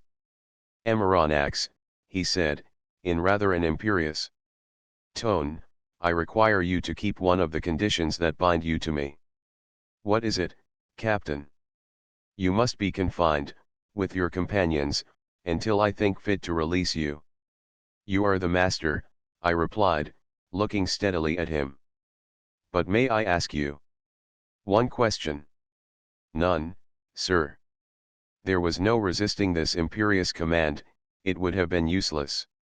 I went down to the cabin occupied by Ned Land and Conseil, and told them the captain's determination. You may judge how this communication was received by the Canadian. But there was not time for altercation. 4 of the crew waited at the door, and conducted us to that cell where we had passed our first night on board the Nautilus. Ned Land would have remonstrated, but the door was shut upon him. "Will master tell me what this means?" asked Conseil. I told my companions what had passed. They were as much astonished as I, and equally at a loss how to account for it. Meanwhile, I was absorbed in my own reflections, and could think of nothing but the strange fear depicted in the captain's countenance. I was utterly at a loss to account for it, when my cogitations were disturbed by these words from Ned Land. "Hello, breakfast is ready." And indeed the table was laid. Evidently Captain Nemo had given this order at the same time that he had hastened the speed of the Nautilus. "Will master permit me to make a recommendation?" asked Consile. Yes, my boy. Well, it is that master breakfasts. It is prudent, for we do not know what may happen. You are right, Consile. Unfortunately, said Ned Land, they have only given us the ship's fare.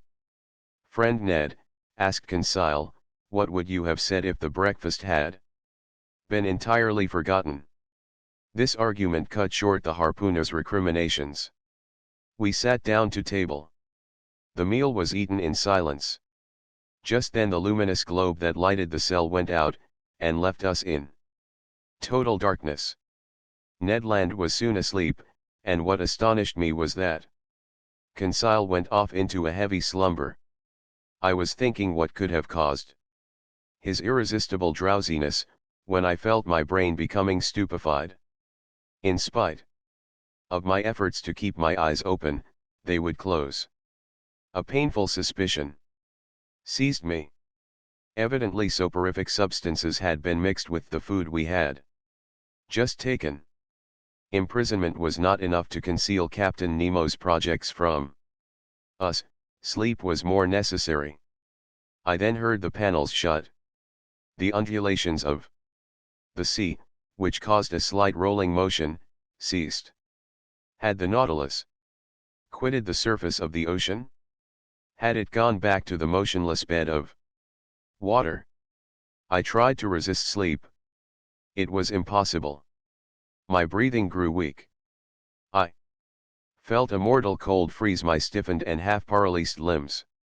My eyelids, like leaden caps, fell over my eyes. I could not raise them.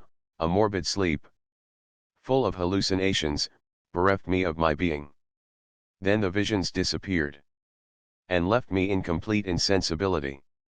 Chapter XXIII. The Coral Kingdom. The next day I woke with my head singularly clear. To my great surprise, I was in my own room. My companions, no doubt, had been reinstated in their cabin. Without having perceived it any more than I. Of what had passed during the night they were as ignorant as I was, and to penetrate this mystery I only reckoned upon the chances of the future. I then thought of quitting my room. Was I free again or a prisoner? Quite free. I opened the door, went to the half-deck, went up the central stairs. The panels, shut the evening before, were open. I went on to the platform. Ned Land and Consile waited there for me. I questioned them, they knew nothing. Lost in a heavy sleep in which they had been totally unconscious, they had been astonished at finding themselves in their cabin. As for the Nautilus, it seemed quiet and mysterious as ever. It floated on the surface of the waves at a moderate pace. Nothing seemed changed on board. The second lieutenant then came onto the platform, and gave the usual order below. As for Captain Nemo, he did not appear. Of the people on board, I only saw the impassive steward, who served me with his usual dumb regularity. About 2 o'clock, I was in the drawing room, busied in arranging my notes, when the captain opened the door and appeared. I bowed. He made a slight inclination in return, without speaking.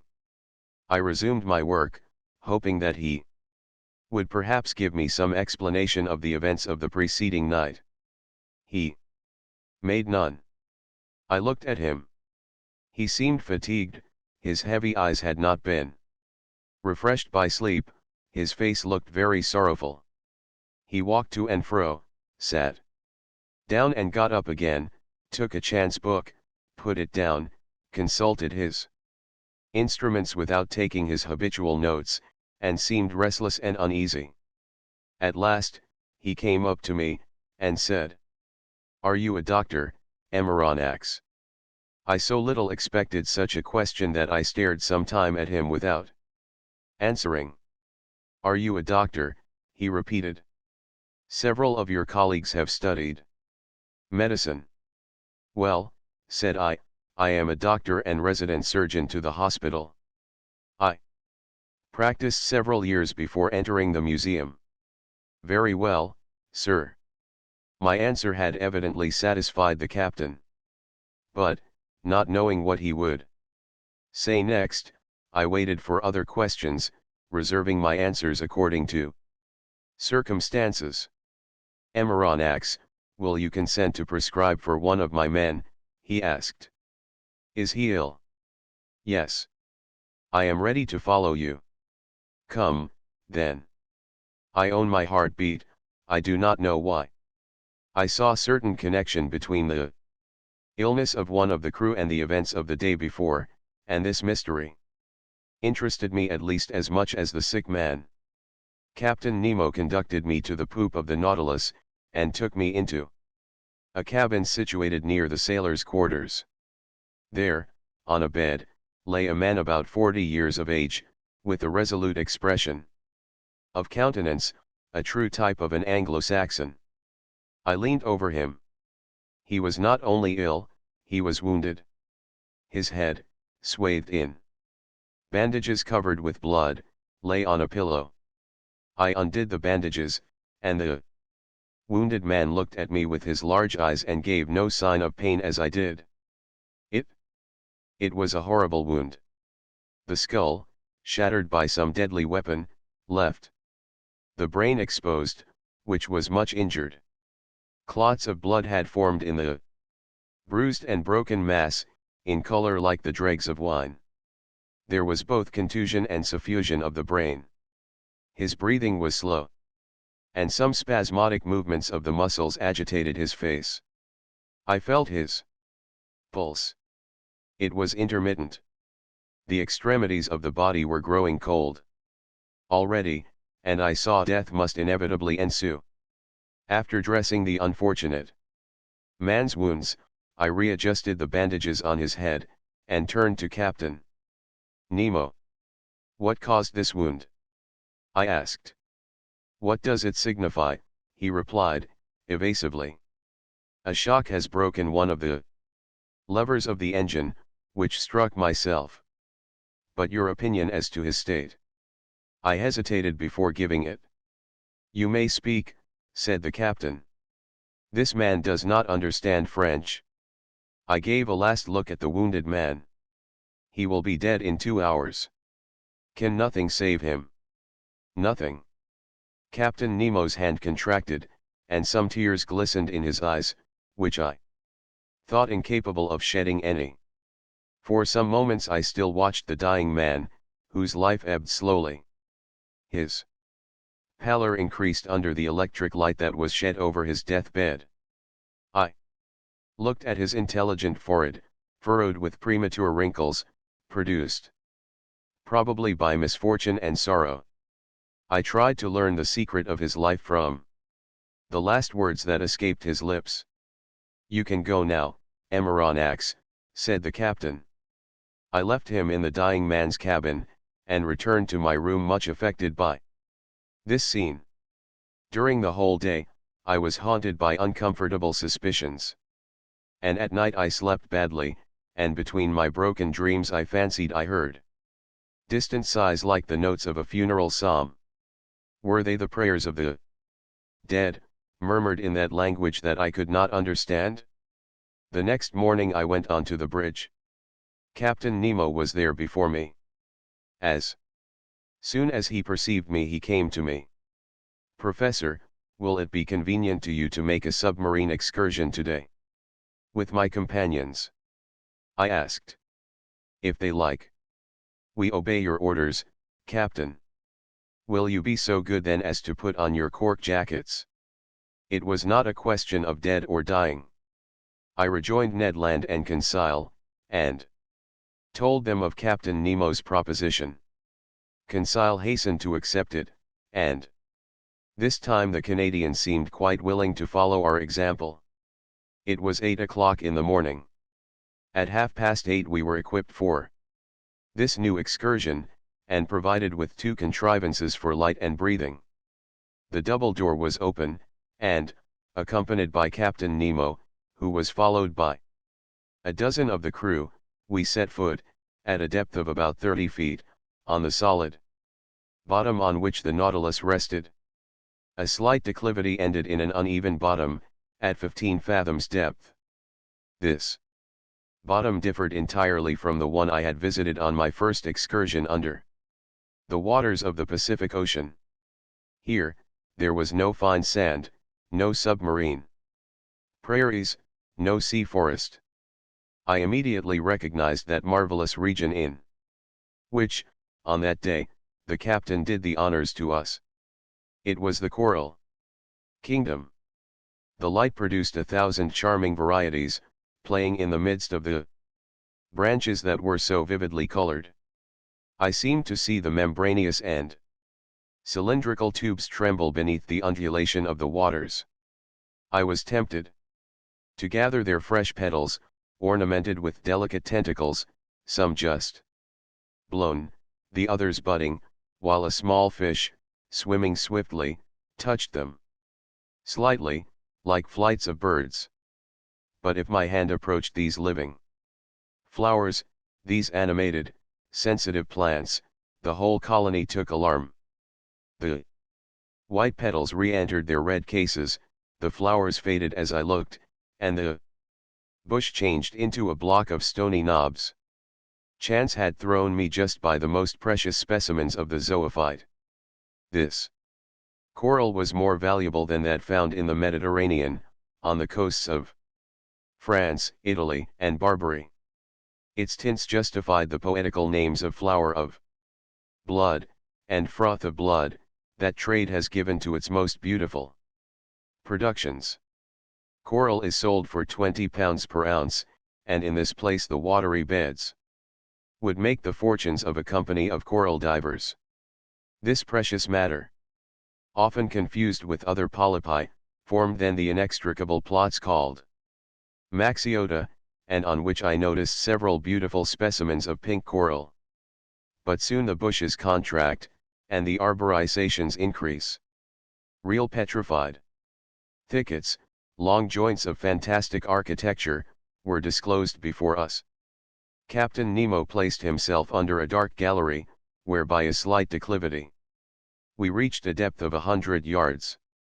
The light from our lamps produced sometimes magical effects, following the rough outlines of the natural arches and pendants disposed like lustres, that were tipped with points of fire.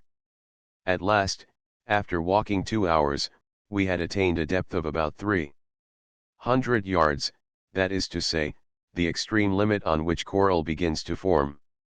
But there was no isolated bush, nor modest brushwood, at the bottom of lofty trees.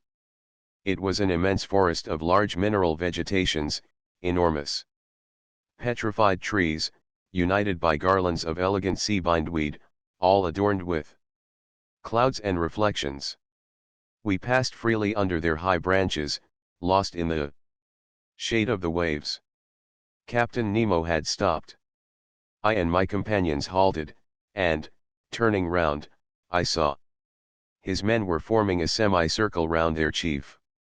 Watching attentively, I observed that 4 of them carried on their shoulders an object of an oblong shape. We occupied, in this place, the center of a vast glade surrounded by the lofty foliage of the submarine forest. Our lamps threw over this place a sort of clear twilight that singularly elongated the shadows on the ground. At the end of the glade the darkness increased, and was only relieved by little sparks, reflected by the points of coral. Ned Land and Conseil were near me. We watched, and I thought I was going to witness a strange scene. On observing the ground, I saw that it was raised in certain places by slight excrescences encrusted with limy deposits, and disposed with a regularity that betrayed the hand of man.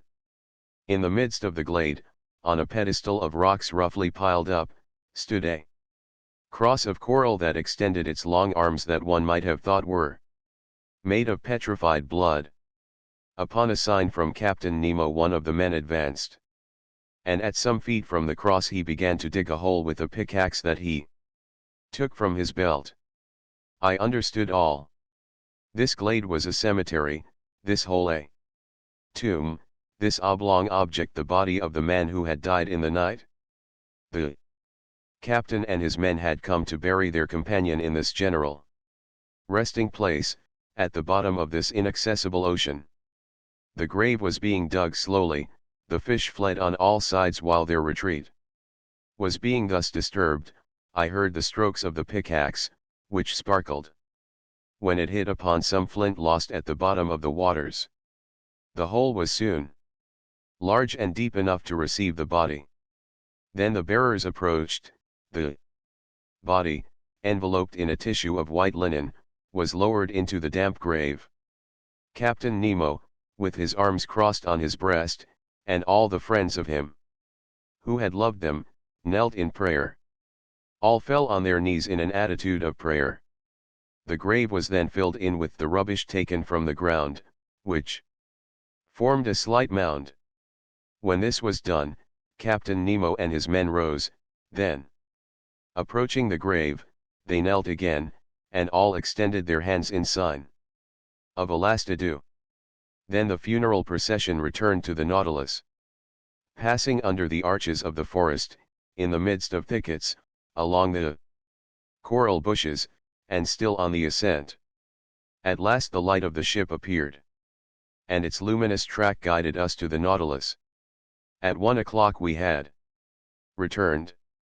As soon as I had changed my clothes I went up onto the platform, and, a prey to conflicting emotions, I sat down near the binnacle.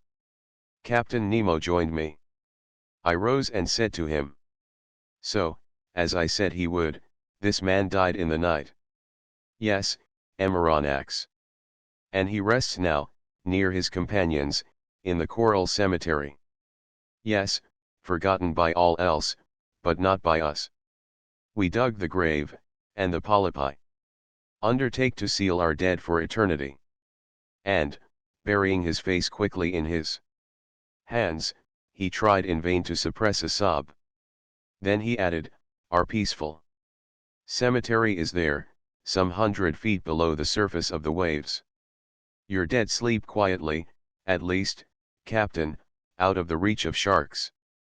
"Yes, sir, of sharks and men," gravely replied the captain. Part 2. Chapter I. The Indian Ocean. We now come to the second part of our journey under the sea. The first ended with the moving scene in the coral cemetery which left such a deep impression on my mind. Thus, in the midst of this great sea, Captain Nemo's life was passing, even to his grave, which he had prepared in one of its deepest abysses.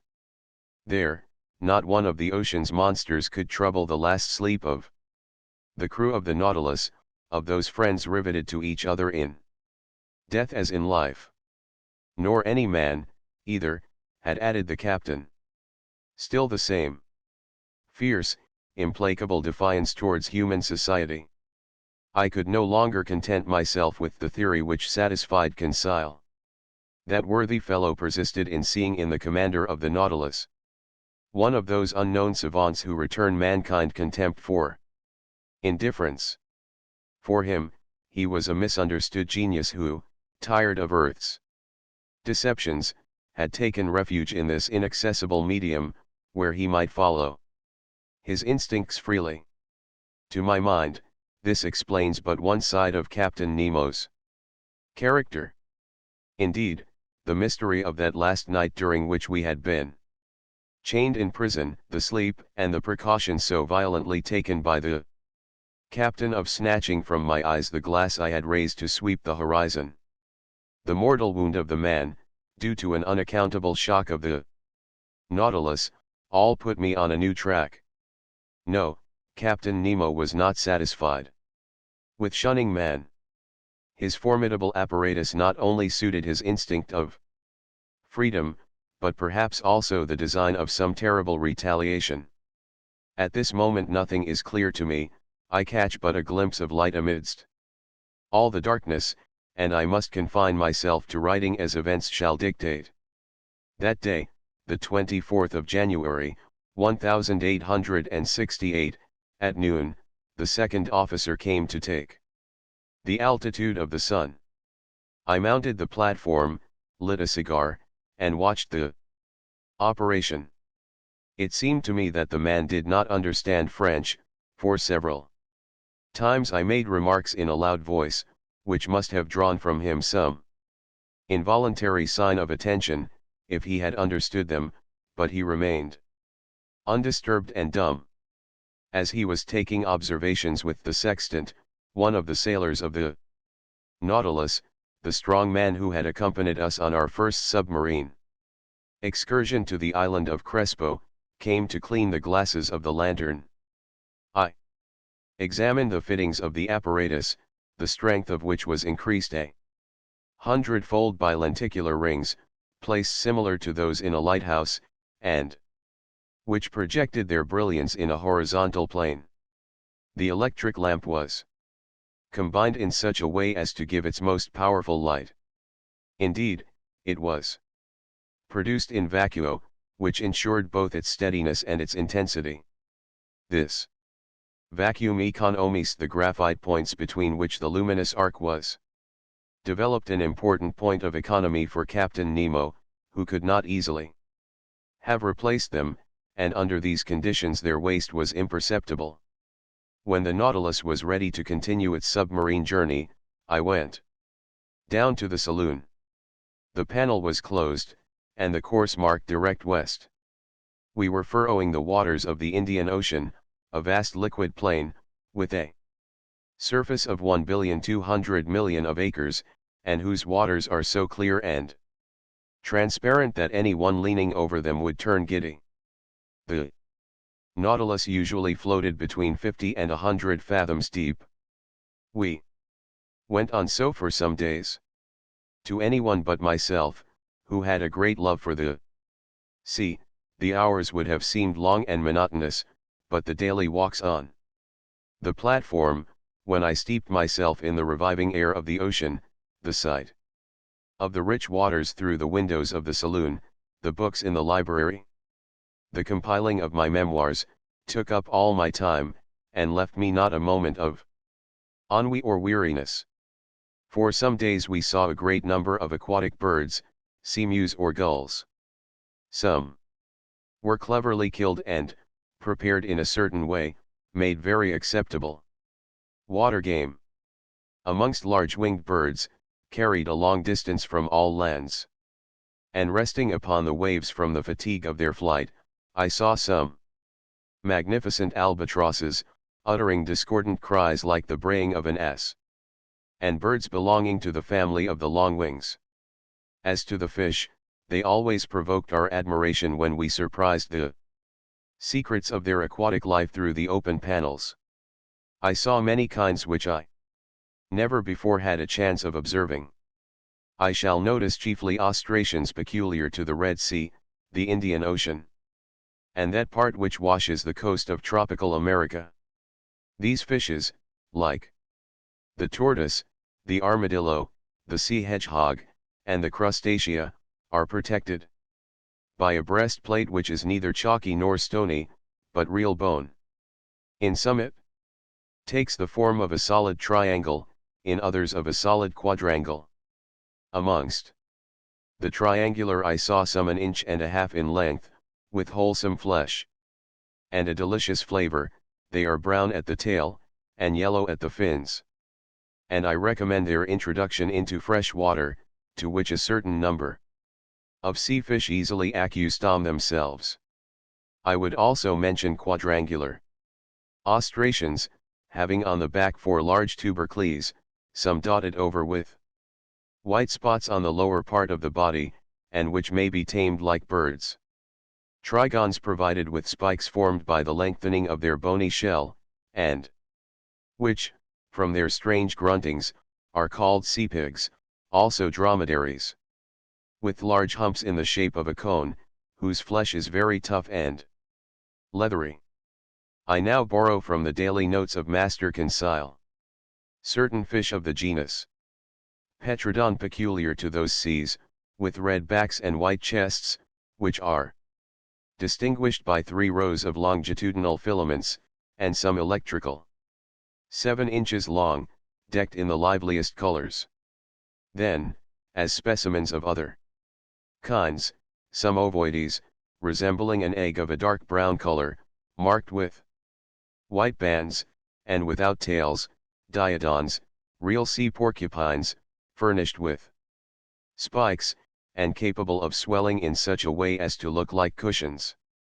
Bristling with darts, hippocampi, common to every ocean, some pegasi with lengthened snouts, which their pectoral fins, being much elongated and formed in the shape of wings, allow, if not to fly, at least to shoot into the air. Pigeons spatulae, with tails covered with many rings of shell, macronatha with long jaws, an excellent fish, 9 inches long, and bright with most agreeable colors, pale-colored caliamores, with rugged heads, and plenty of chepedons, with long and tubular muzzles, which kill insects by shooting them as from an air gun, with a single drop of water. These we may call the flycatchers of the seas. In the 89th genus of fishes, classed by Laspedi, belonging to the second lower class of boni, characterized by opercles and bronchial membranes, I remarked the scorpina, the head of which is furnished with spikes, and which has but one dorsal fin. These creatures are covered, or not, with little shells, according to the subclass to which they belong. The second subclass gives us specimens of didactyls 14 or 15 inches in length, with yellow rays, and heads of a most fantastic appearance. As to the first subclass, it gives several specimens of that singular-looking fish, appropriately called a sea frog, with large head, sometimes pierced with holes, sometimes swollen with protuberances, bristling with spikes, and covered with tubercles. It has irregular and hideous horns, its body and tail are covered with callosities, its sting makes a dangerous wound, it is both repugnant and horrible to look at. From the 21st to the 23rd of January the Nautilus went at the rate of 250 leagues in 24 hours, being 540 miles, or 22 miles an hour. If we recognized so many different varieties of fish, it was because, attracted by the electric light, they tried to follow us. The greater part, however, were soon distanced by our speed, though some kept their place in the waters of the Nautilus for a time.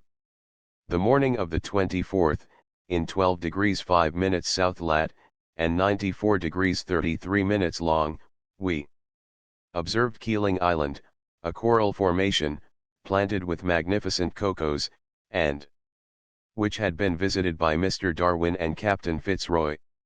The Nautilus skirted the shores of this desert island for a little distance. Its nets brought up numerous specimens of polypi and curious shells of mollusca.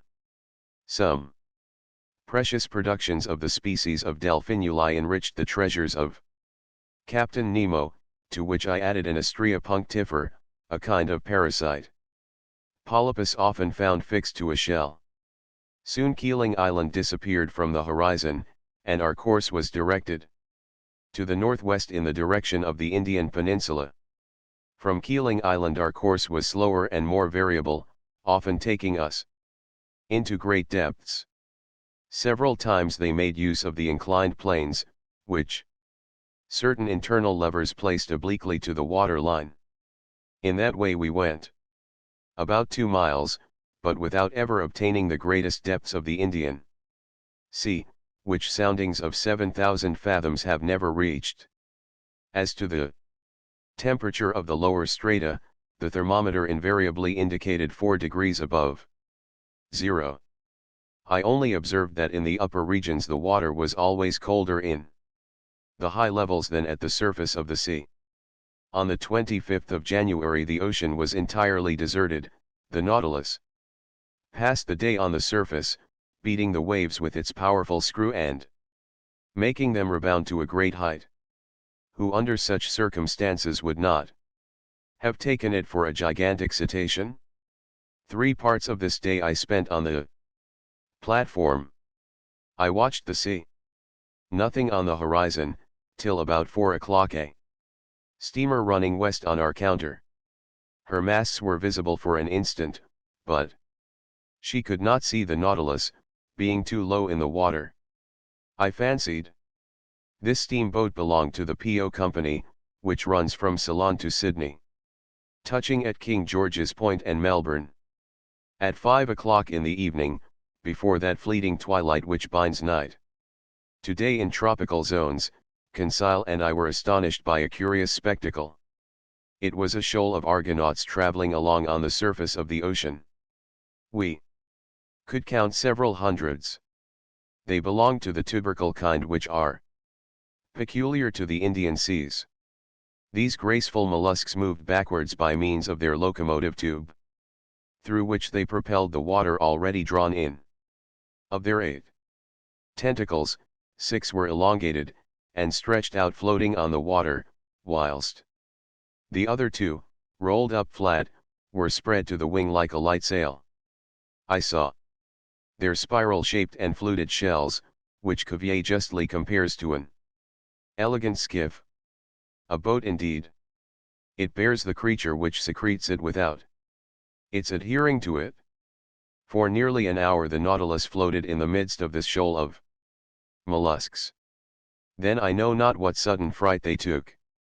But as if at a signal, every sail was furled, the arms folded, the body drawn in, the shells turned over, changing their center of gravity, and the whole fleet disappeared under the waves.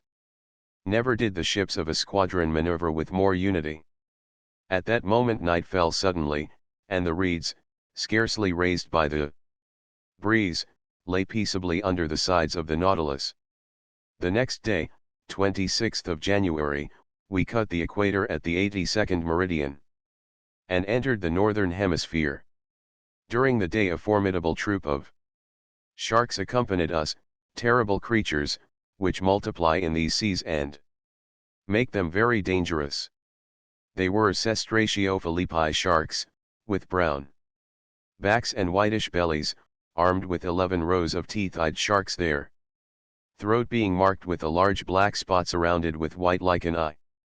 There were also some Isabella sharks, with rounded snouts marked with dark spots. These powerful creatures often hurled themselves at the windows of the saloon with such violence as to make us feel very insecure. At such times Ned Land was no longer master of himself. He wanted to go to the surface and harpoon the monsters, particularly certain smooth hound sharks, whose mouth is studded with teeth like a mosaic, and large tiger sharks nearly 6 yards long, the last named of which seemed to excite him more particularly. But the Nautilus, accelerating her speed, easily left the most rapid of them behind.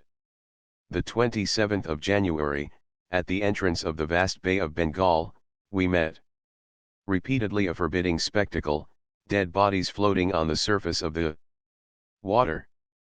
They were the dead of the Indian villages, carried by the Ganges to the level of the sea, and which the vultures, the only undertakers of the country, had not been able to devour. But the sharks did not fail to help them at their funeral work. About 7 o'clock in the evening, the Nautilus, half immersed, was sailing in a sea of milk. At first sight the ocean seemed lactified. Was it the effect of the lunar rays? No, for the moon, scarcely 2 days old, was still lying hidden under the horizon in the rays of the sun. The whole sky, though lit by the sidereal rays, seemed black by contrast with the whiteness of the waters. Conseil could not believe his eyes, and questioned me as to the cause of this strange phenomenon. Happily I was able to answer him. It is called a milk sea, I explained. A large extent of white wavelets often to be seen on the coasts of Amboina, and in these parts of the sea.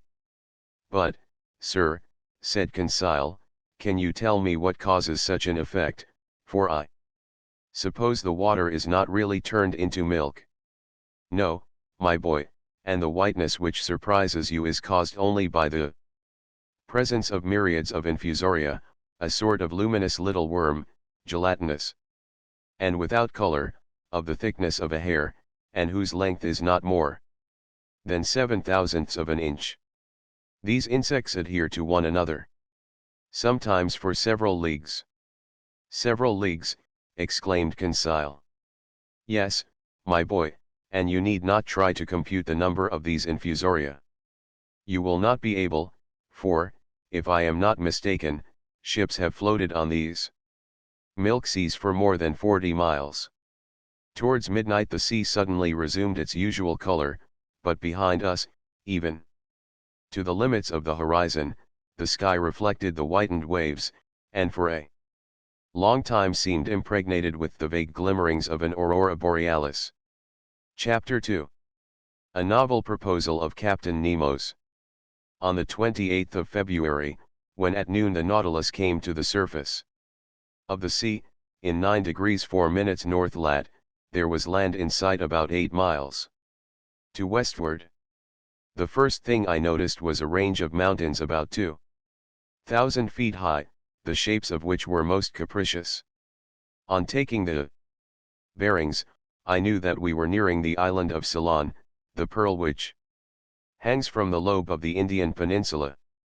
Captain Nemo and his second appeared at this moment. The captain glanced at the map. Then turning to me, said, "The island of Ceylon, noted for its pearl fisheries. Would you like to visit one of them, Amaranax?" "Certainly, Captain." "Well, the thing is easy. Though, if we see the fisheries, we shall not see the fishermen. The annual exportation has not yet begun." "Never mind, I will give orders to make for the Gulf of Manaar, where we shall arrive in the night." The captain said something to his second, who immediately went out. Soon the Nautilus returned to her native element, and the manometer showed that she was about 30 feet deep. "Well, sir," said Captain Nemo, "you and your companions shall visit the bank of Manaar, and if by chance some fisherman should be there, we shall see him at work." "Agreed, Captain. By the by, Amaranax, you are not afraid of sharks?" "Sharks?" exclaimed I. This question seemed a very hard one. "Well," continued Captain Nemo, "I admit, Captain, that I am not yet very familiar with that kind of fish." "We are accustomed to them," replied Captain Nemo, "and in time you will be too. However, we shall be armed, and on the road we may be able to hunt some of the tribe. It is interesting. So, till tomorrow, sir, and early." This said in a careless tone, Captain Nemo left the saloon. "Now, if you were invited to hunt the bear in the mountains of Switzerland, what would you say?" "Very well, tomorrow we will go and hunt the bear." "If you were asked to hunt the lion in the plains of Atlas, or the tiger in the Indian jungles, what would you say?" "Ha, ha, it seems we are going to hunt the tiger or the lion." "But when you are invited to hunt the shark in its natural element, you would perhaps reflect before accepting the invitation." As for myself, I passed my hand over my forehead, on which stood large drops of cold perspiration. "Let us reflect," said I, "and take our time. Hunting otters in submarine forests, as we did in the island of Crespo, will pass, but going up and down at the bottom of the sea, where one is almost certain to meet sharks, is quite another thing." "I know well that in certain countries, particularly in the Andaman Islands, the Negroes never hesitate to attack them with a dagger in one hand and a running noose in the other, but I also know that few who affront those creatures ever return alive. However, I am not a Negro, and if I were, I think a little hesitation in this case would not be ill-timed." At this moment Conseil and the Canadian entered, quite composed, and even joyous. They knew not what awaited them. "Faith, sir," said Ned Land, "your Captain Nemo, the devil take him, has just made us a very pleasant offer." "Ah," said I, "you know." "If agreeable to you, sir," interrupted Conseil, "the commander of the Nautilus has invited us to visit the magnificent Ceylon fisheries. Tomorrow, in your company, he did it kindly, and behaved like a real gentleman. He said nothing more."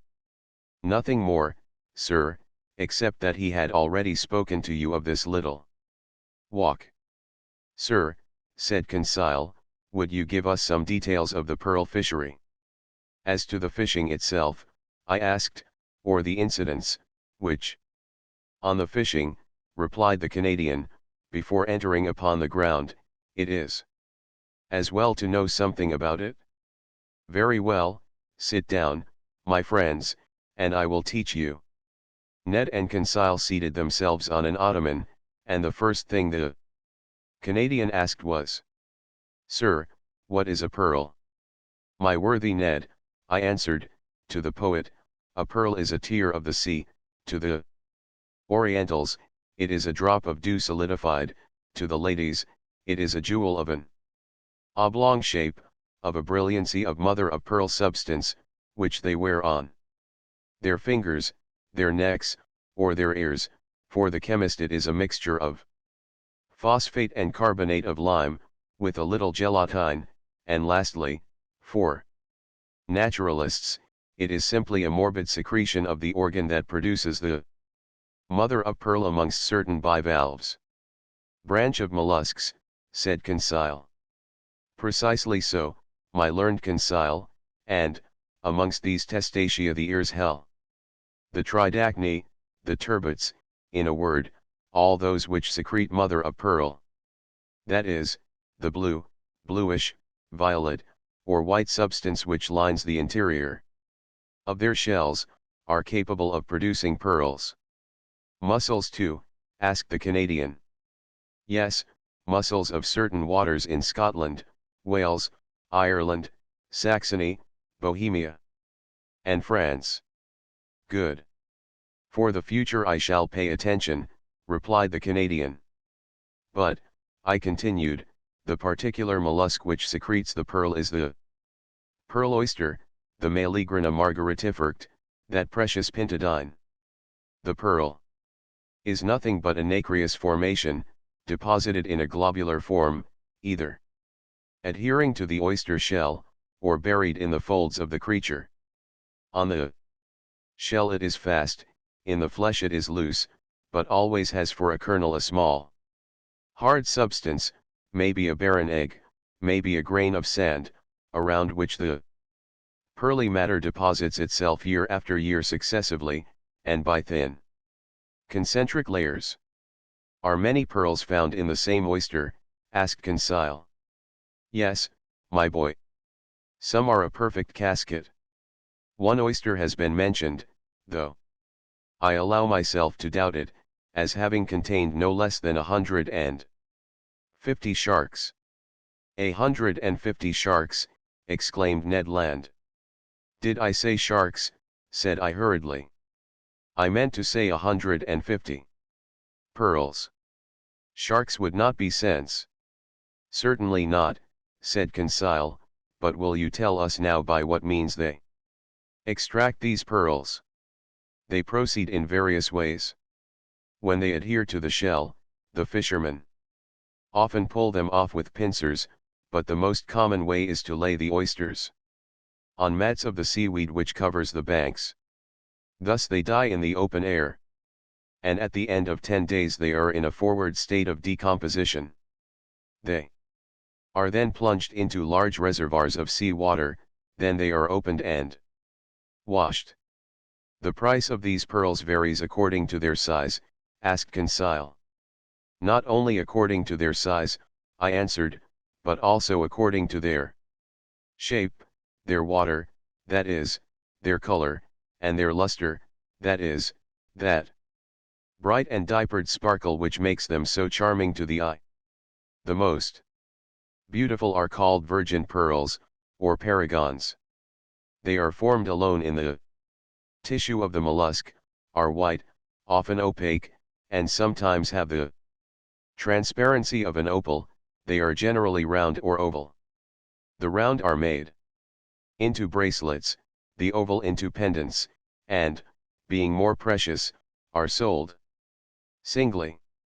Those adhering to the shell of the oyster are more irregular in shape, and are sold by weight. Lastly, in a lower order are classed those small pearls. Known under the name of seed pearls, they are sold by measure, and are especially used in embroidery for church ornaments. But, said Conseil, is this pearl fishery dangerous? No, I answered, quickly, particularly if certain precautions are taken. What does one risk in such a calling, said Ned Land, the swallowing of some mouthfuls of sea water. As you say, Ned. By the by, said I, trying to take Captain Nemo's careless tone, are you afraid of sharks, brave Ned? I, replied the Canadian, a harpooner by profession. It is my trade to make light of them. But, said I, it is not a question of fishing for them with an iron swivel, hoisting them into the vessel, cutting off their tails with a blow of a chopper, ripping them up, and throwing their heart into the sea.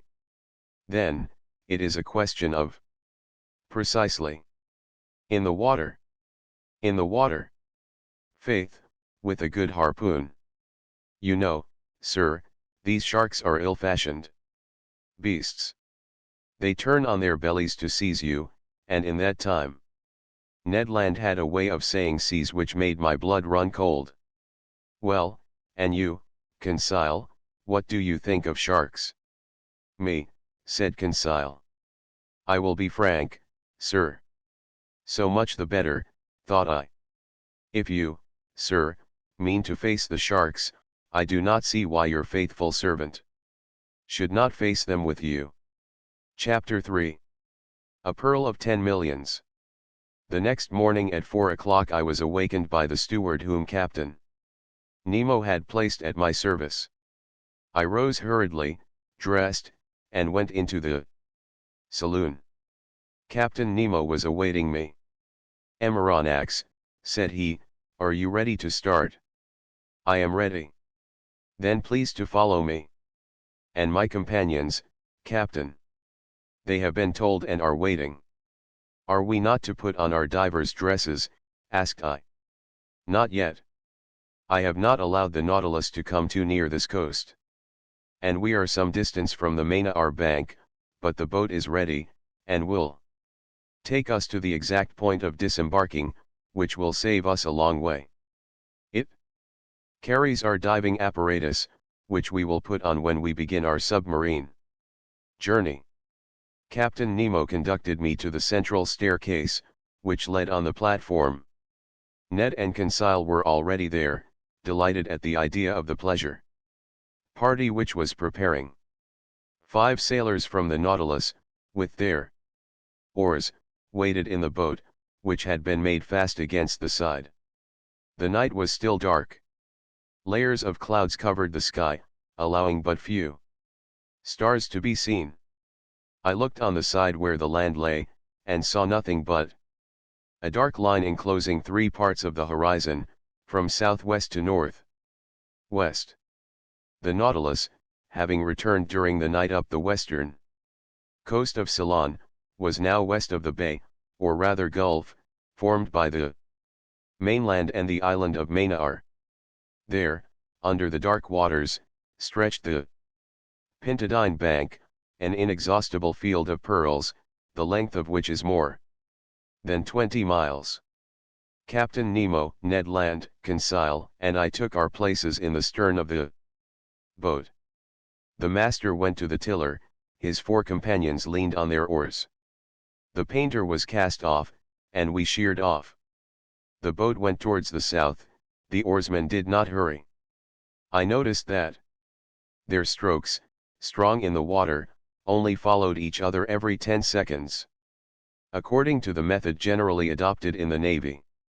Whilst the craft was running by its own velocity, the liquid drops struck the dark depths of the waves crisply like spats of melted lead. A little billow, spreading wide, gave a slight roll to the boat, and some samphire reeds flapped before it. We were silent.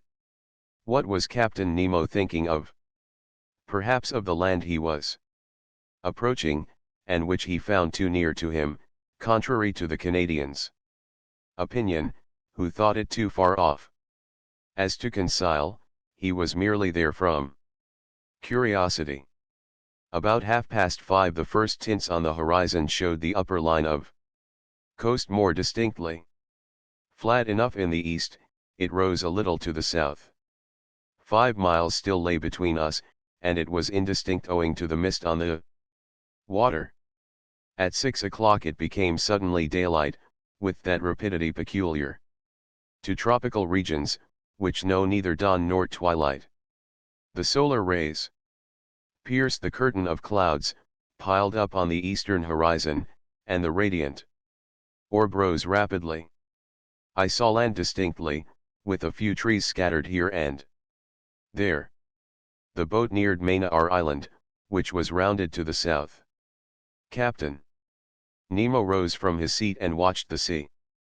At a sign from him the anchor was dropped, but the chain scarcely ran, for it was little more than a yard deep, and this spot was one of the highest points of the bank of Pinta Dins. "Here we are, Amaranax," said Captain Nemo. "You see that enclosed bay? Here, in a month will be assembled the numerous fishing boats of the exporters, and these are the waters their divers will ransack so boldly.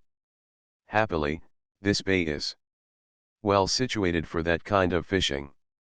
It is sheltered from the strongest winds, the sea is never very rough here, which makes it favorable for the divers' work. We will now put on our dresses, and begin our walk." I did not answer, and, while watching the suspected waves, began with the help of the sailors to put on my heavy sea dress. Captain Nemo and my companions were also dressing. None of the Nautilus men were to accompany us on this new excursion. Soon we were enveloped to the throat in india rubber clothing, the air apparatus fixed to our backs by braces. As to the Ruhmkorff apparatus, there was no necessity for it. Before putting my head into the copper cap, I had asked the question of the captain. "They would be useless," he replied. "We are going to no great depth, and the solar rays will be enough to light our walk. Besides, it would not be prudent to carry the electric light in these waters, its brilliancy might attract some of the dangerous inhabitants of the coast most inopportunely." As Captain Nemo pronounced these words, I turned to Conseil and Ned Land. But my two friends had already encased their heads in the metal cap, and they could neither hear nor answer. One last question remained to ask of Captain Nemo. "And our arms?" asked I. "Our guns." "Guns? What for? Do not mountaineers attack the bear with a dagger in their hand, and is not steel surer than lead? Here is a strong blade, put it in your belt, and we start." I looked at my companions, they were armed like us, and, more than that, Ned Land was brandishing an enormous harpoon, which he had placed in the boat before leaving the Nautilus. Then, following the captain's example, I allowed myself to be dressed in the heavy copper helmet, and our reservoirs of air were at once in activity. An instant after we were landed, one after the other, in about 2 yards of water, upon an even sand. Captain Nemo made a sign with his hand, and we followed him by a gentle declivity till we disappeared under the waves. Over our feet, like coveys of snipe in a bog, rose shoals of fish, of the genus Monoptera, which have no other fins but their tail. I recognized the Javanese A real serpent 2.5 feet long, of a livid color underneath, and which might easily be mistaken for a conger eel if it were not for the golden stripes on its side. In the genus Stromacheus, whose bodies are very flat and oval, I saw some of the most brilliant colors, carrying their dorsal fin like a scythe, an excellent eating fish, which, dried and pickled, is known by the name of carawade, then some tranquibars, belonging to the genus Apsophoroides, whose body is covered with a shell cuirass of 8 longitudinal plates. The heightening sun lit the mass of waters more and more.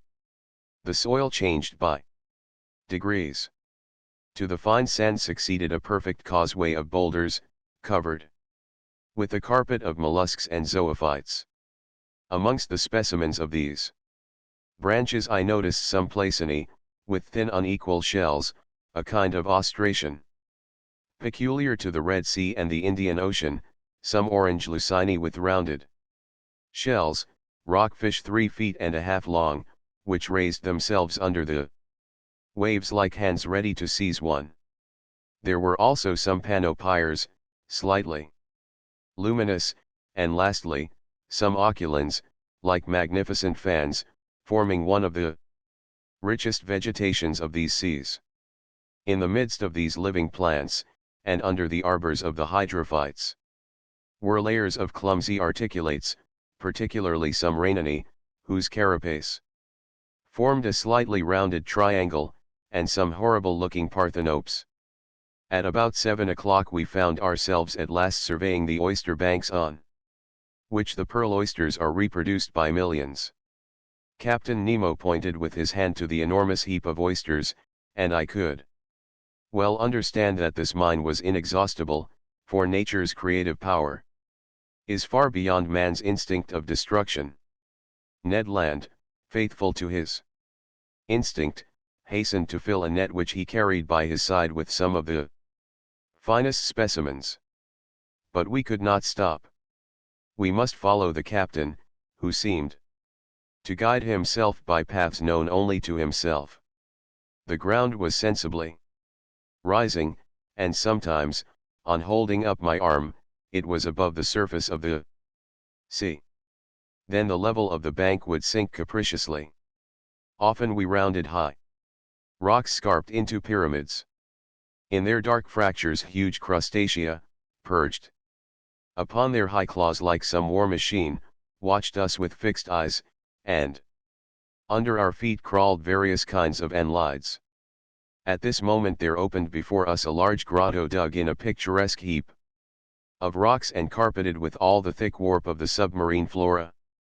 At first, it seemed very dark to me. The solar rays seemed to be extinguished by successive gradations, until its vague transparency became nothing more than drowned light. Captain Nemo entered, we followed. My eyes soon accustomed themselves to this relative state of darkness. I could distinguish the arches springing capriciously from natural pillars, standing broad upon their granite base, like the heavy columns of Tuscan architecture. Why had our incomprehensible guide led us to the bottom of this submarine crypt? I was soon to know. After descending a rather sharp declivity, our feet trod the bottom of a kind of circular pit. There Captain Nemo stopped, and with his hand indicated an object I had not yet perceived. It was an oyster of extraordinary dimensions, a gigantic tridacne, a goblet which could have contained a whole lake of holy water, a basin the breadth of which was more than 2 yards and a half, and consequently larger than that ornamenting the saloon of the Nautilus. I approached this extraordinary mollusk. It adhered by its filaments to a table of granite, and there, isolated, it developed itself in the calm waters of the grotto. I estimated the weight of this tridacne at 600 lbs. Such an oyster would contain 30 pounds of meat, and one must have the stomach of a gargantua to demolish some dozens of them. Captain Nemo was evidently acquainted with the existence of this bivalve, and seemed to have a particular motive in verifying the actual state of this tridacny. The shells were a little open, the captain came near and put his dagger between to prevent them from closing, then with his hand he raised the membrane with its fringed edges, which formed a cloak for the creature.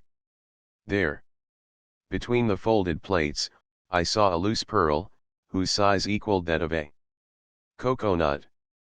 Its globular shape, perfect clearness, and admirable luster made it altogether a jewel of inestimable value. Carried away by my curiosity, I stretched out my hand to seize it, weigh it, and touch it, but the captain stopped me, made a sign of refusal, and quickly withdrew his dagger, and the two shells closed suddenly. I then understood Captain Nemo's intention. In leaving this pearl hidden in the mantle of the tridacny, he was allowing it to grow slowly. Each year the secretions of the mollusk would add new concentric circles. I estimated its value at £500,000 at least. After 10 minutes Captain Nemo stopped suddenly. I thought he had halted previously to returning. No, by a gesture he bade us crouch beside him in a deep fracture of the rock. His hand pointed to one part of the liquid mass, which I watched attentively. About 5 yards from me a shadow appeared, and sank to the ground. The disquieting idea of sharks shot through my mind, but I was mistaken, and once again it was not a monster of the ocean that we had anything to do with. It was a man, a living man, an Indian, a fisherman, a poor devil who, I suppose, had come to glean before the harvest. I could see the bottom of his canoe anchored some feet above his head. He dived and went up successively. A stone held between his feet, cut in the shape of a sugar loaf, whilst a rope fastened him to his boat, helped him to descend more rapidly. This was all his apparatus. Reaching the bottom, about 5 yards deep, he went on his knees and filled his bag with oysters picked up at random. Then he went up, emptied it, pulled up his stone, and began the operation once more, which lasted 30 seconds. The diver did not see us. The shadow of the rock hid us from sight. And how should this poor Indian ever dream that men, beings like himself, should be there under the water watching his movements and losing no detail of the fishing? Several times he went up in this way, and dived again. He did not carry away more than 10 at each plunge, for he was obliged to pull them from the bank to which they adhered by means of their strong byssus. And how many of those oysters for which he risked his life had no pearl in them? I watched him closely. His maneuvers were regular, and for the space of half an hour no danger appeared to threaten him. I was beginning to accustom myself to the sight of this interesting fishing, when suddenly, as the Indian was on the ground, I saw him make a gesture of terror, rise, and make a spring to return to the surface of the sea. I understood his dread. A gigantic shadow appeared just above the unfortunate diver. It was a shark of enormous size advancing diagonally, his eyes on fire, and his jaws open. I was mute with horror and unable to move. The voracious creature shot towards the Indian, who threw himself on one side to avoid the shark's fins, but not its tail, for it struck his chest and stretched him on the ground. This scene lasted but a few seconds. The shark returned, and, turning on his back, prepared himself for cutting the Indian in two, when I saw Captain Nemo rise suddenly, and then, dagger in hand, walk straight to the monster, ready to fight face to face with him. The very moment the shark was going to snap the unhappy fisherman in two, he perceived his new adversary, and, turning over, made straight towards him. I can still see Captain Nemo's position. Holding himself well together, he waited for the shark with admirable coolness, and, when it rushed at him, threw himself on one side with wonderful quickness, avoiding the shock, and burying his dagger deep into its side. But it was not all over. A terrible combat ensued. A terrible combat began. The shark had seemed to roar, if I might say so. The blood rushed in torrents from its wound. The sea was dyed red, and through the opaque liquid I could distinguish nothing more.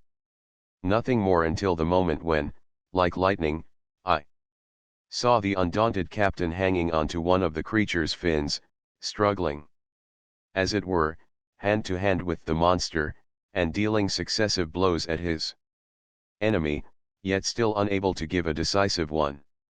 The shark's struggles agitated the water with such fury that the rocking threatened to upset me. I wanted to go to the captain's assistance, but, nailed to the spot with horror, I could not stir. I saw the haggard eye, I saw the different phases of the fight. The captain fell to the earth, upset by the enormous mass which leaned upon him.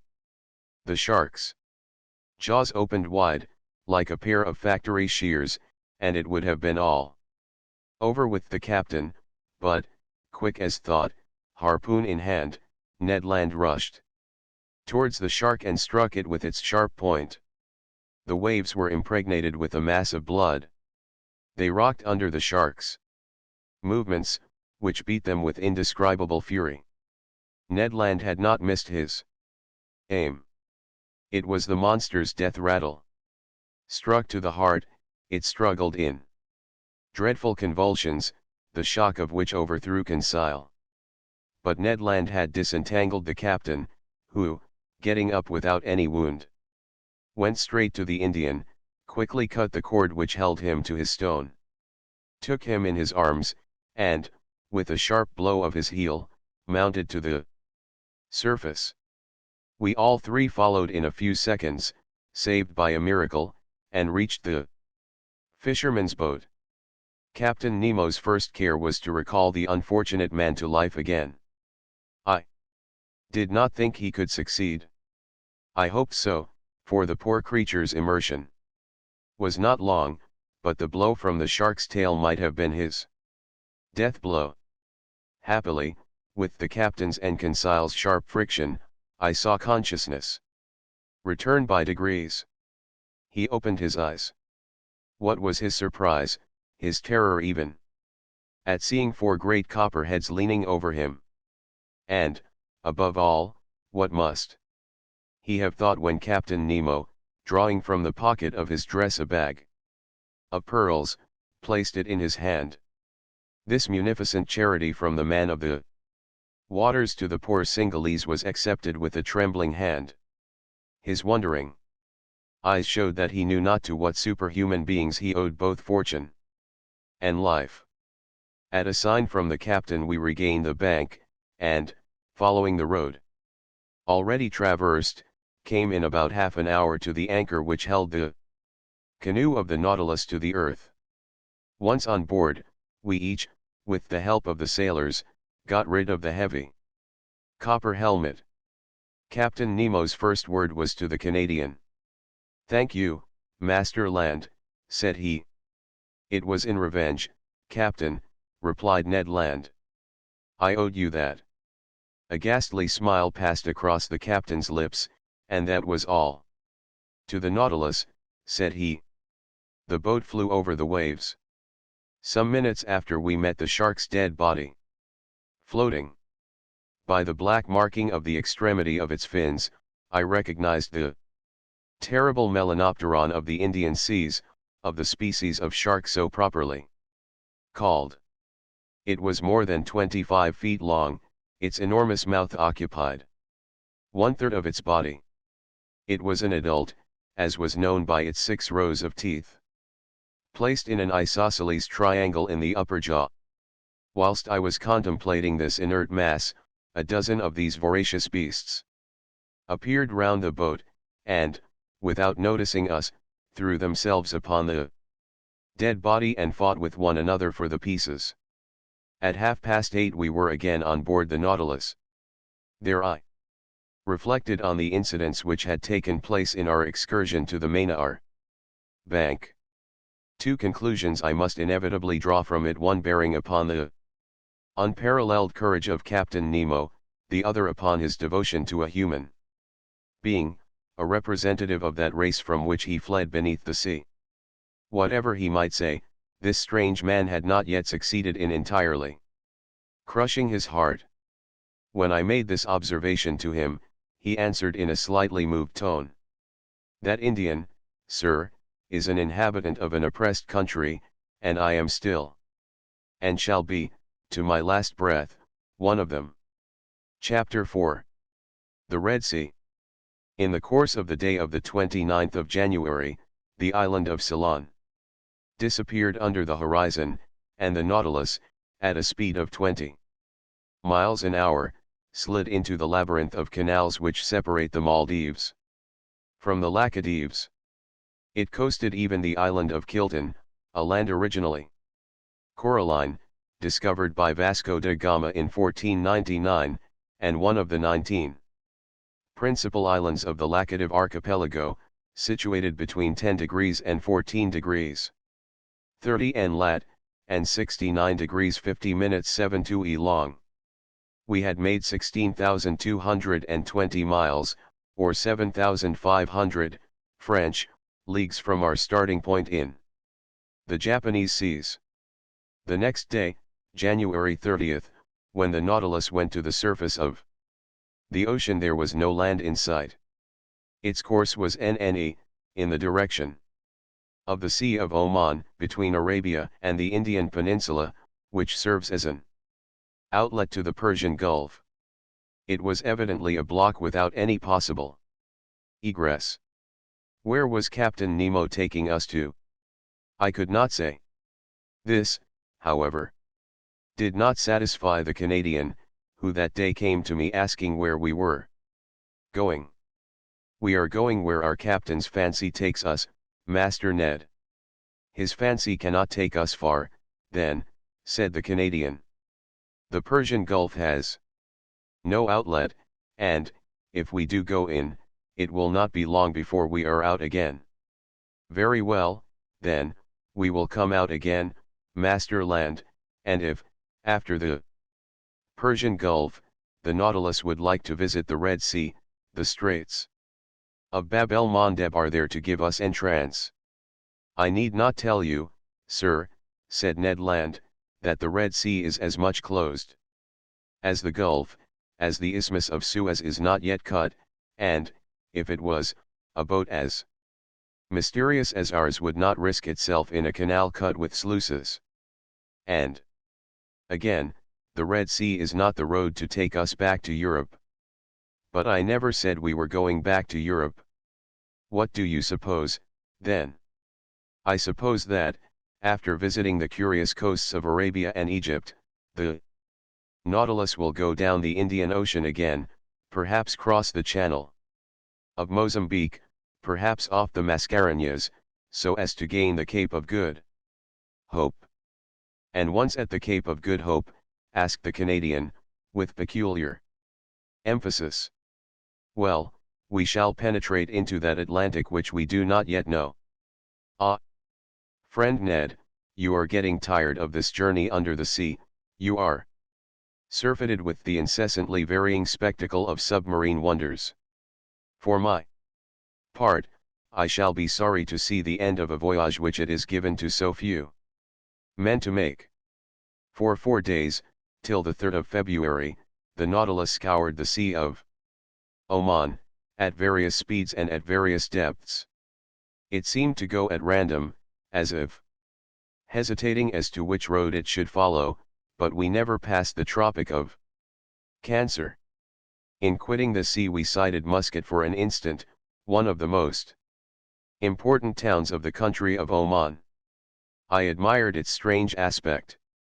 Surrounded by black rocks upon which its white houses and forts stood in relief. I saw the rounded domes of its mosques, the elegant points of its minarets, its fresh and verdant terraces. But it was only a vision. The Nautilus soon sank under the waves of that part of the sea. We passed along the Arabian coast of Marat and Hadramaut, for a distance of 6 miles, its undulating line of mountains being occasionally relieved by some ancient ruin.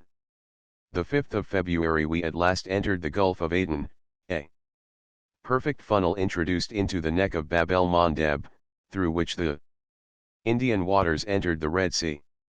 The 6th of February, the Nautilus floated in sight of Aden, perched upon a promontory which a narrow isthmus joins to the mainland, a kind of inaccessible Gibraltar, the fortifications of which were rebuilt by the English after taking possession in 1839. I caught a glimpse of the octagon minarets of this town, which was at one time the richest commercial magazine on the coast. I certainly thought that Captain Nemo, arrived at this point, would back out again, but I was mistaken, for he did no such thing, much to my surprise. The next day, the 7th of February, we entered the Straits of Bab el Mandeb, the name of which, in the Arab tongue, means the Gate of Tears. To 20 miles in breadth, it is only 32 in length. And for the Nautilus, starting at full speed, the crossing was scarcely the work of an hour. But I saw nothing, not even the island of Perim, with which the British government has fortified the position of Aden. There were too many English or French steamers of the line of Suez to Bombay, Calcutta to Melbourne, and from Bourbon to the Mauritius, furrowing this narrow passage, for the Nautilus to venture to show itself. So it remained prudently below. At last about noon, we were in the waters of the Red Sea. I would not even seek to understand the caprice which had decided Captain Nemo upon entering the Gulf. But I quite approved of the Nautilus entering it. Its speed was lessened, sometimes it kept on the surface, sometimes it dived to avoid a vessel, and thus I was able to observe the upper and lower parts of this curious sea. The 8th of February, from the first dawn of day, Mocha came in sight, now a ruined town, whose walls would fall at a gunshot, yet which shelters here and there some verdant date trees, once an important city, containing 6 public markets, and 26 mosques, and whose walls, defended by 14 forts, formed a girdle of 2 miles in circumference. The Nautilus then approached the African shore, where the depth of the sea was greater. There, between 2 waters clear as crystal, through the open panels we were allowed to contemplate the beautiful bushes of brilliant coral, and large blocks of rock clothed with a splendid fur of green variety of sites, and landscapes along these sandbanks and algae and fuci. What an indescribable spectacle, and what variety of sites and landscapes along these sandbanks and volcanic islands which bound the Libyan coast. But where these shrubs appeared in all their beauty was on the eastern coast, which the Nautilus soon gained. It was on the coast of Tahama, for there not only did this display of zoophytes flourish beneath the level of the sea, but they also formed picturesque interlacings which unfolded themselves about 60 feet above the surface, more capricious but less highly colored than those whose freshness was kept up by the vital power of the waters. What charming hours I passed thus at the window of the saloon! What new specimens of submarine flora and fauna did I admire under the brightness of our electric lantern! The 9th of February the Nautilus floated in the broadest part of the Red Sea, which is comprised between Suakin, on the west coast, and Comfita, on the east coast, with a diameter of 90 miles. That day at noon, after the bearings were taken, Captain Nemo mounted the platform, where I happened to be, and I was determined not to let him go down again without at least pressing him regarding his ulterior projects. As soon as he saw me, he approached and graciously offered me a cigar. "Well, sir, does this Red Sea please you? Have you sufficiently observed the wonders it covers, its fishes, its zoophytes, its part airs of sponges, and its forests of coral? Did you catch a glimpse of the towns on its borders?" "Yes, Captain Nemo," I replied, "and the Nautilus is wonderfully fitted for such a study." "Ah, it is an intelligent boat." "Yes, sir, intelligent and invulnerable. It fears neither the terrible tempests of the Red Sea, nor its currents, nor its sandbanks."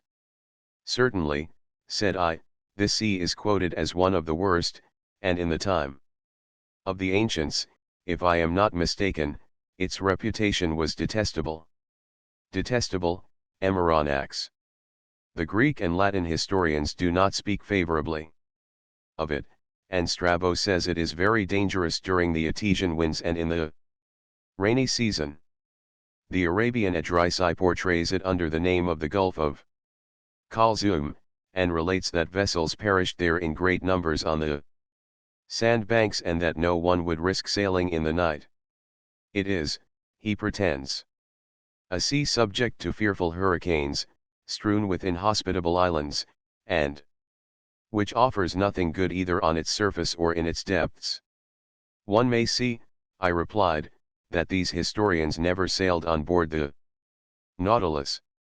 "Just so," replied the captain, smiling, "and in that respect moderns are not more advanced than the ancients. It required many ages to find out the mechanical power of steam. Who knows if, in another 100 years, we may not see a second Nautilus? Progress is slow, Emeranax." "It is true," I answered, "your boat is at least a century before its time. Perhaps an era. What a misfortune that the secret of such an invention should die with its inventor." Captain Nemo did not reply. After some minutes' silence he continued, "You were speaking of the opinions of ancient historians upon the dangerous navigation of the Red Sea." "It is true," said I, "but were not their fears exaggerated?" "Yes and no, Emeranax," replied Captain Nemo, who seemed to know the Red Sea by heart. "That which is no longer dangerous for a modern vessel, well rigged, strongly built, and master of its own course, thanks to obedient steam, offered all sorts of perils to the ships of the ancients. Picture to yourself those first navigators venturing in ships made of planks sewn with the cords of the palm tree, saturated with the grease of the sea dog, and covered with powdered resin. They had not even instruments wherewith to take their bearings, and they went by guess amongst currents of which they scarcely knew anything.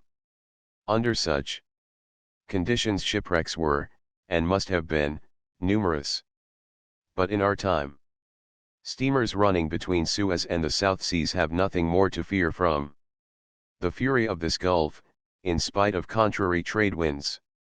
The captain and passengers do not prepare for their departure by offering propitiatory sacrifices, and, on their return, they no longer go ornamented with wreaths and gilt fillets to thank the gods in the neighboring temple."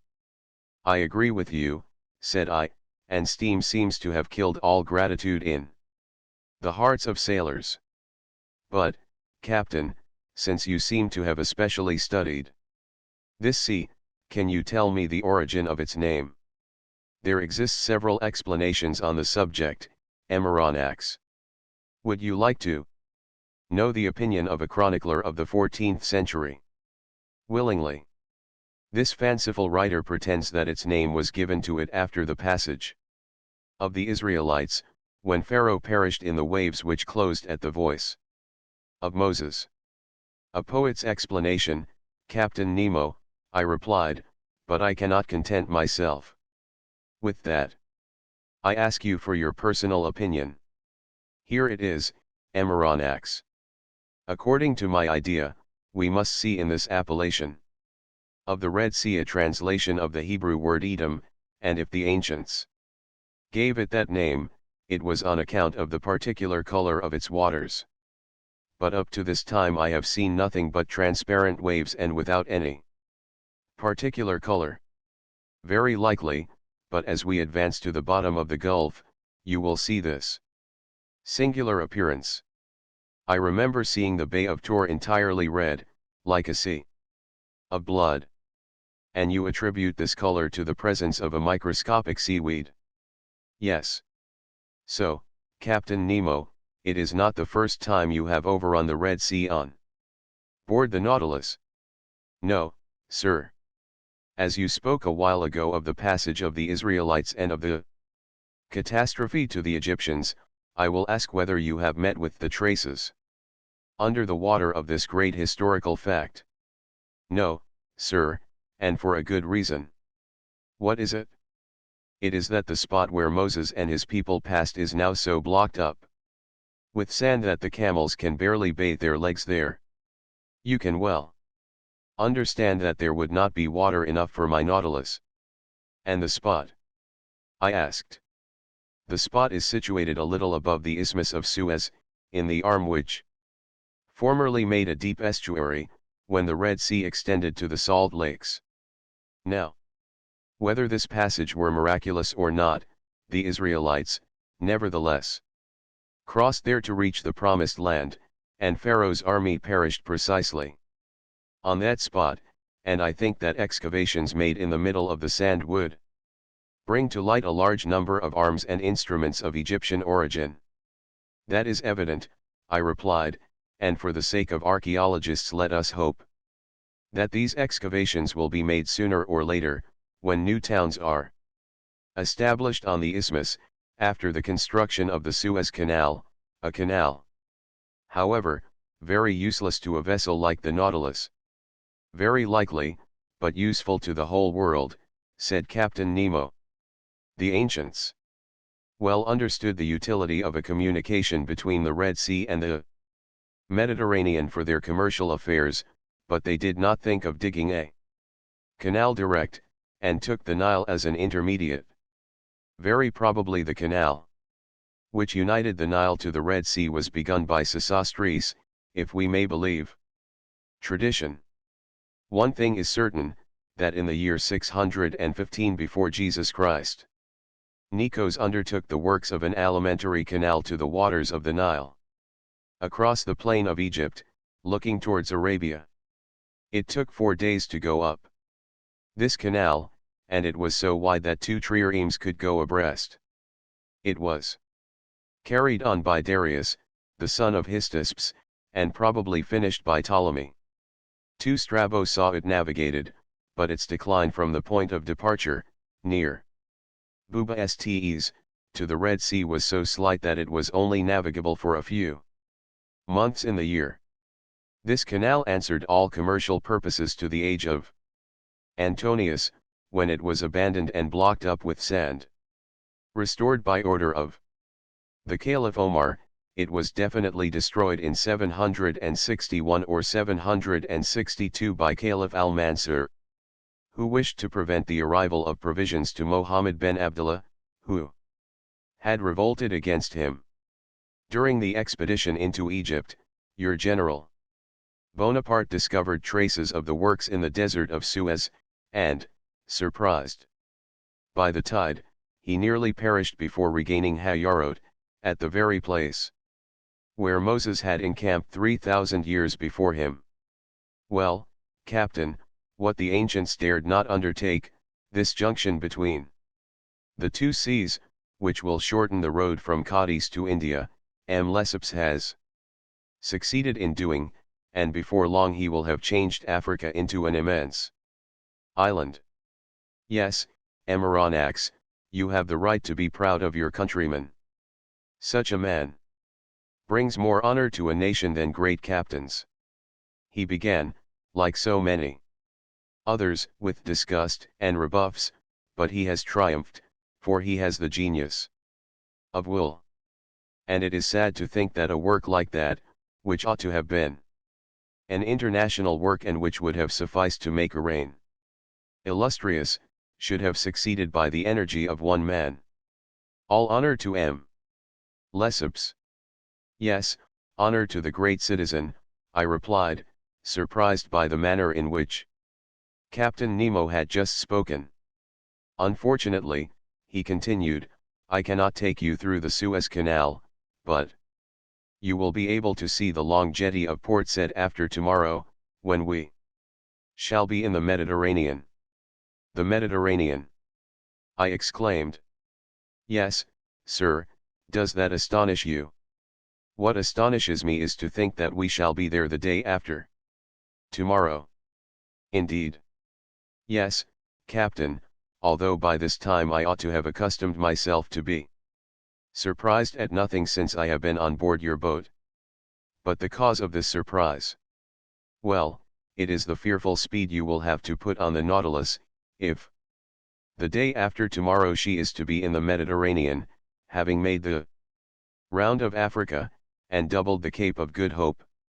Who told you that she would make the round of Africa and double the Cape of Good Hope, sir? Well, unless the Nautilus sails on dry land, and passes above the isthmus. Or beneath it, Amaranax. Beneath it? Certainly, replied Captain Nemo quietly. A long time ago nature made under this tongue of land what man has this day made on its surface. What, such a passage exists? Yes, a subterranean passage, which I have named the Arabian Tunnel. It takes us beneath Suez and opens into the Gulf of Pelusium. But this isthmus is composed of nothing but quicksands. To a certain depth. But at 55 yards only there is a solid layer of rock. Did you discover this passage by chance? I asked, more and more surprised. Chance and reasoning, sir, and by reasoning even more than by chance.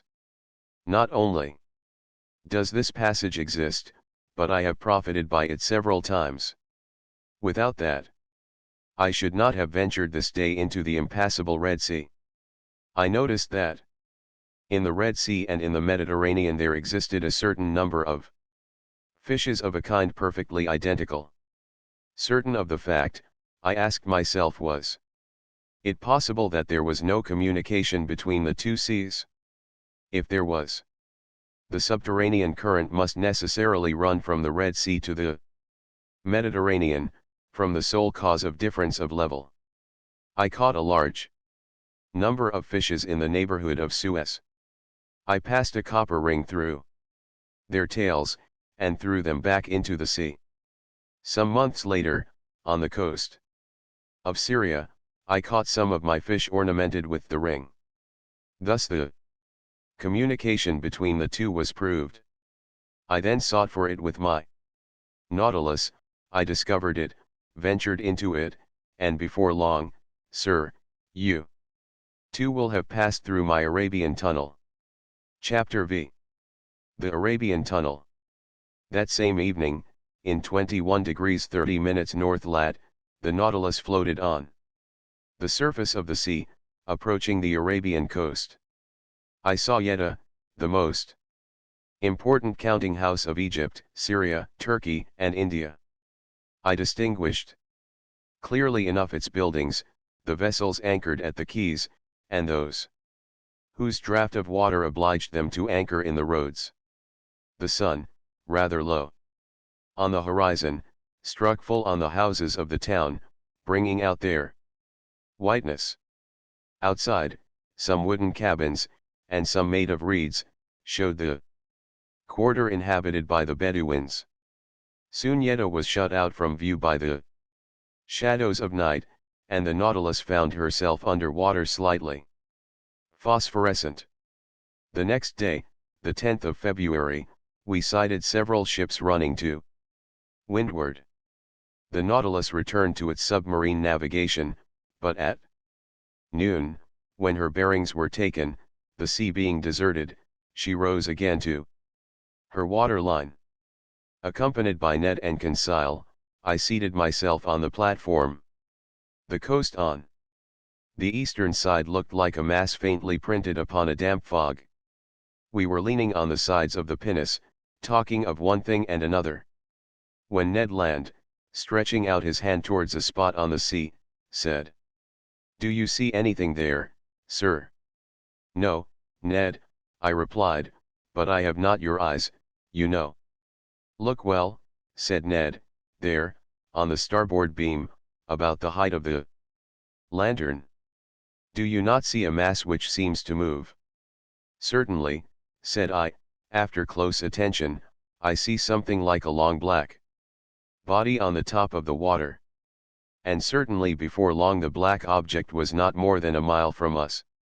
It looked like a great sandbank deposited in the open sea. It was a gigantic dugong. Ned Land looked eagerly. His eyes shone with covetousness at the sight of the animal. His hands seemed ready to harpoon it. One would have thought he was awaiting the moment to throw himself into the sea and attack it in its element. At this instant Captain Nemo appeared on the platform. He saw the dugong, understood the Canadian's attitude, and, addressing him, said, "If you held a harpoon just now, Master Land, would it not burn your hand?" "Just so, sir." "And you would not be sorry to go back, for one day, to your trade of a fisherman and to add the cetacean to the list of those you have already killed?" "I should not, sir." "Well, you can try." "Thank you, sir," said Ned Land, his eyes flaming. "Only," continued the captain, "I advise you for your own sake not to miss the creature." "Is the dugong dangerous to attack?" I asked, in spite of the Canadian's shrug of the shoulders. "Yes," replied the captain, "sometimes the animal turns upon its assailants and overturns their boat. But for Master Land this danger is not to be feared. His eye is prompt, his arm sure." At this moment 7 men of the crew, mute and immovable as ever, mounted the platform. One carried a harpoon and a line similar to those employed in catching whales. The pinnace was lifted from the bridge, pulled from its socket, and let down into the sea. 6 oarsmen took their seats, and the coxswain went to the tiller. Ned, Conseil, and I went to the back of the boat. "You are not coming, Captain?" I asked. "No, sir, but I wish you good sport." The boat put off, and, lifted by the 6 rowers, drew rapidly towards the dugong, which floated about 2 miles from the Nautilus. Arrived some cable's length from the cetacean, the speed slackened, and the oars dipped noiselessly into the quiet waters. Ned Land, harpoon in hand, stood in the forepart of the boat. The harpoon used for striking the whale is generally attached to a very long cord which runs out rapidly as the wounded creature draws it after him. But here the cord was not more than 10 fathoms long, and the extremity was attached to a small barrel which, by floating, was to show the course the dugong took under the water. I stood and carefully watched the Canadian's adversary. This dugong, which also bears the name of the halicore, closely resembles the manatee, its oblong body terminated in a lengthened tail, and its lateral fins in perfect fingers. Its difference from the manatee consisted in its upper jaw, which was armed with 2 long and pointed teeth which formed on each side diverging tusks. This dugong which Ned Land was preparing to attack was of colossal dimensions. It was more than 7 yards long. It did not move, and seemed to be sleeping on the waves, which circumstance made it easier to capture. The boat approached within 6 yards of the animal. The oars rested on the rowlocks. I half rose. Ned Land, his body thrown a little back, brandished the harpoon in his experienced hand. Suddenly a hissing noise was heard, and the dugong disappeared. The harpoon, although thrown with great force, had apparently only struck the water. "Curse it," exclaimed the Canadian furiously, "I have missed it." "No," said I, The creature is wounded, look at the blood, but your weapon has not stuck in his body. My harpoon, cried Ned Land. The sailors rowed on, and the coxswain made for the floating barrel. The harpoon regained, we followed in pursuit of the animal. The latter came now and then to the surface to breathe. Its wound had not weakened it, for it shot onwards with great rapidity. The boat, rowed by strong arms, flew on its track. Several times it approached within some few yards, and the Canadian was ready to strike, but the dugong made off with a sudden plunge, and it was impossible to reach it. Imagine the passion which excited impatient Ned Land. He hurled at the unfortunate creature the most energetic expletives in the English tongue. For my part, I was only vexed to see the dugong escape all our attacks. We pursued it without relaxation for an hour, and I began to think it would prove difficult to capture, when the animal, possessed with the perverse idea of vengeance of which he had cause to repent, turned upon the pinnace and assailed us in its turn. This maneuver did not escape the Canadian. "Look out," he cried. The coxswain said some words in his outlandish tongue, doubtless warning the men to keep on their guard. The dugong came within 20 feet of the boat, stopped, sniffed the air briskly with its large nostrils, not pierced at the extremity, but in the upper part of its muzzle. Then, taking a spring, he threw himself upon us. The pinnace could not avoid the shock, and half upset, shipped at least 2 tons of water, which had to be emptied, but, thanks to the coxswain, we caught it sideways, not full front, so we were not quite overturned. While Ned Land, clinging to the bows, bellowed the gigantic animal with blows from his harpoon, the creature's teeth were buried in the gunwale, and it lifted the whole thing out of the water, as a lion does a roebuck. We were upset over one another, and I know not how the adventure would have ended, if the Canadian, still enraged with the beast, had not struck it to the heart. I heard its teeth grind on the iron plate, and the dugong disappeared, carrying the harpoon with him. But the barrel soon returned to the surface, and shortly after the body of the animal turned on its back. The boat came up with it, took it in tow, and made straight for the Nautilus. It required tackle of enormous strength to hoist the dugong onto the platform. It weighed 10,000 pounds. The next day, February 11th, the larder of the Nautilus was enriched by some more delicate game. A flight of sea swallows rested on the Nautilus. It was a species of the Sterna nilotica, peculiar to Egypt. Its beak is black, head gray and pointed, the eye surrounded by white spots. The back, wings, and tail of a grayish color, the belly and throat white, and claws red. They also took some dozen of Nile ducks, a wild bird of high flavor, its throat and upper part of the head white with black spots. About 5 o'clock in the evening we sighted to the north the Cape of Ras Mohammed. This cape forms the extremity of Arabia Petrea, comprised between the Gulf of Suez and the Gulf of Aqaba. The Nautilus penetrated into the Straits of Jubal, which leads to the Gulf of Suez.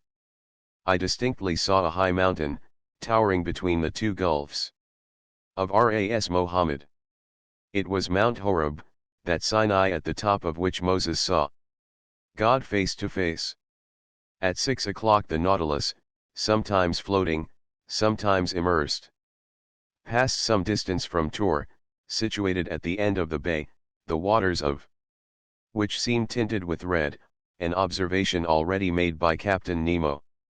Then night fell in the midst of a heavy silence, sometimes broken by the cries of the pelican and other night birds, and the noise of the waves breaking upon the shore, chafing against the rocks, or the panting of some far-off steamer, beating the waters of the gulf with its noisy paddles. From 8 to 9 o'clock the Nautilus remained some fathoms under the water. According to my calculation we must have been very near Suez. Through the panel of the saloon I saw the bottom of the rocks brilliantly lit up by our electric lamp. We seemed to be leaving the straits behind us more and more. At 9:15, the vessel having returned to the surface, I mounted the platform. Most impatient to pass through Captain Nemo's tunnel, I could not stay in one place, so came to breathe the fresh night air. Soon in the shadow I saw a pale light, half discolored by the fog, shining about a mile from us. "A floating lighthouse," said someone near me. I turned, and saw the captain. "It is the floating light of Suez," he continued. "It will not be long before we gain the entrance of the tunnel. The entrance cannot be easy." "No, sir, for that reason I am accustomed to go into the steersman's cage and myself direct our course. And now, if you will go down, Emeronax, the Nautilus is going under the waves, and will not return to the surface until we have passed through the Arabian Tunnel." Captain Nemo led me towards the central staircase. Halfway down he opened a door, traversed the upper deck, and landed in the pilot's cage, which it may be remembered rose at the extremity of the platform. It was a cabin measuring 6 feet square, very much like that occupied by the pilot on the steamboats of the Mississippi or Hudson. In the midst worked a wheel, placed vertically, and caught to the tiller rope, which ran to the back of the Nautilus. 4 light ports with lenticular glasses, let in a groove in the partition of the cabin, allowed the man at the wheel to see in all directions. This cabin was dark, but soon my eyes accustomed themselves to the obscurity, and I perceived the pilot, a strong man, with his hands resting on the spokes of the wheel. Outside, the sea appeared vividly lit up by the lantern, which shed its rays from the back of the cabin to the other extremity of the platform. "Now," said Captain Nemo, "let us try to make our passage." Electric wires connected the pilot's cage with the machinery room, and from there the captain could communicate simultaneously to his Nautilus the direction and the speed. He pressed a metal knob, and at once the speed of the screw diminished. I looked in silence at the high straight wall we were running by at this moment, the immovable base of a massive sandy coast.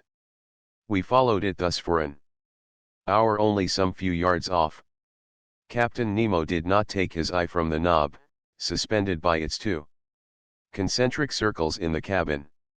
At a simple gesture, the pilot modified the course of the Nautilus every instant.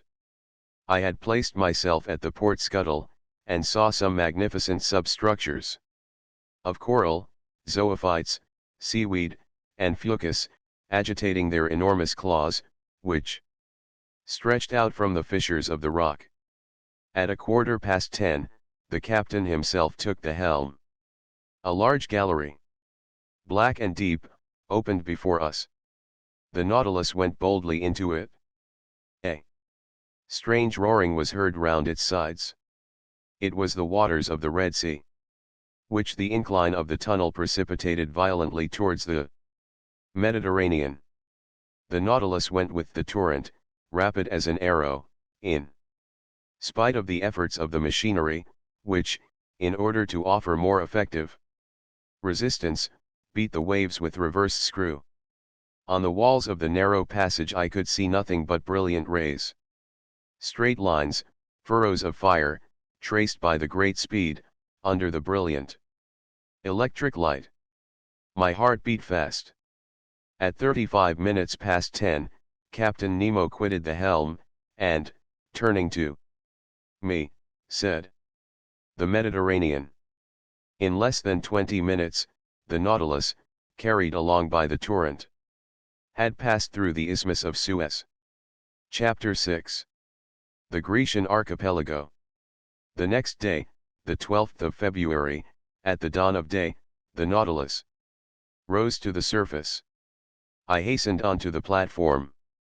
3 miles to the south, the dim outline of Pelusium was to be seen. A torrent had carried us from one sea to another. About 7 o'clock Ned and Conseil joined me. "Well, Sir Naturalist," said the Canadian, in a slightly jovial tone, "and the Mediterranean?"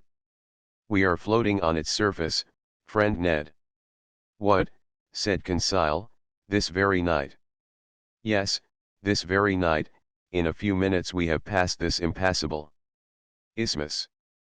"I do not believe it," replied the Canadian. "Then you are wrong, Master Land," I continued. "This low coast which rounds off to the south is the Egyptian coast. And you who have such good eyes, Ned, you can see the jetty of Port Said stretching into the sea." The Canadian looked attentively. "Certainly you are right, sir, and your captain is a first-rate man. We are in the Mediterranean. Good. Now, if you please, let us talk of our own little affair, but so that no one hears us."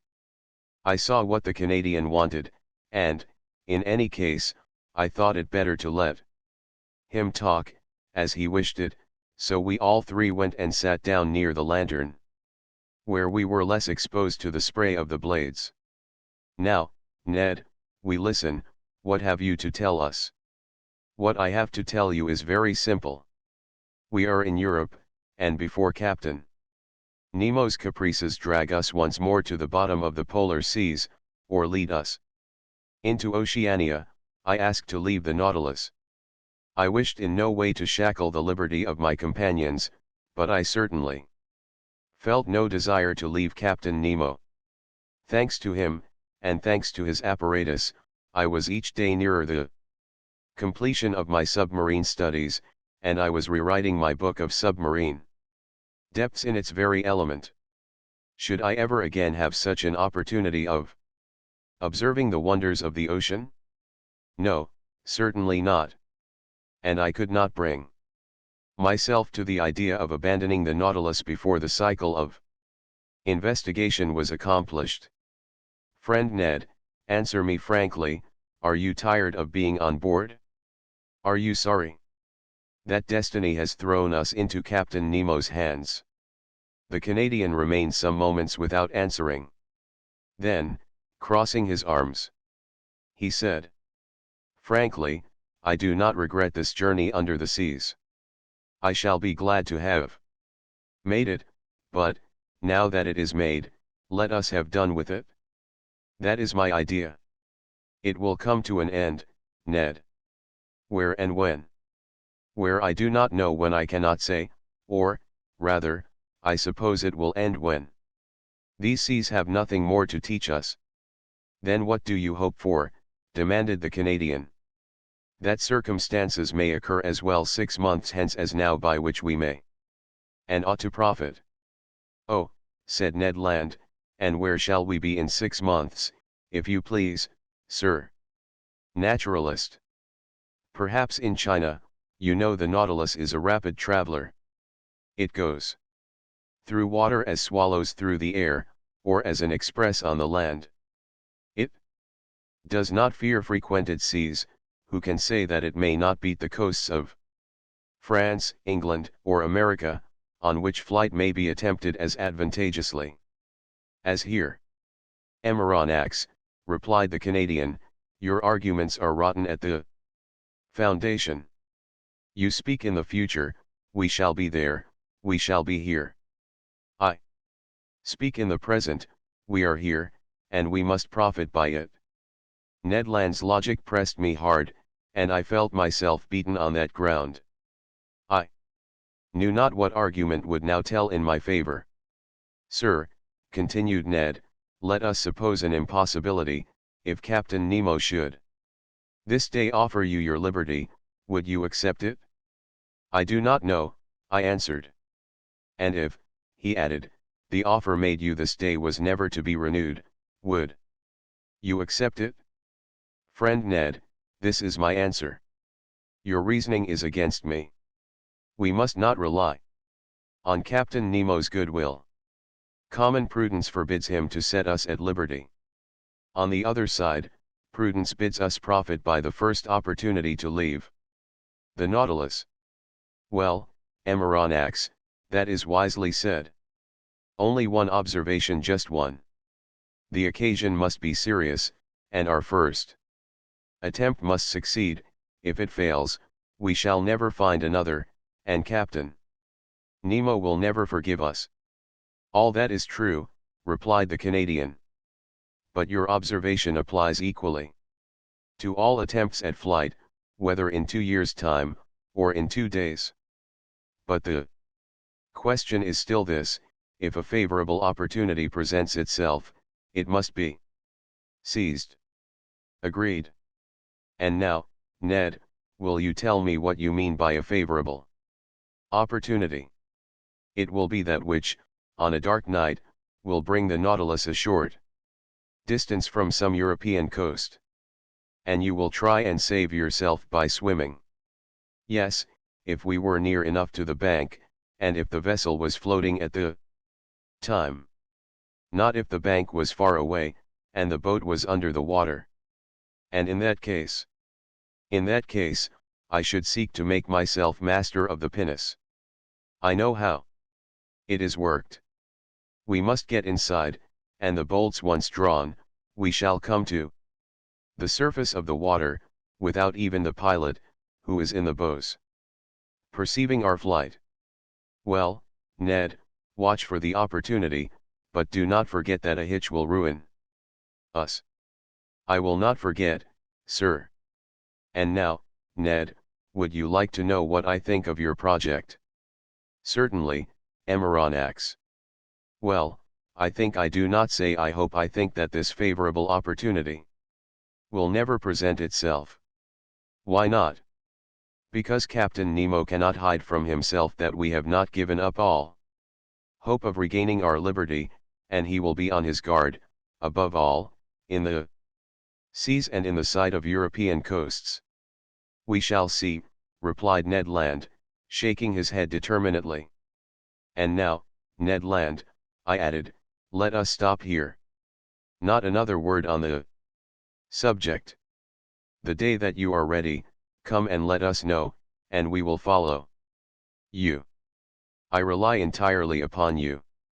Thus ended a conversation which, at no very distant time, led to such grave results. I must say here that facts seem to confirm my foresight, to the Canadian's great despair. Did Captain Nemo distrust us in these frequented seas?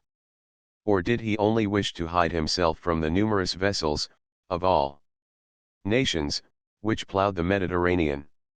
I could not tell, but we were oftener between waters and far from the coast.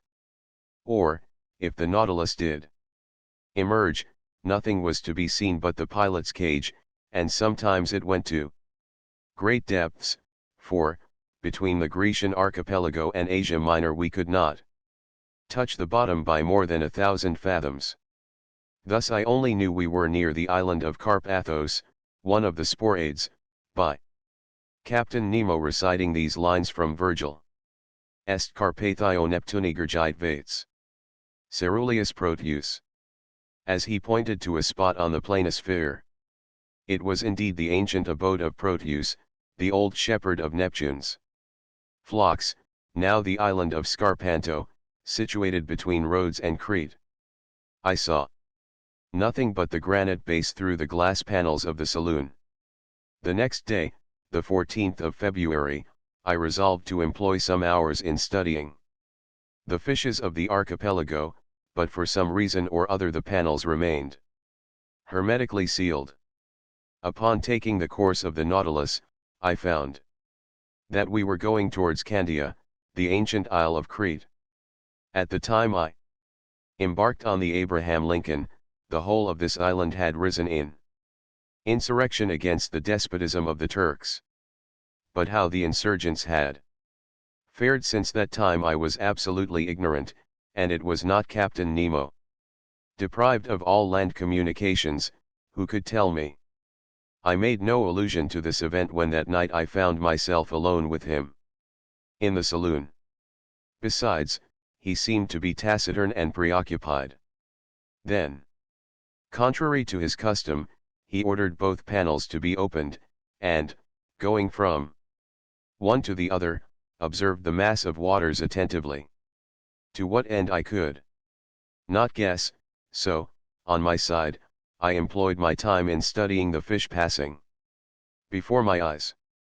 In the midst of the waters a man appeared, a diver, carrying at his belt a Leithern purse.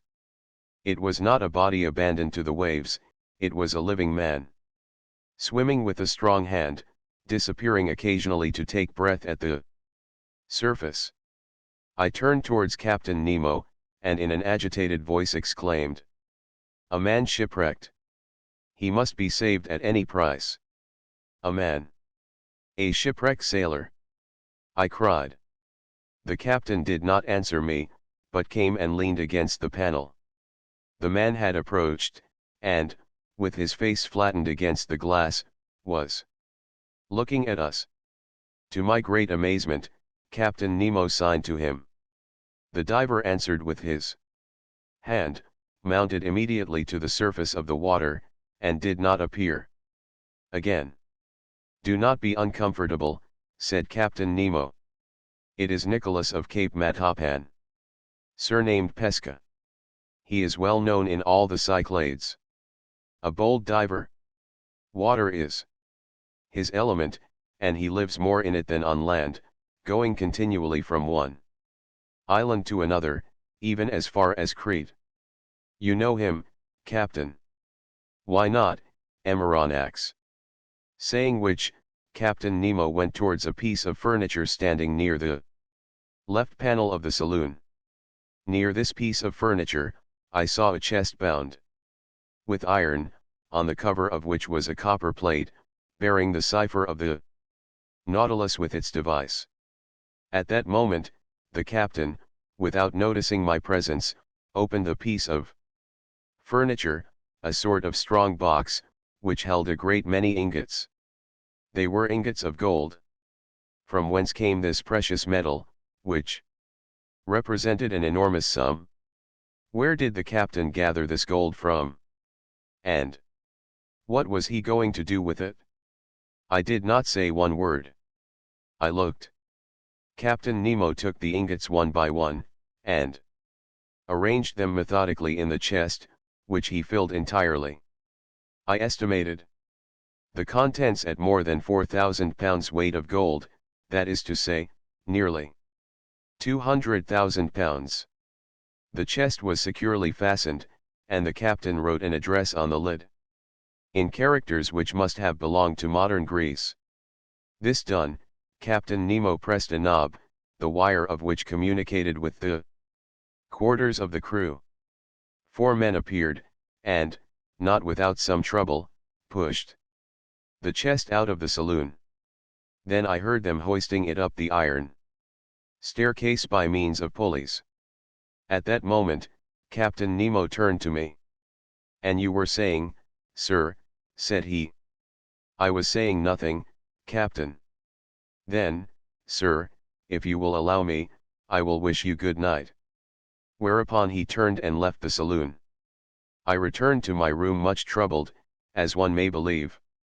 I vainly tried to sleep. I sought the connecting link between the apparition of the diver and the chest filled with gold.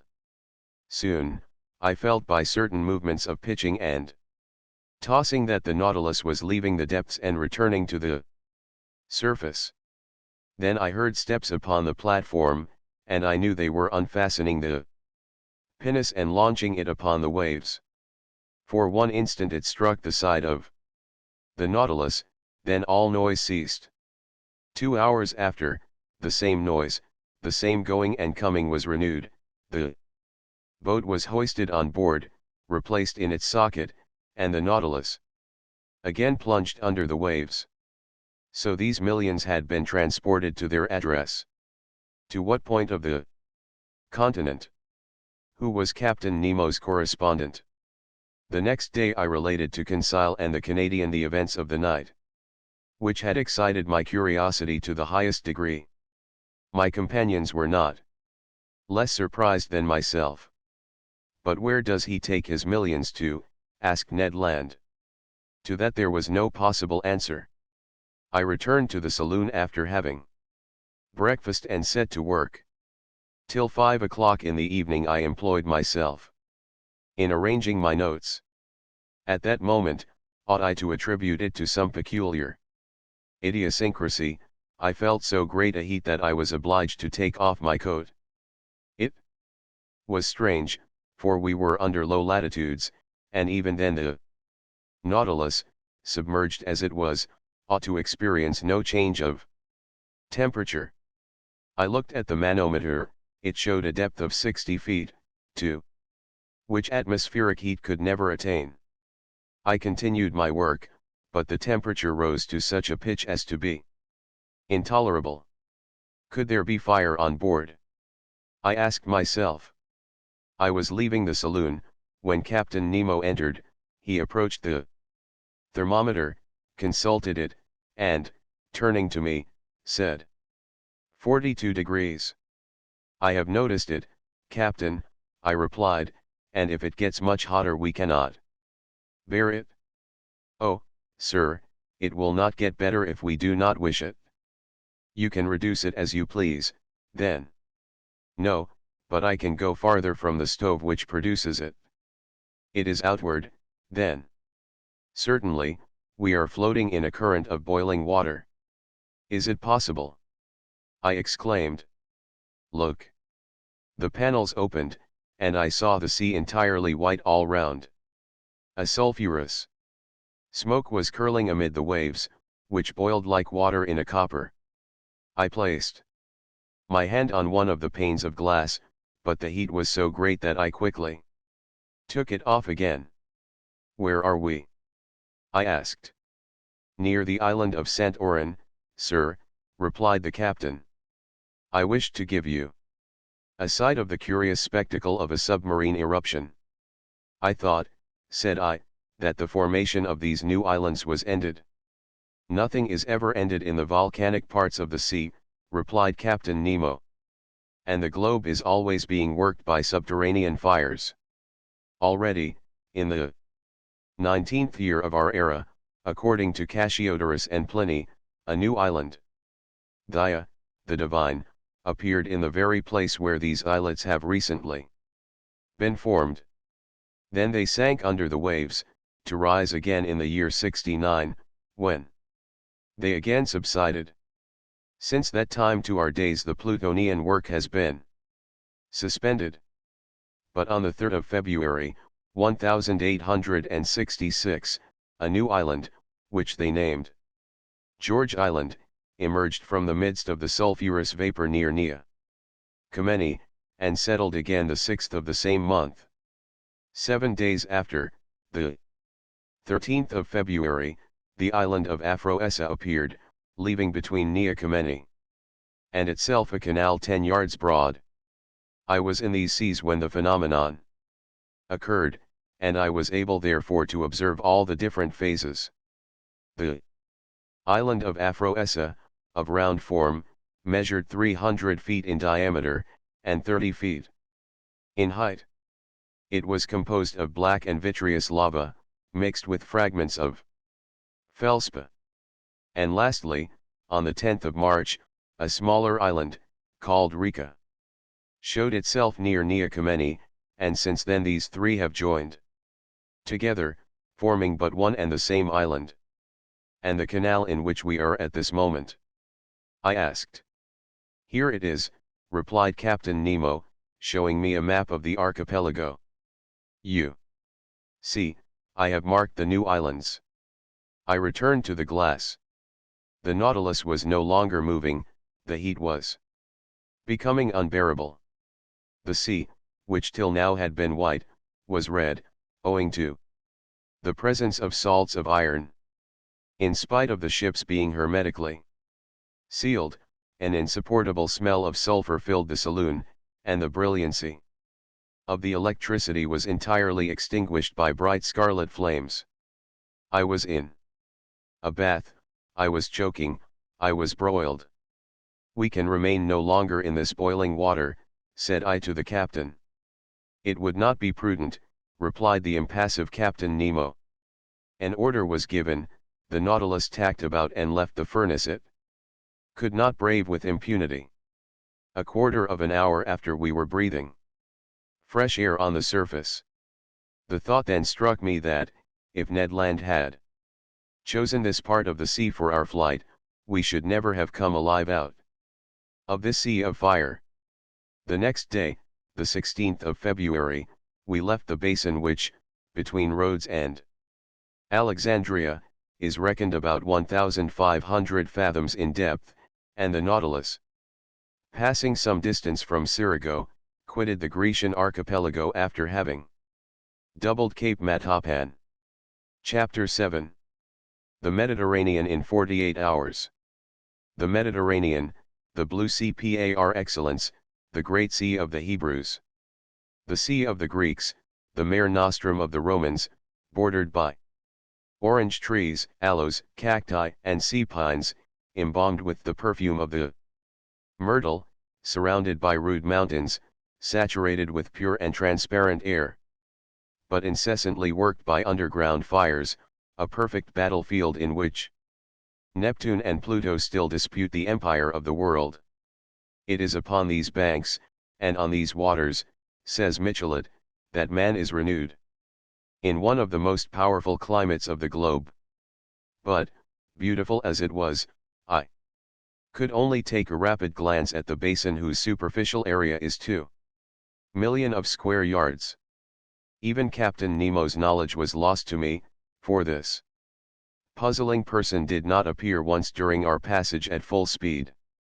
I estimated the course which the Nautilus took under the waves of the sea at about 600 leagues, and it was accomplished in 48 hours.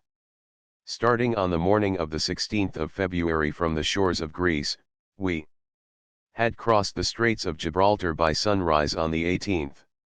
It was plain to me that this Mediterranean, enclosed in the midst of those countries which he wished to avoid, was distasteful to Captain Nemo. Those waves and those breezes brought back too many remembrances, if not too many regrets. Here he had no longer that independence and that liberty of gait which he had when in the open seas, and his Nautilus felt itself cramped between the close shores of Africa and Europe. Our speed was now 25 miles an hour. It may be well understood that Ned Land, to his great disgust, was obliged to renounce his intended flight. He could not launch the pinnace, going at the rate of 12 or 13 yards every second. To quit the Nautilus under such conditions would be as bad as jumping from a train going at full speed, an imprudent thing, to say the least of it. Besides, our vessel only mounted to the surface of the waves at night to renew its stock of air. It was steered entirely by the compass and the log.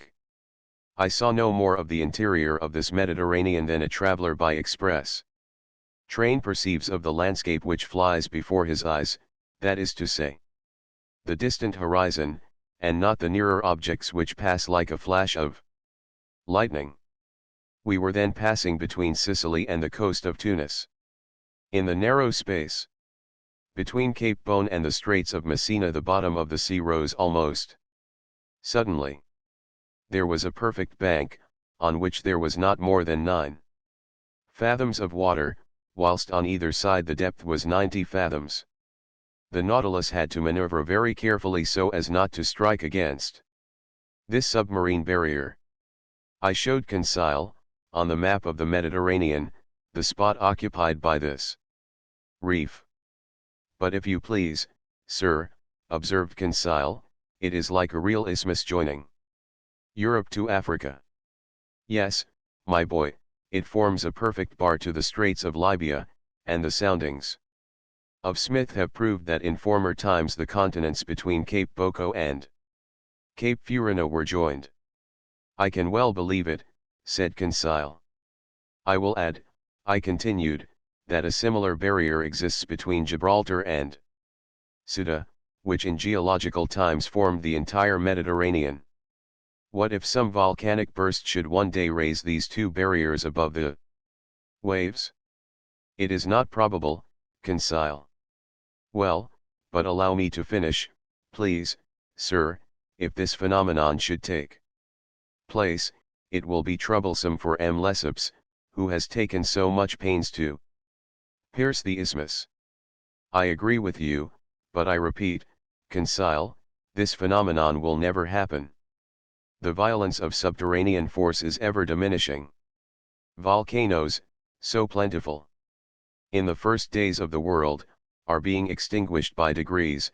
The internal heat is weakened, the temperature of the lower strata of the globe is lowered by a perceptible quantity every century to the detriment of our globe, for its heat is its life. But the sun is not sufficient, Conseil. Can it give heat to a dead body? Not that I know of. Well, my friend, this earth will one day be that cold corpse. It will become uninhabitable and uninhabited like the moon, which has long since lost all its vital heat. In how many centuries? In some hundreds of thousands of years, my boy. Then, said Conseil, we shall have time to finish our journey, that is, if Ned Land does not interfere with it. And Conseil, reassured, returned to the study of the bank, which the Nautilus was skirting at a moderate speed. During the night of the 16th and February 17th we had entered the second Mediterranean basin, the greatest depth of which was 1,450 fathoms. The Nautilus, by the action of its crew, slid down the inclined planes and buried itself in the lowest depths of the sea. On the 18th of February, about 3 o'clock in the morning, we were at the entrance of the Straits of Gibraltar. There once existed two currents, an upper one, long since recognized, which conveys the waters of the ocean into the basin of the Mediterranean, and a lower counter-current, which reasoning has now shown to exist.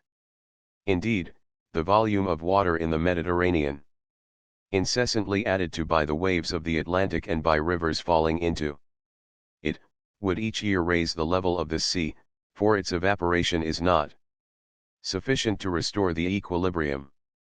As it is not so, we must necessarily admit the existence of an undercurrent, which empties into the basin of the Atlantic through the Straits of Gibraltar the surplus waters of the Mediterranean. A fact indeed, and it was this counter-current by which the Nautilus profited. It advanced rapidly by the narrow pass.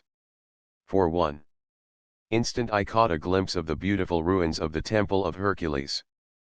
Buried in the ground, according to Pliny, and with the low island which supports it, and a few minutes later we were floating on the Atlantic.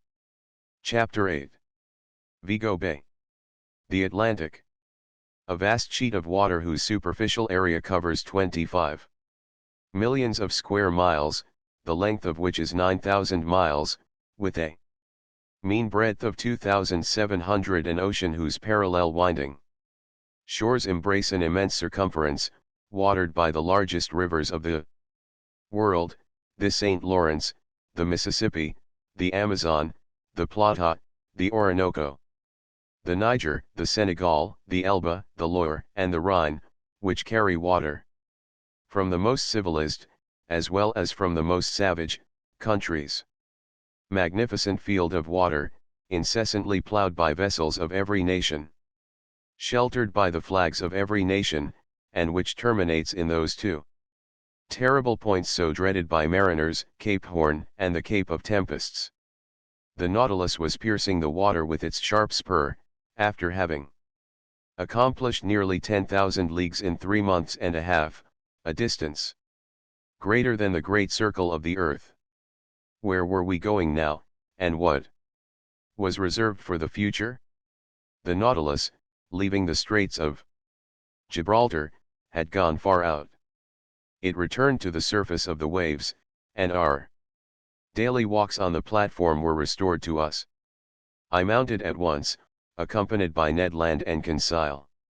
At a distance of about 12 miles, Cape St. Vincent was dimly to be seen, forming the southwestern point of the Spanish peninsula. A strong southerly gale was blowing. The sea was swollen and billowy, it made the Nautilus rock violently. It was almost impossible to keep one's foot on the platform, which the heavy rolls of the sea beat over every instant. So we descended after inhaling some mouthfuls of fresh air. I returned to my room, Conseil to his cabin, but the Canadian, with a preoccupied air, followed me.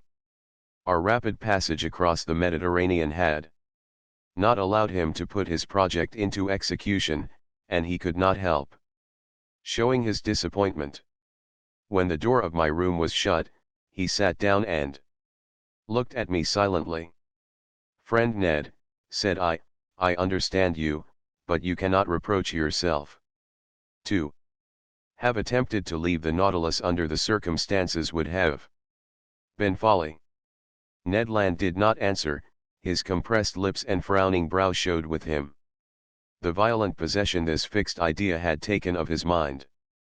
"Let us see," I continued, "we need not despair yet. We are going up the coast of Portugal again. France and England are not far off, where we can easily find refuge. Now if the Nautilus, on leaving the Straits of Gibraltar, had gone to the south, if it had carried us towards regions where there were no continents, I should share your uneasiness. But we know now that Captain Nemo does not fly from civilized seas, and in some days I think you can act with security." Ned Land still looked at me fixedly. At length his fixed lips parted, and he said, "It is for tonight." I drew myself up suddenly. I was, I admit, little prepared for this communication. I wanted to answer the Canadian, but words would not come. "We agreed to wait for an opportunity," continued Ned Land, "and the opportunity has arrived. This night we shall be but a few miles from the Spanish coast. It is cloudy. The wind blows freely. I have your word, M. Aronnax, and I rely upon you." As I was silent, the Canadian approached me. "Tonight, at 9 o'clock, said he. "I have warned Conseil. At that moment, Captain Nemo will be shut up in his room, probably in bed. Neither the engineers nor the ship's crew can see us. Conseil and I will gain the central staircase, and you, Aronnax, will remain in the library, 2 steps from us, waiting my signal. The oars, the mast, and the sail are in the canoe. I have even succeeded in getting some provisions. I have procured an English wrench to unfasten the bolts which attach it to the shell of the Nautilus. So, all is ready, till tonight. The sea is bad." "That I allow," replied the Canadian, "but we must risk that. Liberty is worth paying for. Besides, the boat is strong, and a few miles with a fair wind to carry us is no great thing. Who knows but by tomorrow we may be 100 leagues away? Let circumstances only favor us, and by 10 or 11 o'clock we shall have landed on some spot of terra firma, alive or dead. But adieu now. Till tonight." With these words the Canadian withdrew, leaving me almost dumb. I had imagined that, the chance gone, I should have time to reflect and discuss the matter. My obstinate companion had given me no time, and, after all, what could I have said to him? Ned Land was perfectly right. There was almost the opportunity to profit by. Could I retract my word, and take upon myself the responsibility of compromising the future of my companions? Tomorrow Captain Nemo might take us far from all land.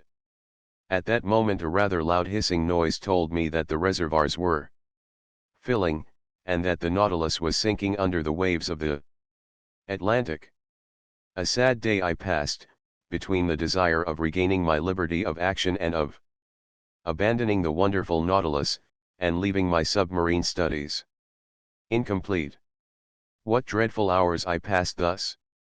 Sometimes seeing myself and companions safely landed, sometimes wishing, in spite of my reason, that some unforeseen circumstance would prevent the realization of Ned Land's project. Twice I went to the saloon. I wished to consult the compass. I wished to see if the direction the Nautilus was taking was bringing us nearer or taking us farther from the coast. But no, the Nautilus kept in Portuguese waters. I must therefore take my part and prepare for flight. My luggage was not heavy. My notes, nothing more. As to Captain Nemo, I asked myself what he would think of our escape, what trouble, what wrong it might cause him, and what he might do in case of its discovery or failure. Certainly I had no cause to complain of him. On the contrary, never was hospitality freer than his.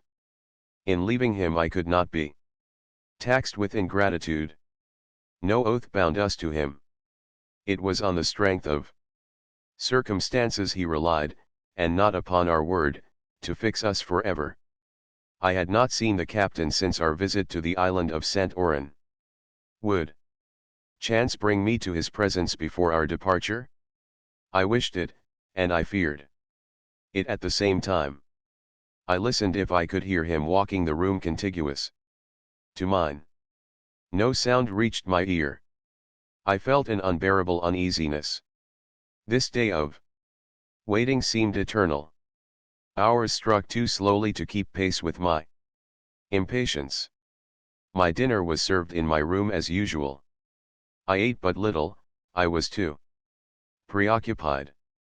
I left the table at 7 o'clock. 120 minutes, I counted them, still separated me from the moment in which I was to join Ned Land. My agitation redoubled. My pulse beat violently. I could not remain quiet. I went and came, hoping to calm my troubled spirit by constant movement. The idea of failure in our bold enterprise was the least painful of my anxieties, but the thought of seeing our project discovered before leaving the Nautilus, of being brought before Captain Nemo, irritated, or, what was worse, saddened, at my desertion, made my heart beat. I wanted to see the saloon for the last time. I descended the stairs and arrived in the museum, where I had passed so many useful and agreeable hours.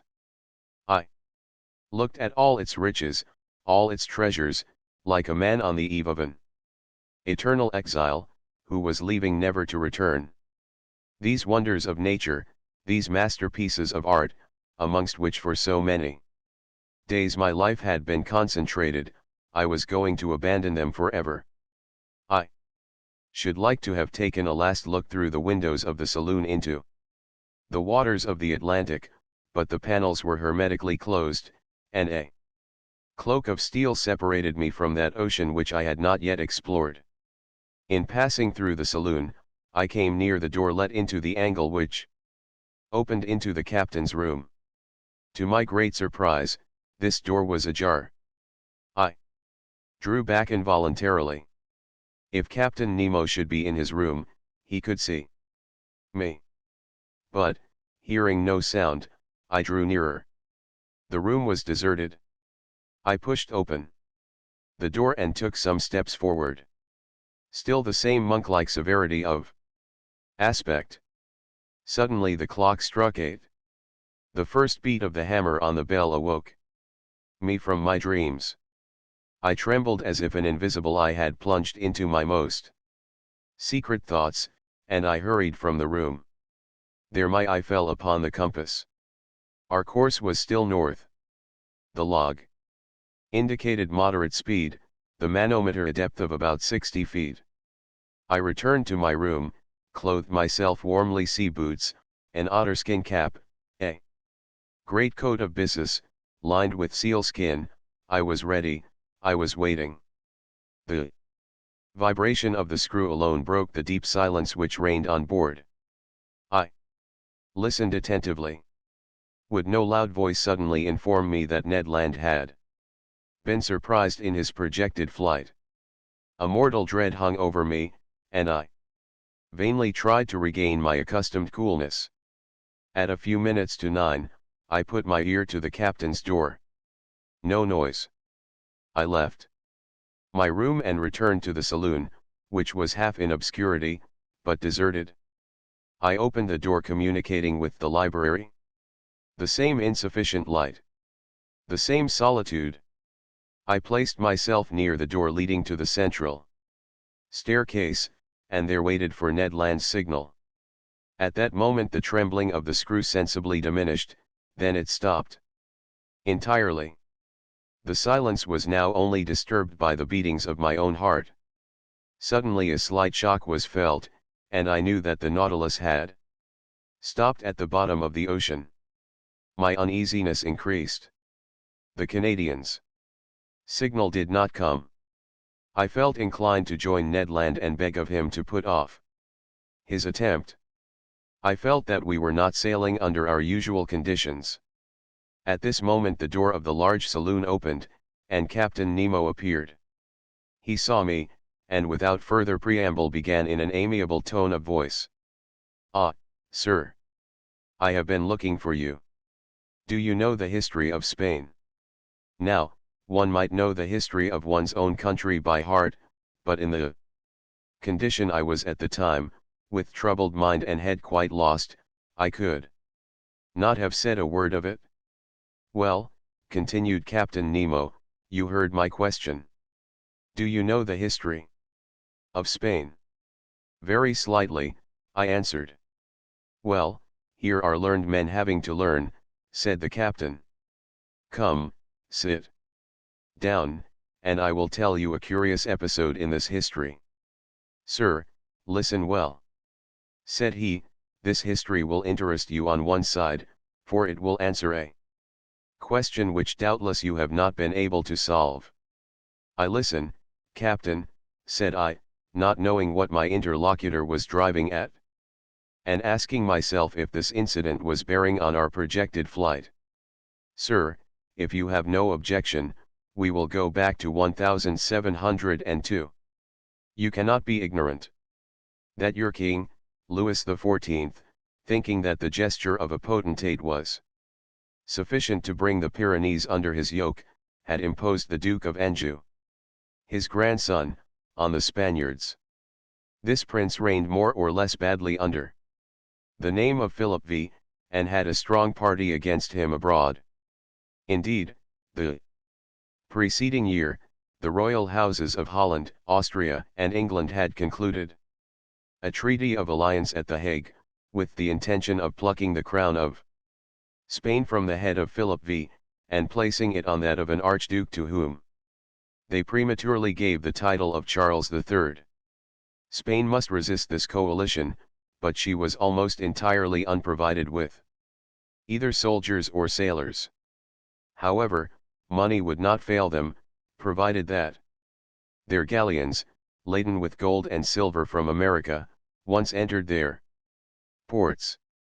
And about the end of 1702 they expected a rich convoy which France was escorting with a fleet of 23 vessels, commanded by Admiral Chateaurenaud, for the ships of the coalition were already beating the Atlantic. This convoy was to go to Cadiz, but the admiral, hearing that an English fleet was cruising in those waters, resolved to make for a French port. The Spanish commanders of the convoy objected to this decision. They wanted to be taken to a Spanish port, and, if not to Cadiz, into Vigo Bay, situated on the northwest coast of Spain, and which was not blocked. Admiral Chateaurenaud had the rashness to obey this injunction, and the galleons entered Vigo Bay. Unfortunately, it formed an open road which could not be defended in any way. They must therefore hasten to unload the galleons before the arrival of the combined fleet, and time would not have failed them had not a miserable question of rivalry suddenly arisen. "You are following the chain of events?" asked Captain Nemo. "Perfectly," said I, not knowing the end proposed by this historical lesson. "I will continue. This is what passed. The merchants of Cadiz had a privilege, by which they had the right of receiving all merchandise coming from the West Indies. Now, to disembark these ingots at the port of Vigo was depriving them of their rights. They complained at Madrid, and obtained the consent of the weak-minded Philip that the convoy, without discharging its cargo, should remain sequestered in the roads of Vigo until the enemy had disappeared. But whilst coming to this decision, on the 22nd of October, 1702, the English vessels arrived in Vigo Bay, when Admiral Chateaurenaud, in spite of inferior forces, fought bravely.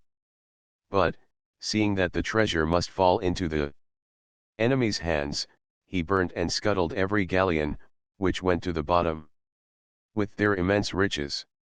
Captain Nemo stopped. I admit I could not see yet why this history should interest me. "Well?" I asked. "Well, Amaranax," replied Captain Nemo, "we are in that Vigo Bay, and it rests with yourself whether you will penetrate its mysteries." The captain rose, telling me to follow him. I had had time to recover. I obeyed. The saloon was dark, but through the transparent glass the waves were sparkling. I looked. For half a mile around the Nautilus, the waters seemed bathed in electric light. The sandy bottom was clean and bright. Some of the ship's crew, in their diving dresses, were clearing away half-rotten barrels and empty cases from the midst of the blackened wrecks. From these cases and from these barrels escaped ingots of gold and silver, cascades of piastres and jewels. The sand was heaped up with them. Laden with their precious booty, the men returned to the Nautilus, disposed of their burden, and went back to this inexhaustible fishery of gold and silver. I understood now. This was the scene of the battle of the 22nd of October. 1702. Here on this very spot the galleons laden for the Spanish government had sunk. Here Captain Nemo came, according to his wants, to pack up those millions with which he burdened the Nautilus. It was for him and him alone. America had given up her precious metals. He was heir direct, without anyone to share in those treasures torn from the Incas and from the conquered of Ferdinand Cortés. "Did you know, sir," he asked, smiling, "that the sea contains such riches?" "I knew," I answered, "that they value money held in suspension in these waters at 2 millions. Doubtless, but to extract this money the expense would be greater than the profit. Here, on the contrary, I have but to pick up what man has lost, and not only in Vigo Bay, but in 1,000 other ports where shipwrecks have happened, and which are marked on my submarine map. Can you understand now the source of the millions I am worth?" "I understand, Captain. But allow me to tell you that in exploring Vigo Bay you have only been beforehand with a rival society." "And which?" "A society which has received from the Spanish government the privilege of seeking those buried galleons. The shareholders are led on by the allurement of an enormous bounty, for they value these rich shipwrecks at 500 millions. 500 millions they were," answered Captain Nemo, "but they are so no longer." "Just so," said I, "and a warning to those shareholders would be an act of charity. But who knows if it would be well received? What gamblers usually regret above all is less the loss of their money than of their foolish hopes. After all, I pity them less than the thousands of unfortunates to whom so much riches well distributed would have been profitable, whilst for them they will be forever barren." I had no sooner expressed this regret than I felt that it must have wounded Captain Nemo. "Baron," he exclaimed, with animation. "Do you think then, sir, that these riches are lost because I gather them? Is it for myself alone, according to your idea, that I take the trouble to collect these treasures? Who told you that I did not make a good use of it? Do you think I am ignorant that there are suffering beings and oppressed races on this earth, miserable creatures to console, victims to avenge? Do you not understand?" Captain Nemo stopped at these last words, regretting perhaps that he had spoken so much.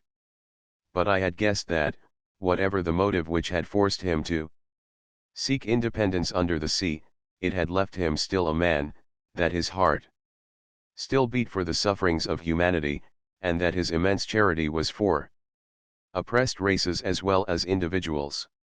And I then understood for whom those millions were destined which were forwarded by Captain Nemo when the Nautilus was cruising in the waters of Crete. Chapter 9. A Vanished Continent. The next morning, the 19th of February, I saw the Canadian enter my room. I expected this visit. He looked very disappointed. "Well, sir," said he. "Well, Ned, fortune was against us yesterday." "Yes, that captain must needs stop exactly at the hour we intended leaving his vessel." "Yes, Ned, he had business at his bankers." "His bankers? Or rather his banking house, by that I mean the ocean, where his riches are safer than in the chests of the state." I then related to the Canadian the incidents of the preceding night, hoping to bring him back to the idea of not abandoning the captain, but my recital had no other result than an energetically expressed regret from Ned that he had not been able to take a walk on the battlefield of Vigo on his own account. "However," said he, "all is not ended. It is only a blow of the harpoon lost. Another time we must succeed, and tonight, if necessary." "In what direction is the Nautilus going?" I asked. "I do not know," replied Ned. "Well, at noon we shall see the point." The Canadian returned to Conseil. As soon as I was dressed, I went into the saloon. The compass was not reassuring. The course of the Nautilus was SSW. We were turning our backs on Europe. I waited with some impatience till the ship's place was pricked on the chart. At about 11:30 the reservoirs were emptied, and our vessel rose to the surface of the ocean. I rushed towards the platform. Ned Land had preceded me. No more land in sight. Nothing but an immense sea. Some sails on the horizon, doubtless those going to San Roque in search of favorable winds for doubling the Cape of Good Hope. The weather was cloudy. A gale of wind was preparing. Ned raved, and tried to pierce the cloudy horizon. He still hoped that behind all that fog stretched the land he so longed for. At noon the sun showed itself for an instant. The second profited by this brightness to take its height. Then, the sea becoming more billowy, we descended, and the panel closed. An hour after, upon consulting the chart, I saw the position of the Nautilus was marked at 16 degrees 17 minutes long, and 33 degrees 22 minutes lat, at 150 leagues from the nearest coast. There was no means of flight, and I leave you to imagine the rage of the Canadian when I informed him of our situation. For myself, I was not particularly sorry. I felt lightened of the load which had oppressed me, and was able to return with some degree of calmness to my accustomed work. That night, about 11 o'clock, I received a most unexpected visit from Captain Nemo. He asked me very graciously if I felt fatigued from my watch of the preceding night. I answered in the negative. Then, Amaranax, I propose a curious excursion. Propose, Captain. You have hitherto only visited the submarine depths by daylight, under the brightness of the sun. Would it suit you to see them in the darkness of the night? Most willingly. I warn you, the way will be tiring. We shall have far to walk, and must climb a mountain. The roads are not well kept. What you say, Captain, only heightens my curiosity. I am ready to follow you. Come then, sir, we will put on our diving dresses. Arrived at the robing room, I saw that neither of my companions nor any of the ship's crew were to follow us on this excursion. Captain Nemo had not even proposed my taking with me either Ned or Conseil. In a few moments we had put on our diving dresses. They placed on our backs the reservoirs, abundantly filled with air, but no electric lamps were prepared. I called the captain's attention to the fact. They will be useless, he replied. I thought I had not heard aright, but I could not repeat my observation, for the captain's head had already disappeared in its metal case. I finished harnessing myself. I felt them put an iron-pointed stick into my hand, and some minutes later, after going through the usual form, we set foot on the bottom of the Atlantic at a depth of 150 fathoms. Midnight was near. The waters were profoundly dark, but Captain Nemo pointed out in the distance a reddish spot, a sort of large light shining brilliantly about 2 miles from the Nautilus. What this fire might be, what could feed it, why and how it lit up the liquid mass, I could not say. In any case, it did light our way. Vaguely, it is true, but I soon accustomed myself to the peculiar darkness, and I understood, under such circumstances, the uselessness of the Ruhmkorff apparatus. As we advanced, I heard a kind of pattering above my head. The noise redoubling, sometimes producing a continual shower. I soon understood the cause. It was rain falling violently, and crisping the surface of the waves. Instinctively the thought flashed across my mind that I should be wet through by the water.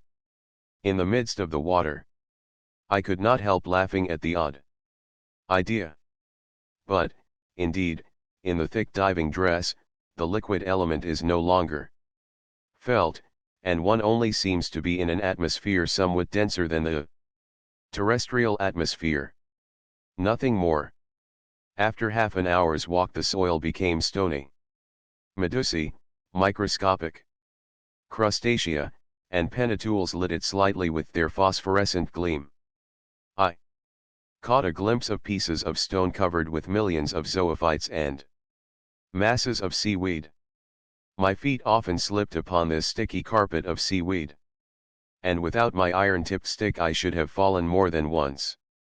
In turning round, I could still see the whitish lantern of the Nautilus beginning to pale in the distance. But the rosy light which guided us increased and lit up the horizon. The presence of this fire under water puzzled me in the highest degree. Was I going towards a natural phenomenon as yet unknown to the savants of the earth? Or even, for this thought crossed my brain, had the hand of man aught to do with this conflagration? Had he fanned this flame? Was I to meet in these depths companions and friends of Captain Nemo whom he was going to visit, and who, like him, led this strange existence? Should I find down there a whole colony of exiles who, weary of the miseries of this earth, had sought and found independence in the deep ocean? All these foolish and unreasonable ideas pursued me. And in this condition of mind, overexcited by the succession of wonders continually passing before my eyes, I should not have been surprised to meet at the bottom of the sea one of those submarine towns of which Captain Nemo dreamed. Our road grew lighter and lighter. The white glimmer came in rays from the summit of a mountain about 800 feet high. But what I saw was simply a reflection, developed by the clearness of the waters. The source of this inexplicable light was a fire on the opposite side of the mountain. In the midst of this stony maze furrowing the bottom of the Atlantic, Captain Nemo advanced without hesitation. He knew this dreary road. Doubtless he had often traveled over it, and could not lose himself. I followed him with unshaken confidence. He seemed to me like a genie of the sea, and, as he walked before me, I could not help admiring his stature, which was outlined in black on the luminous horizon. It was 1 in the morning when we arrived at the first slopes of the mountain. But to gain access to them we must venture through the difficult paths of a vast copse. Yes, a copse of dead trees, without leaves, without sap, trees petrified by the action of the water and here and there overtopped by gigantic pines. It was like a coal pit still standing, holding by the roots to the broken soil, and whose branches, like fine black paper cuttings, showed distinctly on the watery ceiling. Picture to yourself a forest in the hearts hanging onto the sides of the mountain, but a forest swallowed up. The paths were encumbered with seaweed and fucus, between which groveled a whole world of crustacea.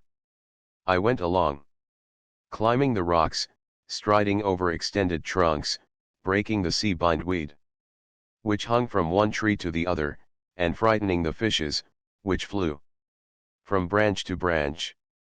Pressing onward, I felt no fatigue. I followed my guide, who was never tired. What a spectacle! How can I express it?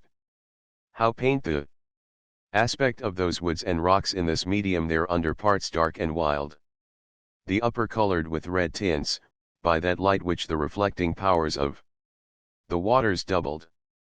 We climbed rocks which fell directly after with gigantic bounds and the low growling of an avalanche. To right and left ran long, dark galleries, where sight was lost. Here opened vast glades which the hand of man seemed to have worked, and I sometimes asked myself if some inhabitant of these submarine regions would not suddenly appear to me. But Captain Nemo was still mounting. I could not stay behind. I followed boldly. My stick gave me good help.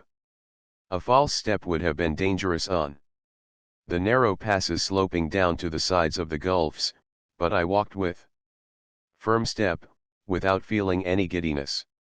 Now I jumped a crevice, the depth of which would have made me hesitate had it been among the glaciers on the land. Now I ventured on the unsteady trunk of a tree thrown across from one abyss to the other, without looking under my feet, having only eyes to admire the wild sights of this region. There, monumental rocks, leaning on their regularly cut bases, seemed to defy all laws of equilibrium. From between their stony knees trees sprang, like a jet under heavy pressure, and upheld others which upheld them. Natural towers. Large scarps, cut perpendicularly, like a curtain, inclined at an angle which the laws of gravitation could never have tolerated in terrestrial regions. 2 hours after quitting the Nautilus we had crossed the line of trees. And 100 feet above our heads rose the top of the mountain, which cast a shadow on the brilliant irradiation of the opposite slope. Some petrified shrubs ran fantastically here and there. Fishes got up under our feet like birds in the long grass. The massive rocks were rent with impenetrable fractures, deep grottos, and unfathomable holes, at the bottom of which formidable creatures might be heard moving. My blood curdled when I saw enormous antennae blocking my road, or some frightful claw closing with the noise. In the shadow of some cavity, millions of luminous spots shone brightly in the midst of the darkness. They were the eyes of giant crustacea crouched in their holes, giant lobsters setting themselves up like halberdiers, and moving their claws with the clicking sound of pincers, titanic crabs, pointed like a gun on its carriage, and frightful-looking poulps, interweaving their tentacles like a living nest of serpents. We had now arrived on the first platform, where other surprises awaited me. Before us lay some picturesque ruins, which betrayed the hand of man and not that of the Creator. There were vast heaps of stone, amongst which might be traced the vague and shadowy forms of castles and temples, clothed with a world of blossoming zoophytes, and over which, instead of ivy, seaweed, and fucus, threw a thick vegetable mantle. But what was this portion of the globe which had been swallowed by cataclysms? Who had placed those rocks and stones like cromlechs of prehistoric times? Where was I? Whither had Captain Nemo's fancy hurried me? I would fain have asked him, not being able to. I stopped him. I seized his arm. But, shaking his head, and pointing to the highest point of the mountain, he seemed to say, "Come, come along, come higher." I followed, and in a few minutes I had climbed to the top, which for a circle of 10 yards commanded the whole mass of rock. I looked down the side we had just climbed. The mountain did not rise more than 700 or 800 feet above the level of the plain, but on the opposite side it commanded from twice that height the depths of this part of the Atlantic. My eyes ranged far over a large space lit by a violent fulguration. In fact, the mountain was a volcano. At 50 feet above the peak, in the midst of a rain of stones and scoriae, a large crater was vomiting forth torrents of lava which fell in a cascade of fire into the bosom of the liquid mass. Thus situated, this volcano lit the lower plain like an immense torch, even to the extreme limits of the horizon. I said that the submarine crater threw up lava, but no flames. Flames require the oxygen of the air to feed upon and cannot be developed under water, but streams of lava, having in themselves the principles of their incandescence, can attain a white heat, fight vigorously against the liquid element, and turn it to vapor by contact. Rapid currents bearing all these gases in diffusion and torrents of lava slid to the bottom of the mountain like an eruption of Vesuvius on another Terra del Greco. There indeed under my eyes, ruined, destroyed, lay a town, its roofs open to the sky, its temples fallen, its arches dislocated, its columns lying on the ground, from which one would still recognize the massive character of Tuscan architecture. Further on, some remains of a gigantic aqueduct, here the high base of an acropolis, with the floating outline of a Parthenon, there traces of a quay, as if an ancient port had formerly abutted on the borders of the ocean, and disappeared with its merchant vessels and its war galleys. Farther on, again, long lines of sunken walls and broad, deserted streets of perfect Pompeii escaped beneath the waters. Such was the sight that Captain Nemo brought before my eyes. Where was I? Where was I? I must know at any cost. I tried to speak, but Captain Nemo stopped me by a gesture, and, picking up a piece of chalkstone, advanced to a rock of black basalt, and traced the one word: Atlantis. What a light shot through my mind! Atlantis. The Atlantis of Plato, that continent denied by Origen and Humboldt, who placed its disappearance amongst the legendary tales. I had it there now before my eyes, bearing upon it the unexceptionable testimony of its catastrophe. The region thus engulfed was beyond Europe, Asia, and Libya, beyond the columns of Hercules, where those powerful people, the Atlantides, lived, against whom the first wars of ancient Greeks were waged. Thus, led by the strangest destiny, I was treading underfoot the mountains of this continent, touching with my hand those ruins 1,000 generations old, and contemporary with the geological epochs. I was walking on the very spot where the contemporaries of the first man had walked. Whilst I was trying to fix in my mind every detail of this grand landscape, Captain Nemo remained motionless, as if petrified in mute ecstasy, leaning on a mossy stone. Was he dreaming of those generations long since disappeared? Was he asking them the secret of human destiny? Was it here this strange man came to steep himself in historical recollections, and live again this ancient life, he who wanted no modern one? What would I not have given to know his thoughts, to share them, to understand them? We remained for an hour at this place, contemplating the vast plains under the brightness of the lava, which was sometimes wonderfully intense. Rapid tremblings ran along the mountain, caused by internal bubblings.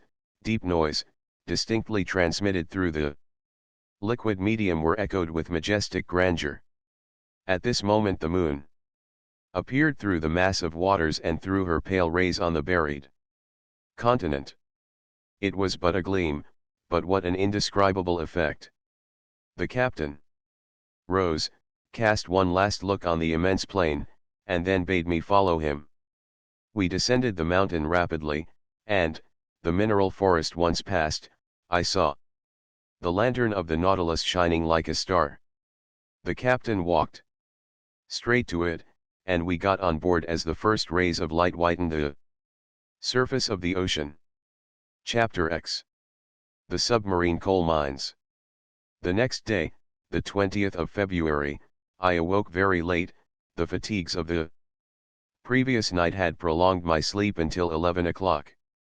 I dressed quickly and hastened to find the course the Nautilus was taking.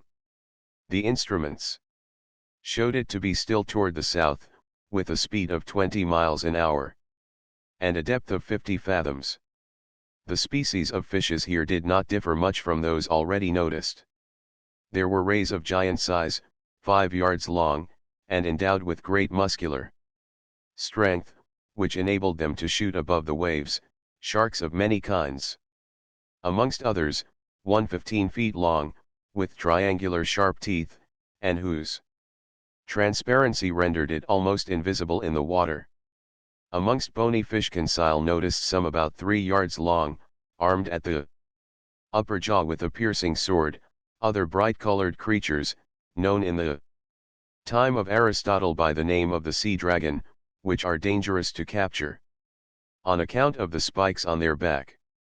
About 4 o'clock, the soil, generally composed of a thick mud mixed with petrified wood, changed by degrees, and it became more stony, and seemed strewn with conglomerate and pieces of basalt, with a sprinkling of lava. I thought that a mountainous region was succeeding the long plains, and accordingly, after a few evolutions of the Nautilus, I saw the southerly horizon blocked by a high wall which seemed to close all exit. Its summit evidently passed the level of the ocean. It must be a continent, or at least an island, one of the Canaries, or of the Cape Verde Islands. The bearings not being yet taken, perhaps designedly, I was ignorant of our exact position.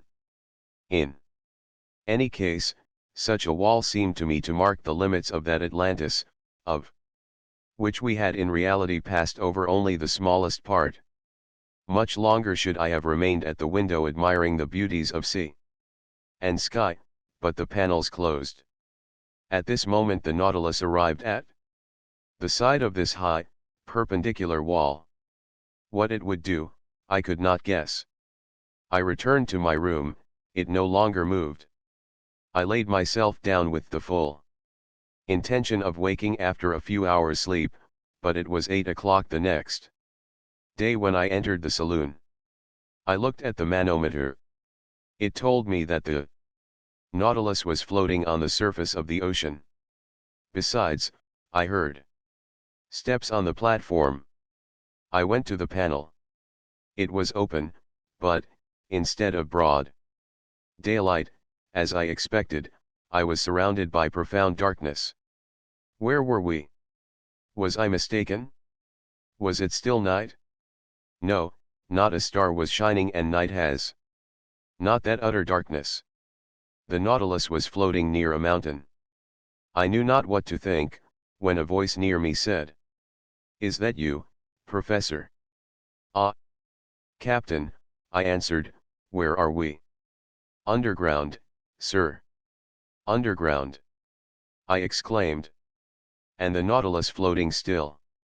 "It always floats." "But I do not understand." "Wait a few minutes, our lantern will be lit, and, if you like light places, you will be satisfied." I stood on the platform and waited. The darkness was so complete that I could not even see Captain Nemo, but, looking to the zenith, exactly above my head, I seemed to catch an undecided gleam, a kind of twilight filling a circular hole. At this instant the lantern was lit, and its vividness dispelled the faint light. I closed my dazzled eyes for an instant, and then looked again. The Nautilus was stationary, floating near a mountain which formed a sort of key. The lake, then, supporting it was a lake imprisoned by a circle of walls, measuring 2 miles in diameter and 6 in circumference. Its level, the manometer showed, could only be the same as the outside level, for there must necessarily be a communication between the lake and the sea. The high partitions, leaning forward on their base, grew into a vaulted roof bearing the shape of an immense funnel turned upside down, the height being about 500 or 600 yards. At the summit was a circular orifice, by which I had caught the slight gleam of light, evidently daylight. "Where are we?" I asked. "In the very heart of an extinct volcano, the interior of which has been invaded by the sea, after some great convulsion of the earth. Whilst you were sleeping, Professor, the Nautilus penetrated to this lagoon by a natural canal, which opens about 10 yards beneath the surface of the ocean. This is its harbor of refuge, a sure, commodious, and mysterious one, sheltered from all gales. Show me, if you can, on the coasts of any of your continents or islands, a road which can give such perfect refuge from all storms." "Certainly," I replied, "you are in safety here, Captain Nemo." "Who could reach you in the heart of a volcano?" "But did I not see an opening at its summit?" "Yes, its crater, formerly filled with lava, vapor, and flames, and which now gives entrance to the life-giving air we breathe." "But what is this volcanic mountain?" "It belongs to one of the numerous islands with which the sea is strewn to vessels, a simple sand bank, to us an immense cavern. Chance led me to discover it, and chance served me well. But of what use is this refuge, Captain?" "The Nautilus wants no port." "No, sir, but it wants electricity to make it move, and the wherewithal to make the electricity, sodium to feed the elements, coal from which to get the sodium, and a coal mine to supply the coal.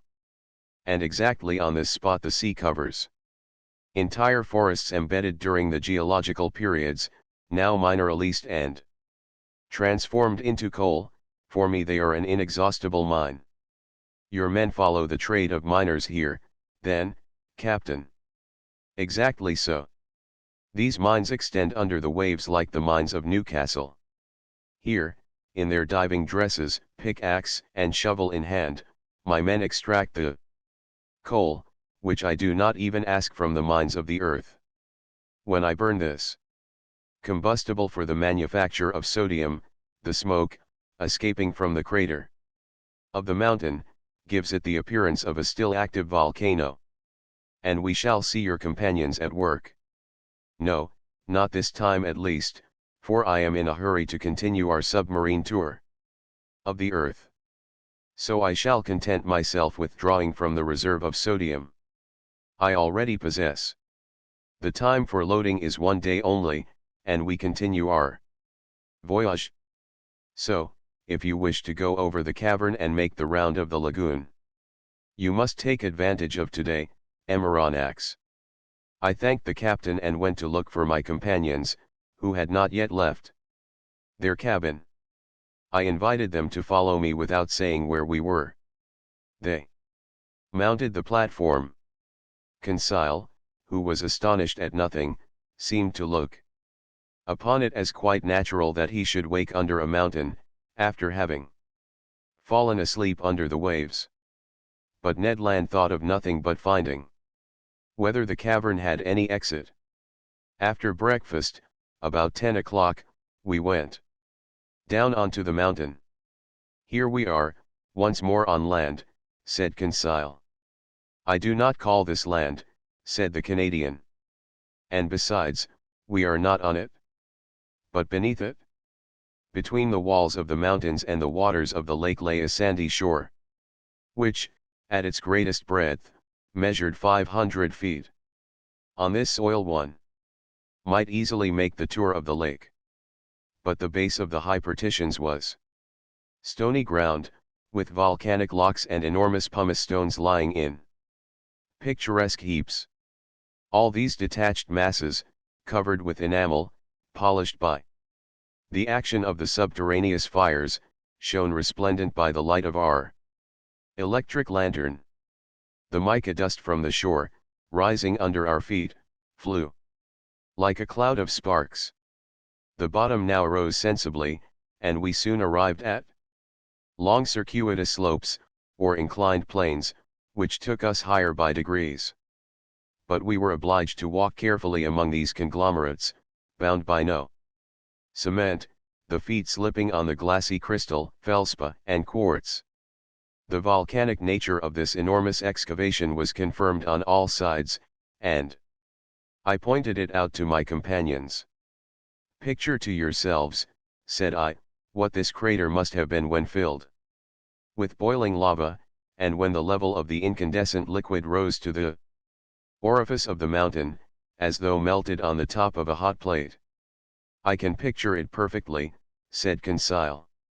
But, sir, will you tell me why the great architect has suspended operations, and how it is that the furnace is replaced by the quiet waters of the lake?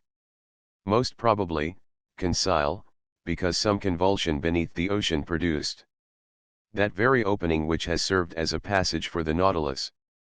Then the waters of the Atlantic rushed into the interior of the mountain. There must have been a terrible struggle between the two elements, a struggle which ended in the victory of Neptune. But many ages have run out since then, and the submerged volcano is now a peaceable grotto. Very well, replied Ned Land, I accept the explanation, sir, but, in our own interests, I regret that the opening of which you speak was not made above the level of the sea. But, friend Ned, said Conseil, if the passage had not been under the sea, the Nautilus could not have gone through it. We continued ascending. The steps became more and more perpendicular and narrow. Deep excavations, which we were obliged to cross, cut them here and there, sloping masses had to be turned. We slid upon our knees and crawled along. But Conseil's dexterity and the Canadian's strength surmounted all obstacles. At a height of about 31 feet the nature of the ground changed, without becoming more practicable. To the conglomerate and trachyte succeeded black basalt, the first dispiried in layers full of bubbles, the latter forming regular prisms, placed like a colonnade supporting the spring of the immense vault, an admirable specimen of natural architecture. Between the blocks of basalt wound long streams of lava, long since grown cold, encrusted with bituminous rays, and in some places there were spread large carpets of sulfur. A more powerful light shone through the upper crater, shedding a vague glimmer over these volcanic depressions forever buried in the bosom of this extinguished mountain. But our upward march was soon stopped at a height of about 250 feet by impassable obstacles. There was a complete vaulted arch overhanging us, and our ascent was changed to a circular walk. At the last change vegetable life began to struggle with the mineral. Some shrubs, and even some trees, grew from the fractures of the walls. I recognized some euphorbias, with the caustic sugar coming from them, heliotropes, quite incapable of justifying their name, sadly drooped their clusters of flowers. Both their color and perfume half gone. Here and there some chrysanthemums grew timidly at the foot of an aloe with long, sickly-looking leaves. But between the streams of lava, I saw some little violets still slightly perfumed. And I admit that I smelt them with delight. Perfume is the soul of the flower. And sea flowers have no soul. We had arrived at the foot of some sturdy dragon trees, which had pushed aside the rocks with their strong roots, when Ned Land exclaimed, "Ah, sir, a hive, a hive, a hive." I replied, with a gesture of incredulity. "Yes, a hive," repeated the Canadian, "and bees humming round it?" I approached, and was bound to believe my own eyes. There at a hole bored in one of the dragon trees were some thousands of these ingenious insects, so common in all the Canaries, and whose produce is so much esteemed. Naturally enough, the Canadian wished to gather the honey, and I could not well oppose his wish. A quantity of dry leaves, mixed with sulfur, he lit with a spark from his flint, and he began to smoke out the bees. The humming ceased by degrees, and the hive eventually yielded several pounds of the sweetest honey, with which Ned Land filled his haversack. "When I have mixed this honey with the paste of the breadfruit," said he, "I shall be able to offer you a succulent cake." Transcriber's note: breadfruit has been substituted for artocarpus in this ed. "Pon my word," said Conseil, "it will be gingerbread."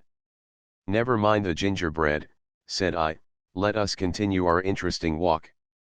At every turn of the path we were following, the lake appeared in all its length and breadth. The lantern lit up the whole of its peaceable surface, which knew neither ripple nor wave. The Nautilus remained perfectly immovable.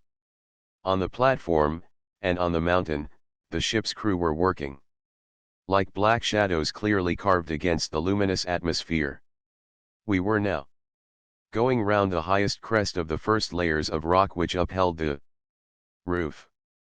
I then saw that bees were not the only representatives of the animal kingdom in the interior of this volcano. Birds of prey hovered here and there in the shadows, or fled from their nests on the top of the rocks. There were sparrowhawks, with white breasts, and kestrels, and down the slopes scampered, with their long legs, several fine fat bustards. I leave anyone to imagine the covetousness of the Canadian at the sight of this savory game, and whether he did not regret having no gun. But he did his best to replace the lead by stones, and, after several fruitless attempts, he succeeded in wounding a magnificent bird. To say that he risked his life 20 times before reaching it is but the truth, but he managed so well that the creature joined the honey cakes in his bag. We were now obliged to descend toward the shore, the crest becoming impracticable. Above us the crater seemed to gape like the mouth of a well. From this place the sky could be clearly seen, and clouds, dissipated by the west wind, leaving behind them, even on the summit of the mountain, their misty remnants certain proof that they were only moderately high, for the volcano did not rise more than 800 feet above the level of the ocean. Half an hour after the Canadians' last exploit we had regained the inner shore. Here the flora was represented by large carpets of marine crystal, a little umbelliferous plant very good to pickle, which also bears the name of pierce stone and sea fennel. Conseil gathered some bundles of it. As to the fauna, it might be counted by thousands of crustacea of all sorts. Lobsters, crabs, spider crabs, chameleon shrimps, and a large number of shells, rockfish, and limpets. 3/4 of an hour later we had finished our circuitous walk and were on board. The crew had just finished loading the sodium, and the Nautilus could have left that instant. But Captain Nemo gave no order. Did he wish to wait until night, and leave the submarine passage secretly? Perhaps so.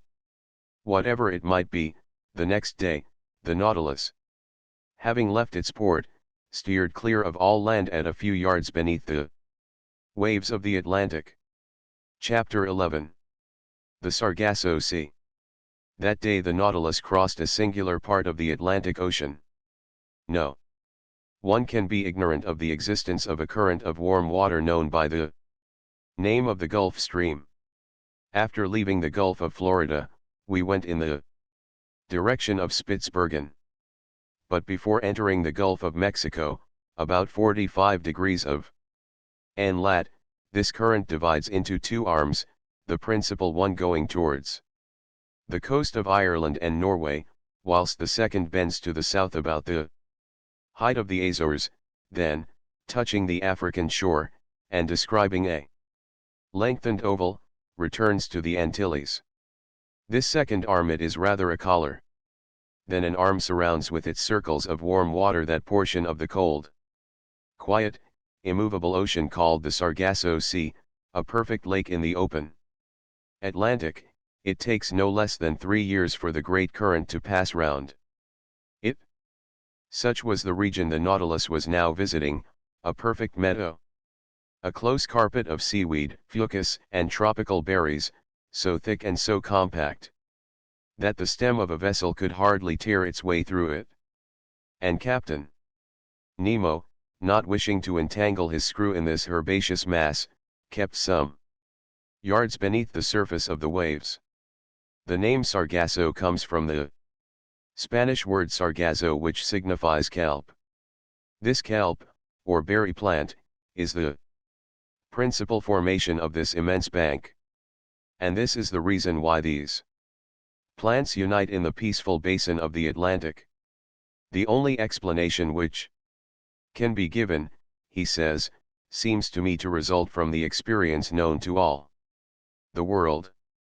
Place in a vase some fragments of cork or other floating body, and give to the water in the vase a circular movement, the scattered fragments will unite in a group in the center of the liquid surface, that is to say, in the part least agitated.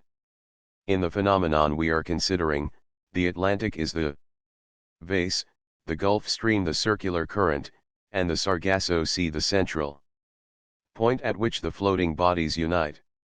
I share Maury's opinion, and I was able to study the phenomenon in the very midst, where vessels rarely penetrate. Above us floated products of all kinds.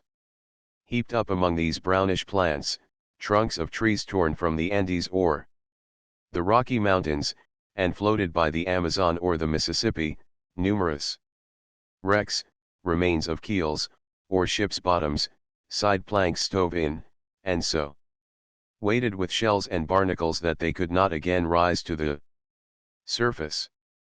And time will one day justify Maury's other opinion, that these substances thus accumulated for ages will become petrified by the action of the water and will then form inexhaustible coal mines, a precious reserve prepared by far-seeing nature for the moment when men shall have exhausted the mines of continents. In the midst of this inextricable mass of plants and seaweed, I noticed some charming pink halcyons and actiniae, with their long tentacles trailing after them, and medusae, green, red, and blue. All the day of the 22nd of February we passed in the Sargasso Sea, where such fish as are partial to marine plants find abundant nourishment. The next, the ocean had returned to its accustomed aspect. From this time for 19 days, from the 23rd of February to the 12th of March, the Nautilus kept in the middle of the Atlantic, carrying us at a constant speed of 100 leagues in 24 hours. Captain Nemo evidently intended accomplishing his submarine program, and I imagined that he intended, after doubling Cape Horn, to return to the Australian seas of the Pacific. Ned Land had cause for fear. In these large seas, void of islands, we could not attempt to leave the boat. Nor had we any means of opposing Captain Nemo's will. Our only course was to submit, but what we could neither gain by force nor cunning, I like to think might be obtained by persuasion. This voyage ended, would he not consent to restore our liberty, under an oath never to reveal his existence, an oath of honor which we should have religiously kept? But we must consider that delicate question with the captain. But was I free to claim this liberty? Had he not himself said, from the beginning, in the firmest manner, that the secret of his life exacted from him our lasting imprisonment on board the Nautilus? And would not my 4-month silence appear to him a tacit acceptance of our situation? And would not a return to the subject result in raising suspicions which might be hurtful to our projects, if at some future time a favorable opportunity offered to return to them? During the 19 days mentioned above, no incident of any kind happened to signalise our voyage. I saw little of the captain, he was at work. In the library I often found his books left open, especially those on natural history. My work on submarine depths, conned over by him, was covered with marginal notes, often contradicting my theories and systems, but the captain contented himself with thus purging my work. It was very rare for him to discuss it with me. Sometimes I heard the melancholy tones of his organ, but only at night, in the midst of the deepest obscurity, when the Nautilus slept upon the deserted ocean. During this part of our voyage we sailed whole days on the surface of the waves. The sea seemed abandoned. A few sailing vessels, on the road to India, were making for the Cape of Good Hope. One day we were followed by the boats of a whaler, who, no doubt, took us for some enormous whale of great price, but Captain Nemo did not wish the worthy fellows to lose their time and trouble, so ended the chase by plunging under the water. Our navigation continued until the 13th of March, that day the Nautilus was employed in taking soundings, which greatly interested me. We had then made about 13,000 leagues since our departure from the high seas of the Pacific. The bearings gave us 45 degrees 37 minutes south lat, and 37 degrees 53 minutes west long. It was the same water in which Captain Denham of the Herald sounded 7,000 fathoms without finding the bottom. There, too, Lieutenant Parker, of the American frigate Congress, could not touch the bottom with 15,140 fathoms.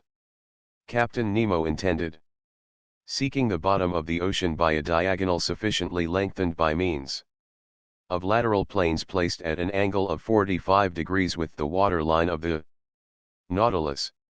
Then the screw set to work at its maximum speed, its 4 blades beating the waves with indescribable force. Under this powerful pressure, the hull of the Nautilus quivered like a sonorous chord and sank regularly under the water. At 7,000 fathoms I saw some blackish tops rising from the midst of the waters. But these summits might belong to high mountains like the Himalayas or Mont Blanc, even higher, and the depth of the abyss remained incalculable. The Nautilus descended still lower, in spite of the great pressure. I felt the steel plates tremble at the fastenings of the bolts, its bars bent, its partitions groaned, the windows of the saloon seemed to curve under the pressure of the waters. And this firm structure would doubtless have yielded, if, as its captain had said, it had not been capable of resistance like a solid block.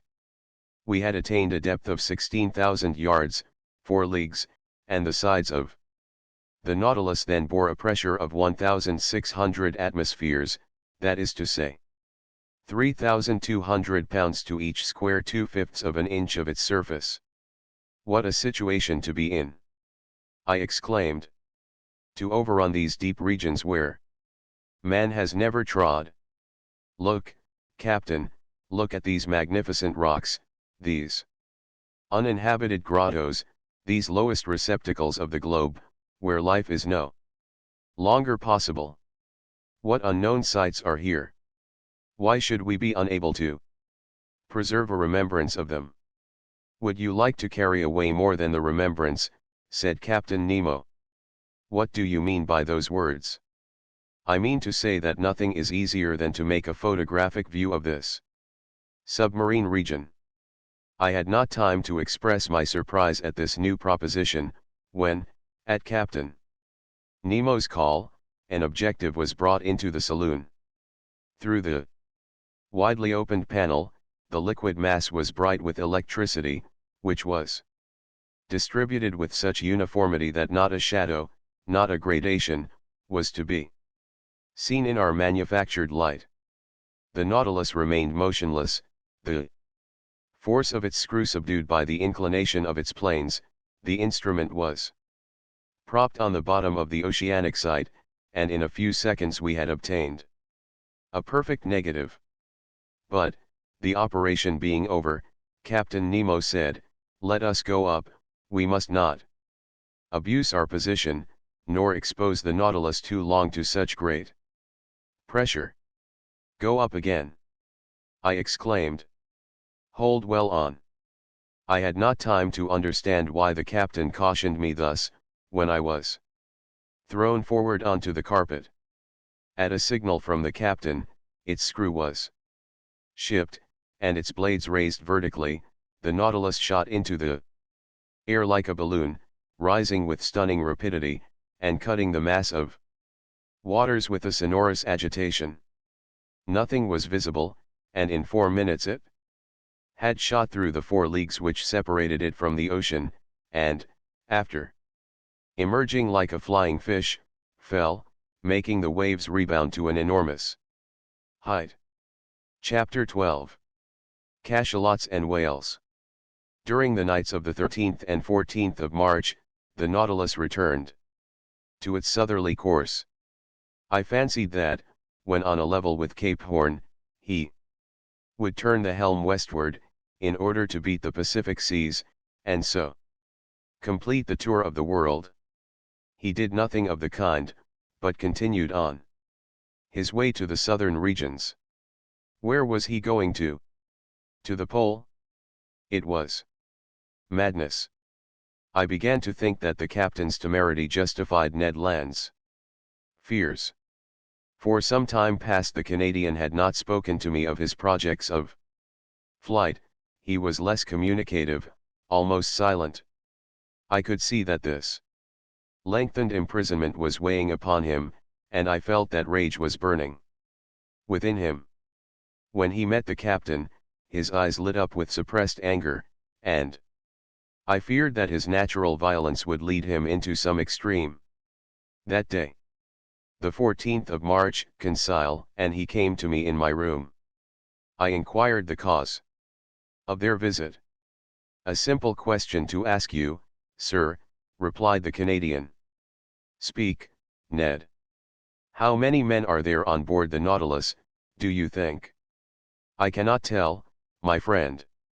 I should say that its working does not require a large crew. Certainly, under existing conditions, 10 men, at the most, ought to be enough." "Well, why should there be any more?" "Why?" I replied, looking fixedly at Ned Land, whose meaning was easy to guess. "Because," I added, "if my surmises are correct, and if I have well understood the captain's existence, the Nautilus is not only a vessel, it is also a place of refuge for those who, like its commander, have broken every tie upon earth." Perhaps so, said Conseil, but, in any case, the Nautilus can only contain a certain number of men. Could not you, sir, estimate their maximum? How, Conseil? By calculation, given the size of the vessel, which you know, sir, and consequently the quantity of air it contains, knowing also how much each man expends at a breath, and comparing these results with the fact that the Nautilus is obliged to go to the surface every 24 hours. Conseil had not finished the sentence before I saw what he was driving at. I understand, said I, but that calculation, though simple enough, can give but a very uncertain result. Never mind, said Ned Land urgently. Here it is, then, said I. In 1 hour each man consumes the oxygen contained in 20 gallons of air, and in 24, that contained in 480 gallons. We must, therefore, find how many times 480 gallons of air the Nautilus contains. Just so, said Conseil. Or, I continued, the size of the Nautilus being 1,500 tons, and 1 ton holding 200 gallons, it contains 300,000 gallons of air, which, divided by 480, gives a quotient of 625. Which means to say, strictly speaking, that the air contained in the Nautilus would suffice for 625 men for 24 hours. 625, repeated Ned. But remember that all of us, passengers, sailors, and officers included, would not form a tenth part of that number. Still too many for 3 men, murmured Conseil. The Canadian shook his head, passed his hand across his forehead, and left the room without answering. Will you allow me to make one observation, sir, said Conseil. Poor Ned is longing for everything that he cannot have. His past life is always present to him, everything that we are forbidden he regrets. His head is full of old recollections. And we must understand him. What has he to do here? Nothing. He is not learned like you, sir, and has not the same taste for the beauties of the sea that we have. He would risk everything to be able to go once more into a tavern in his own country. Certainly the monotony on board must seem intolerable to the Canadian, accustomed as he was to a life of liberty and activity. Events were rare which could rouse him to any show of spirit, but that day an event did happen which recalled the bright days of the harpooner. About 11 in the morning, being on the surface of the ocean, the Nautilus fell in with a troop of whales, an encounter which did not astonish me, knowing that these creatures, hunted to death, had taken refuge in high latitudes. We were seated on the platform, with a quiet sea. The month of October in those latitudes gave us some lovely autumnal days. It was the Canadian, he could not be mistaken, who signaled a whale on the eastern horizon. Looking attentively, one might see its black back rise and fall with the waves 5 miles from the Nautilus. Ah, exclaimed Ned Land, if I was on board a whaler, now such a meeting would give me pleasure. It is one of large size. See with what strength its blowholes throw up columns of air and steam. Confound it, why am I bound to these steel plates? What, Ned, said I, you have not forgotten your old ideas of fishing. Can a whale fisher ever forget his old trade, sir? Can he ever tire of the emotions caused by such a chase? You have never fished in these seas, Ned. Never, sir, in the northern only, and as much in Bering as in Davis Straits. Then the southern whale is still unknown to you. It is the Greenland whale you have hunted up to this time, and that would not risk passing through the warm waters of the equator. Whales are localized, according to their kinds, in certain seas which they never leave. And if one of these creatures went from Bering to Davis Straits, it must be simply because there is a passage from one sea to the other, either on the American or the Asiatic side. In that case, as I have never fished in these seas, I do not know the kind of whale frequenting them. I have told you, Ned. A greater reason for making their acquaintance, said Conseil. Look, look, exclaimed the Canadian, they approach, they aggravate me, they know that I cannot get at them. Ned stamped his feet. His hand trembled, as he grasped an imaginary harpoon. Are these cetaceans as large as those of the northern seas? Asked he. Very nearly, Ned. Because I have seen large whales, sir, whales measuring 100 feet. I have even been told that those of Hulamak and Umgalak, of the Aleutian Islands, are sometimes 150 feet long. That seems to me exaggeration. These creatures are only Baleaopterons, provided with dorsal fins, and, like the cachalots, are generally much smaller than the Greenland whale. Ah, exclaimed the Canadian, whose eyes had never left the ocean, they are coming nearer, they are in the same water as the Nautilus. Then, returning to the conversation, he said, you spoke of the cachalot as a small creature. I have heard of gigantic ones. They are intelligent cetacea. It is said of some that they cover themselves with seaweed and fucus, and then are taken for islands. People encamp upon them, and settle there, lights a fire, and build houses, said Conseil. Yes, Joker, said Ned Land. And one fine day the creature plunges, carrying with it all the inhabitants to the bottom of the sea. Something like the travels of Sinbad the Sailor, I replied, laughing. Ah, suddenly exclaimed Ned Land, it is not one whale, there are 10 there. Are 20, it is a whole troop. And I not able to do anything. Hands and feet tied.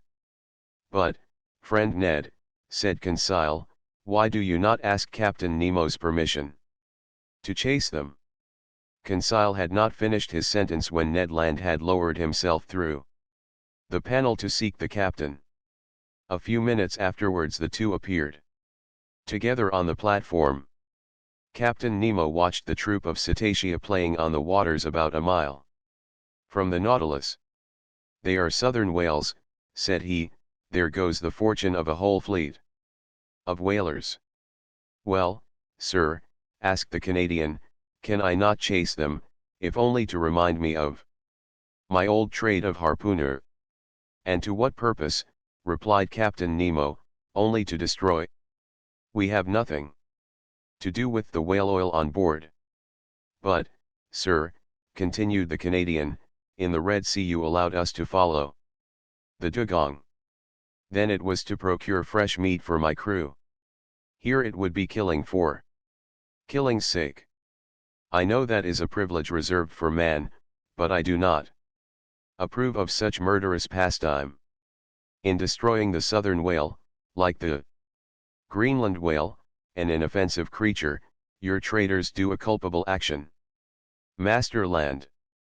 They have already depopulated the whole of Baffin's Bay, and are annihilating a class of useful animals. Leave the unfortunate cetacea alone. They have plenty of natural enemies, cachalots, swordfish, and sawfish without you troubling them.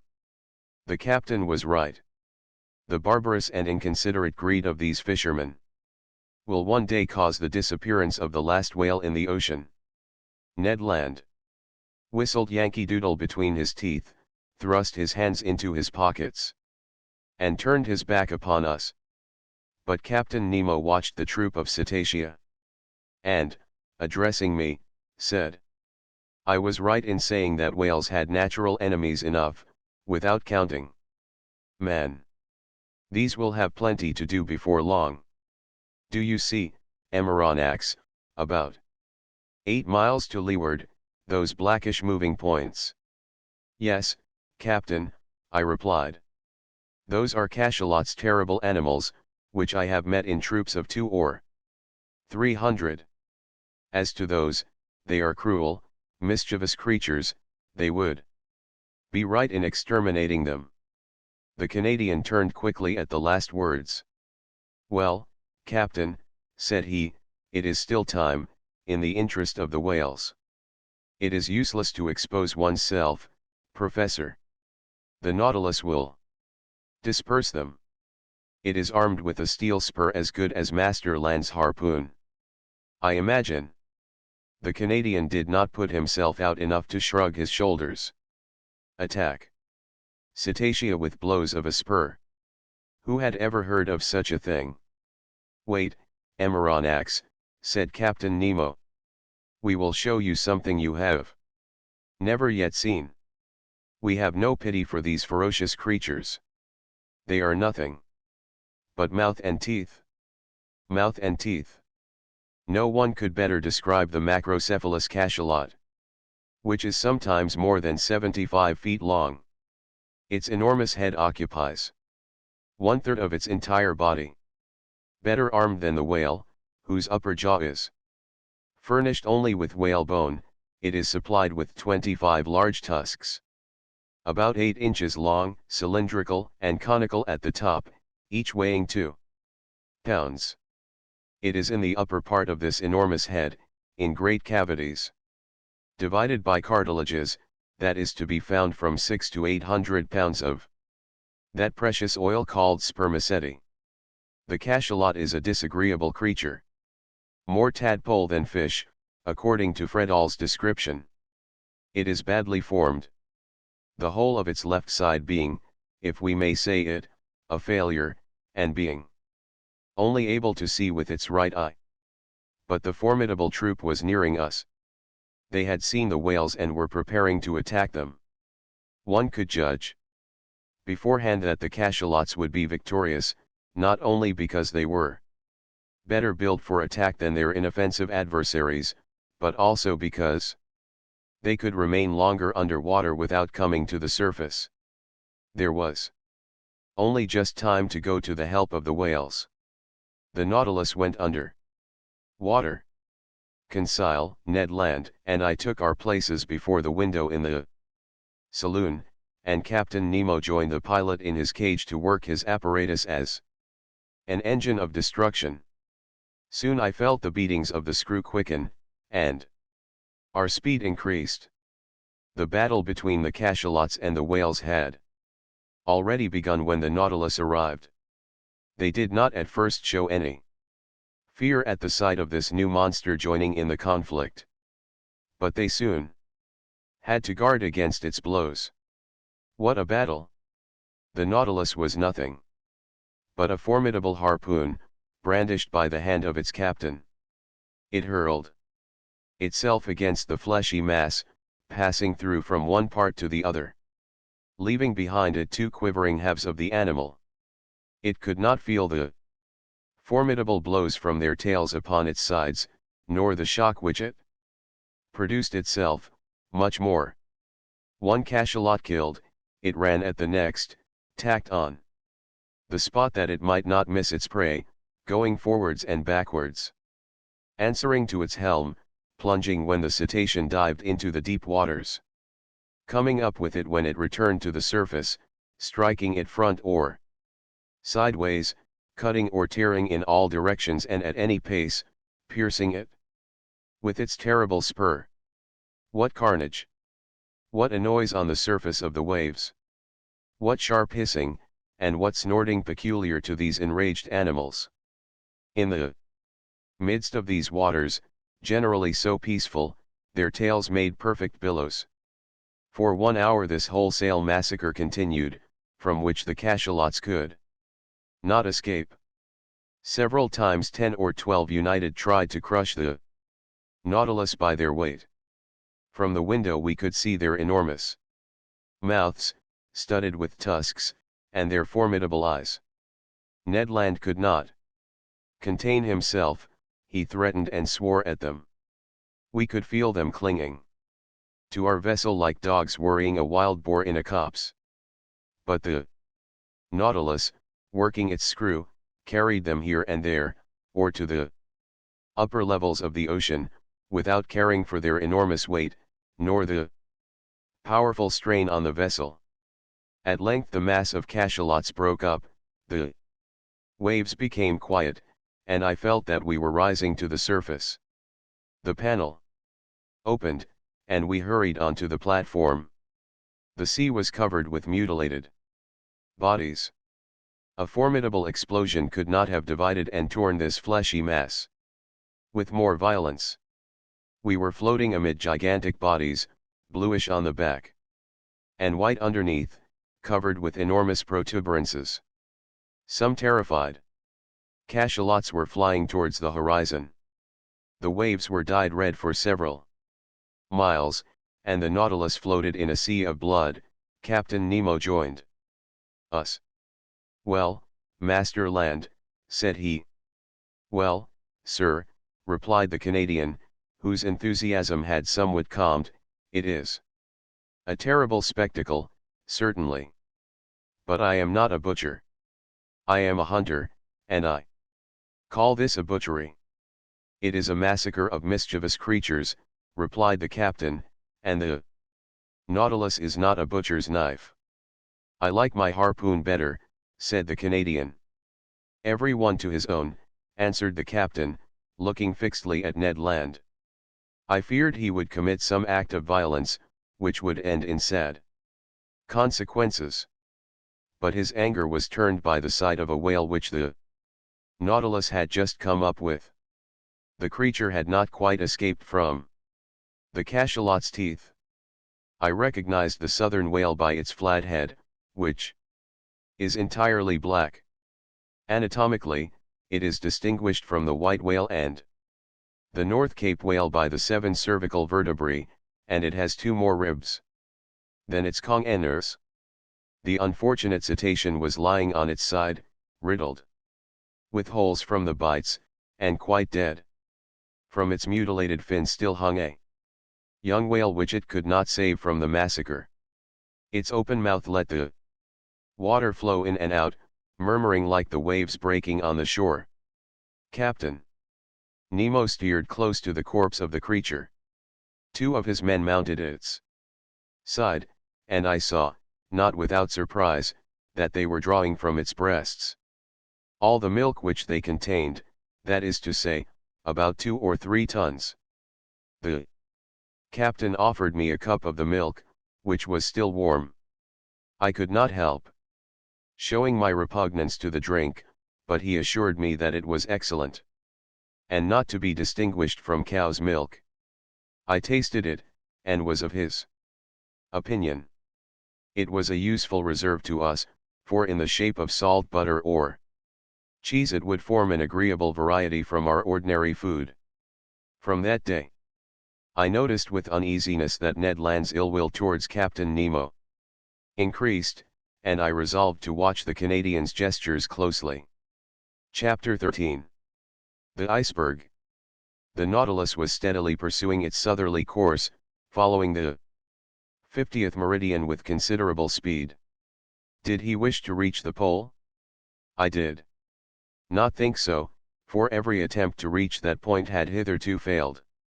Again, the season was far advanced, for in the Antarctic regions the 13th of March corresponds with the 13th of September of northern regions, which begin at the equinoctial season. On the 14th of March I saw floating ice in latitude 55 degrees. Merely pale bits of debris from 20 to 25 feet long, forming banks over which the sea curled. The Nautilus remained on the surface of the ocean. Ned Land, who had fished in the Arctic seas, was familiar with its icebergs, but Conseil and I admired them for the first time. In the atmosphere, towards the southern horizon stretched a white dazzling band. English whalers have given it the name of ice blink. However thick the clouds may be, it is always visible, and announces the presence of an ice pack or bank. Accordingly, larger blocks soon appeared, whose brilliancy changed with the caprices of the fog. Some of these masses showed green veins, as if long undulating lines had been traced with sulfate of copper, others resembled enormous amethysts with the light shining through them. Some reflected the light of day upon 1,000 crystal facets. Others shaded with vivid calcareous reflections resembled a perfect town of marble.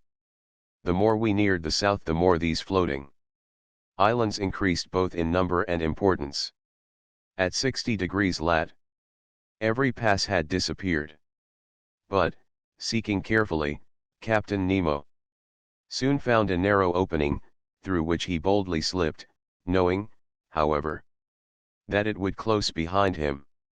Thus, guided by this clever hand, the Nautilus passed through all the ice with a precision which quite charmed Conseil, icebergs or mountains, ice fields or smooth plains, seeming to have no limits, drift ice or floating ice packs, plains broken up, called palchs when they are circular, and streams when they are made up of long strips. The temperature was very low, the thermometer exposed to the air marked 2 degrees or 3 degrees below zero, but we were warmly clad with fur, at the expense of the sea bear and seal. The interior of the Nautilus, warmed regularly by its electric apparatus, defied the most intense cold. Besides, it would only have been necessary to go some yards beneath the waves to find a more bearable temperature. 2 months earlier we should have had perpetual daylight in these latitudes, but already we had had 3 or 4 hours of night, and by there would be 6 months of darkness in these circumpolar regions. On the 15th of March we were in the latitude of New Shetland and South Orkney. The captain told me that formerly numerous tribes of seals inhabited them, but that English and American whalers, in their rage for destruction, massacred both old and young. Thus, where there was once life and animation, they had left silence and death. About 8 o'clock on the morning of the 16th of March the Nautilus, following the 55th meridian, cut the Antarctic polar circle. Ice surrounded us on all sides, and closed the horizon. But Captain Nemo went from one opening to another, still going higher. I cannot express my astonishment at the beauties of these new regions. The ice took most surprising forms. Here the grouping formed an oriental town, with innumerable mosques and minarets, there a fallen city thrown to the earth, as it were, by some convulsion of nature. The whole aspect was constantly changed by the oblique rays of the sun, or lost in the grayish fog amidst hurricanes of snow. Detonations and falls were heard on all sides, great overthrows of icebergs, which altered the whole landscape like a diorama. Often seeing no exit, I thought we were definitely prisoners. But, instinct guiding him at the slightest indication, Captain Nemo would discover a new pass. He was never mistaken when he saw the thin threads of bluish water trickling along the ice fields, and I had no doubt that he had already ventured into the midst of these Antarctic seas before. On the 16th of March, however, the ice fields absolutely blocked our road. It was not the iceberg itself, as yet, but vast fields cemented by the cold. But this obstacle could not stop Captain Nemo. He hurled himself against it with frightful violence. The Nautilus entered the brittle mass like a wedge, and split it with frightful crackings. It was the battering ram of the ancients hurled by infinite strength. The ice, thrown high in the air, fell like hail around us. By its own power of impulsion our apparatus made a canal for itself. Sometimes, carried away by its own impetus, it lodged on the ice field, crushing it with its weight, and sometimes buried beneath it, dividing it by a simple pitching movement, producing large rents in it. Violent gales assailed us at this time, accompanied by thick fogs, through which, from one end of the platform to the other, we could see nothing. The wind blew sharply from all parts of the compass, and the snow lay in such hard heaps that we had to break it with blows of a pickaxe. The temperature was always at 5 degrees below zero, every outward part of the Nautilus was covered with ice. A rigged vessel would have been entangled in the blocked-up gorges. A vessel without sails, with electricity for its motive power, and wanting no coal, could alone brave such high latitudes. At length, on the 18th of March, after many useless assaults, the Nautilus was positively blocked. It was no longer either streams, packs, or ice fields, but an interminable and immovable barrier, formed by mountains soldered together. An iceberg, said the Canadian to me. I knew that to Ned Land, as well as to all other navigators who had preceded us, this was an inevitable obstacle. The sun appearing for an instant at noon, Captain Nemo took an observation as near as possible, which gave our situation at 51 degrees 30 minutes long, and 67 degrees 39 minutes of S-lat. We had advanced 1 degree more in this Antarctic region. Of the liquid surface of the sea there was no longer a glimpse. Under the spur of the Nautilus lay stretched a vast plain, entangled with confused blocks. Here and there sharp points and slender needles rising to a height of 200 feet, further on a steep shore, hewn as it were with an axe and clothed with grayish tints, huge mirrors, reflecting a few rays of sunshine, half drowned in the fog. And over this desolate face of nature a stern silence reigned, scarcely broken by the flapping of the wings of petrels and puffins. Everything was frozen, even the noise. The Nautilus was then obliged to stop in its adventurous course amid these fields of ice.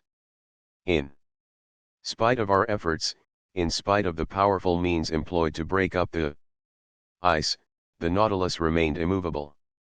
Generally, when we can proceed no further, we have return still open to us, but here return was as impossible as advance, for every pass had closed behind us, and for the few moments when we were stationary, we were likely to be entirely blocked, which did indeed happen.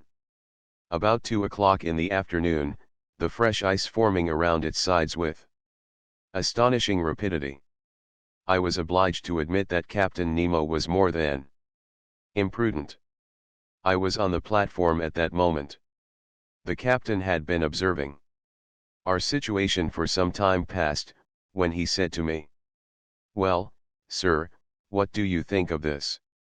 "I think that we are caught, Captain. The Nautilus was blocked up." "So, Amaranax, you really think that the Nautilus cannot disengage itself?" "With difficulty, Captain, for the season is already too far advanced for you to reckon on the breaking of the ice."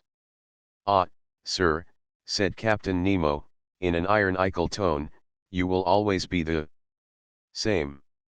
You see nothing but difficulties and obstacles." "I affirm that not only can the Nautilus disengage itself, but also that it can go further. Still further to the south?" I asked, looking at the captain. "Yes, sir, it shall go to the pole." "To the pole?" I exclaimed, unable to repress a gesture of incredulity.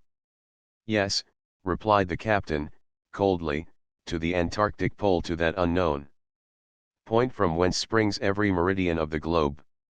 You know whether I can do as I please with the Nautilus?" "Yes, I knew that. I knew that this man was bold, even to rashness. But to conquer those obstacles which bristled round the South Pole, rendering it more inaccessible than the North, which had not yet been reached by the boldest navigators, was it not a mad enterprise, one which only a maniac would have conceived?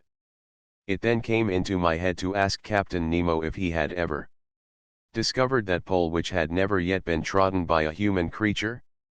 No, sir, he replied, but we will discover it together. Where others have failed, I will not fail. I have never yet led my Nautilus so far into southern seas, but, I repeat, it shall go further yet. I can well believe you, Captain, said I, in a slightly ironical tone. I believe you. Let us go ahead. There are no obstacles for us. Let us smash this iceberg.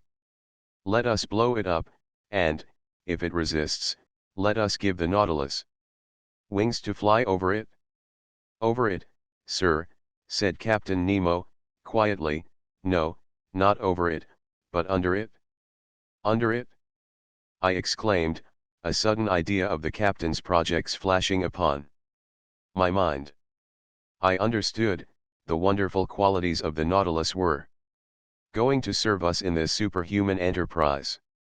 I see we are beginning to understand one another, sir, said the captain, half smiling.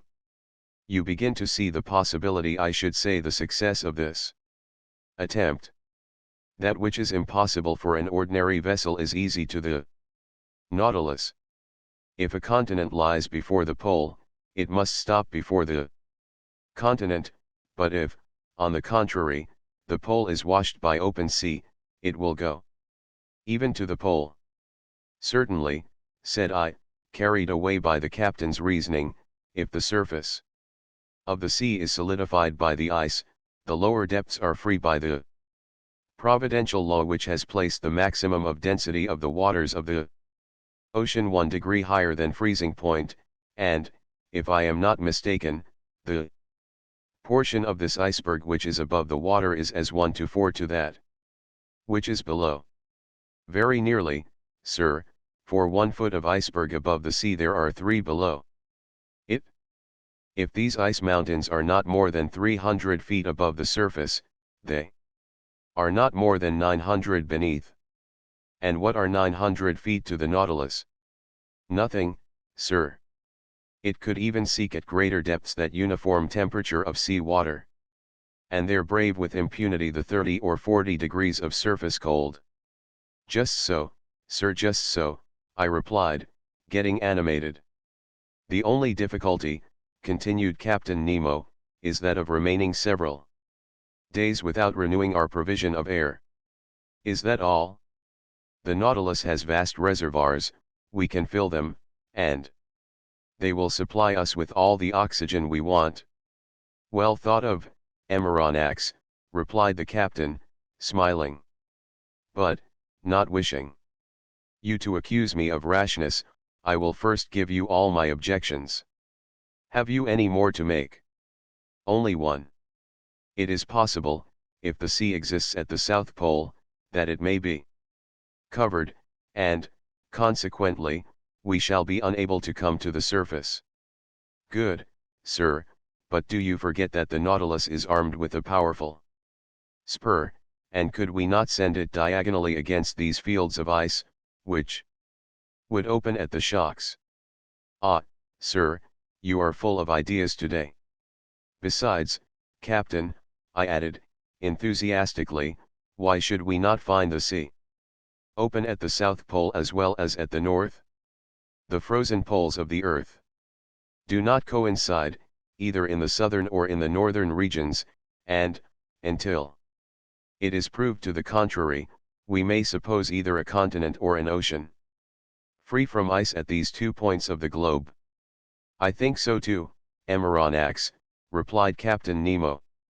I only wish you to observe that, after having made so many objections to my project, you are now crushing me with arguments in its favor. The preparations for this audacious attempt now began. The powerful pumps of the Nautilus were working air into the reservoirs and storing it at high pressure. About 4 o'clock, Captain Nemo announced the closing of the panels. On the platform, I threw one last look at the massive iceberg which we were going to cross. The weather was clear, the atmosphere pure enough, the cold very great, being 12 degrees below zero, but, the wind having gone down, this temperature was not so unbearable. About 10 men mounted the sides of the Nautilus, armed with pickaxes to break the ice around the vessel, which was soon free. The operation was quickly performed, for the fresh ice was still very thin. We all went below. The usual reservoirs were filled with the newly liberated water, and the Nautilus soon descended. I had taken my place with Conseil in the saloon. Through the open window we could see the lower beds of the Southern Ocean. The thermometer went up, the needle of the compass deviated on the dial. At about 900 feet, as Captain Nemo had foreseen, we were floating beneath the undulating bottom of the iceberg. But the Nautilus went lower still. It went to the depth of 400 fathoms. The temperature of the water at the surface showed 12 degrees, it was now only 10, we had gained 2. I need not say the temperature of the Nautilus was raised by its heating apparatus to a much higher degree. Every maneuver was accomplished with wonderful precision. "We shall pass it, if you please, sir," said Conseil. "I believe we shall," I said, in a tone of firm conviction. In this open sea, the Nautilus had taken its course direct to the pole, without leaving the 52nd meridian. From 67 degrees 30 minutes to 90 degrees 22 degrees and a half of latitude remained to travel, that is, about 500 leagues.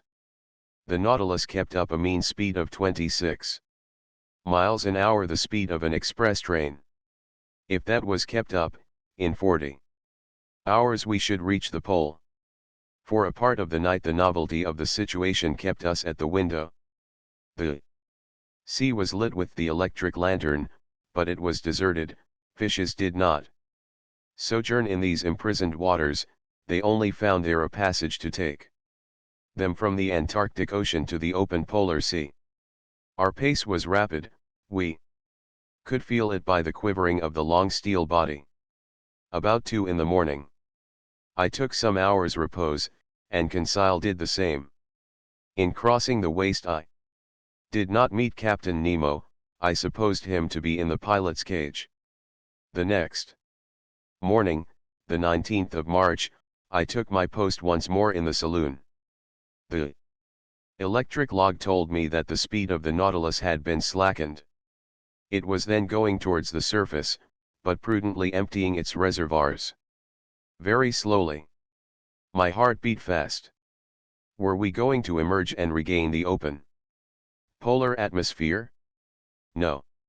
A shock told me that the Nautilus had struck the bottom of the iceberg, still very thick, judging from the deadened sound. We had indeed struck, to use a sea expression, but in an inverse sense, and at 1,000 feet deep. This would give 3,000 feet of ice above us, 1,000 being above the water mark. The iceberg was then higher than at its borders, not a very reassuring fact. Several times that day the Nautilus tried again, and every time it struck the wall which lay like a ceiling above it.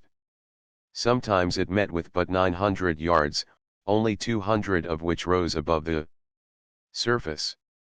It was twice the height it was when the Nautilus had gone under the waves. I carefully noted the different depths, and thus obtained a submarine profile of the chain as it was developed under the water. That night, no change had taken place in our situation. Still ice between 4 and 500 yards in depth.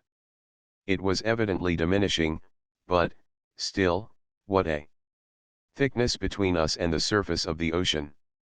It was then 8. According to the daily custom on board the Nautilus, its air should have been renewed 4 hours ago, but I did not suffer much, although Captain Nemo had not yet made any demand upon his reserve of oxygen. My sleep was painful that night, hope and fear besieged me by turns, I rose several times.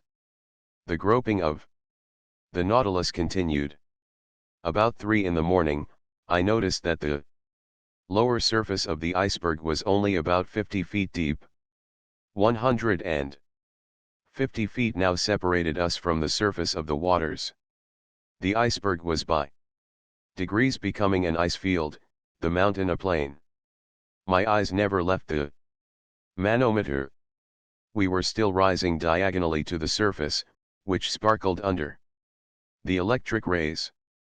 The iceberg was stretching both above and beneath into lengthening slopes. Mile after mile it was getting thinner. At length, at 6 in the morning of that memorable day, the 19th of March, the door of the saloon opened, and Captain Nemo appeared. "The sea is open," was all he said. Chapter 14. The South Pole. I rushed onto the platform. Yes. The open sea, with but a few scattered pieces of ice and moving icebergs, a long stretch of sea, a world of birds in the air, and myriads of fishes under those waters, which varied from intense blue to olive green, according to the bottom. The thermometer marked 3 degrees Celsius above zero. It was comparatively spring, shut up as we were behind this iceberg, whose lengthened mass was dimly seen on our northern horizon. "Are we at the pole?" I asked the captain, with a beating heart. "I do not know," he replied. "At noon I will take our bearings." "But will the sun show himself through this fog?" said I, looking at the leaden sky. "However little it shows, it will be enough," replied the captain. About 10 miles south a solitary island rose to a height of 104 yards. We made for it, but carefully, for the sea might be strewn with banks. 1 hour afterwards we had reached it. 2 hours later we had made the round of it. It measured 4 or 5 miles in circumference. A narrow canal separated it from a considerable stretch of land, perhaps a continent, for we could not see its limits. The existence of this land seemed to give some color to Maury's theory. The ingenious American has remarked that, between the South Pole and the 60th parallel, the sea is covered with floating ice of enormous size, which is never met with in the North Atlantic.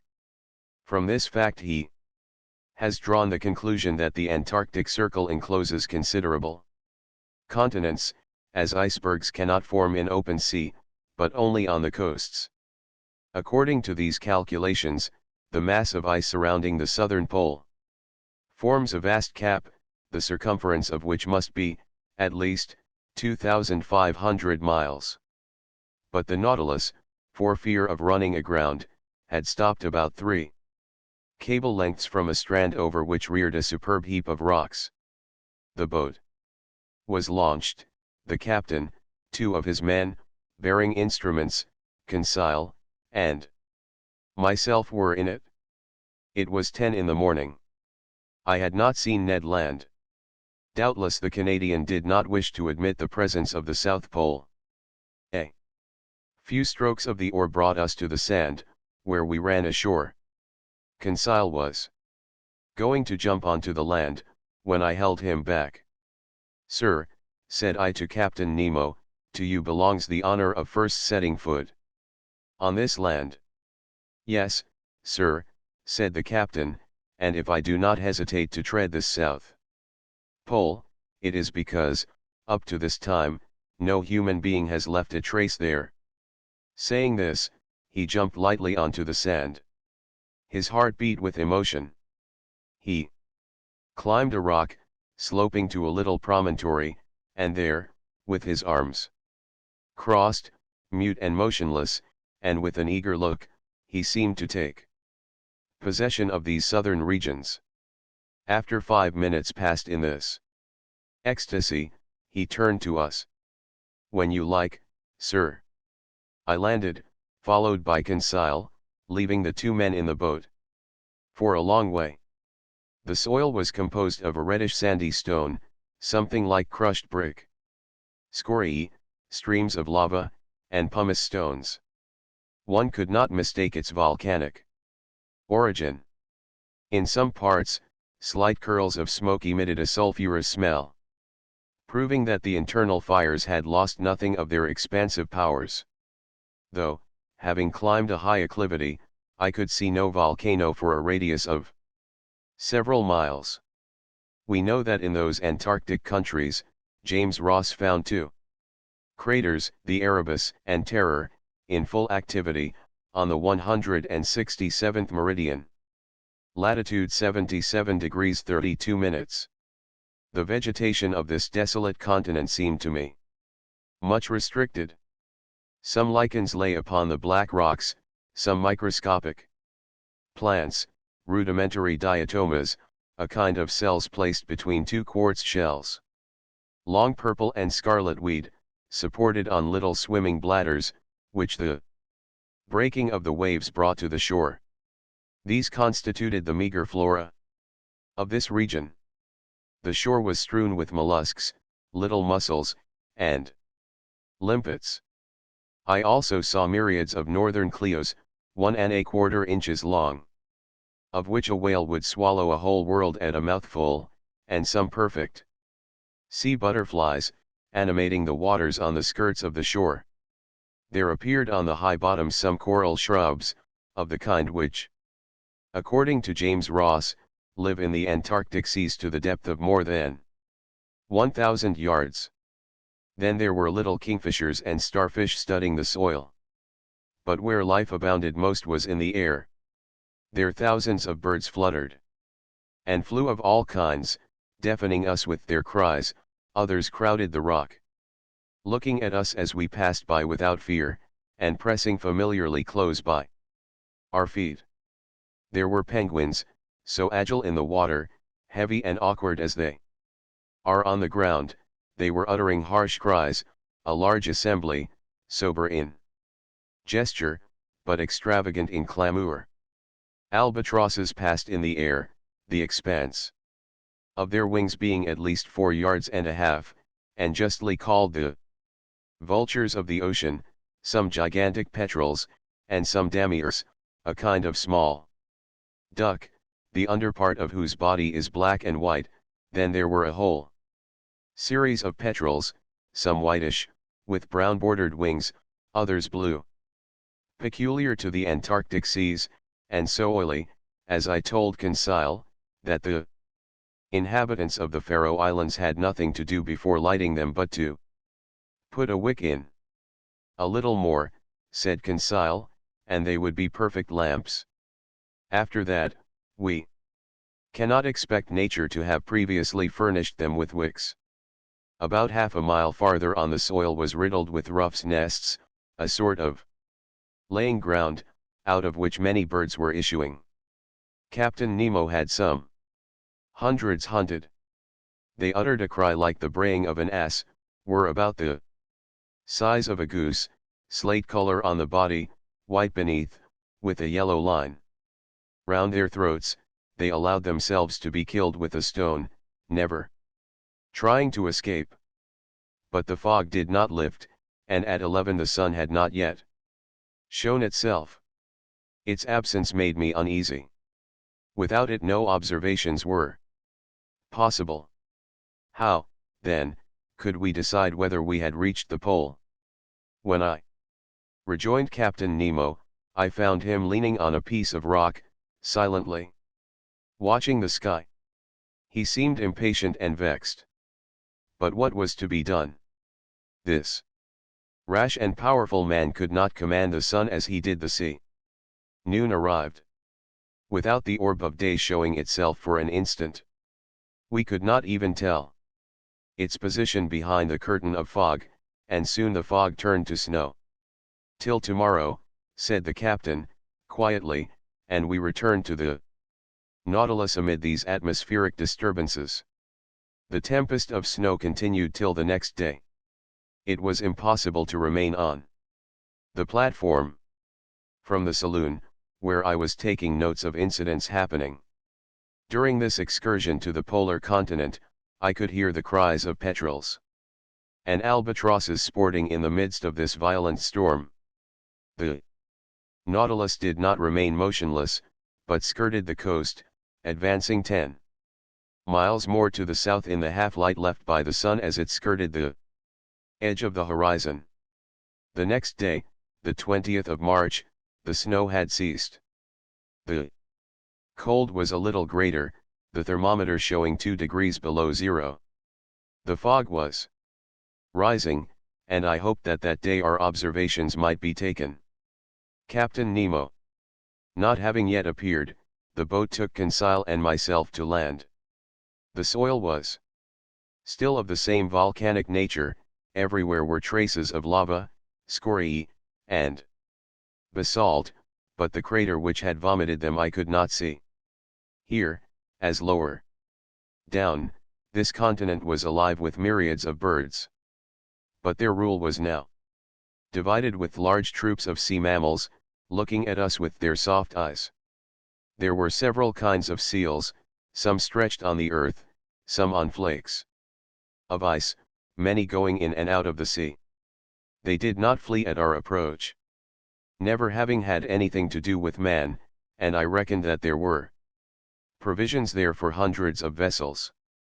"Sir," said Conseil, "will you tell me the names of these creatures?" "They are seals and morses." It was now 8 in the morning. 4 hours remained to us before the sun could be observed with advantage. I directed our steps towards a vast bay cut in the steep granite shore. There, I can aver that earth and ice were lost to sight by the numbers of sea mammals covering them, and I involuntarily sought for old Proteus, the mythological shepherd who watched these immense flocks of Neptune. There were more seals than anything else, forming distinct groups, male and female, the father watching over his family, the mother suckling her little ones, some already strong enough to go a few steps. When they wished to change their place, they took little jumps, made by the contraction of their bodies, and helped awkwardly enough by their imperfect fin, which, as with the Lamantian, their cousins, forms a perfect forearm. I should say that, in the water, which is their element, the spine of these creatures is flexible, with smooth and close skin and webbed feet they swim admirably. In resting on the earth they take the most graceful attitudes. Thus the ancients, observing their soft and expressive looks, which cannot be surpassed by the most beautiful look a woman can give, their clear voluptuous eyes, their charming positions, and the poetry of their manners, metamorphosed them, the male into a triton and the female into a mermaid. I made Conseil notice the considerable development of the lobes of the brain in these interesting cetaceans. No mammal, except man, has such a quantity of brain matter. They are also capable of receiving a certain amount of education, are easily domesticated, and I think, with other naturalists, that if properly taught they would be of great service as fishing dogs. The greater part of them slept on the rocks or on the sand. Amongst these seals, properly so called, which have no external ears, in which they differ from the otter, whose ears are prominent, I noticed several varieties of seals about 3 yards long, with a white coat, bulldog heads, armed with teeth in both jaws, 4 incisors at the top and 4 at the bottom, and 2 large canine teeth in the shape of a fleur-de-lis. Amongst them glided sea elephants, a kind of seal, with short, flexible trunks. The giants of this species measured 20 feet round and 10 yards and a half in length, but they did not move as we approached. "These creatures are not dangerous?" asked Conseil. "No, not unless you attack them. When they have to defend their young their rage is terrible, and it is not uncommon for them to break the fishing boats to pieces." "They are quite right," said Conseil. "I do not say they are not." 2 miles farther on we were stopped by the promontory which shelters the bay from the southerly winds. Beyond it we heard loud bellowings such as a troop of ruminants would produce. Good, said Conseil, a concert of bulls. No, a concert of morses. They are fighting. They are either fighting or playing. We now began to climb the blackish rocks, amid unforeseen stumbles, and over stones which the ice made slippery. More than once I rolled over at the expense of my loins. Conseil, more prudent or more steady, did not stumble, and helped me up, saying, "If, sir, you would have the kindness to take wider steps, you would preserve your equilibrium better." Arrived at the upper ridge of the promontory, I saw a vast white plain covered with morses. They were playing amongst themselves, and what we heard were bellowings of pleasure, not of anger. As I passed these curious animals I could examine them leisurely, for they did not move. Their skins were thick and rugged, of a yellowish tint, approaching to red, their hair was short and scant. Some of them were 4 yards and a quarter long. Quieter and less timid than their cousins of the north, they did not, like them, place sentinels round the outskirts of their encampment. After examining the city of morses, I began to think of returning. It was 11 o'clock, and, if Captain Nemo found the conditions favorable for observations, I wished to be present at the operation. We followed a narrow pathway running along the summit of the steep shore. At 11:30 we had reached the place where we landed. The boat had run aground, bringing the captain. I saw him standing on a block of basalt, his instruments near him, his eyes fixed on the northern horizon, near which the sun was then describing a lengthened curve. I took my place beside him, and waited without speaking. Noon arrived. And, as before, the sun did not appear. It was a fatality. Observations were still wanting. If not accomplished tomorrow, we must give up all idea of taking any. We were indeed exactly at the 20th of March. Tomorrow, the 21st, would be the equinox. The sun would disappear behind the horizon for 6 months, and with its disappearance the long polar night would begin. Since the September equinox it had emerged from the northern horizon, rising by lengthened spirals up to the 21st of December. At this period, the summer solstice of the northern regions, it had begun to descend, and tomorrow was to shed its last rays upon them. I communicated my fears and observations to Captain Nemo. "You are right, Amaranax," said he, "if tomorrow I cannot take the altitude of the sun, I shall not be able to do it for 6 months. But precisely because chance has led me into these seas on the 21st of March, my bearings will be easy to take, if at 12 we can see the sun." "Why, Captain?" "Because then the orb of day described such lengthened curves that it is difficult to measure exactly its height above the horizon, and grave errors may be made with instruments." "What will you do then?" "I shall only use my chronometer," replied Captain Nemo. "If tomorrow, the 21st of March, the disk of the sun, allowing for refraction, is exactly cut by the northern horizon, it will show that I am at the South Pole." "Just so," said I, "but this statement is not mathematically correct, because the equinox does not necessarily begin at noon." "Very likely, sir, but the error will not be 100 yards and we do not want more. Till tomorrow, then." Captain Nemo returned on board. Conseil and I remained to survey the shore, observing and studying until 5 o'clock. Then I went to bed, not, however, without invoking, like the Indian, the favor of the radiant orb. The next day, the 21st of March, at 5 in the morning, I mounted the platform. I found Captain Nemo there. The weather is lightening a little, said he. I have some hope. After breakfast we will go on shore and choose a post for observation. That point settled, I sought Ned Land. I wanted to take him with me. But the obstinate Canadian refused, and I saw that his taciturnity and his bad humor grew day by day. After all, I was not sorry for his obstinacy under the circumstances. Indeed, there were too many seals on shore, and we ought not to lay such temptation in this unreflecting fisherman's way. Breakfast over, we went on shore. The Nautilus had gone some miles further up in the night. It was a whole league from the coast, above which reared a sharp peak about 500 yards high. The boat took with me Captain Nemo, 2 men of the crew, and the instruments, which consisted of a chronometer, a telescope, and a barometer.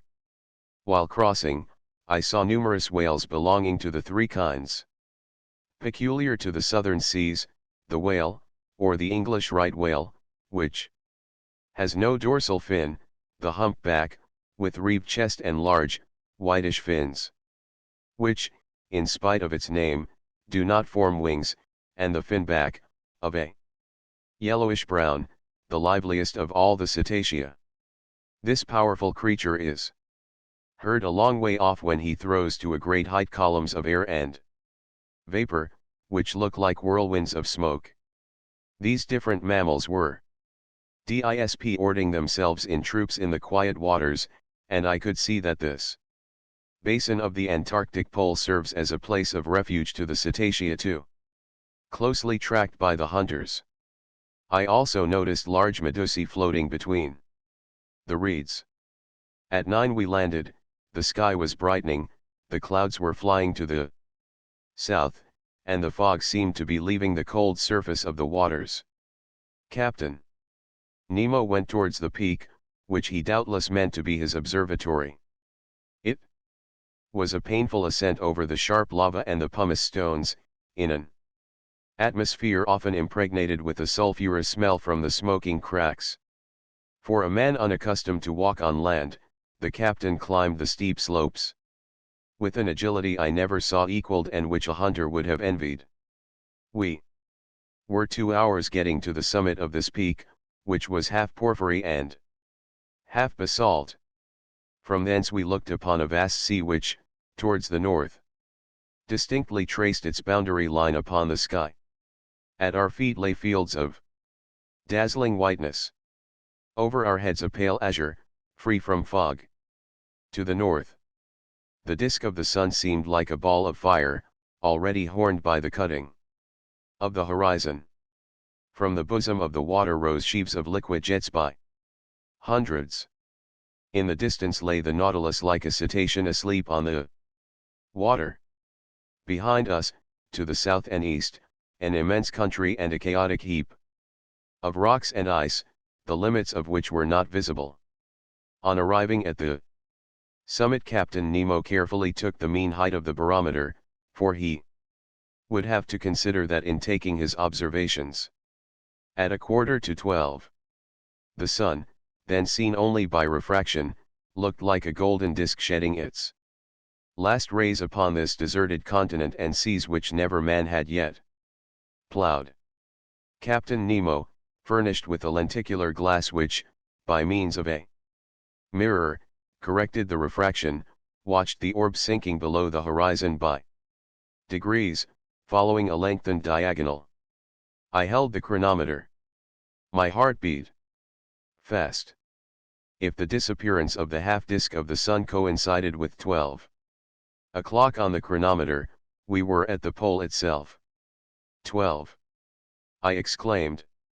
The South Pole, replied Captain Nemo, in a grave voice, handing me the glass, which showed the orb cut in exactly equal parts by the horizon. I looked at the last rays crowning the peak, and the shadows mounting by degrees up its slopes.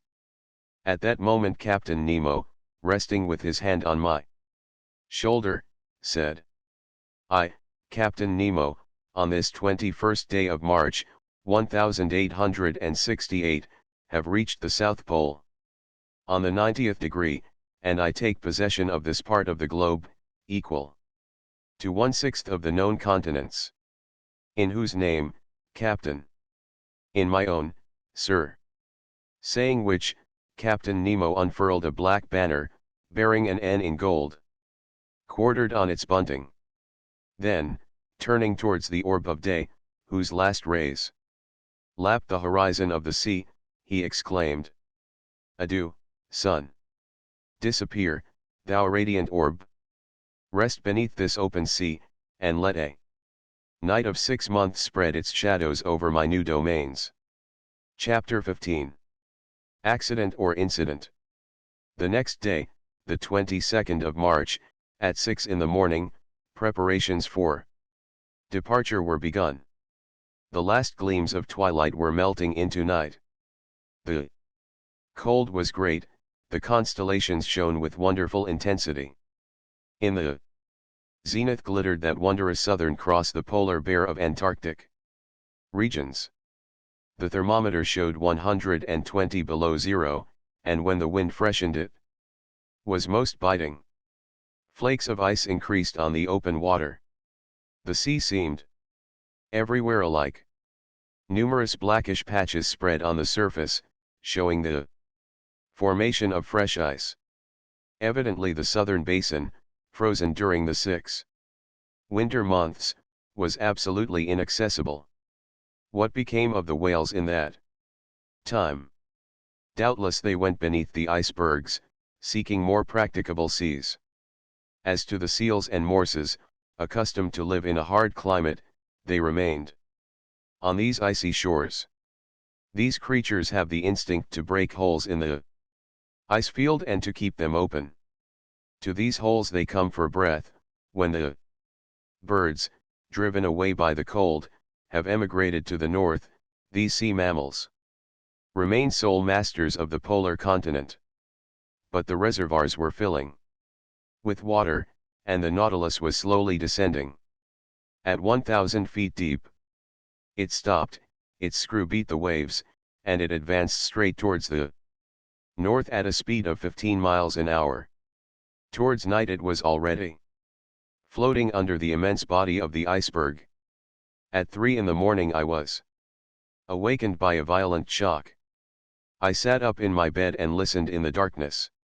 When I was thrown into the middle of the room, the Nautilus, after having struck, had rebounded violently. I groped along the partition, and by the staircase to the saloon, which was lit by the luminous ceiling. The furniture was upset. Fortunately the windows were firmly set, and had held fast. The pictures on the starboard side, from being no longer vertical, were clinging to the paper, whilst those of the port side were hanging at least a foot from the wall. The Nautilus was lying on its starboard side, perfectly motionless. I heard footsteps, and a confusion of voices, but Captain Nemo did not appear. As I was leaving the saloon, Ned Land and Conseil entered. "What is the matter?" said I, at once. "I came to ask you, sir," replied Conseil. "Confound it," exclaimed the Canadian, "I know well enough. The Nautilus has struck, and, judging by the way she lies, I do not think she will right herself as she did the first time in Torres Straits." "But," I asked, "has she at least come to the surface of the sea?" "We do not know," said Conseil. "It is easy to decide," I answered. I consulted the manometer. To my great surprise, it showed a depth of more than 180 fathoms. "What does that mean?" I exclaimed. "We must ask Captain Nemo," said Conseil. "But where shall we find him?" said Ned Land. "Follow me," said I, to my companions. We left the saloon. There was no one in the library. At the center staircase, by the berths of the ship's crew, there was no one. I thought that Captain Nemo Must be in the pilot's cage. It was best to wait. We all returned to the saloon. For 20 minutes we remained thus, trying to hear the slightest noise, which might be made on board the Nautilus, when Captain Nemo entered. He seemed not to see us. His face, generally so impassive, showed signs of uneasiness. He watched the compass silently, then the manometer, and, going to the planisphere, placed his finger on a spot representing the southern seas. I would not interrupt him, but, some minutes later, when he turned towards me, I said, using one of his own expressions in the Torres Straits. An incident, Captain? No, sir, an accident this time. Serious? Perhaps. Is the danger immediate? No. The Nautilus has stranded. Yes. And this has happened how? From a caprice of nature, not from the ignorance of man. Not a mistake has been made in the working. But we cannot prevent equilibrium from producing its effects. We may brave human laws, but we cannot resist natural ones. Captain Nemo had chosen a strange moment for uttering this philosophical reflection. On the whole, his answer helped me little. May I ask, sir, the cause of this accident? An enormous block of ice, a whole mountain, has turned over, he replied. When icebergs are undermined at their base by warmer water or reiterated shocks, their center of gravity rises, and the whole thing turns over. This is what has happened. One of these blocks, as it fell, struck the Nautilus. Then, gliding under its hull, raised it with irresistible force, bringing it into beds which are not so thick, where it is lying on its side. But can we not get the Nautilus off by emptying its reservoirs, that it might regain its equilibrium?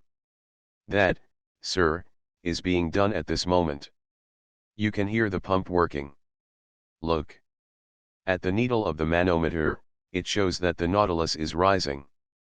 But the block of ice is floating with it, and, until some obstacle stops its ascending motion, our position cannot be altered.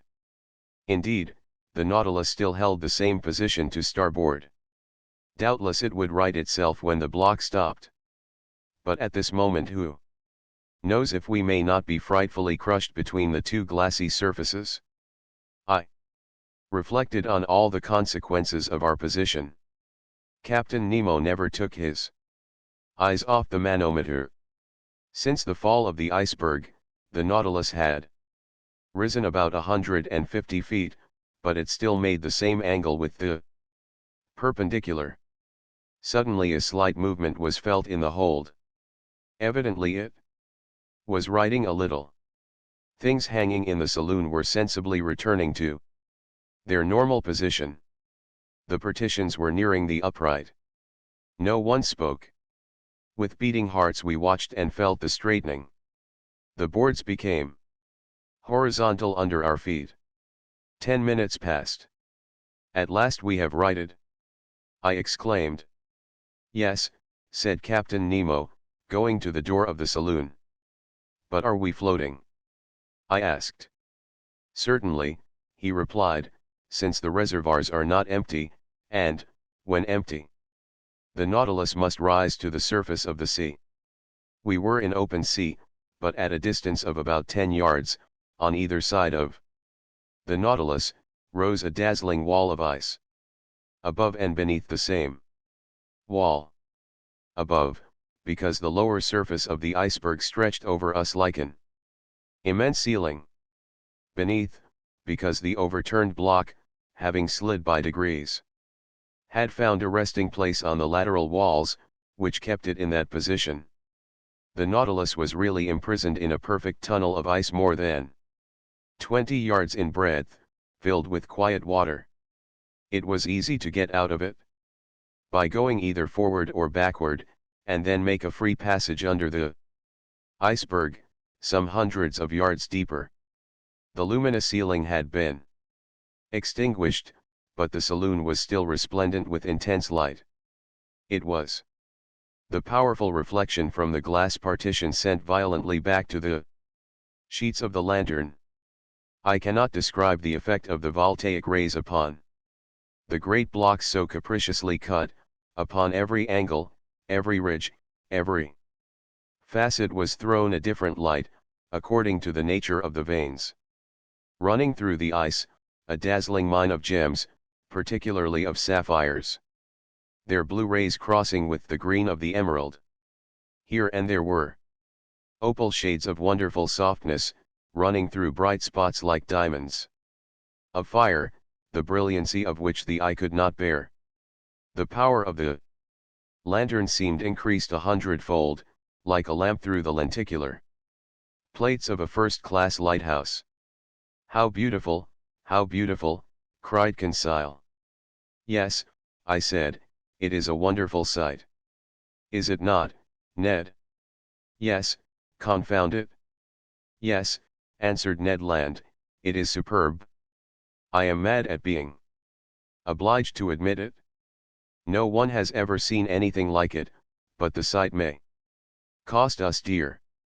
And, if I must say all, I think we are seeing here things which God never intended man to see.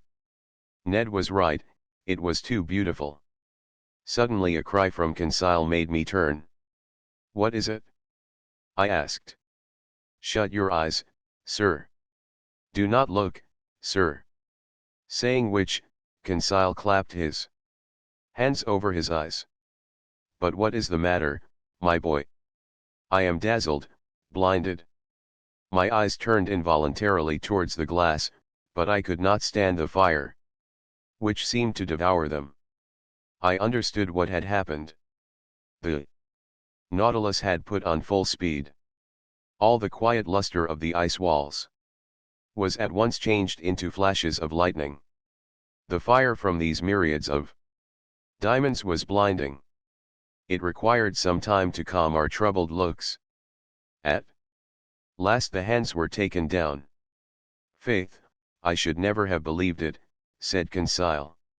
It was then 5 in the morning, and at that moment a shock was felt at the bows of the Nautilus. I knew that its spur had struck a block of ice. It must have been a false maneuver, for this submarine tunnel, obstructed by blocks, was not very easy navigation. I thought that Captain Nemo, by changing his course, would either turn these obstacles or else follow the windings of the tunnel. In any case, the road before us could not be entirely blocked. But, contrary to my expectations, the Nautilus took a decided retrograde motion. We are going backwards, said Conseil. Yes, I replied. This end of the tunnel can have no egress. And then, said I, the working is easy. We must go back again, and go out at the southern opening. That is all. In speaking thus, I wished to appear more confident than I really was. But the retrograde motion of the Nautilus was increasing, and, reversing the screw, it carried us at great speed. It will be a hindrance, said Ned. What does it matter, some hours more or less, provided we get out at last? Yes, repeated Ned Land, provided we do get out at last. For a short time I walked from the saloon to the library. My companions were silent. I soon threw myself on an ottoman, and took a book, which my eyes overran mechanically.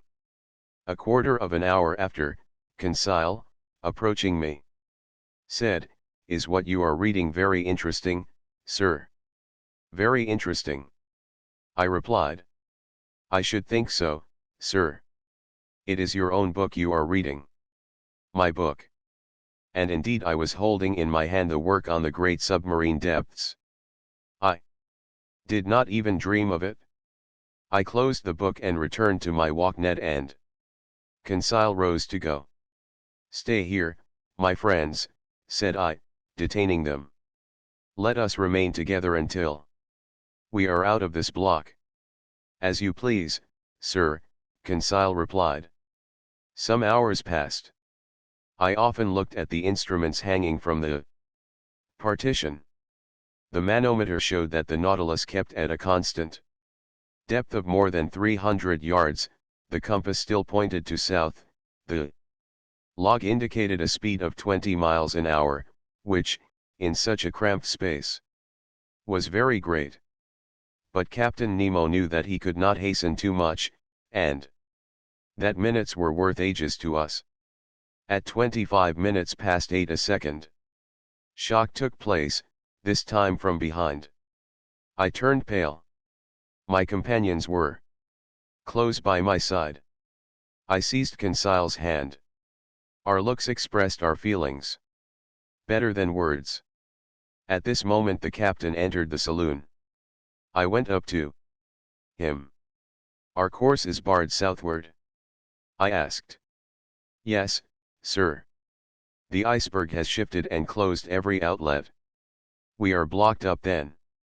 Yes. Chapter 16. Want of air. Thus around the Nautilus, above and below, was an impenetrable wall of ice.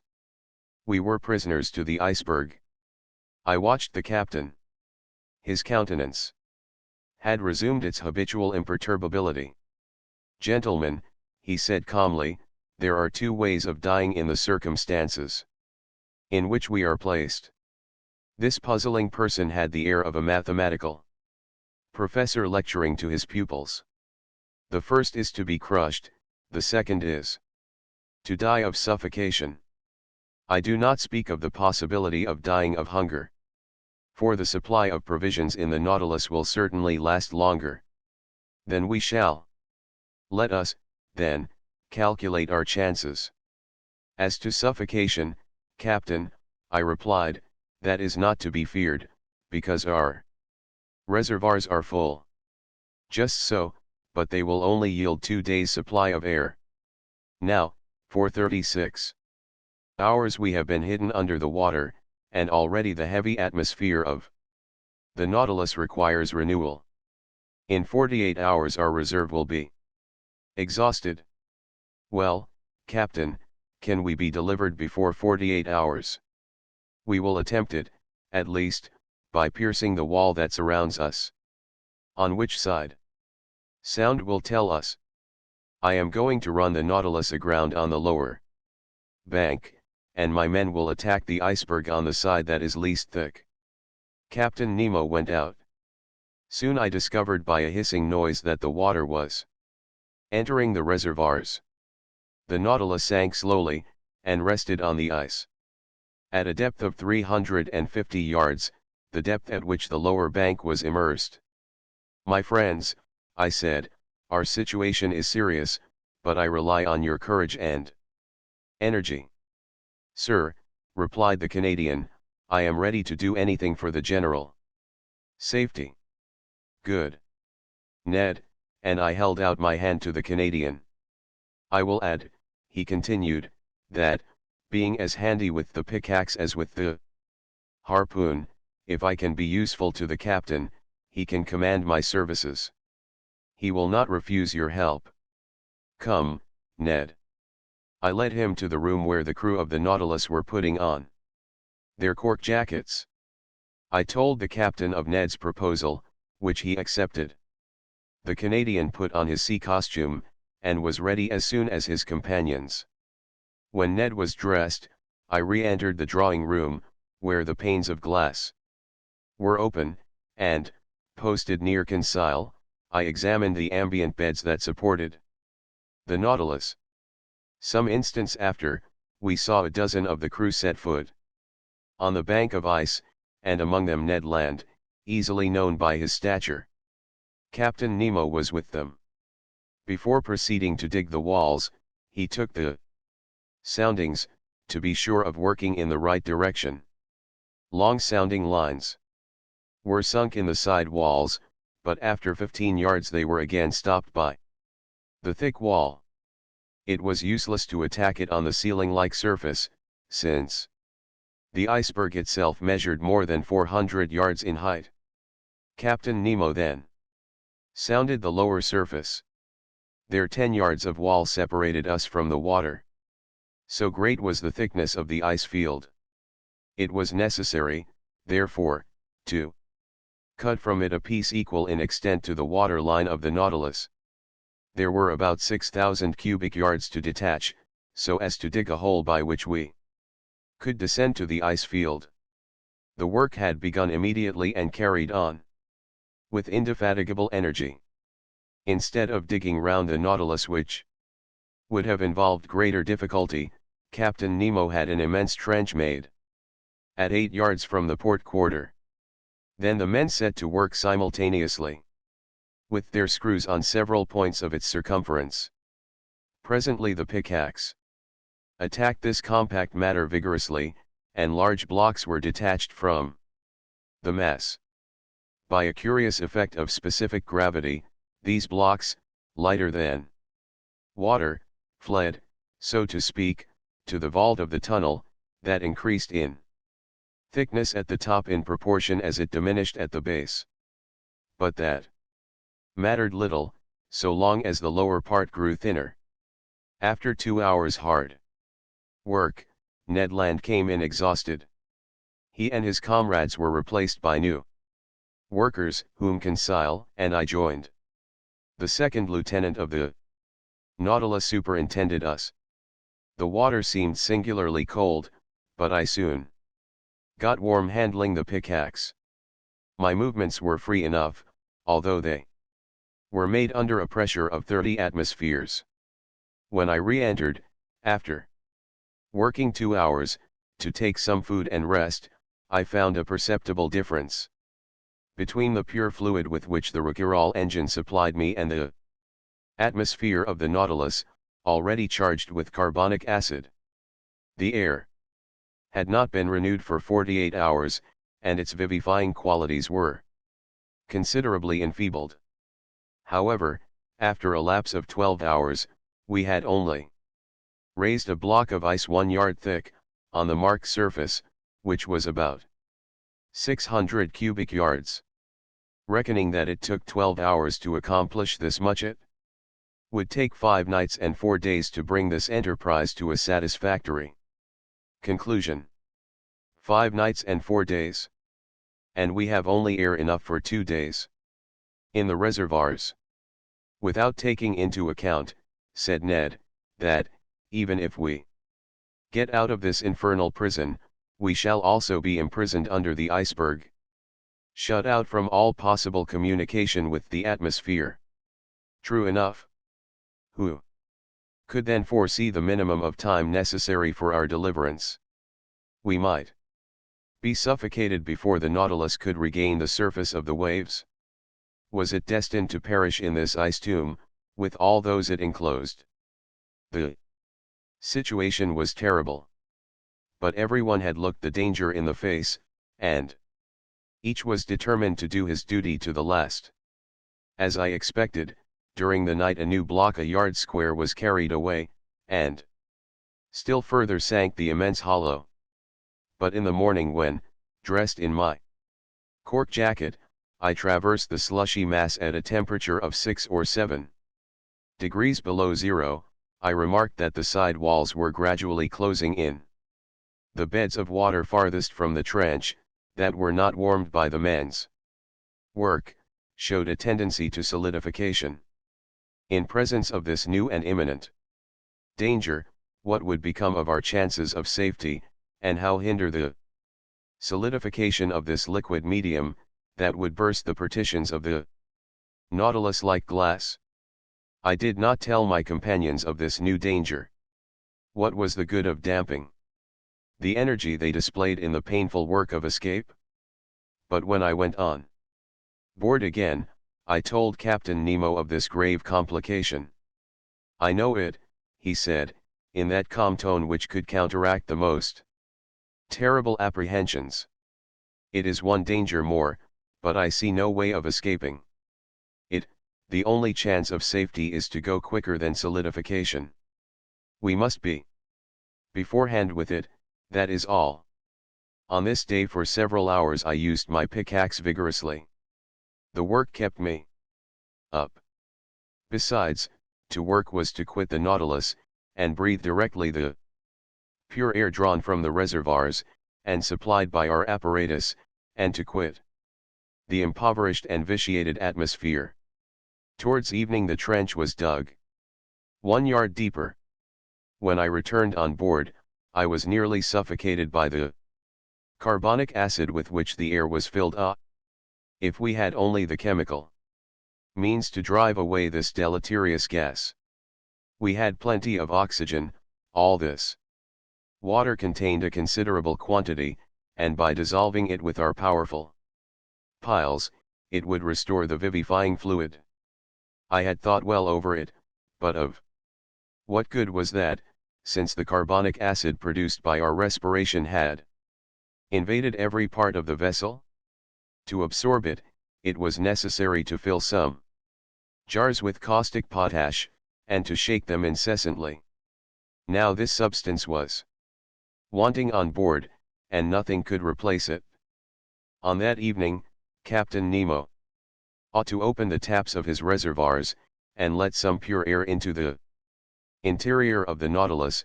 Without this precaution we could not get rid of the sense of suffocation. The next day, March 26th, I resumed my miner's work in beginning the 5th yard. The side walls and the lower surface of the iceberg thickened visibly. It was evident that they would meet before the Nautilus was able to disengage itself. Despair seized me for an instant. My pickaxe nearly fell from my hands. What was the good of digging if I must be suffocated, crushed by the water that was turning into stone, a punishment that the ferocity of the savages even would not have invented? Just then Captain Nemo passed near me. I touched his hand and showed him the walls of our prison. The wall to port had advanced to at least 4 yards from the hull of the Nautilus. The captain understood me, and signed me to follow him. We went on board. I took off my cork jacket and accompanied him into the drawing room. Amaranax, we must attempt some desperate means, or we shall be sealed up in this solidified water as in cement. Yes, but what is to be done? Ah, if my Nautilus were strong enough to bear this pressure without being crushed. Well, I asked, not catching the captain's idea. Do you not understand, he replied, that this congelation of water will help us? Do you not see that by its solidification, it would burst through this field of ice that imprisons us, as, when it freezes, it bursts the hardest stones? Do you not perceive that it would be an agent of safety instead of destruction? Yes, Captain, perhaps. But, whatever resistance to crushing the Nautilus possesses, it could not support this terrible pressure, and would be flattened like an iron plate. I know it, sir. Therefore we must not reckon on the aid of nature, but on our own exertions. We must stop this solidification. Not only will the side walls be pressed together, but there is not 10 feet of water before or behind the Nautilus. The congelation gains on us on all sides. How long will the air in the reservoirs last for us to breathe on board? The captain looked in my face. After tomorrow they will be empty. A cold sweat came over me. However, ought I to have been astonished at the answer? On March 22nd, the Nautilus was in the open polar seas. We were at 26 degrees. For 5 days we had lived on the reserve on board. And what was left of the respirable air must be kept for the workers. Even now, as I write, my recollection is still so vivid that an involuntary terror seizes me and my lungs seem to be without air. Meanwhile, Captain Nemo reflected silently, and evidently an idea had struck him, but he seemed to reject it. At last, these words escaped his lips. "Boiling water," he muttered. "Boiling water. I cried. Yes, sir. We are enclosed in a space that is relatively confined. Would not jets of boiling water, constantly injected by the pumps, raise the temperature in this part and stay the congelation? Let us try it, I said resolutely. Let us try it, Professor. The thermometer then stood at 7 degrees outside. Captain Nemo took me to the galleys, where the vast distillatory machines stood that furnished the drinkable water by evaporation. They filled these with water, and all the electric heat from the piles was thrown through the worms bathed in the liquid. In a few minutes, this water reached 100 degrees. It was directed towards the pumps, while fresh water replaced it in proportion. The heat developed by the troughs was such that cold water, drawn up from the sea after only having gone through the machines, came boiling into the body of the pump. The injection was begun, and 3 hours after the thermometer marked 6 degrees below zero outside. 1 degree was gained. 2 hours later the thermometer only marked 4 degrees. We shall succeed, I said to the captain, after having anxiously watched the result of the operation. I think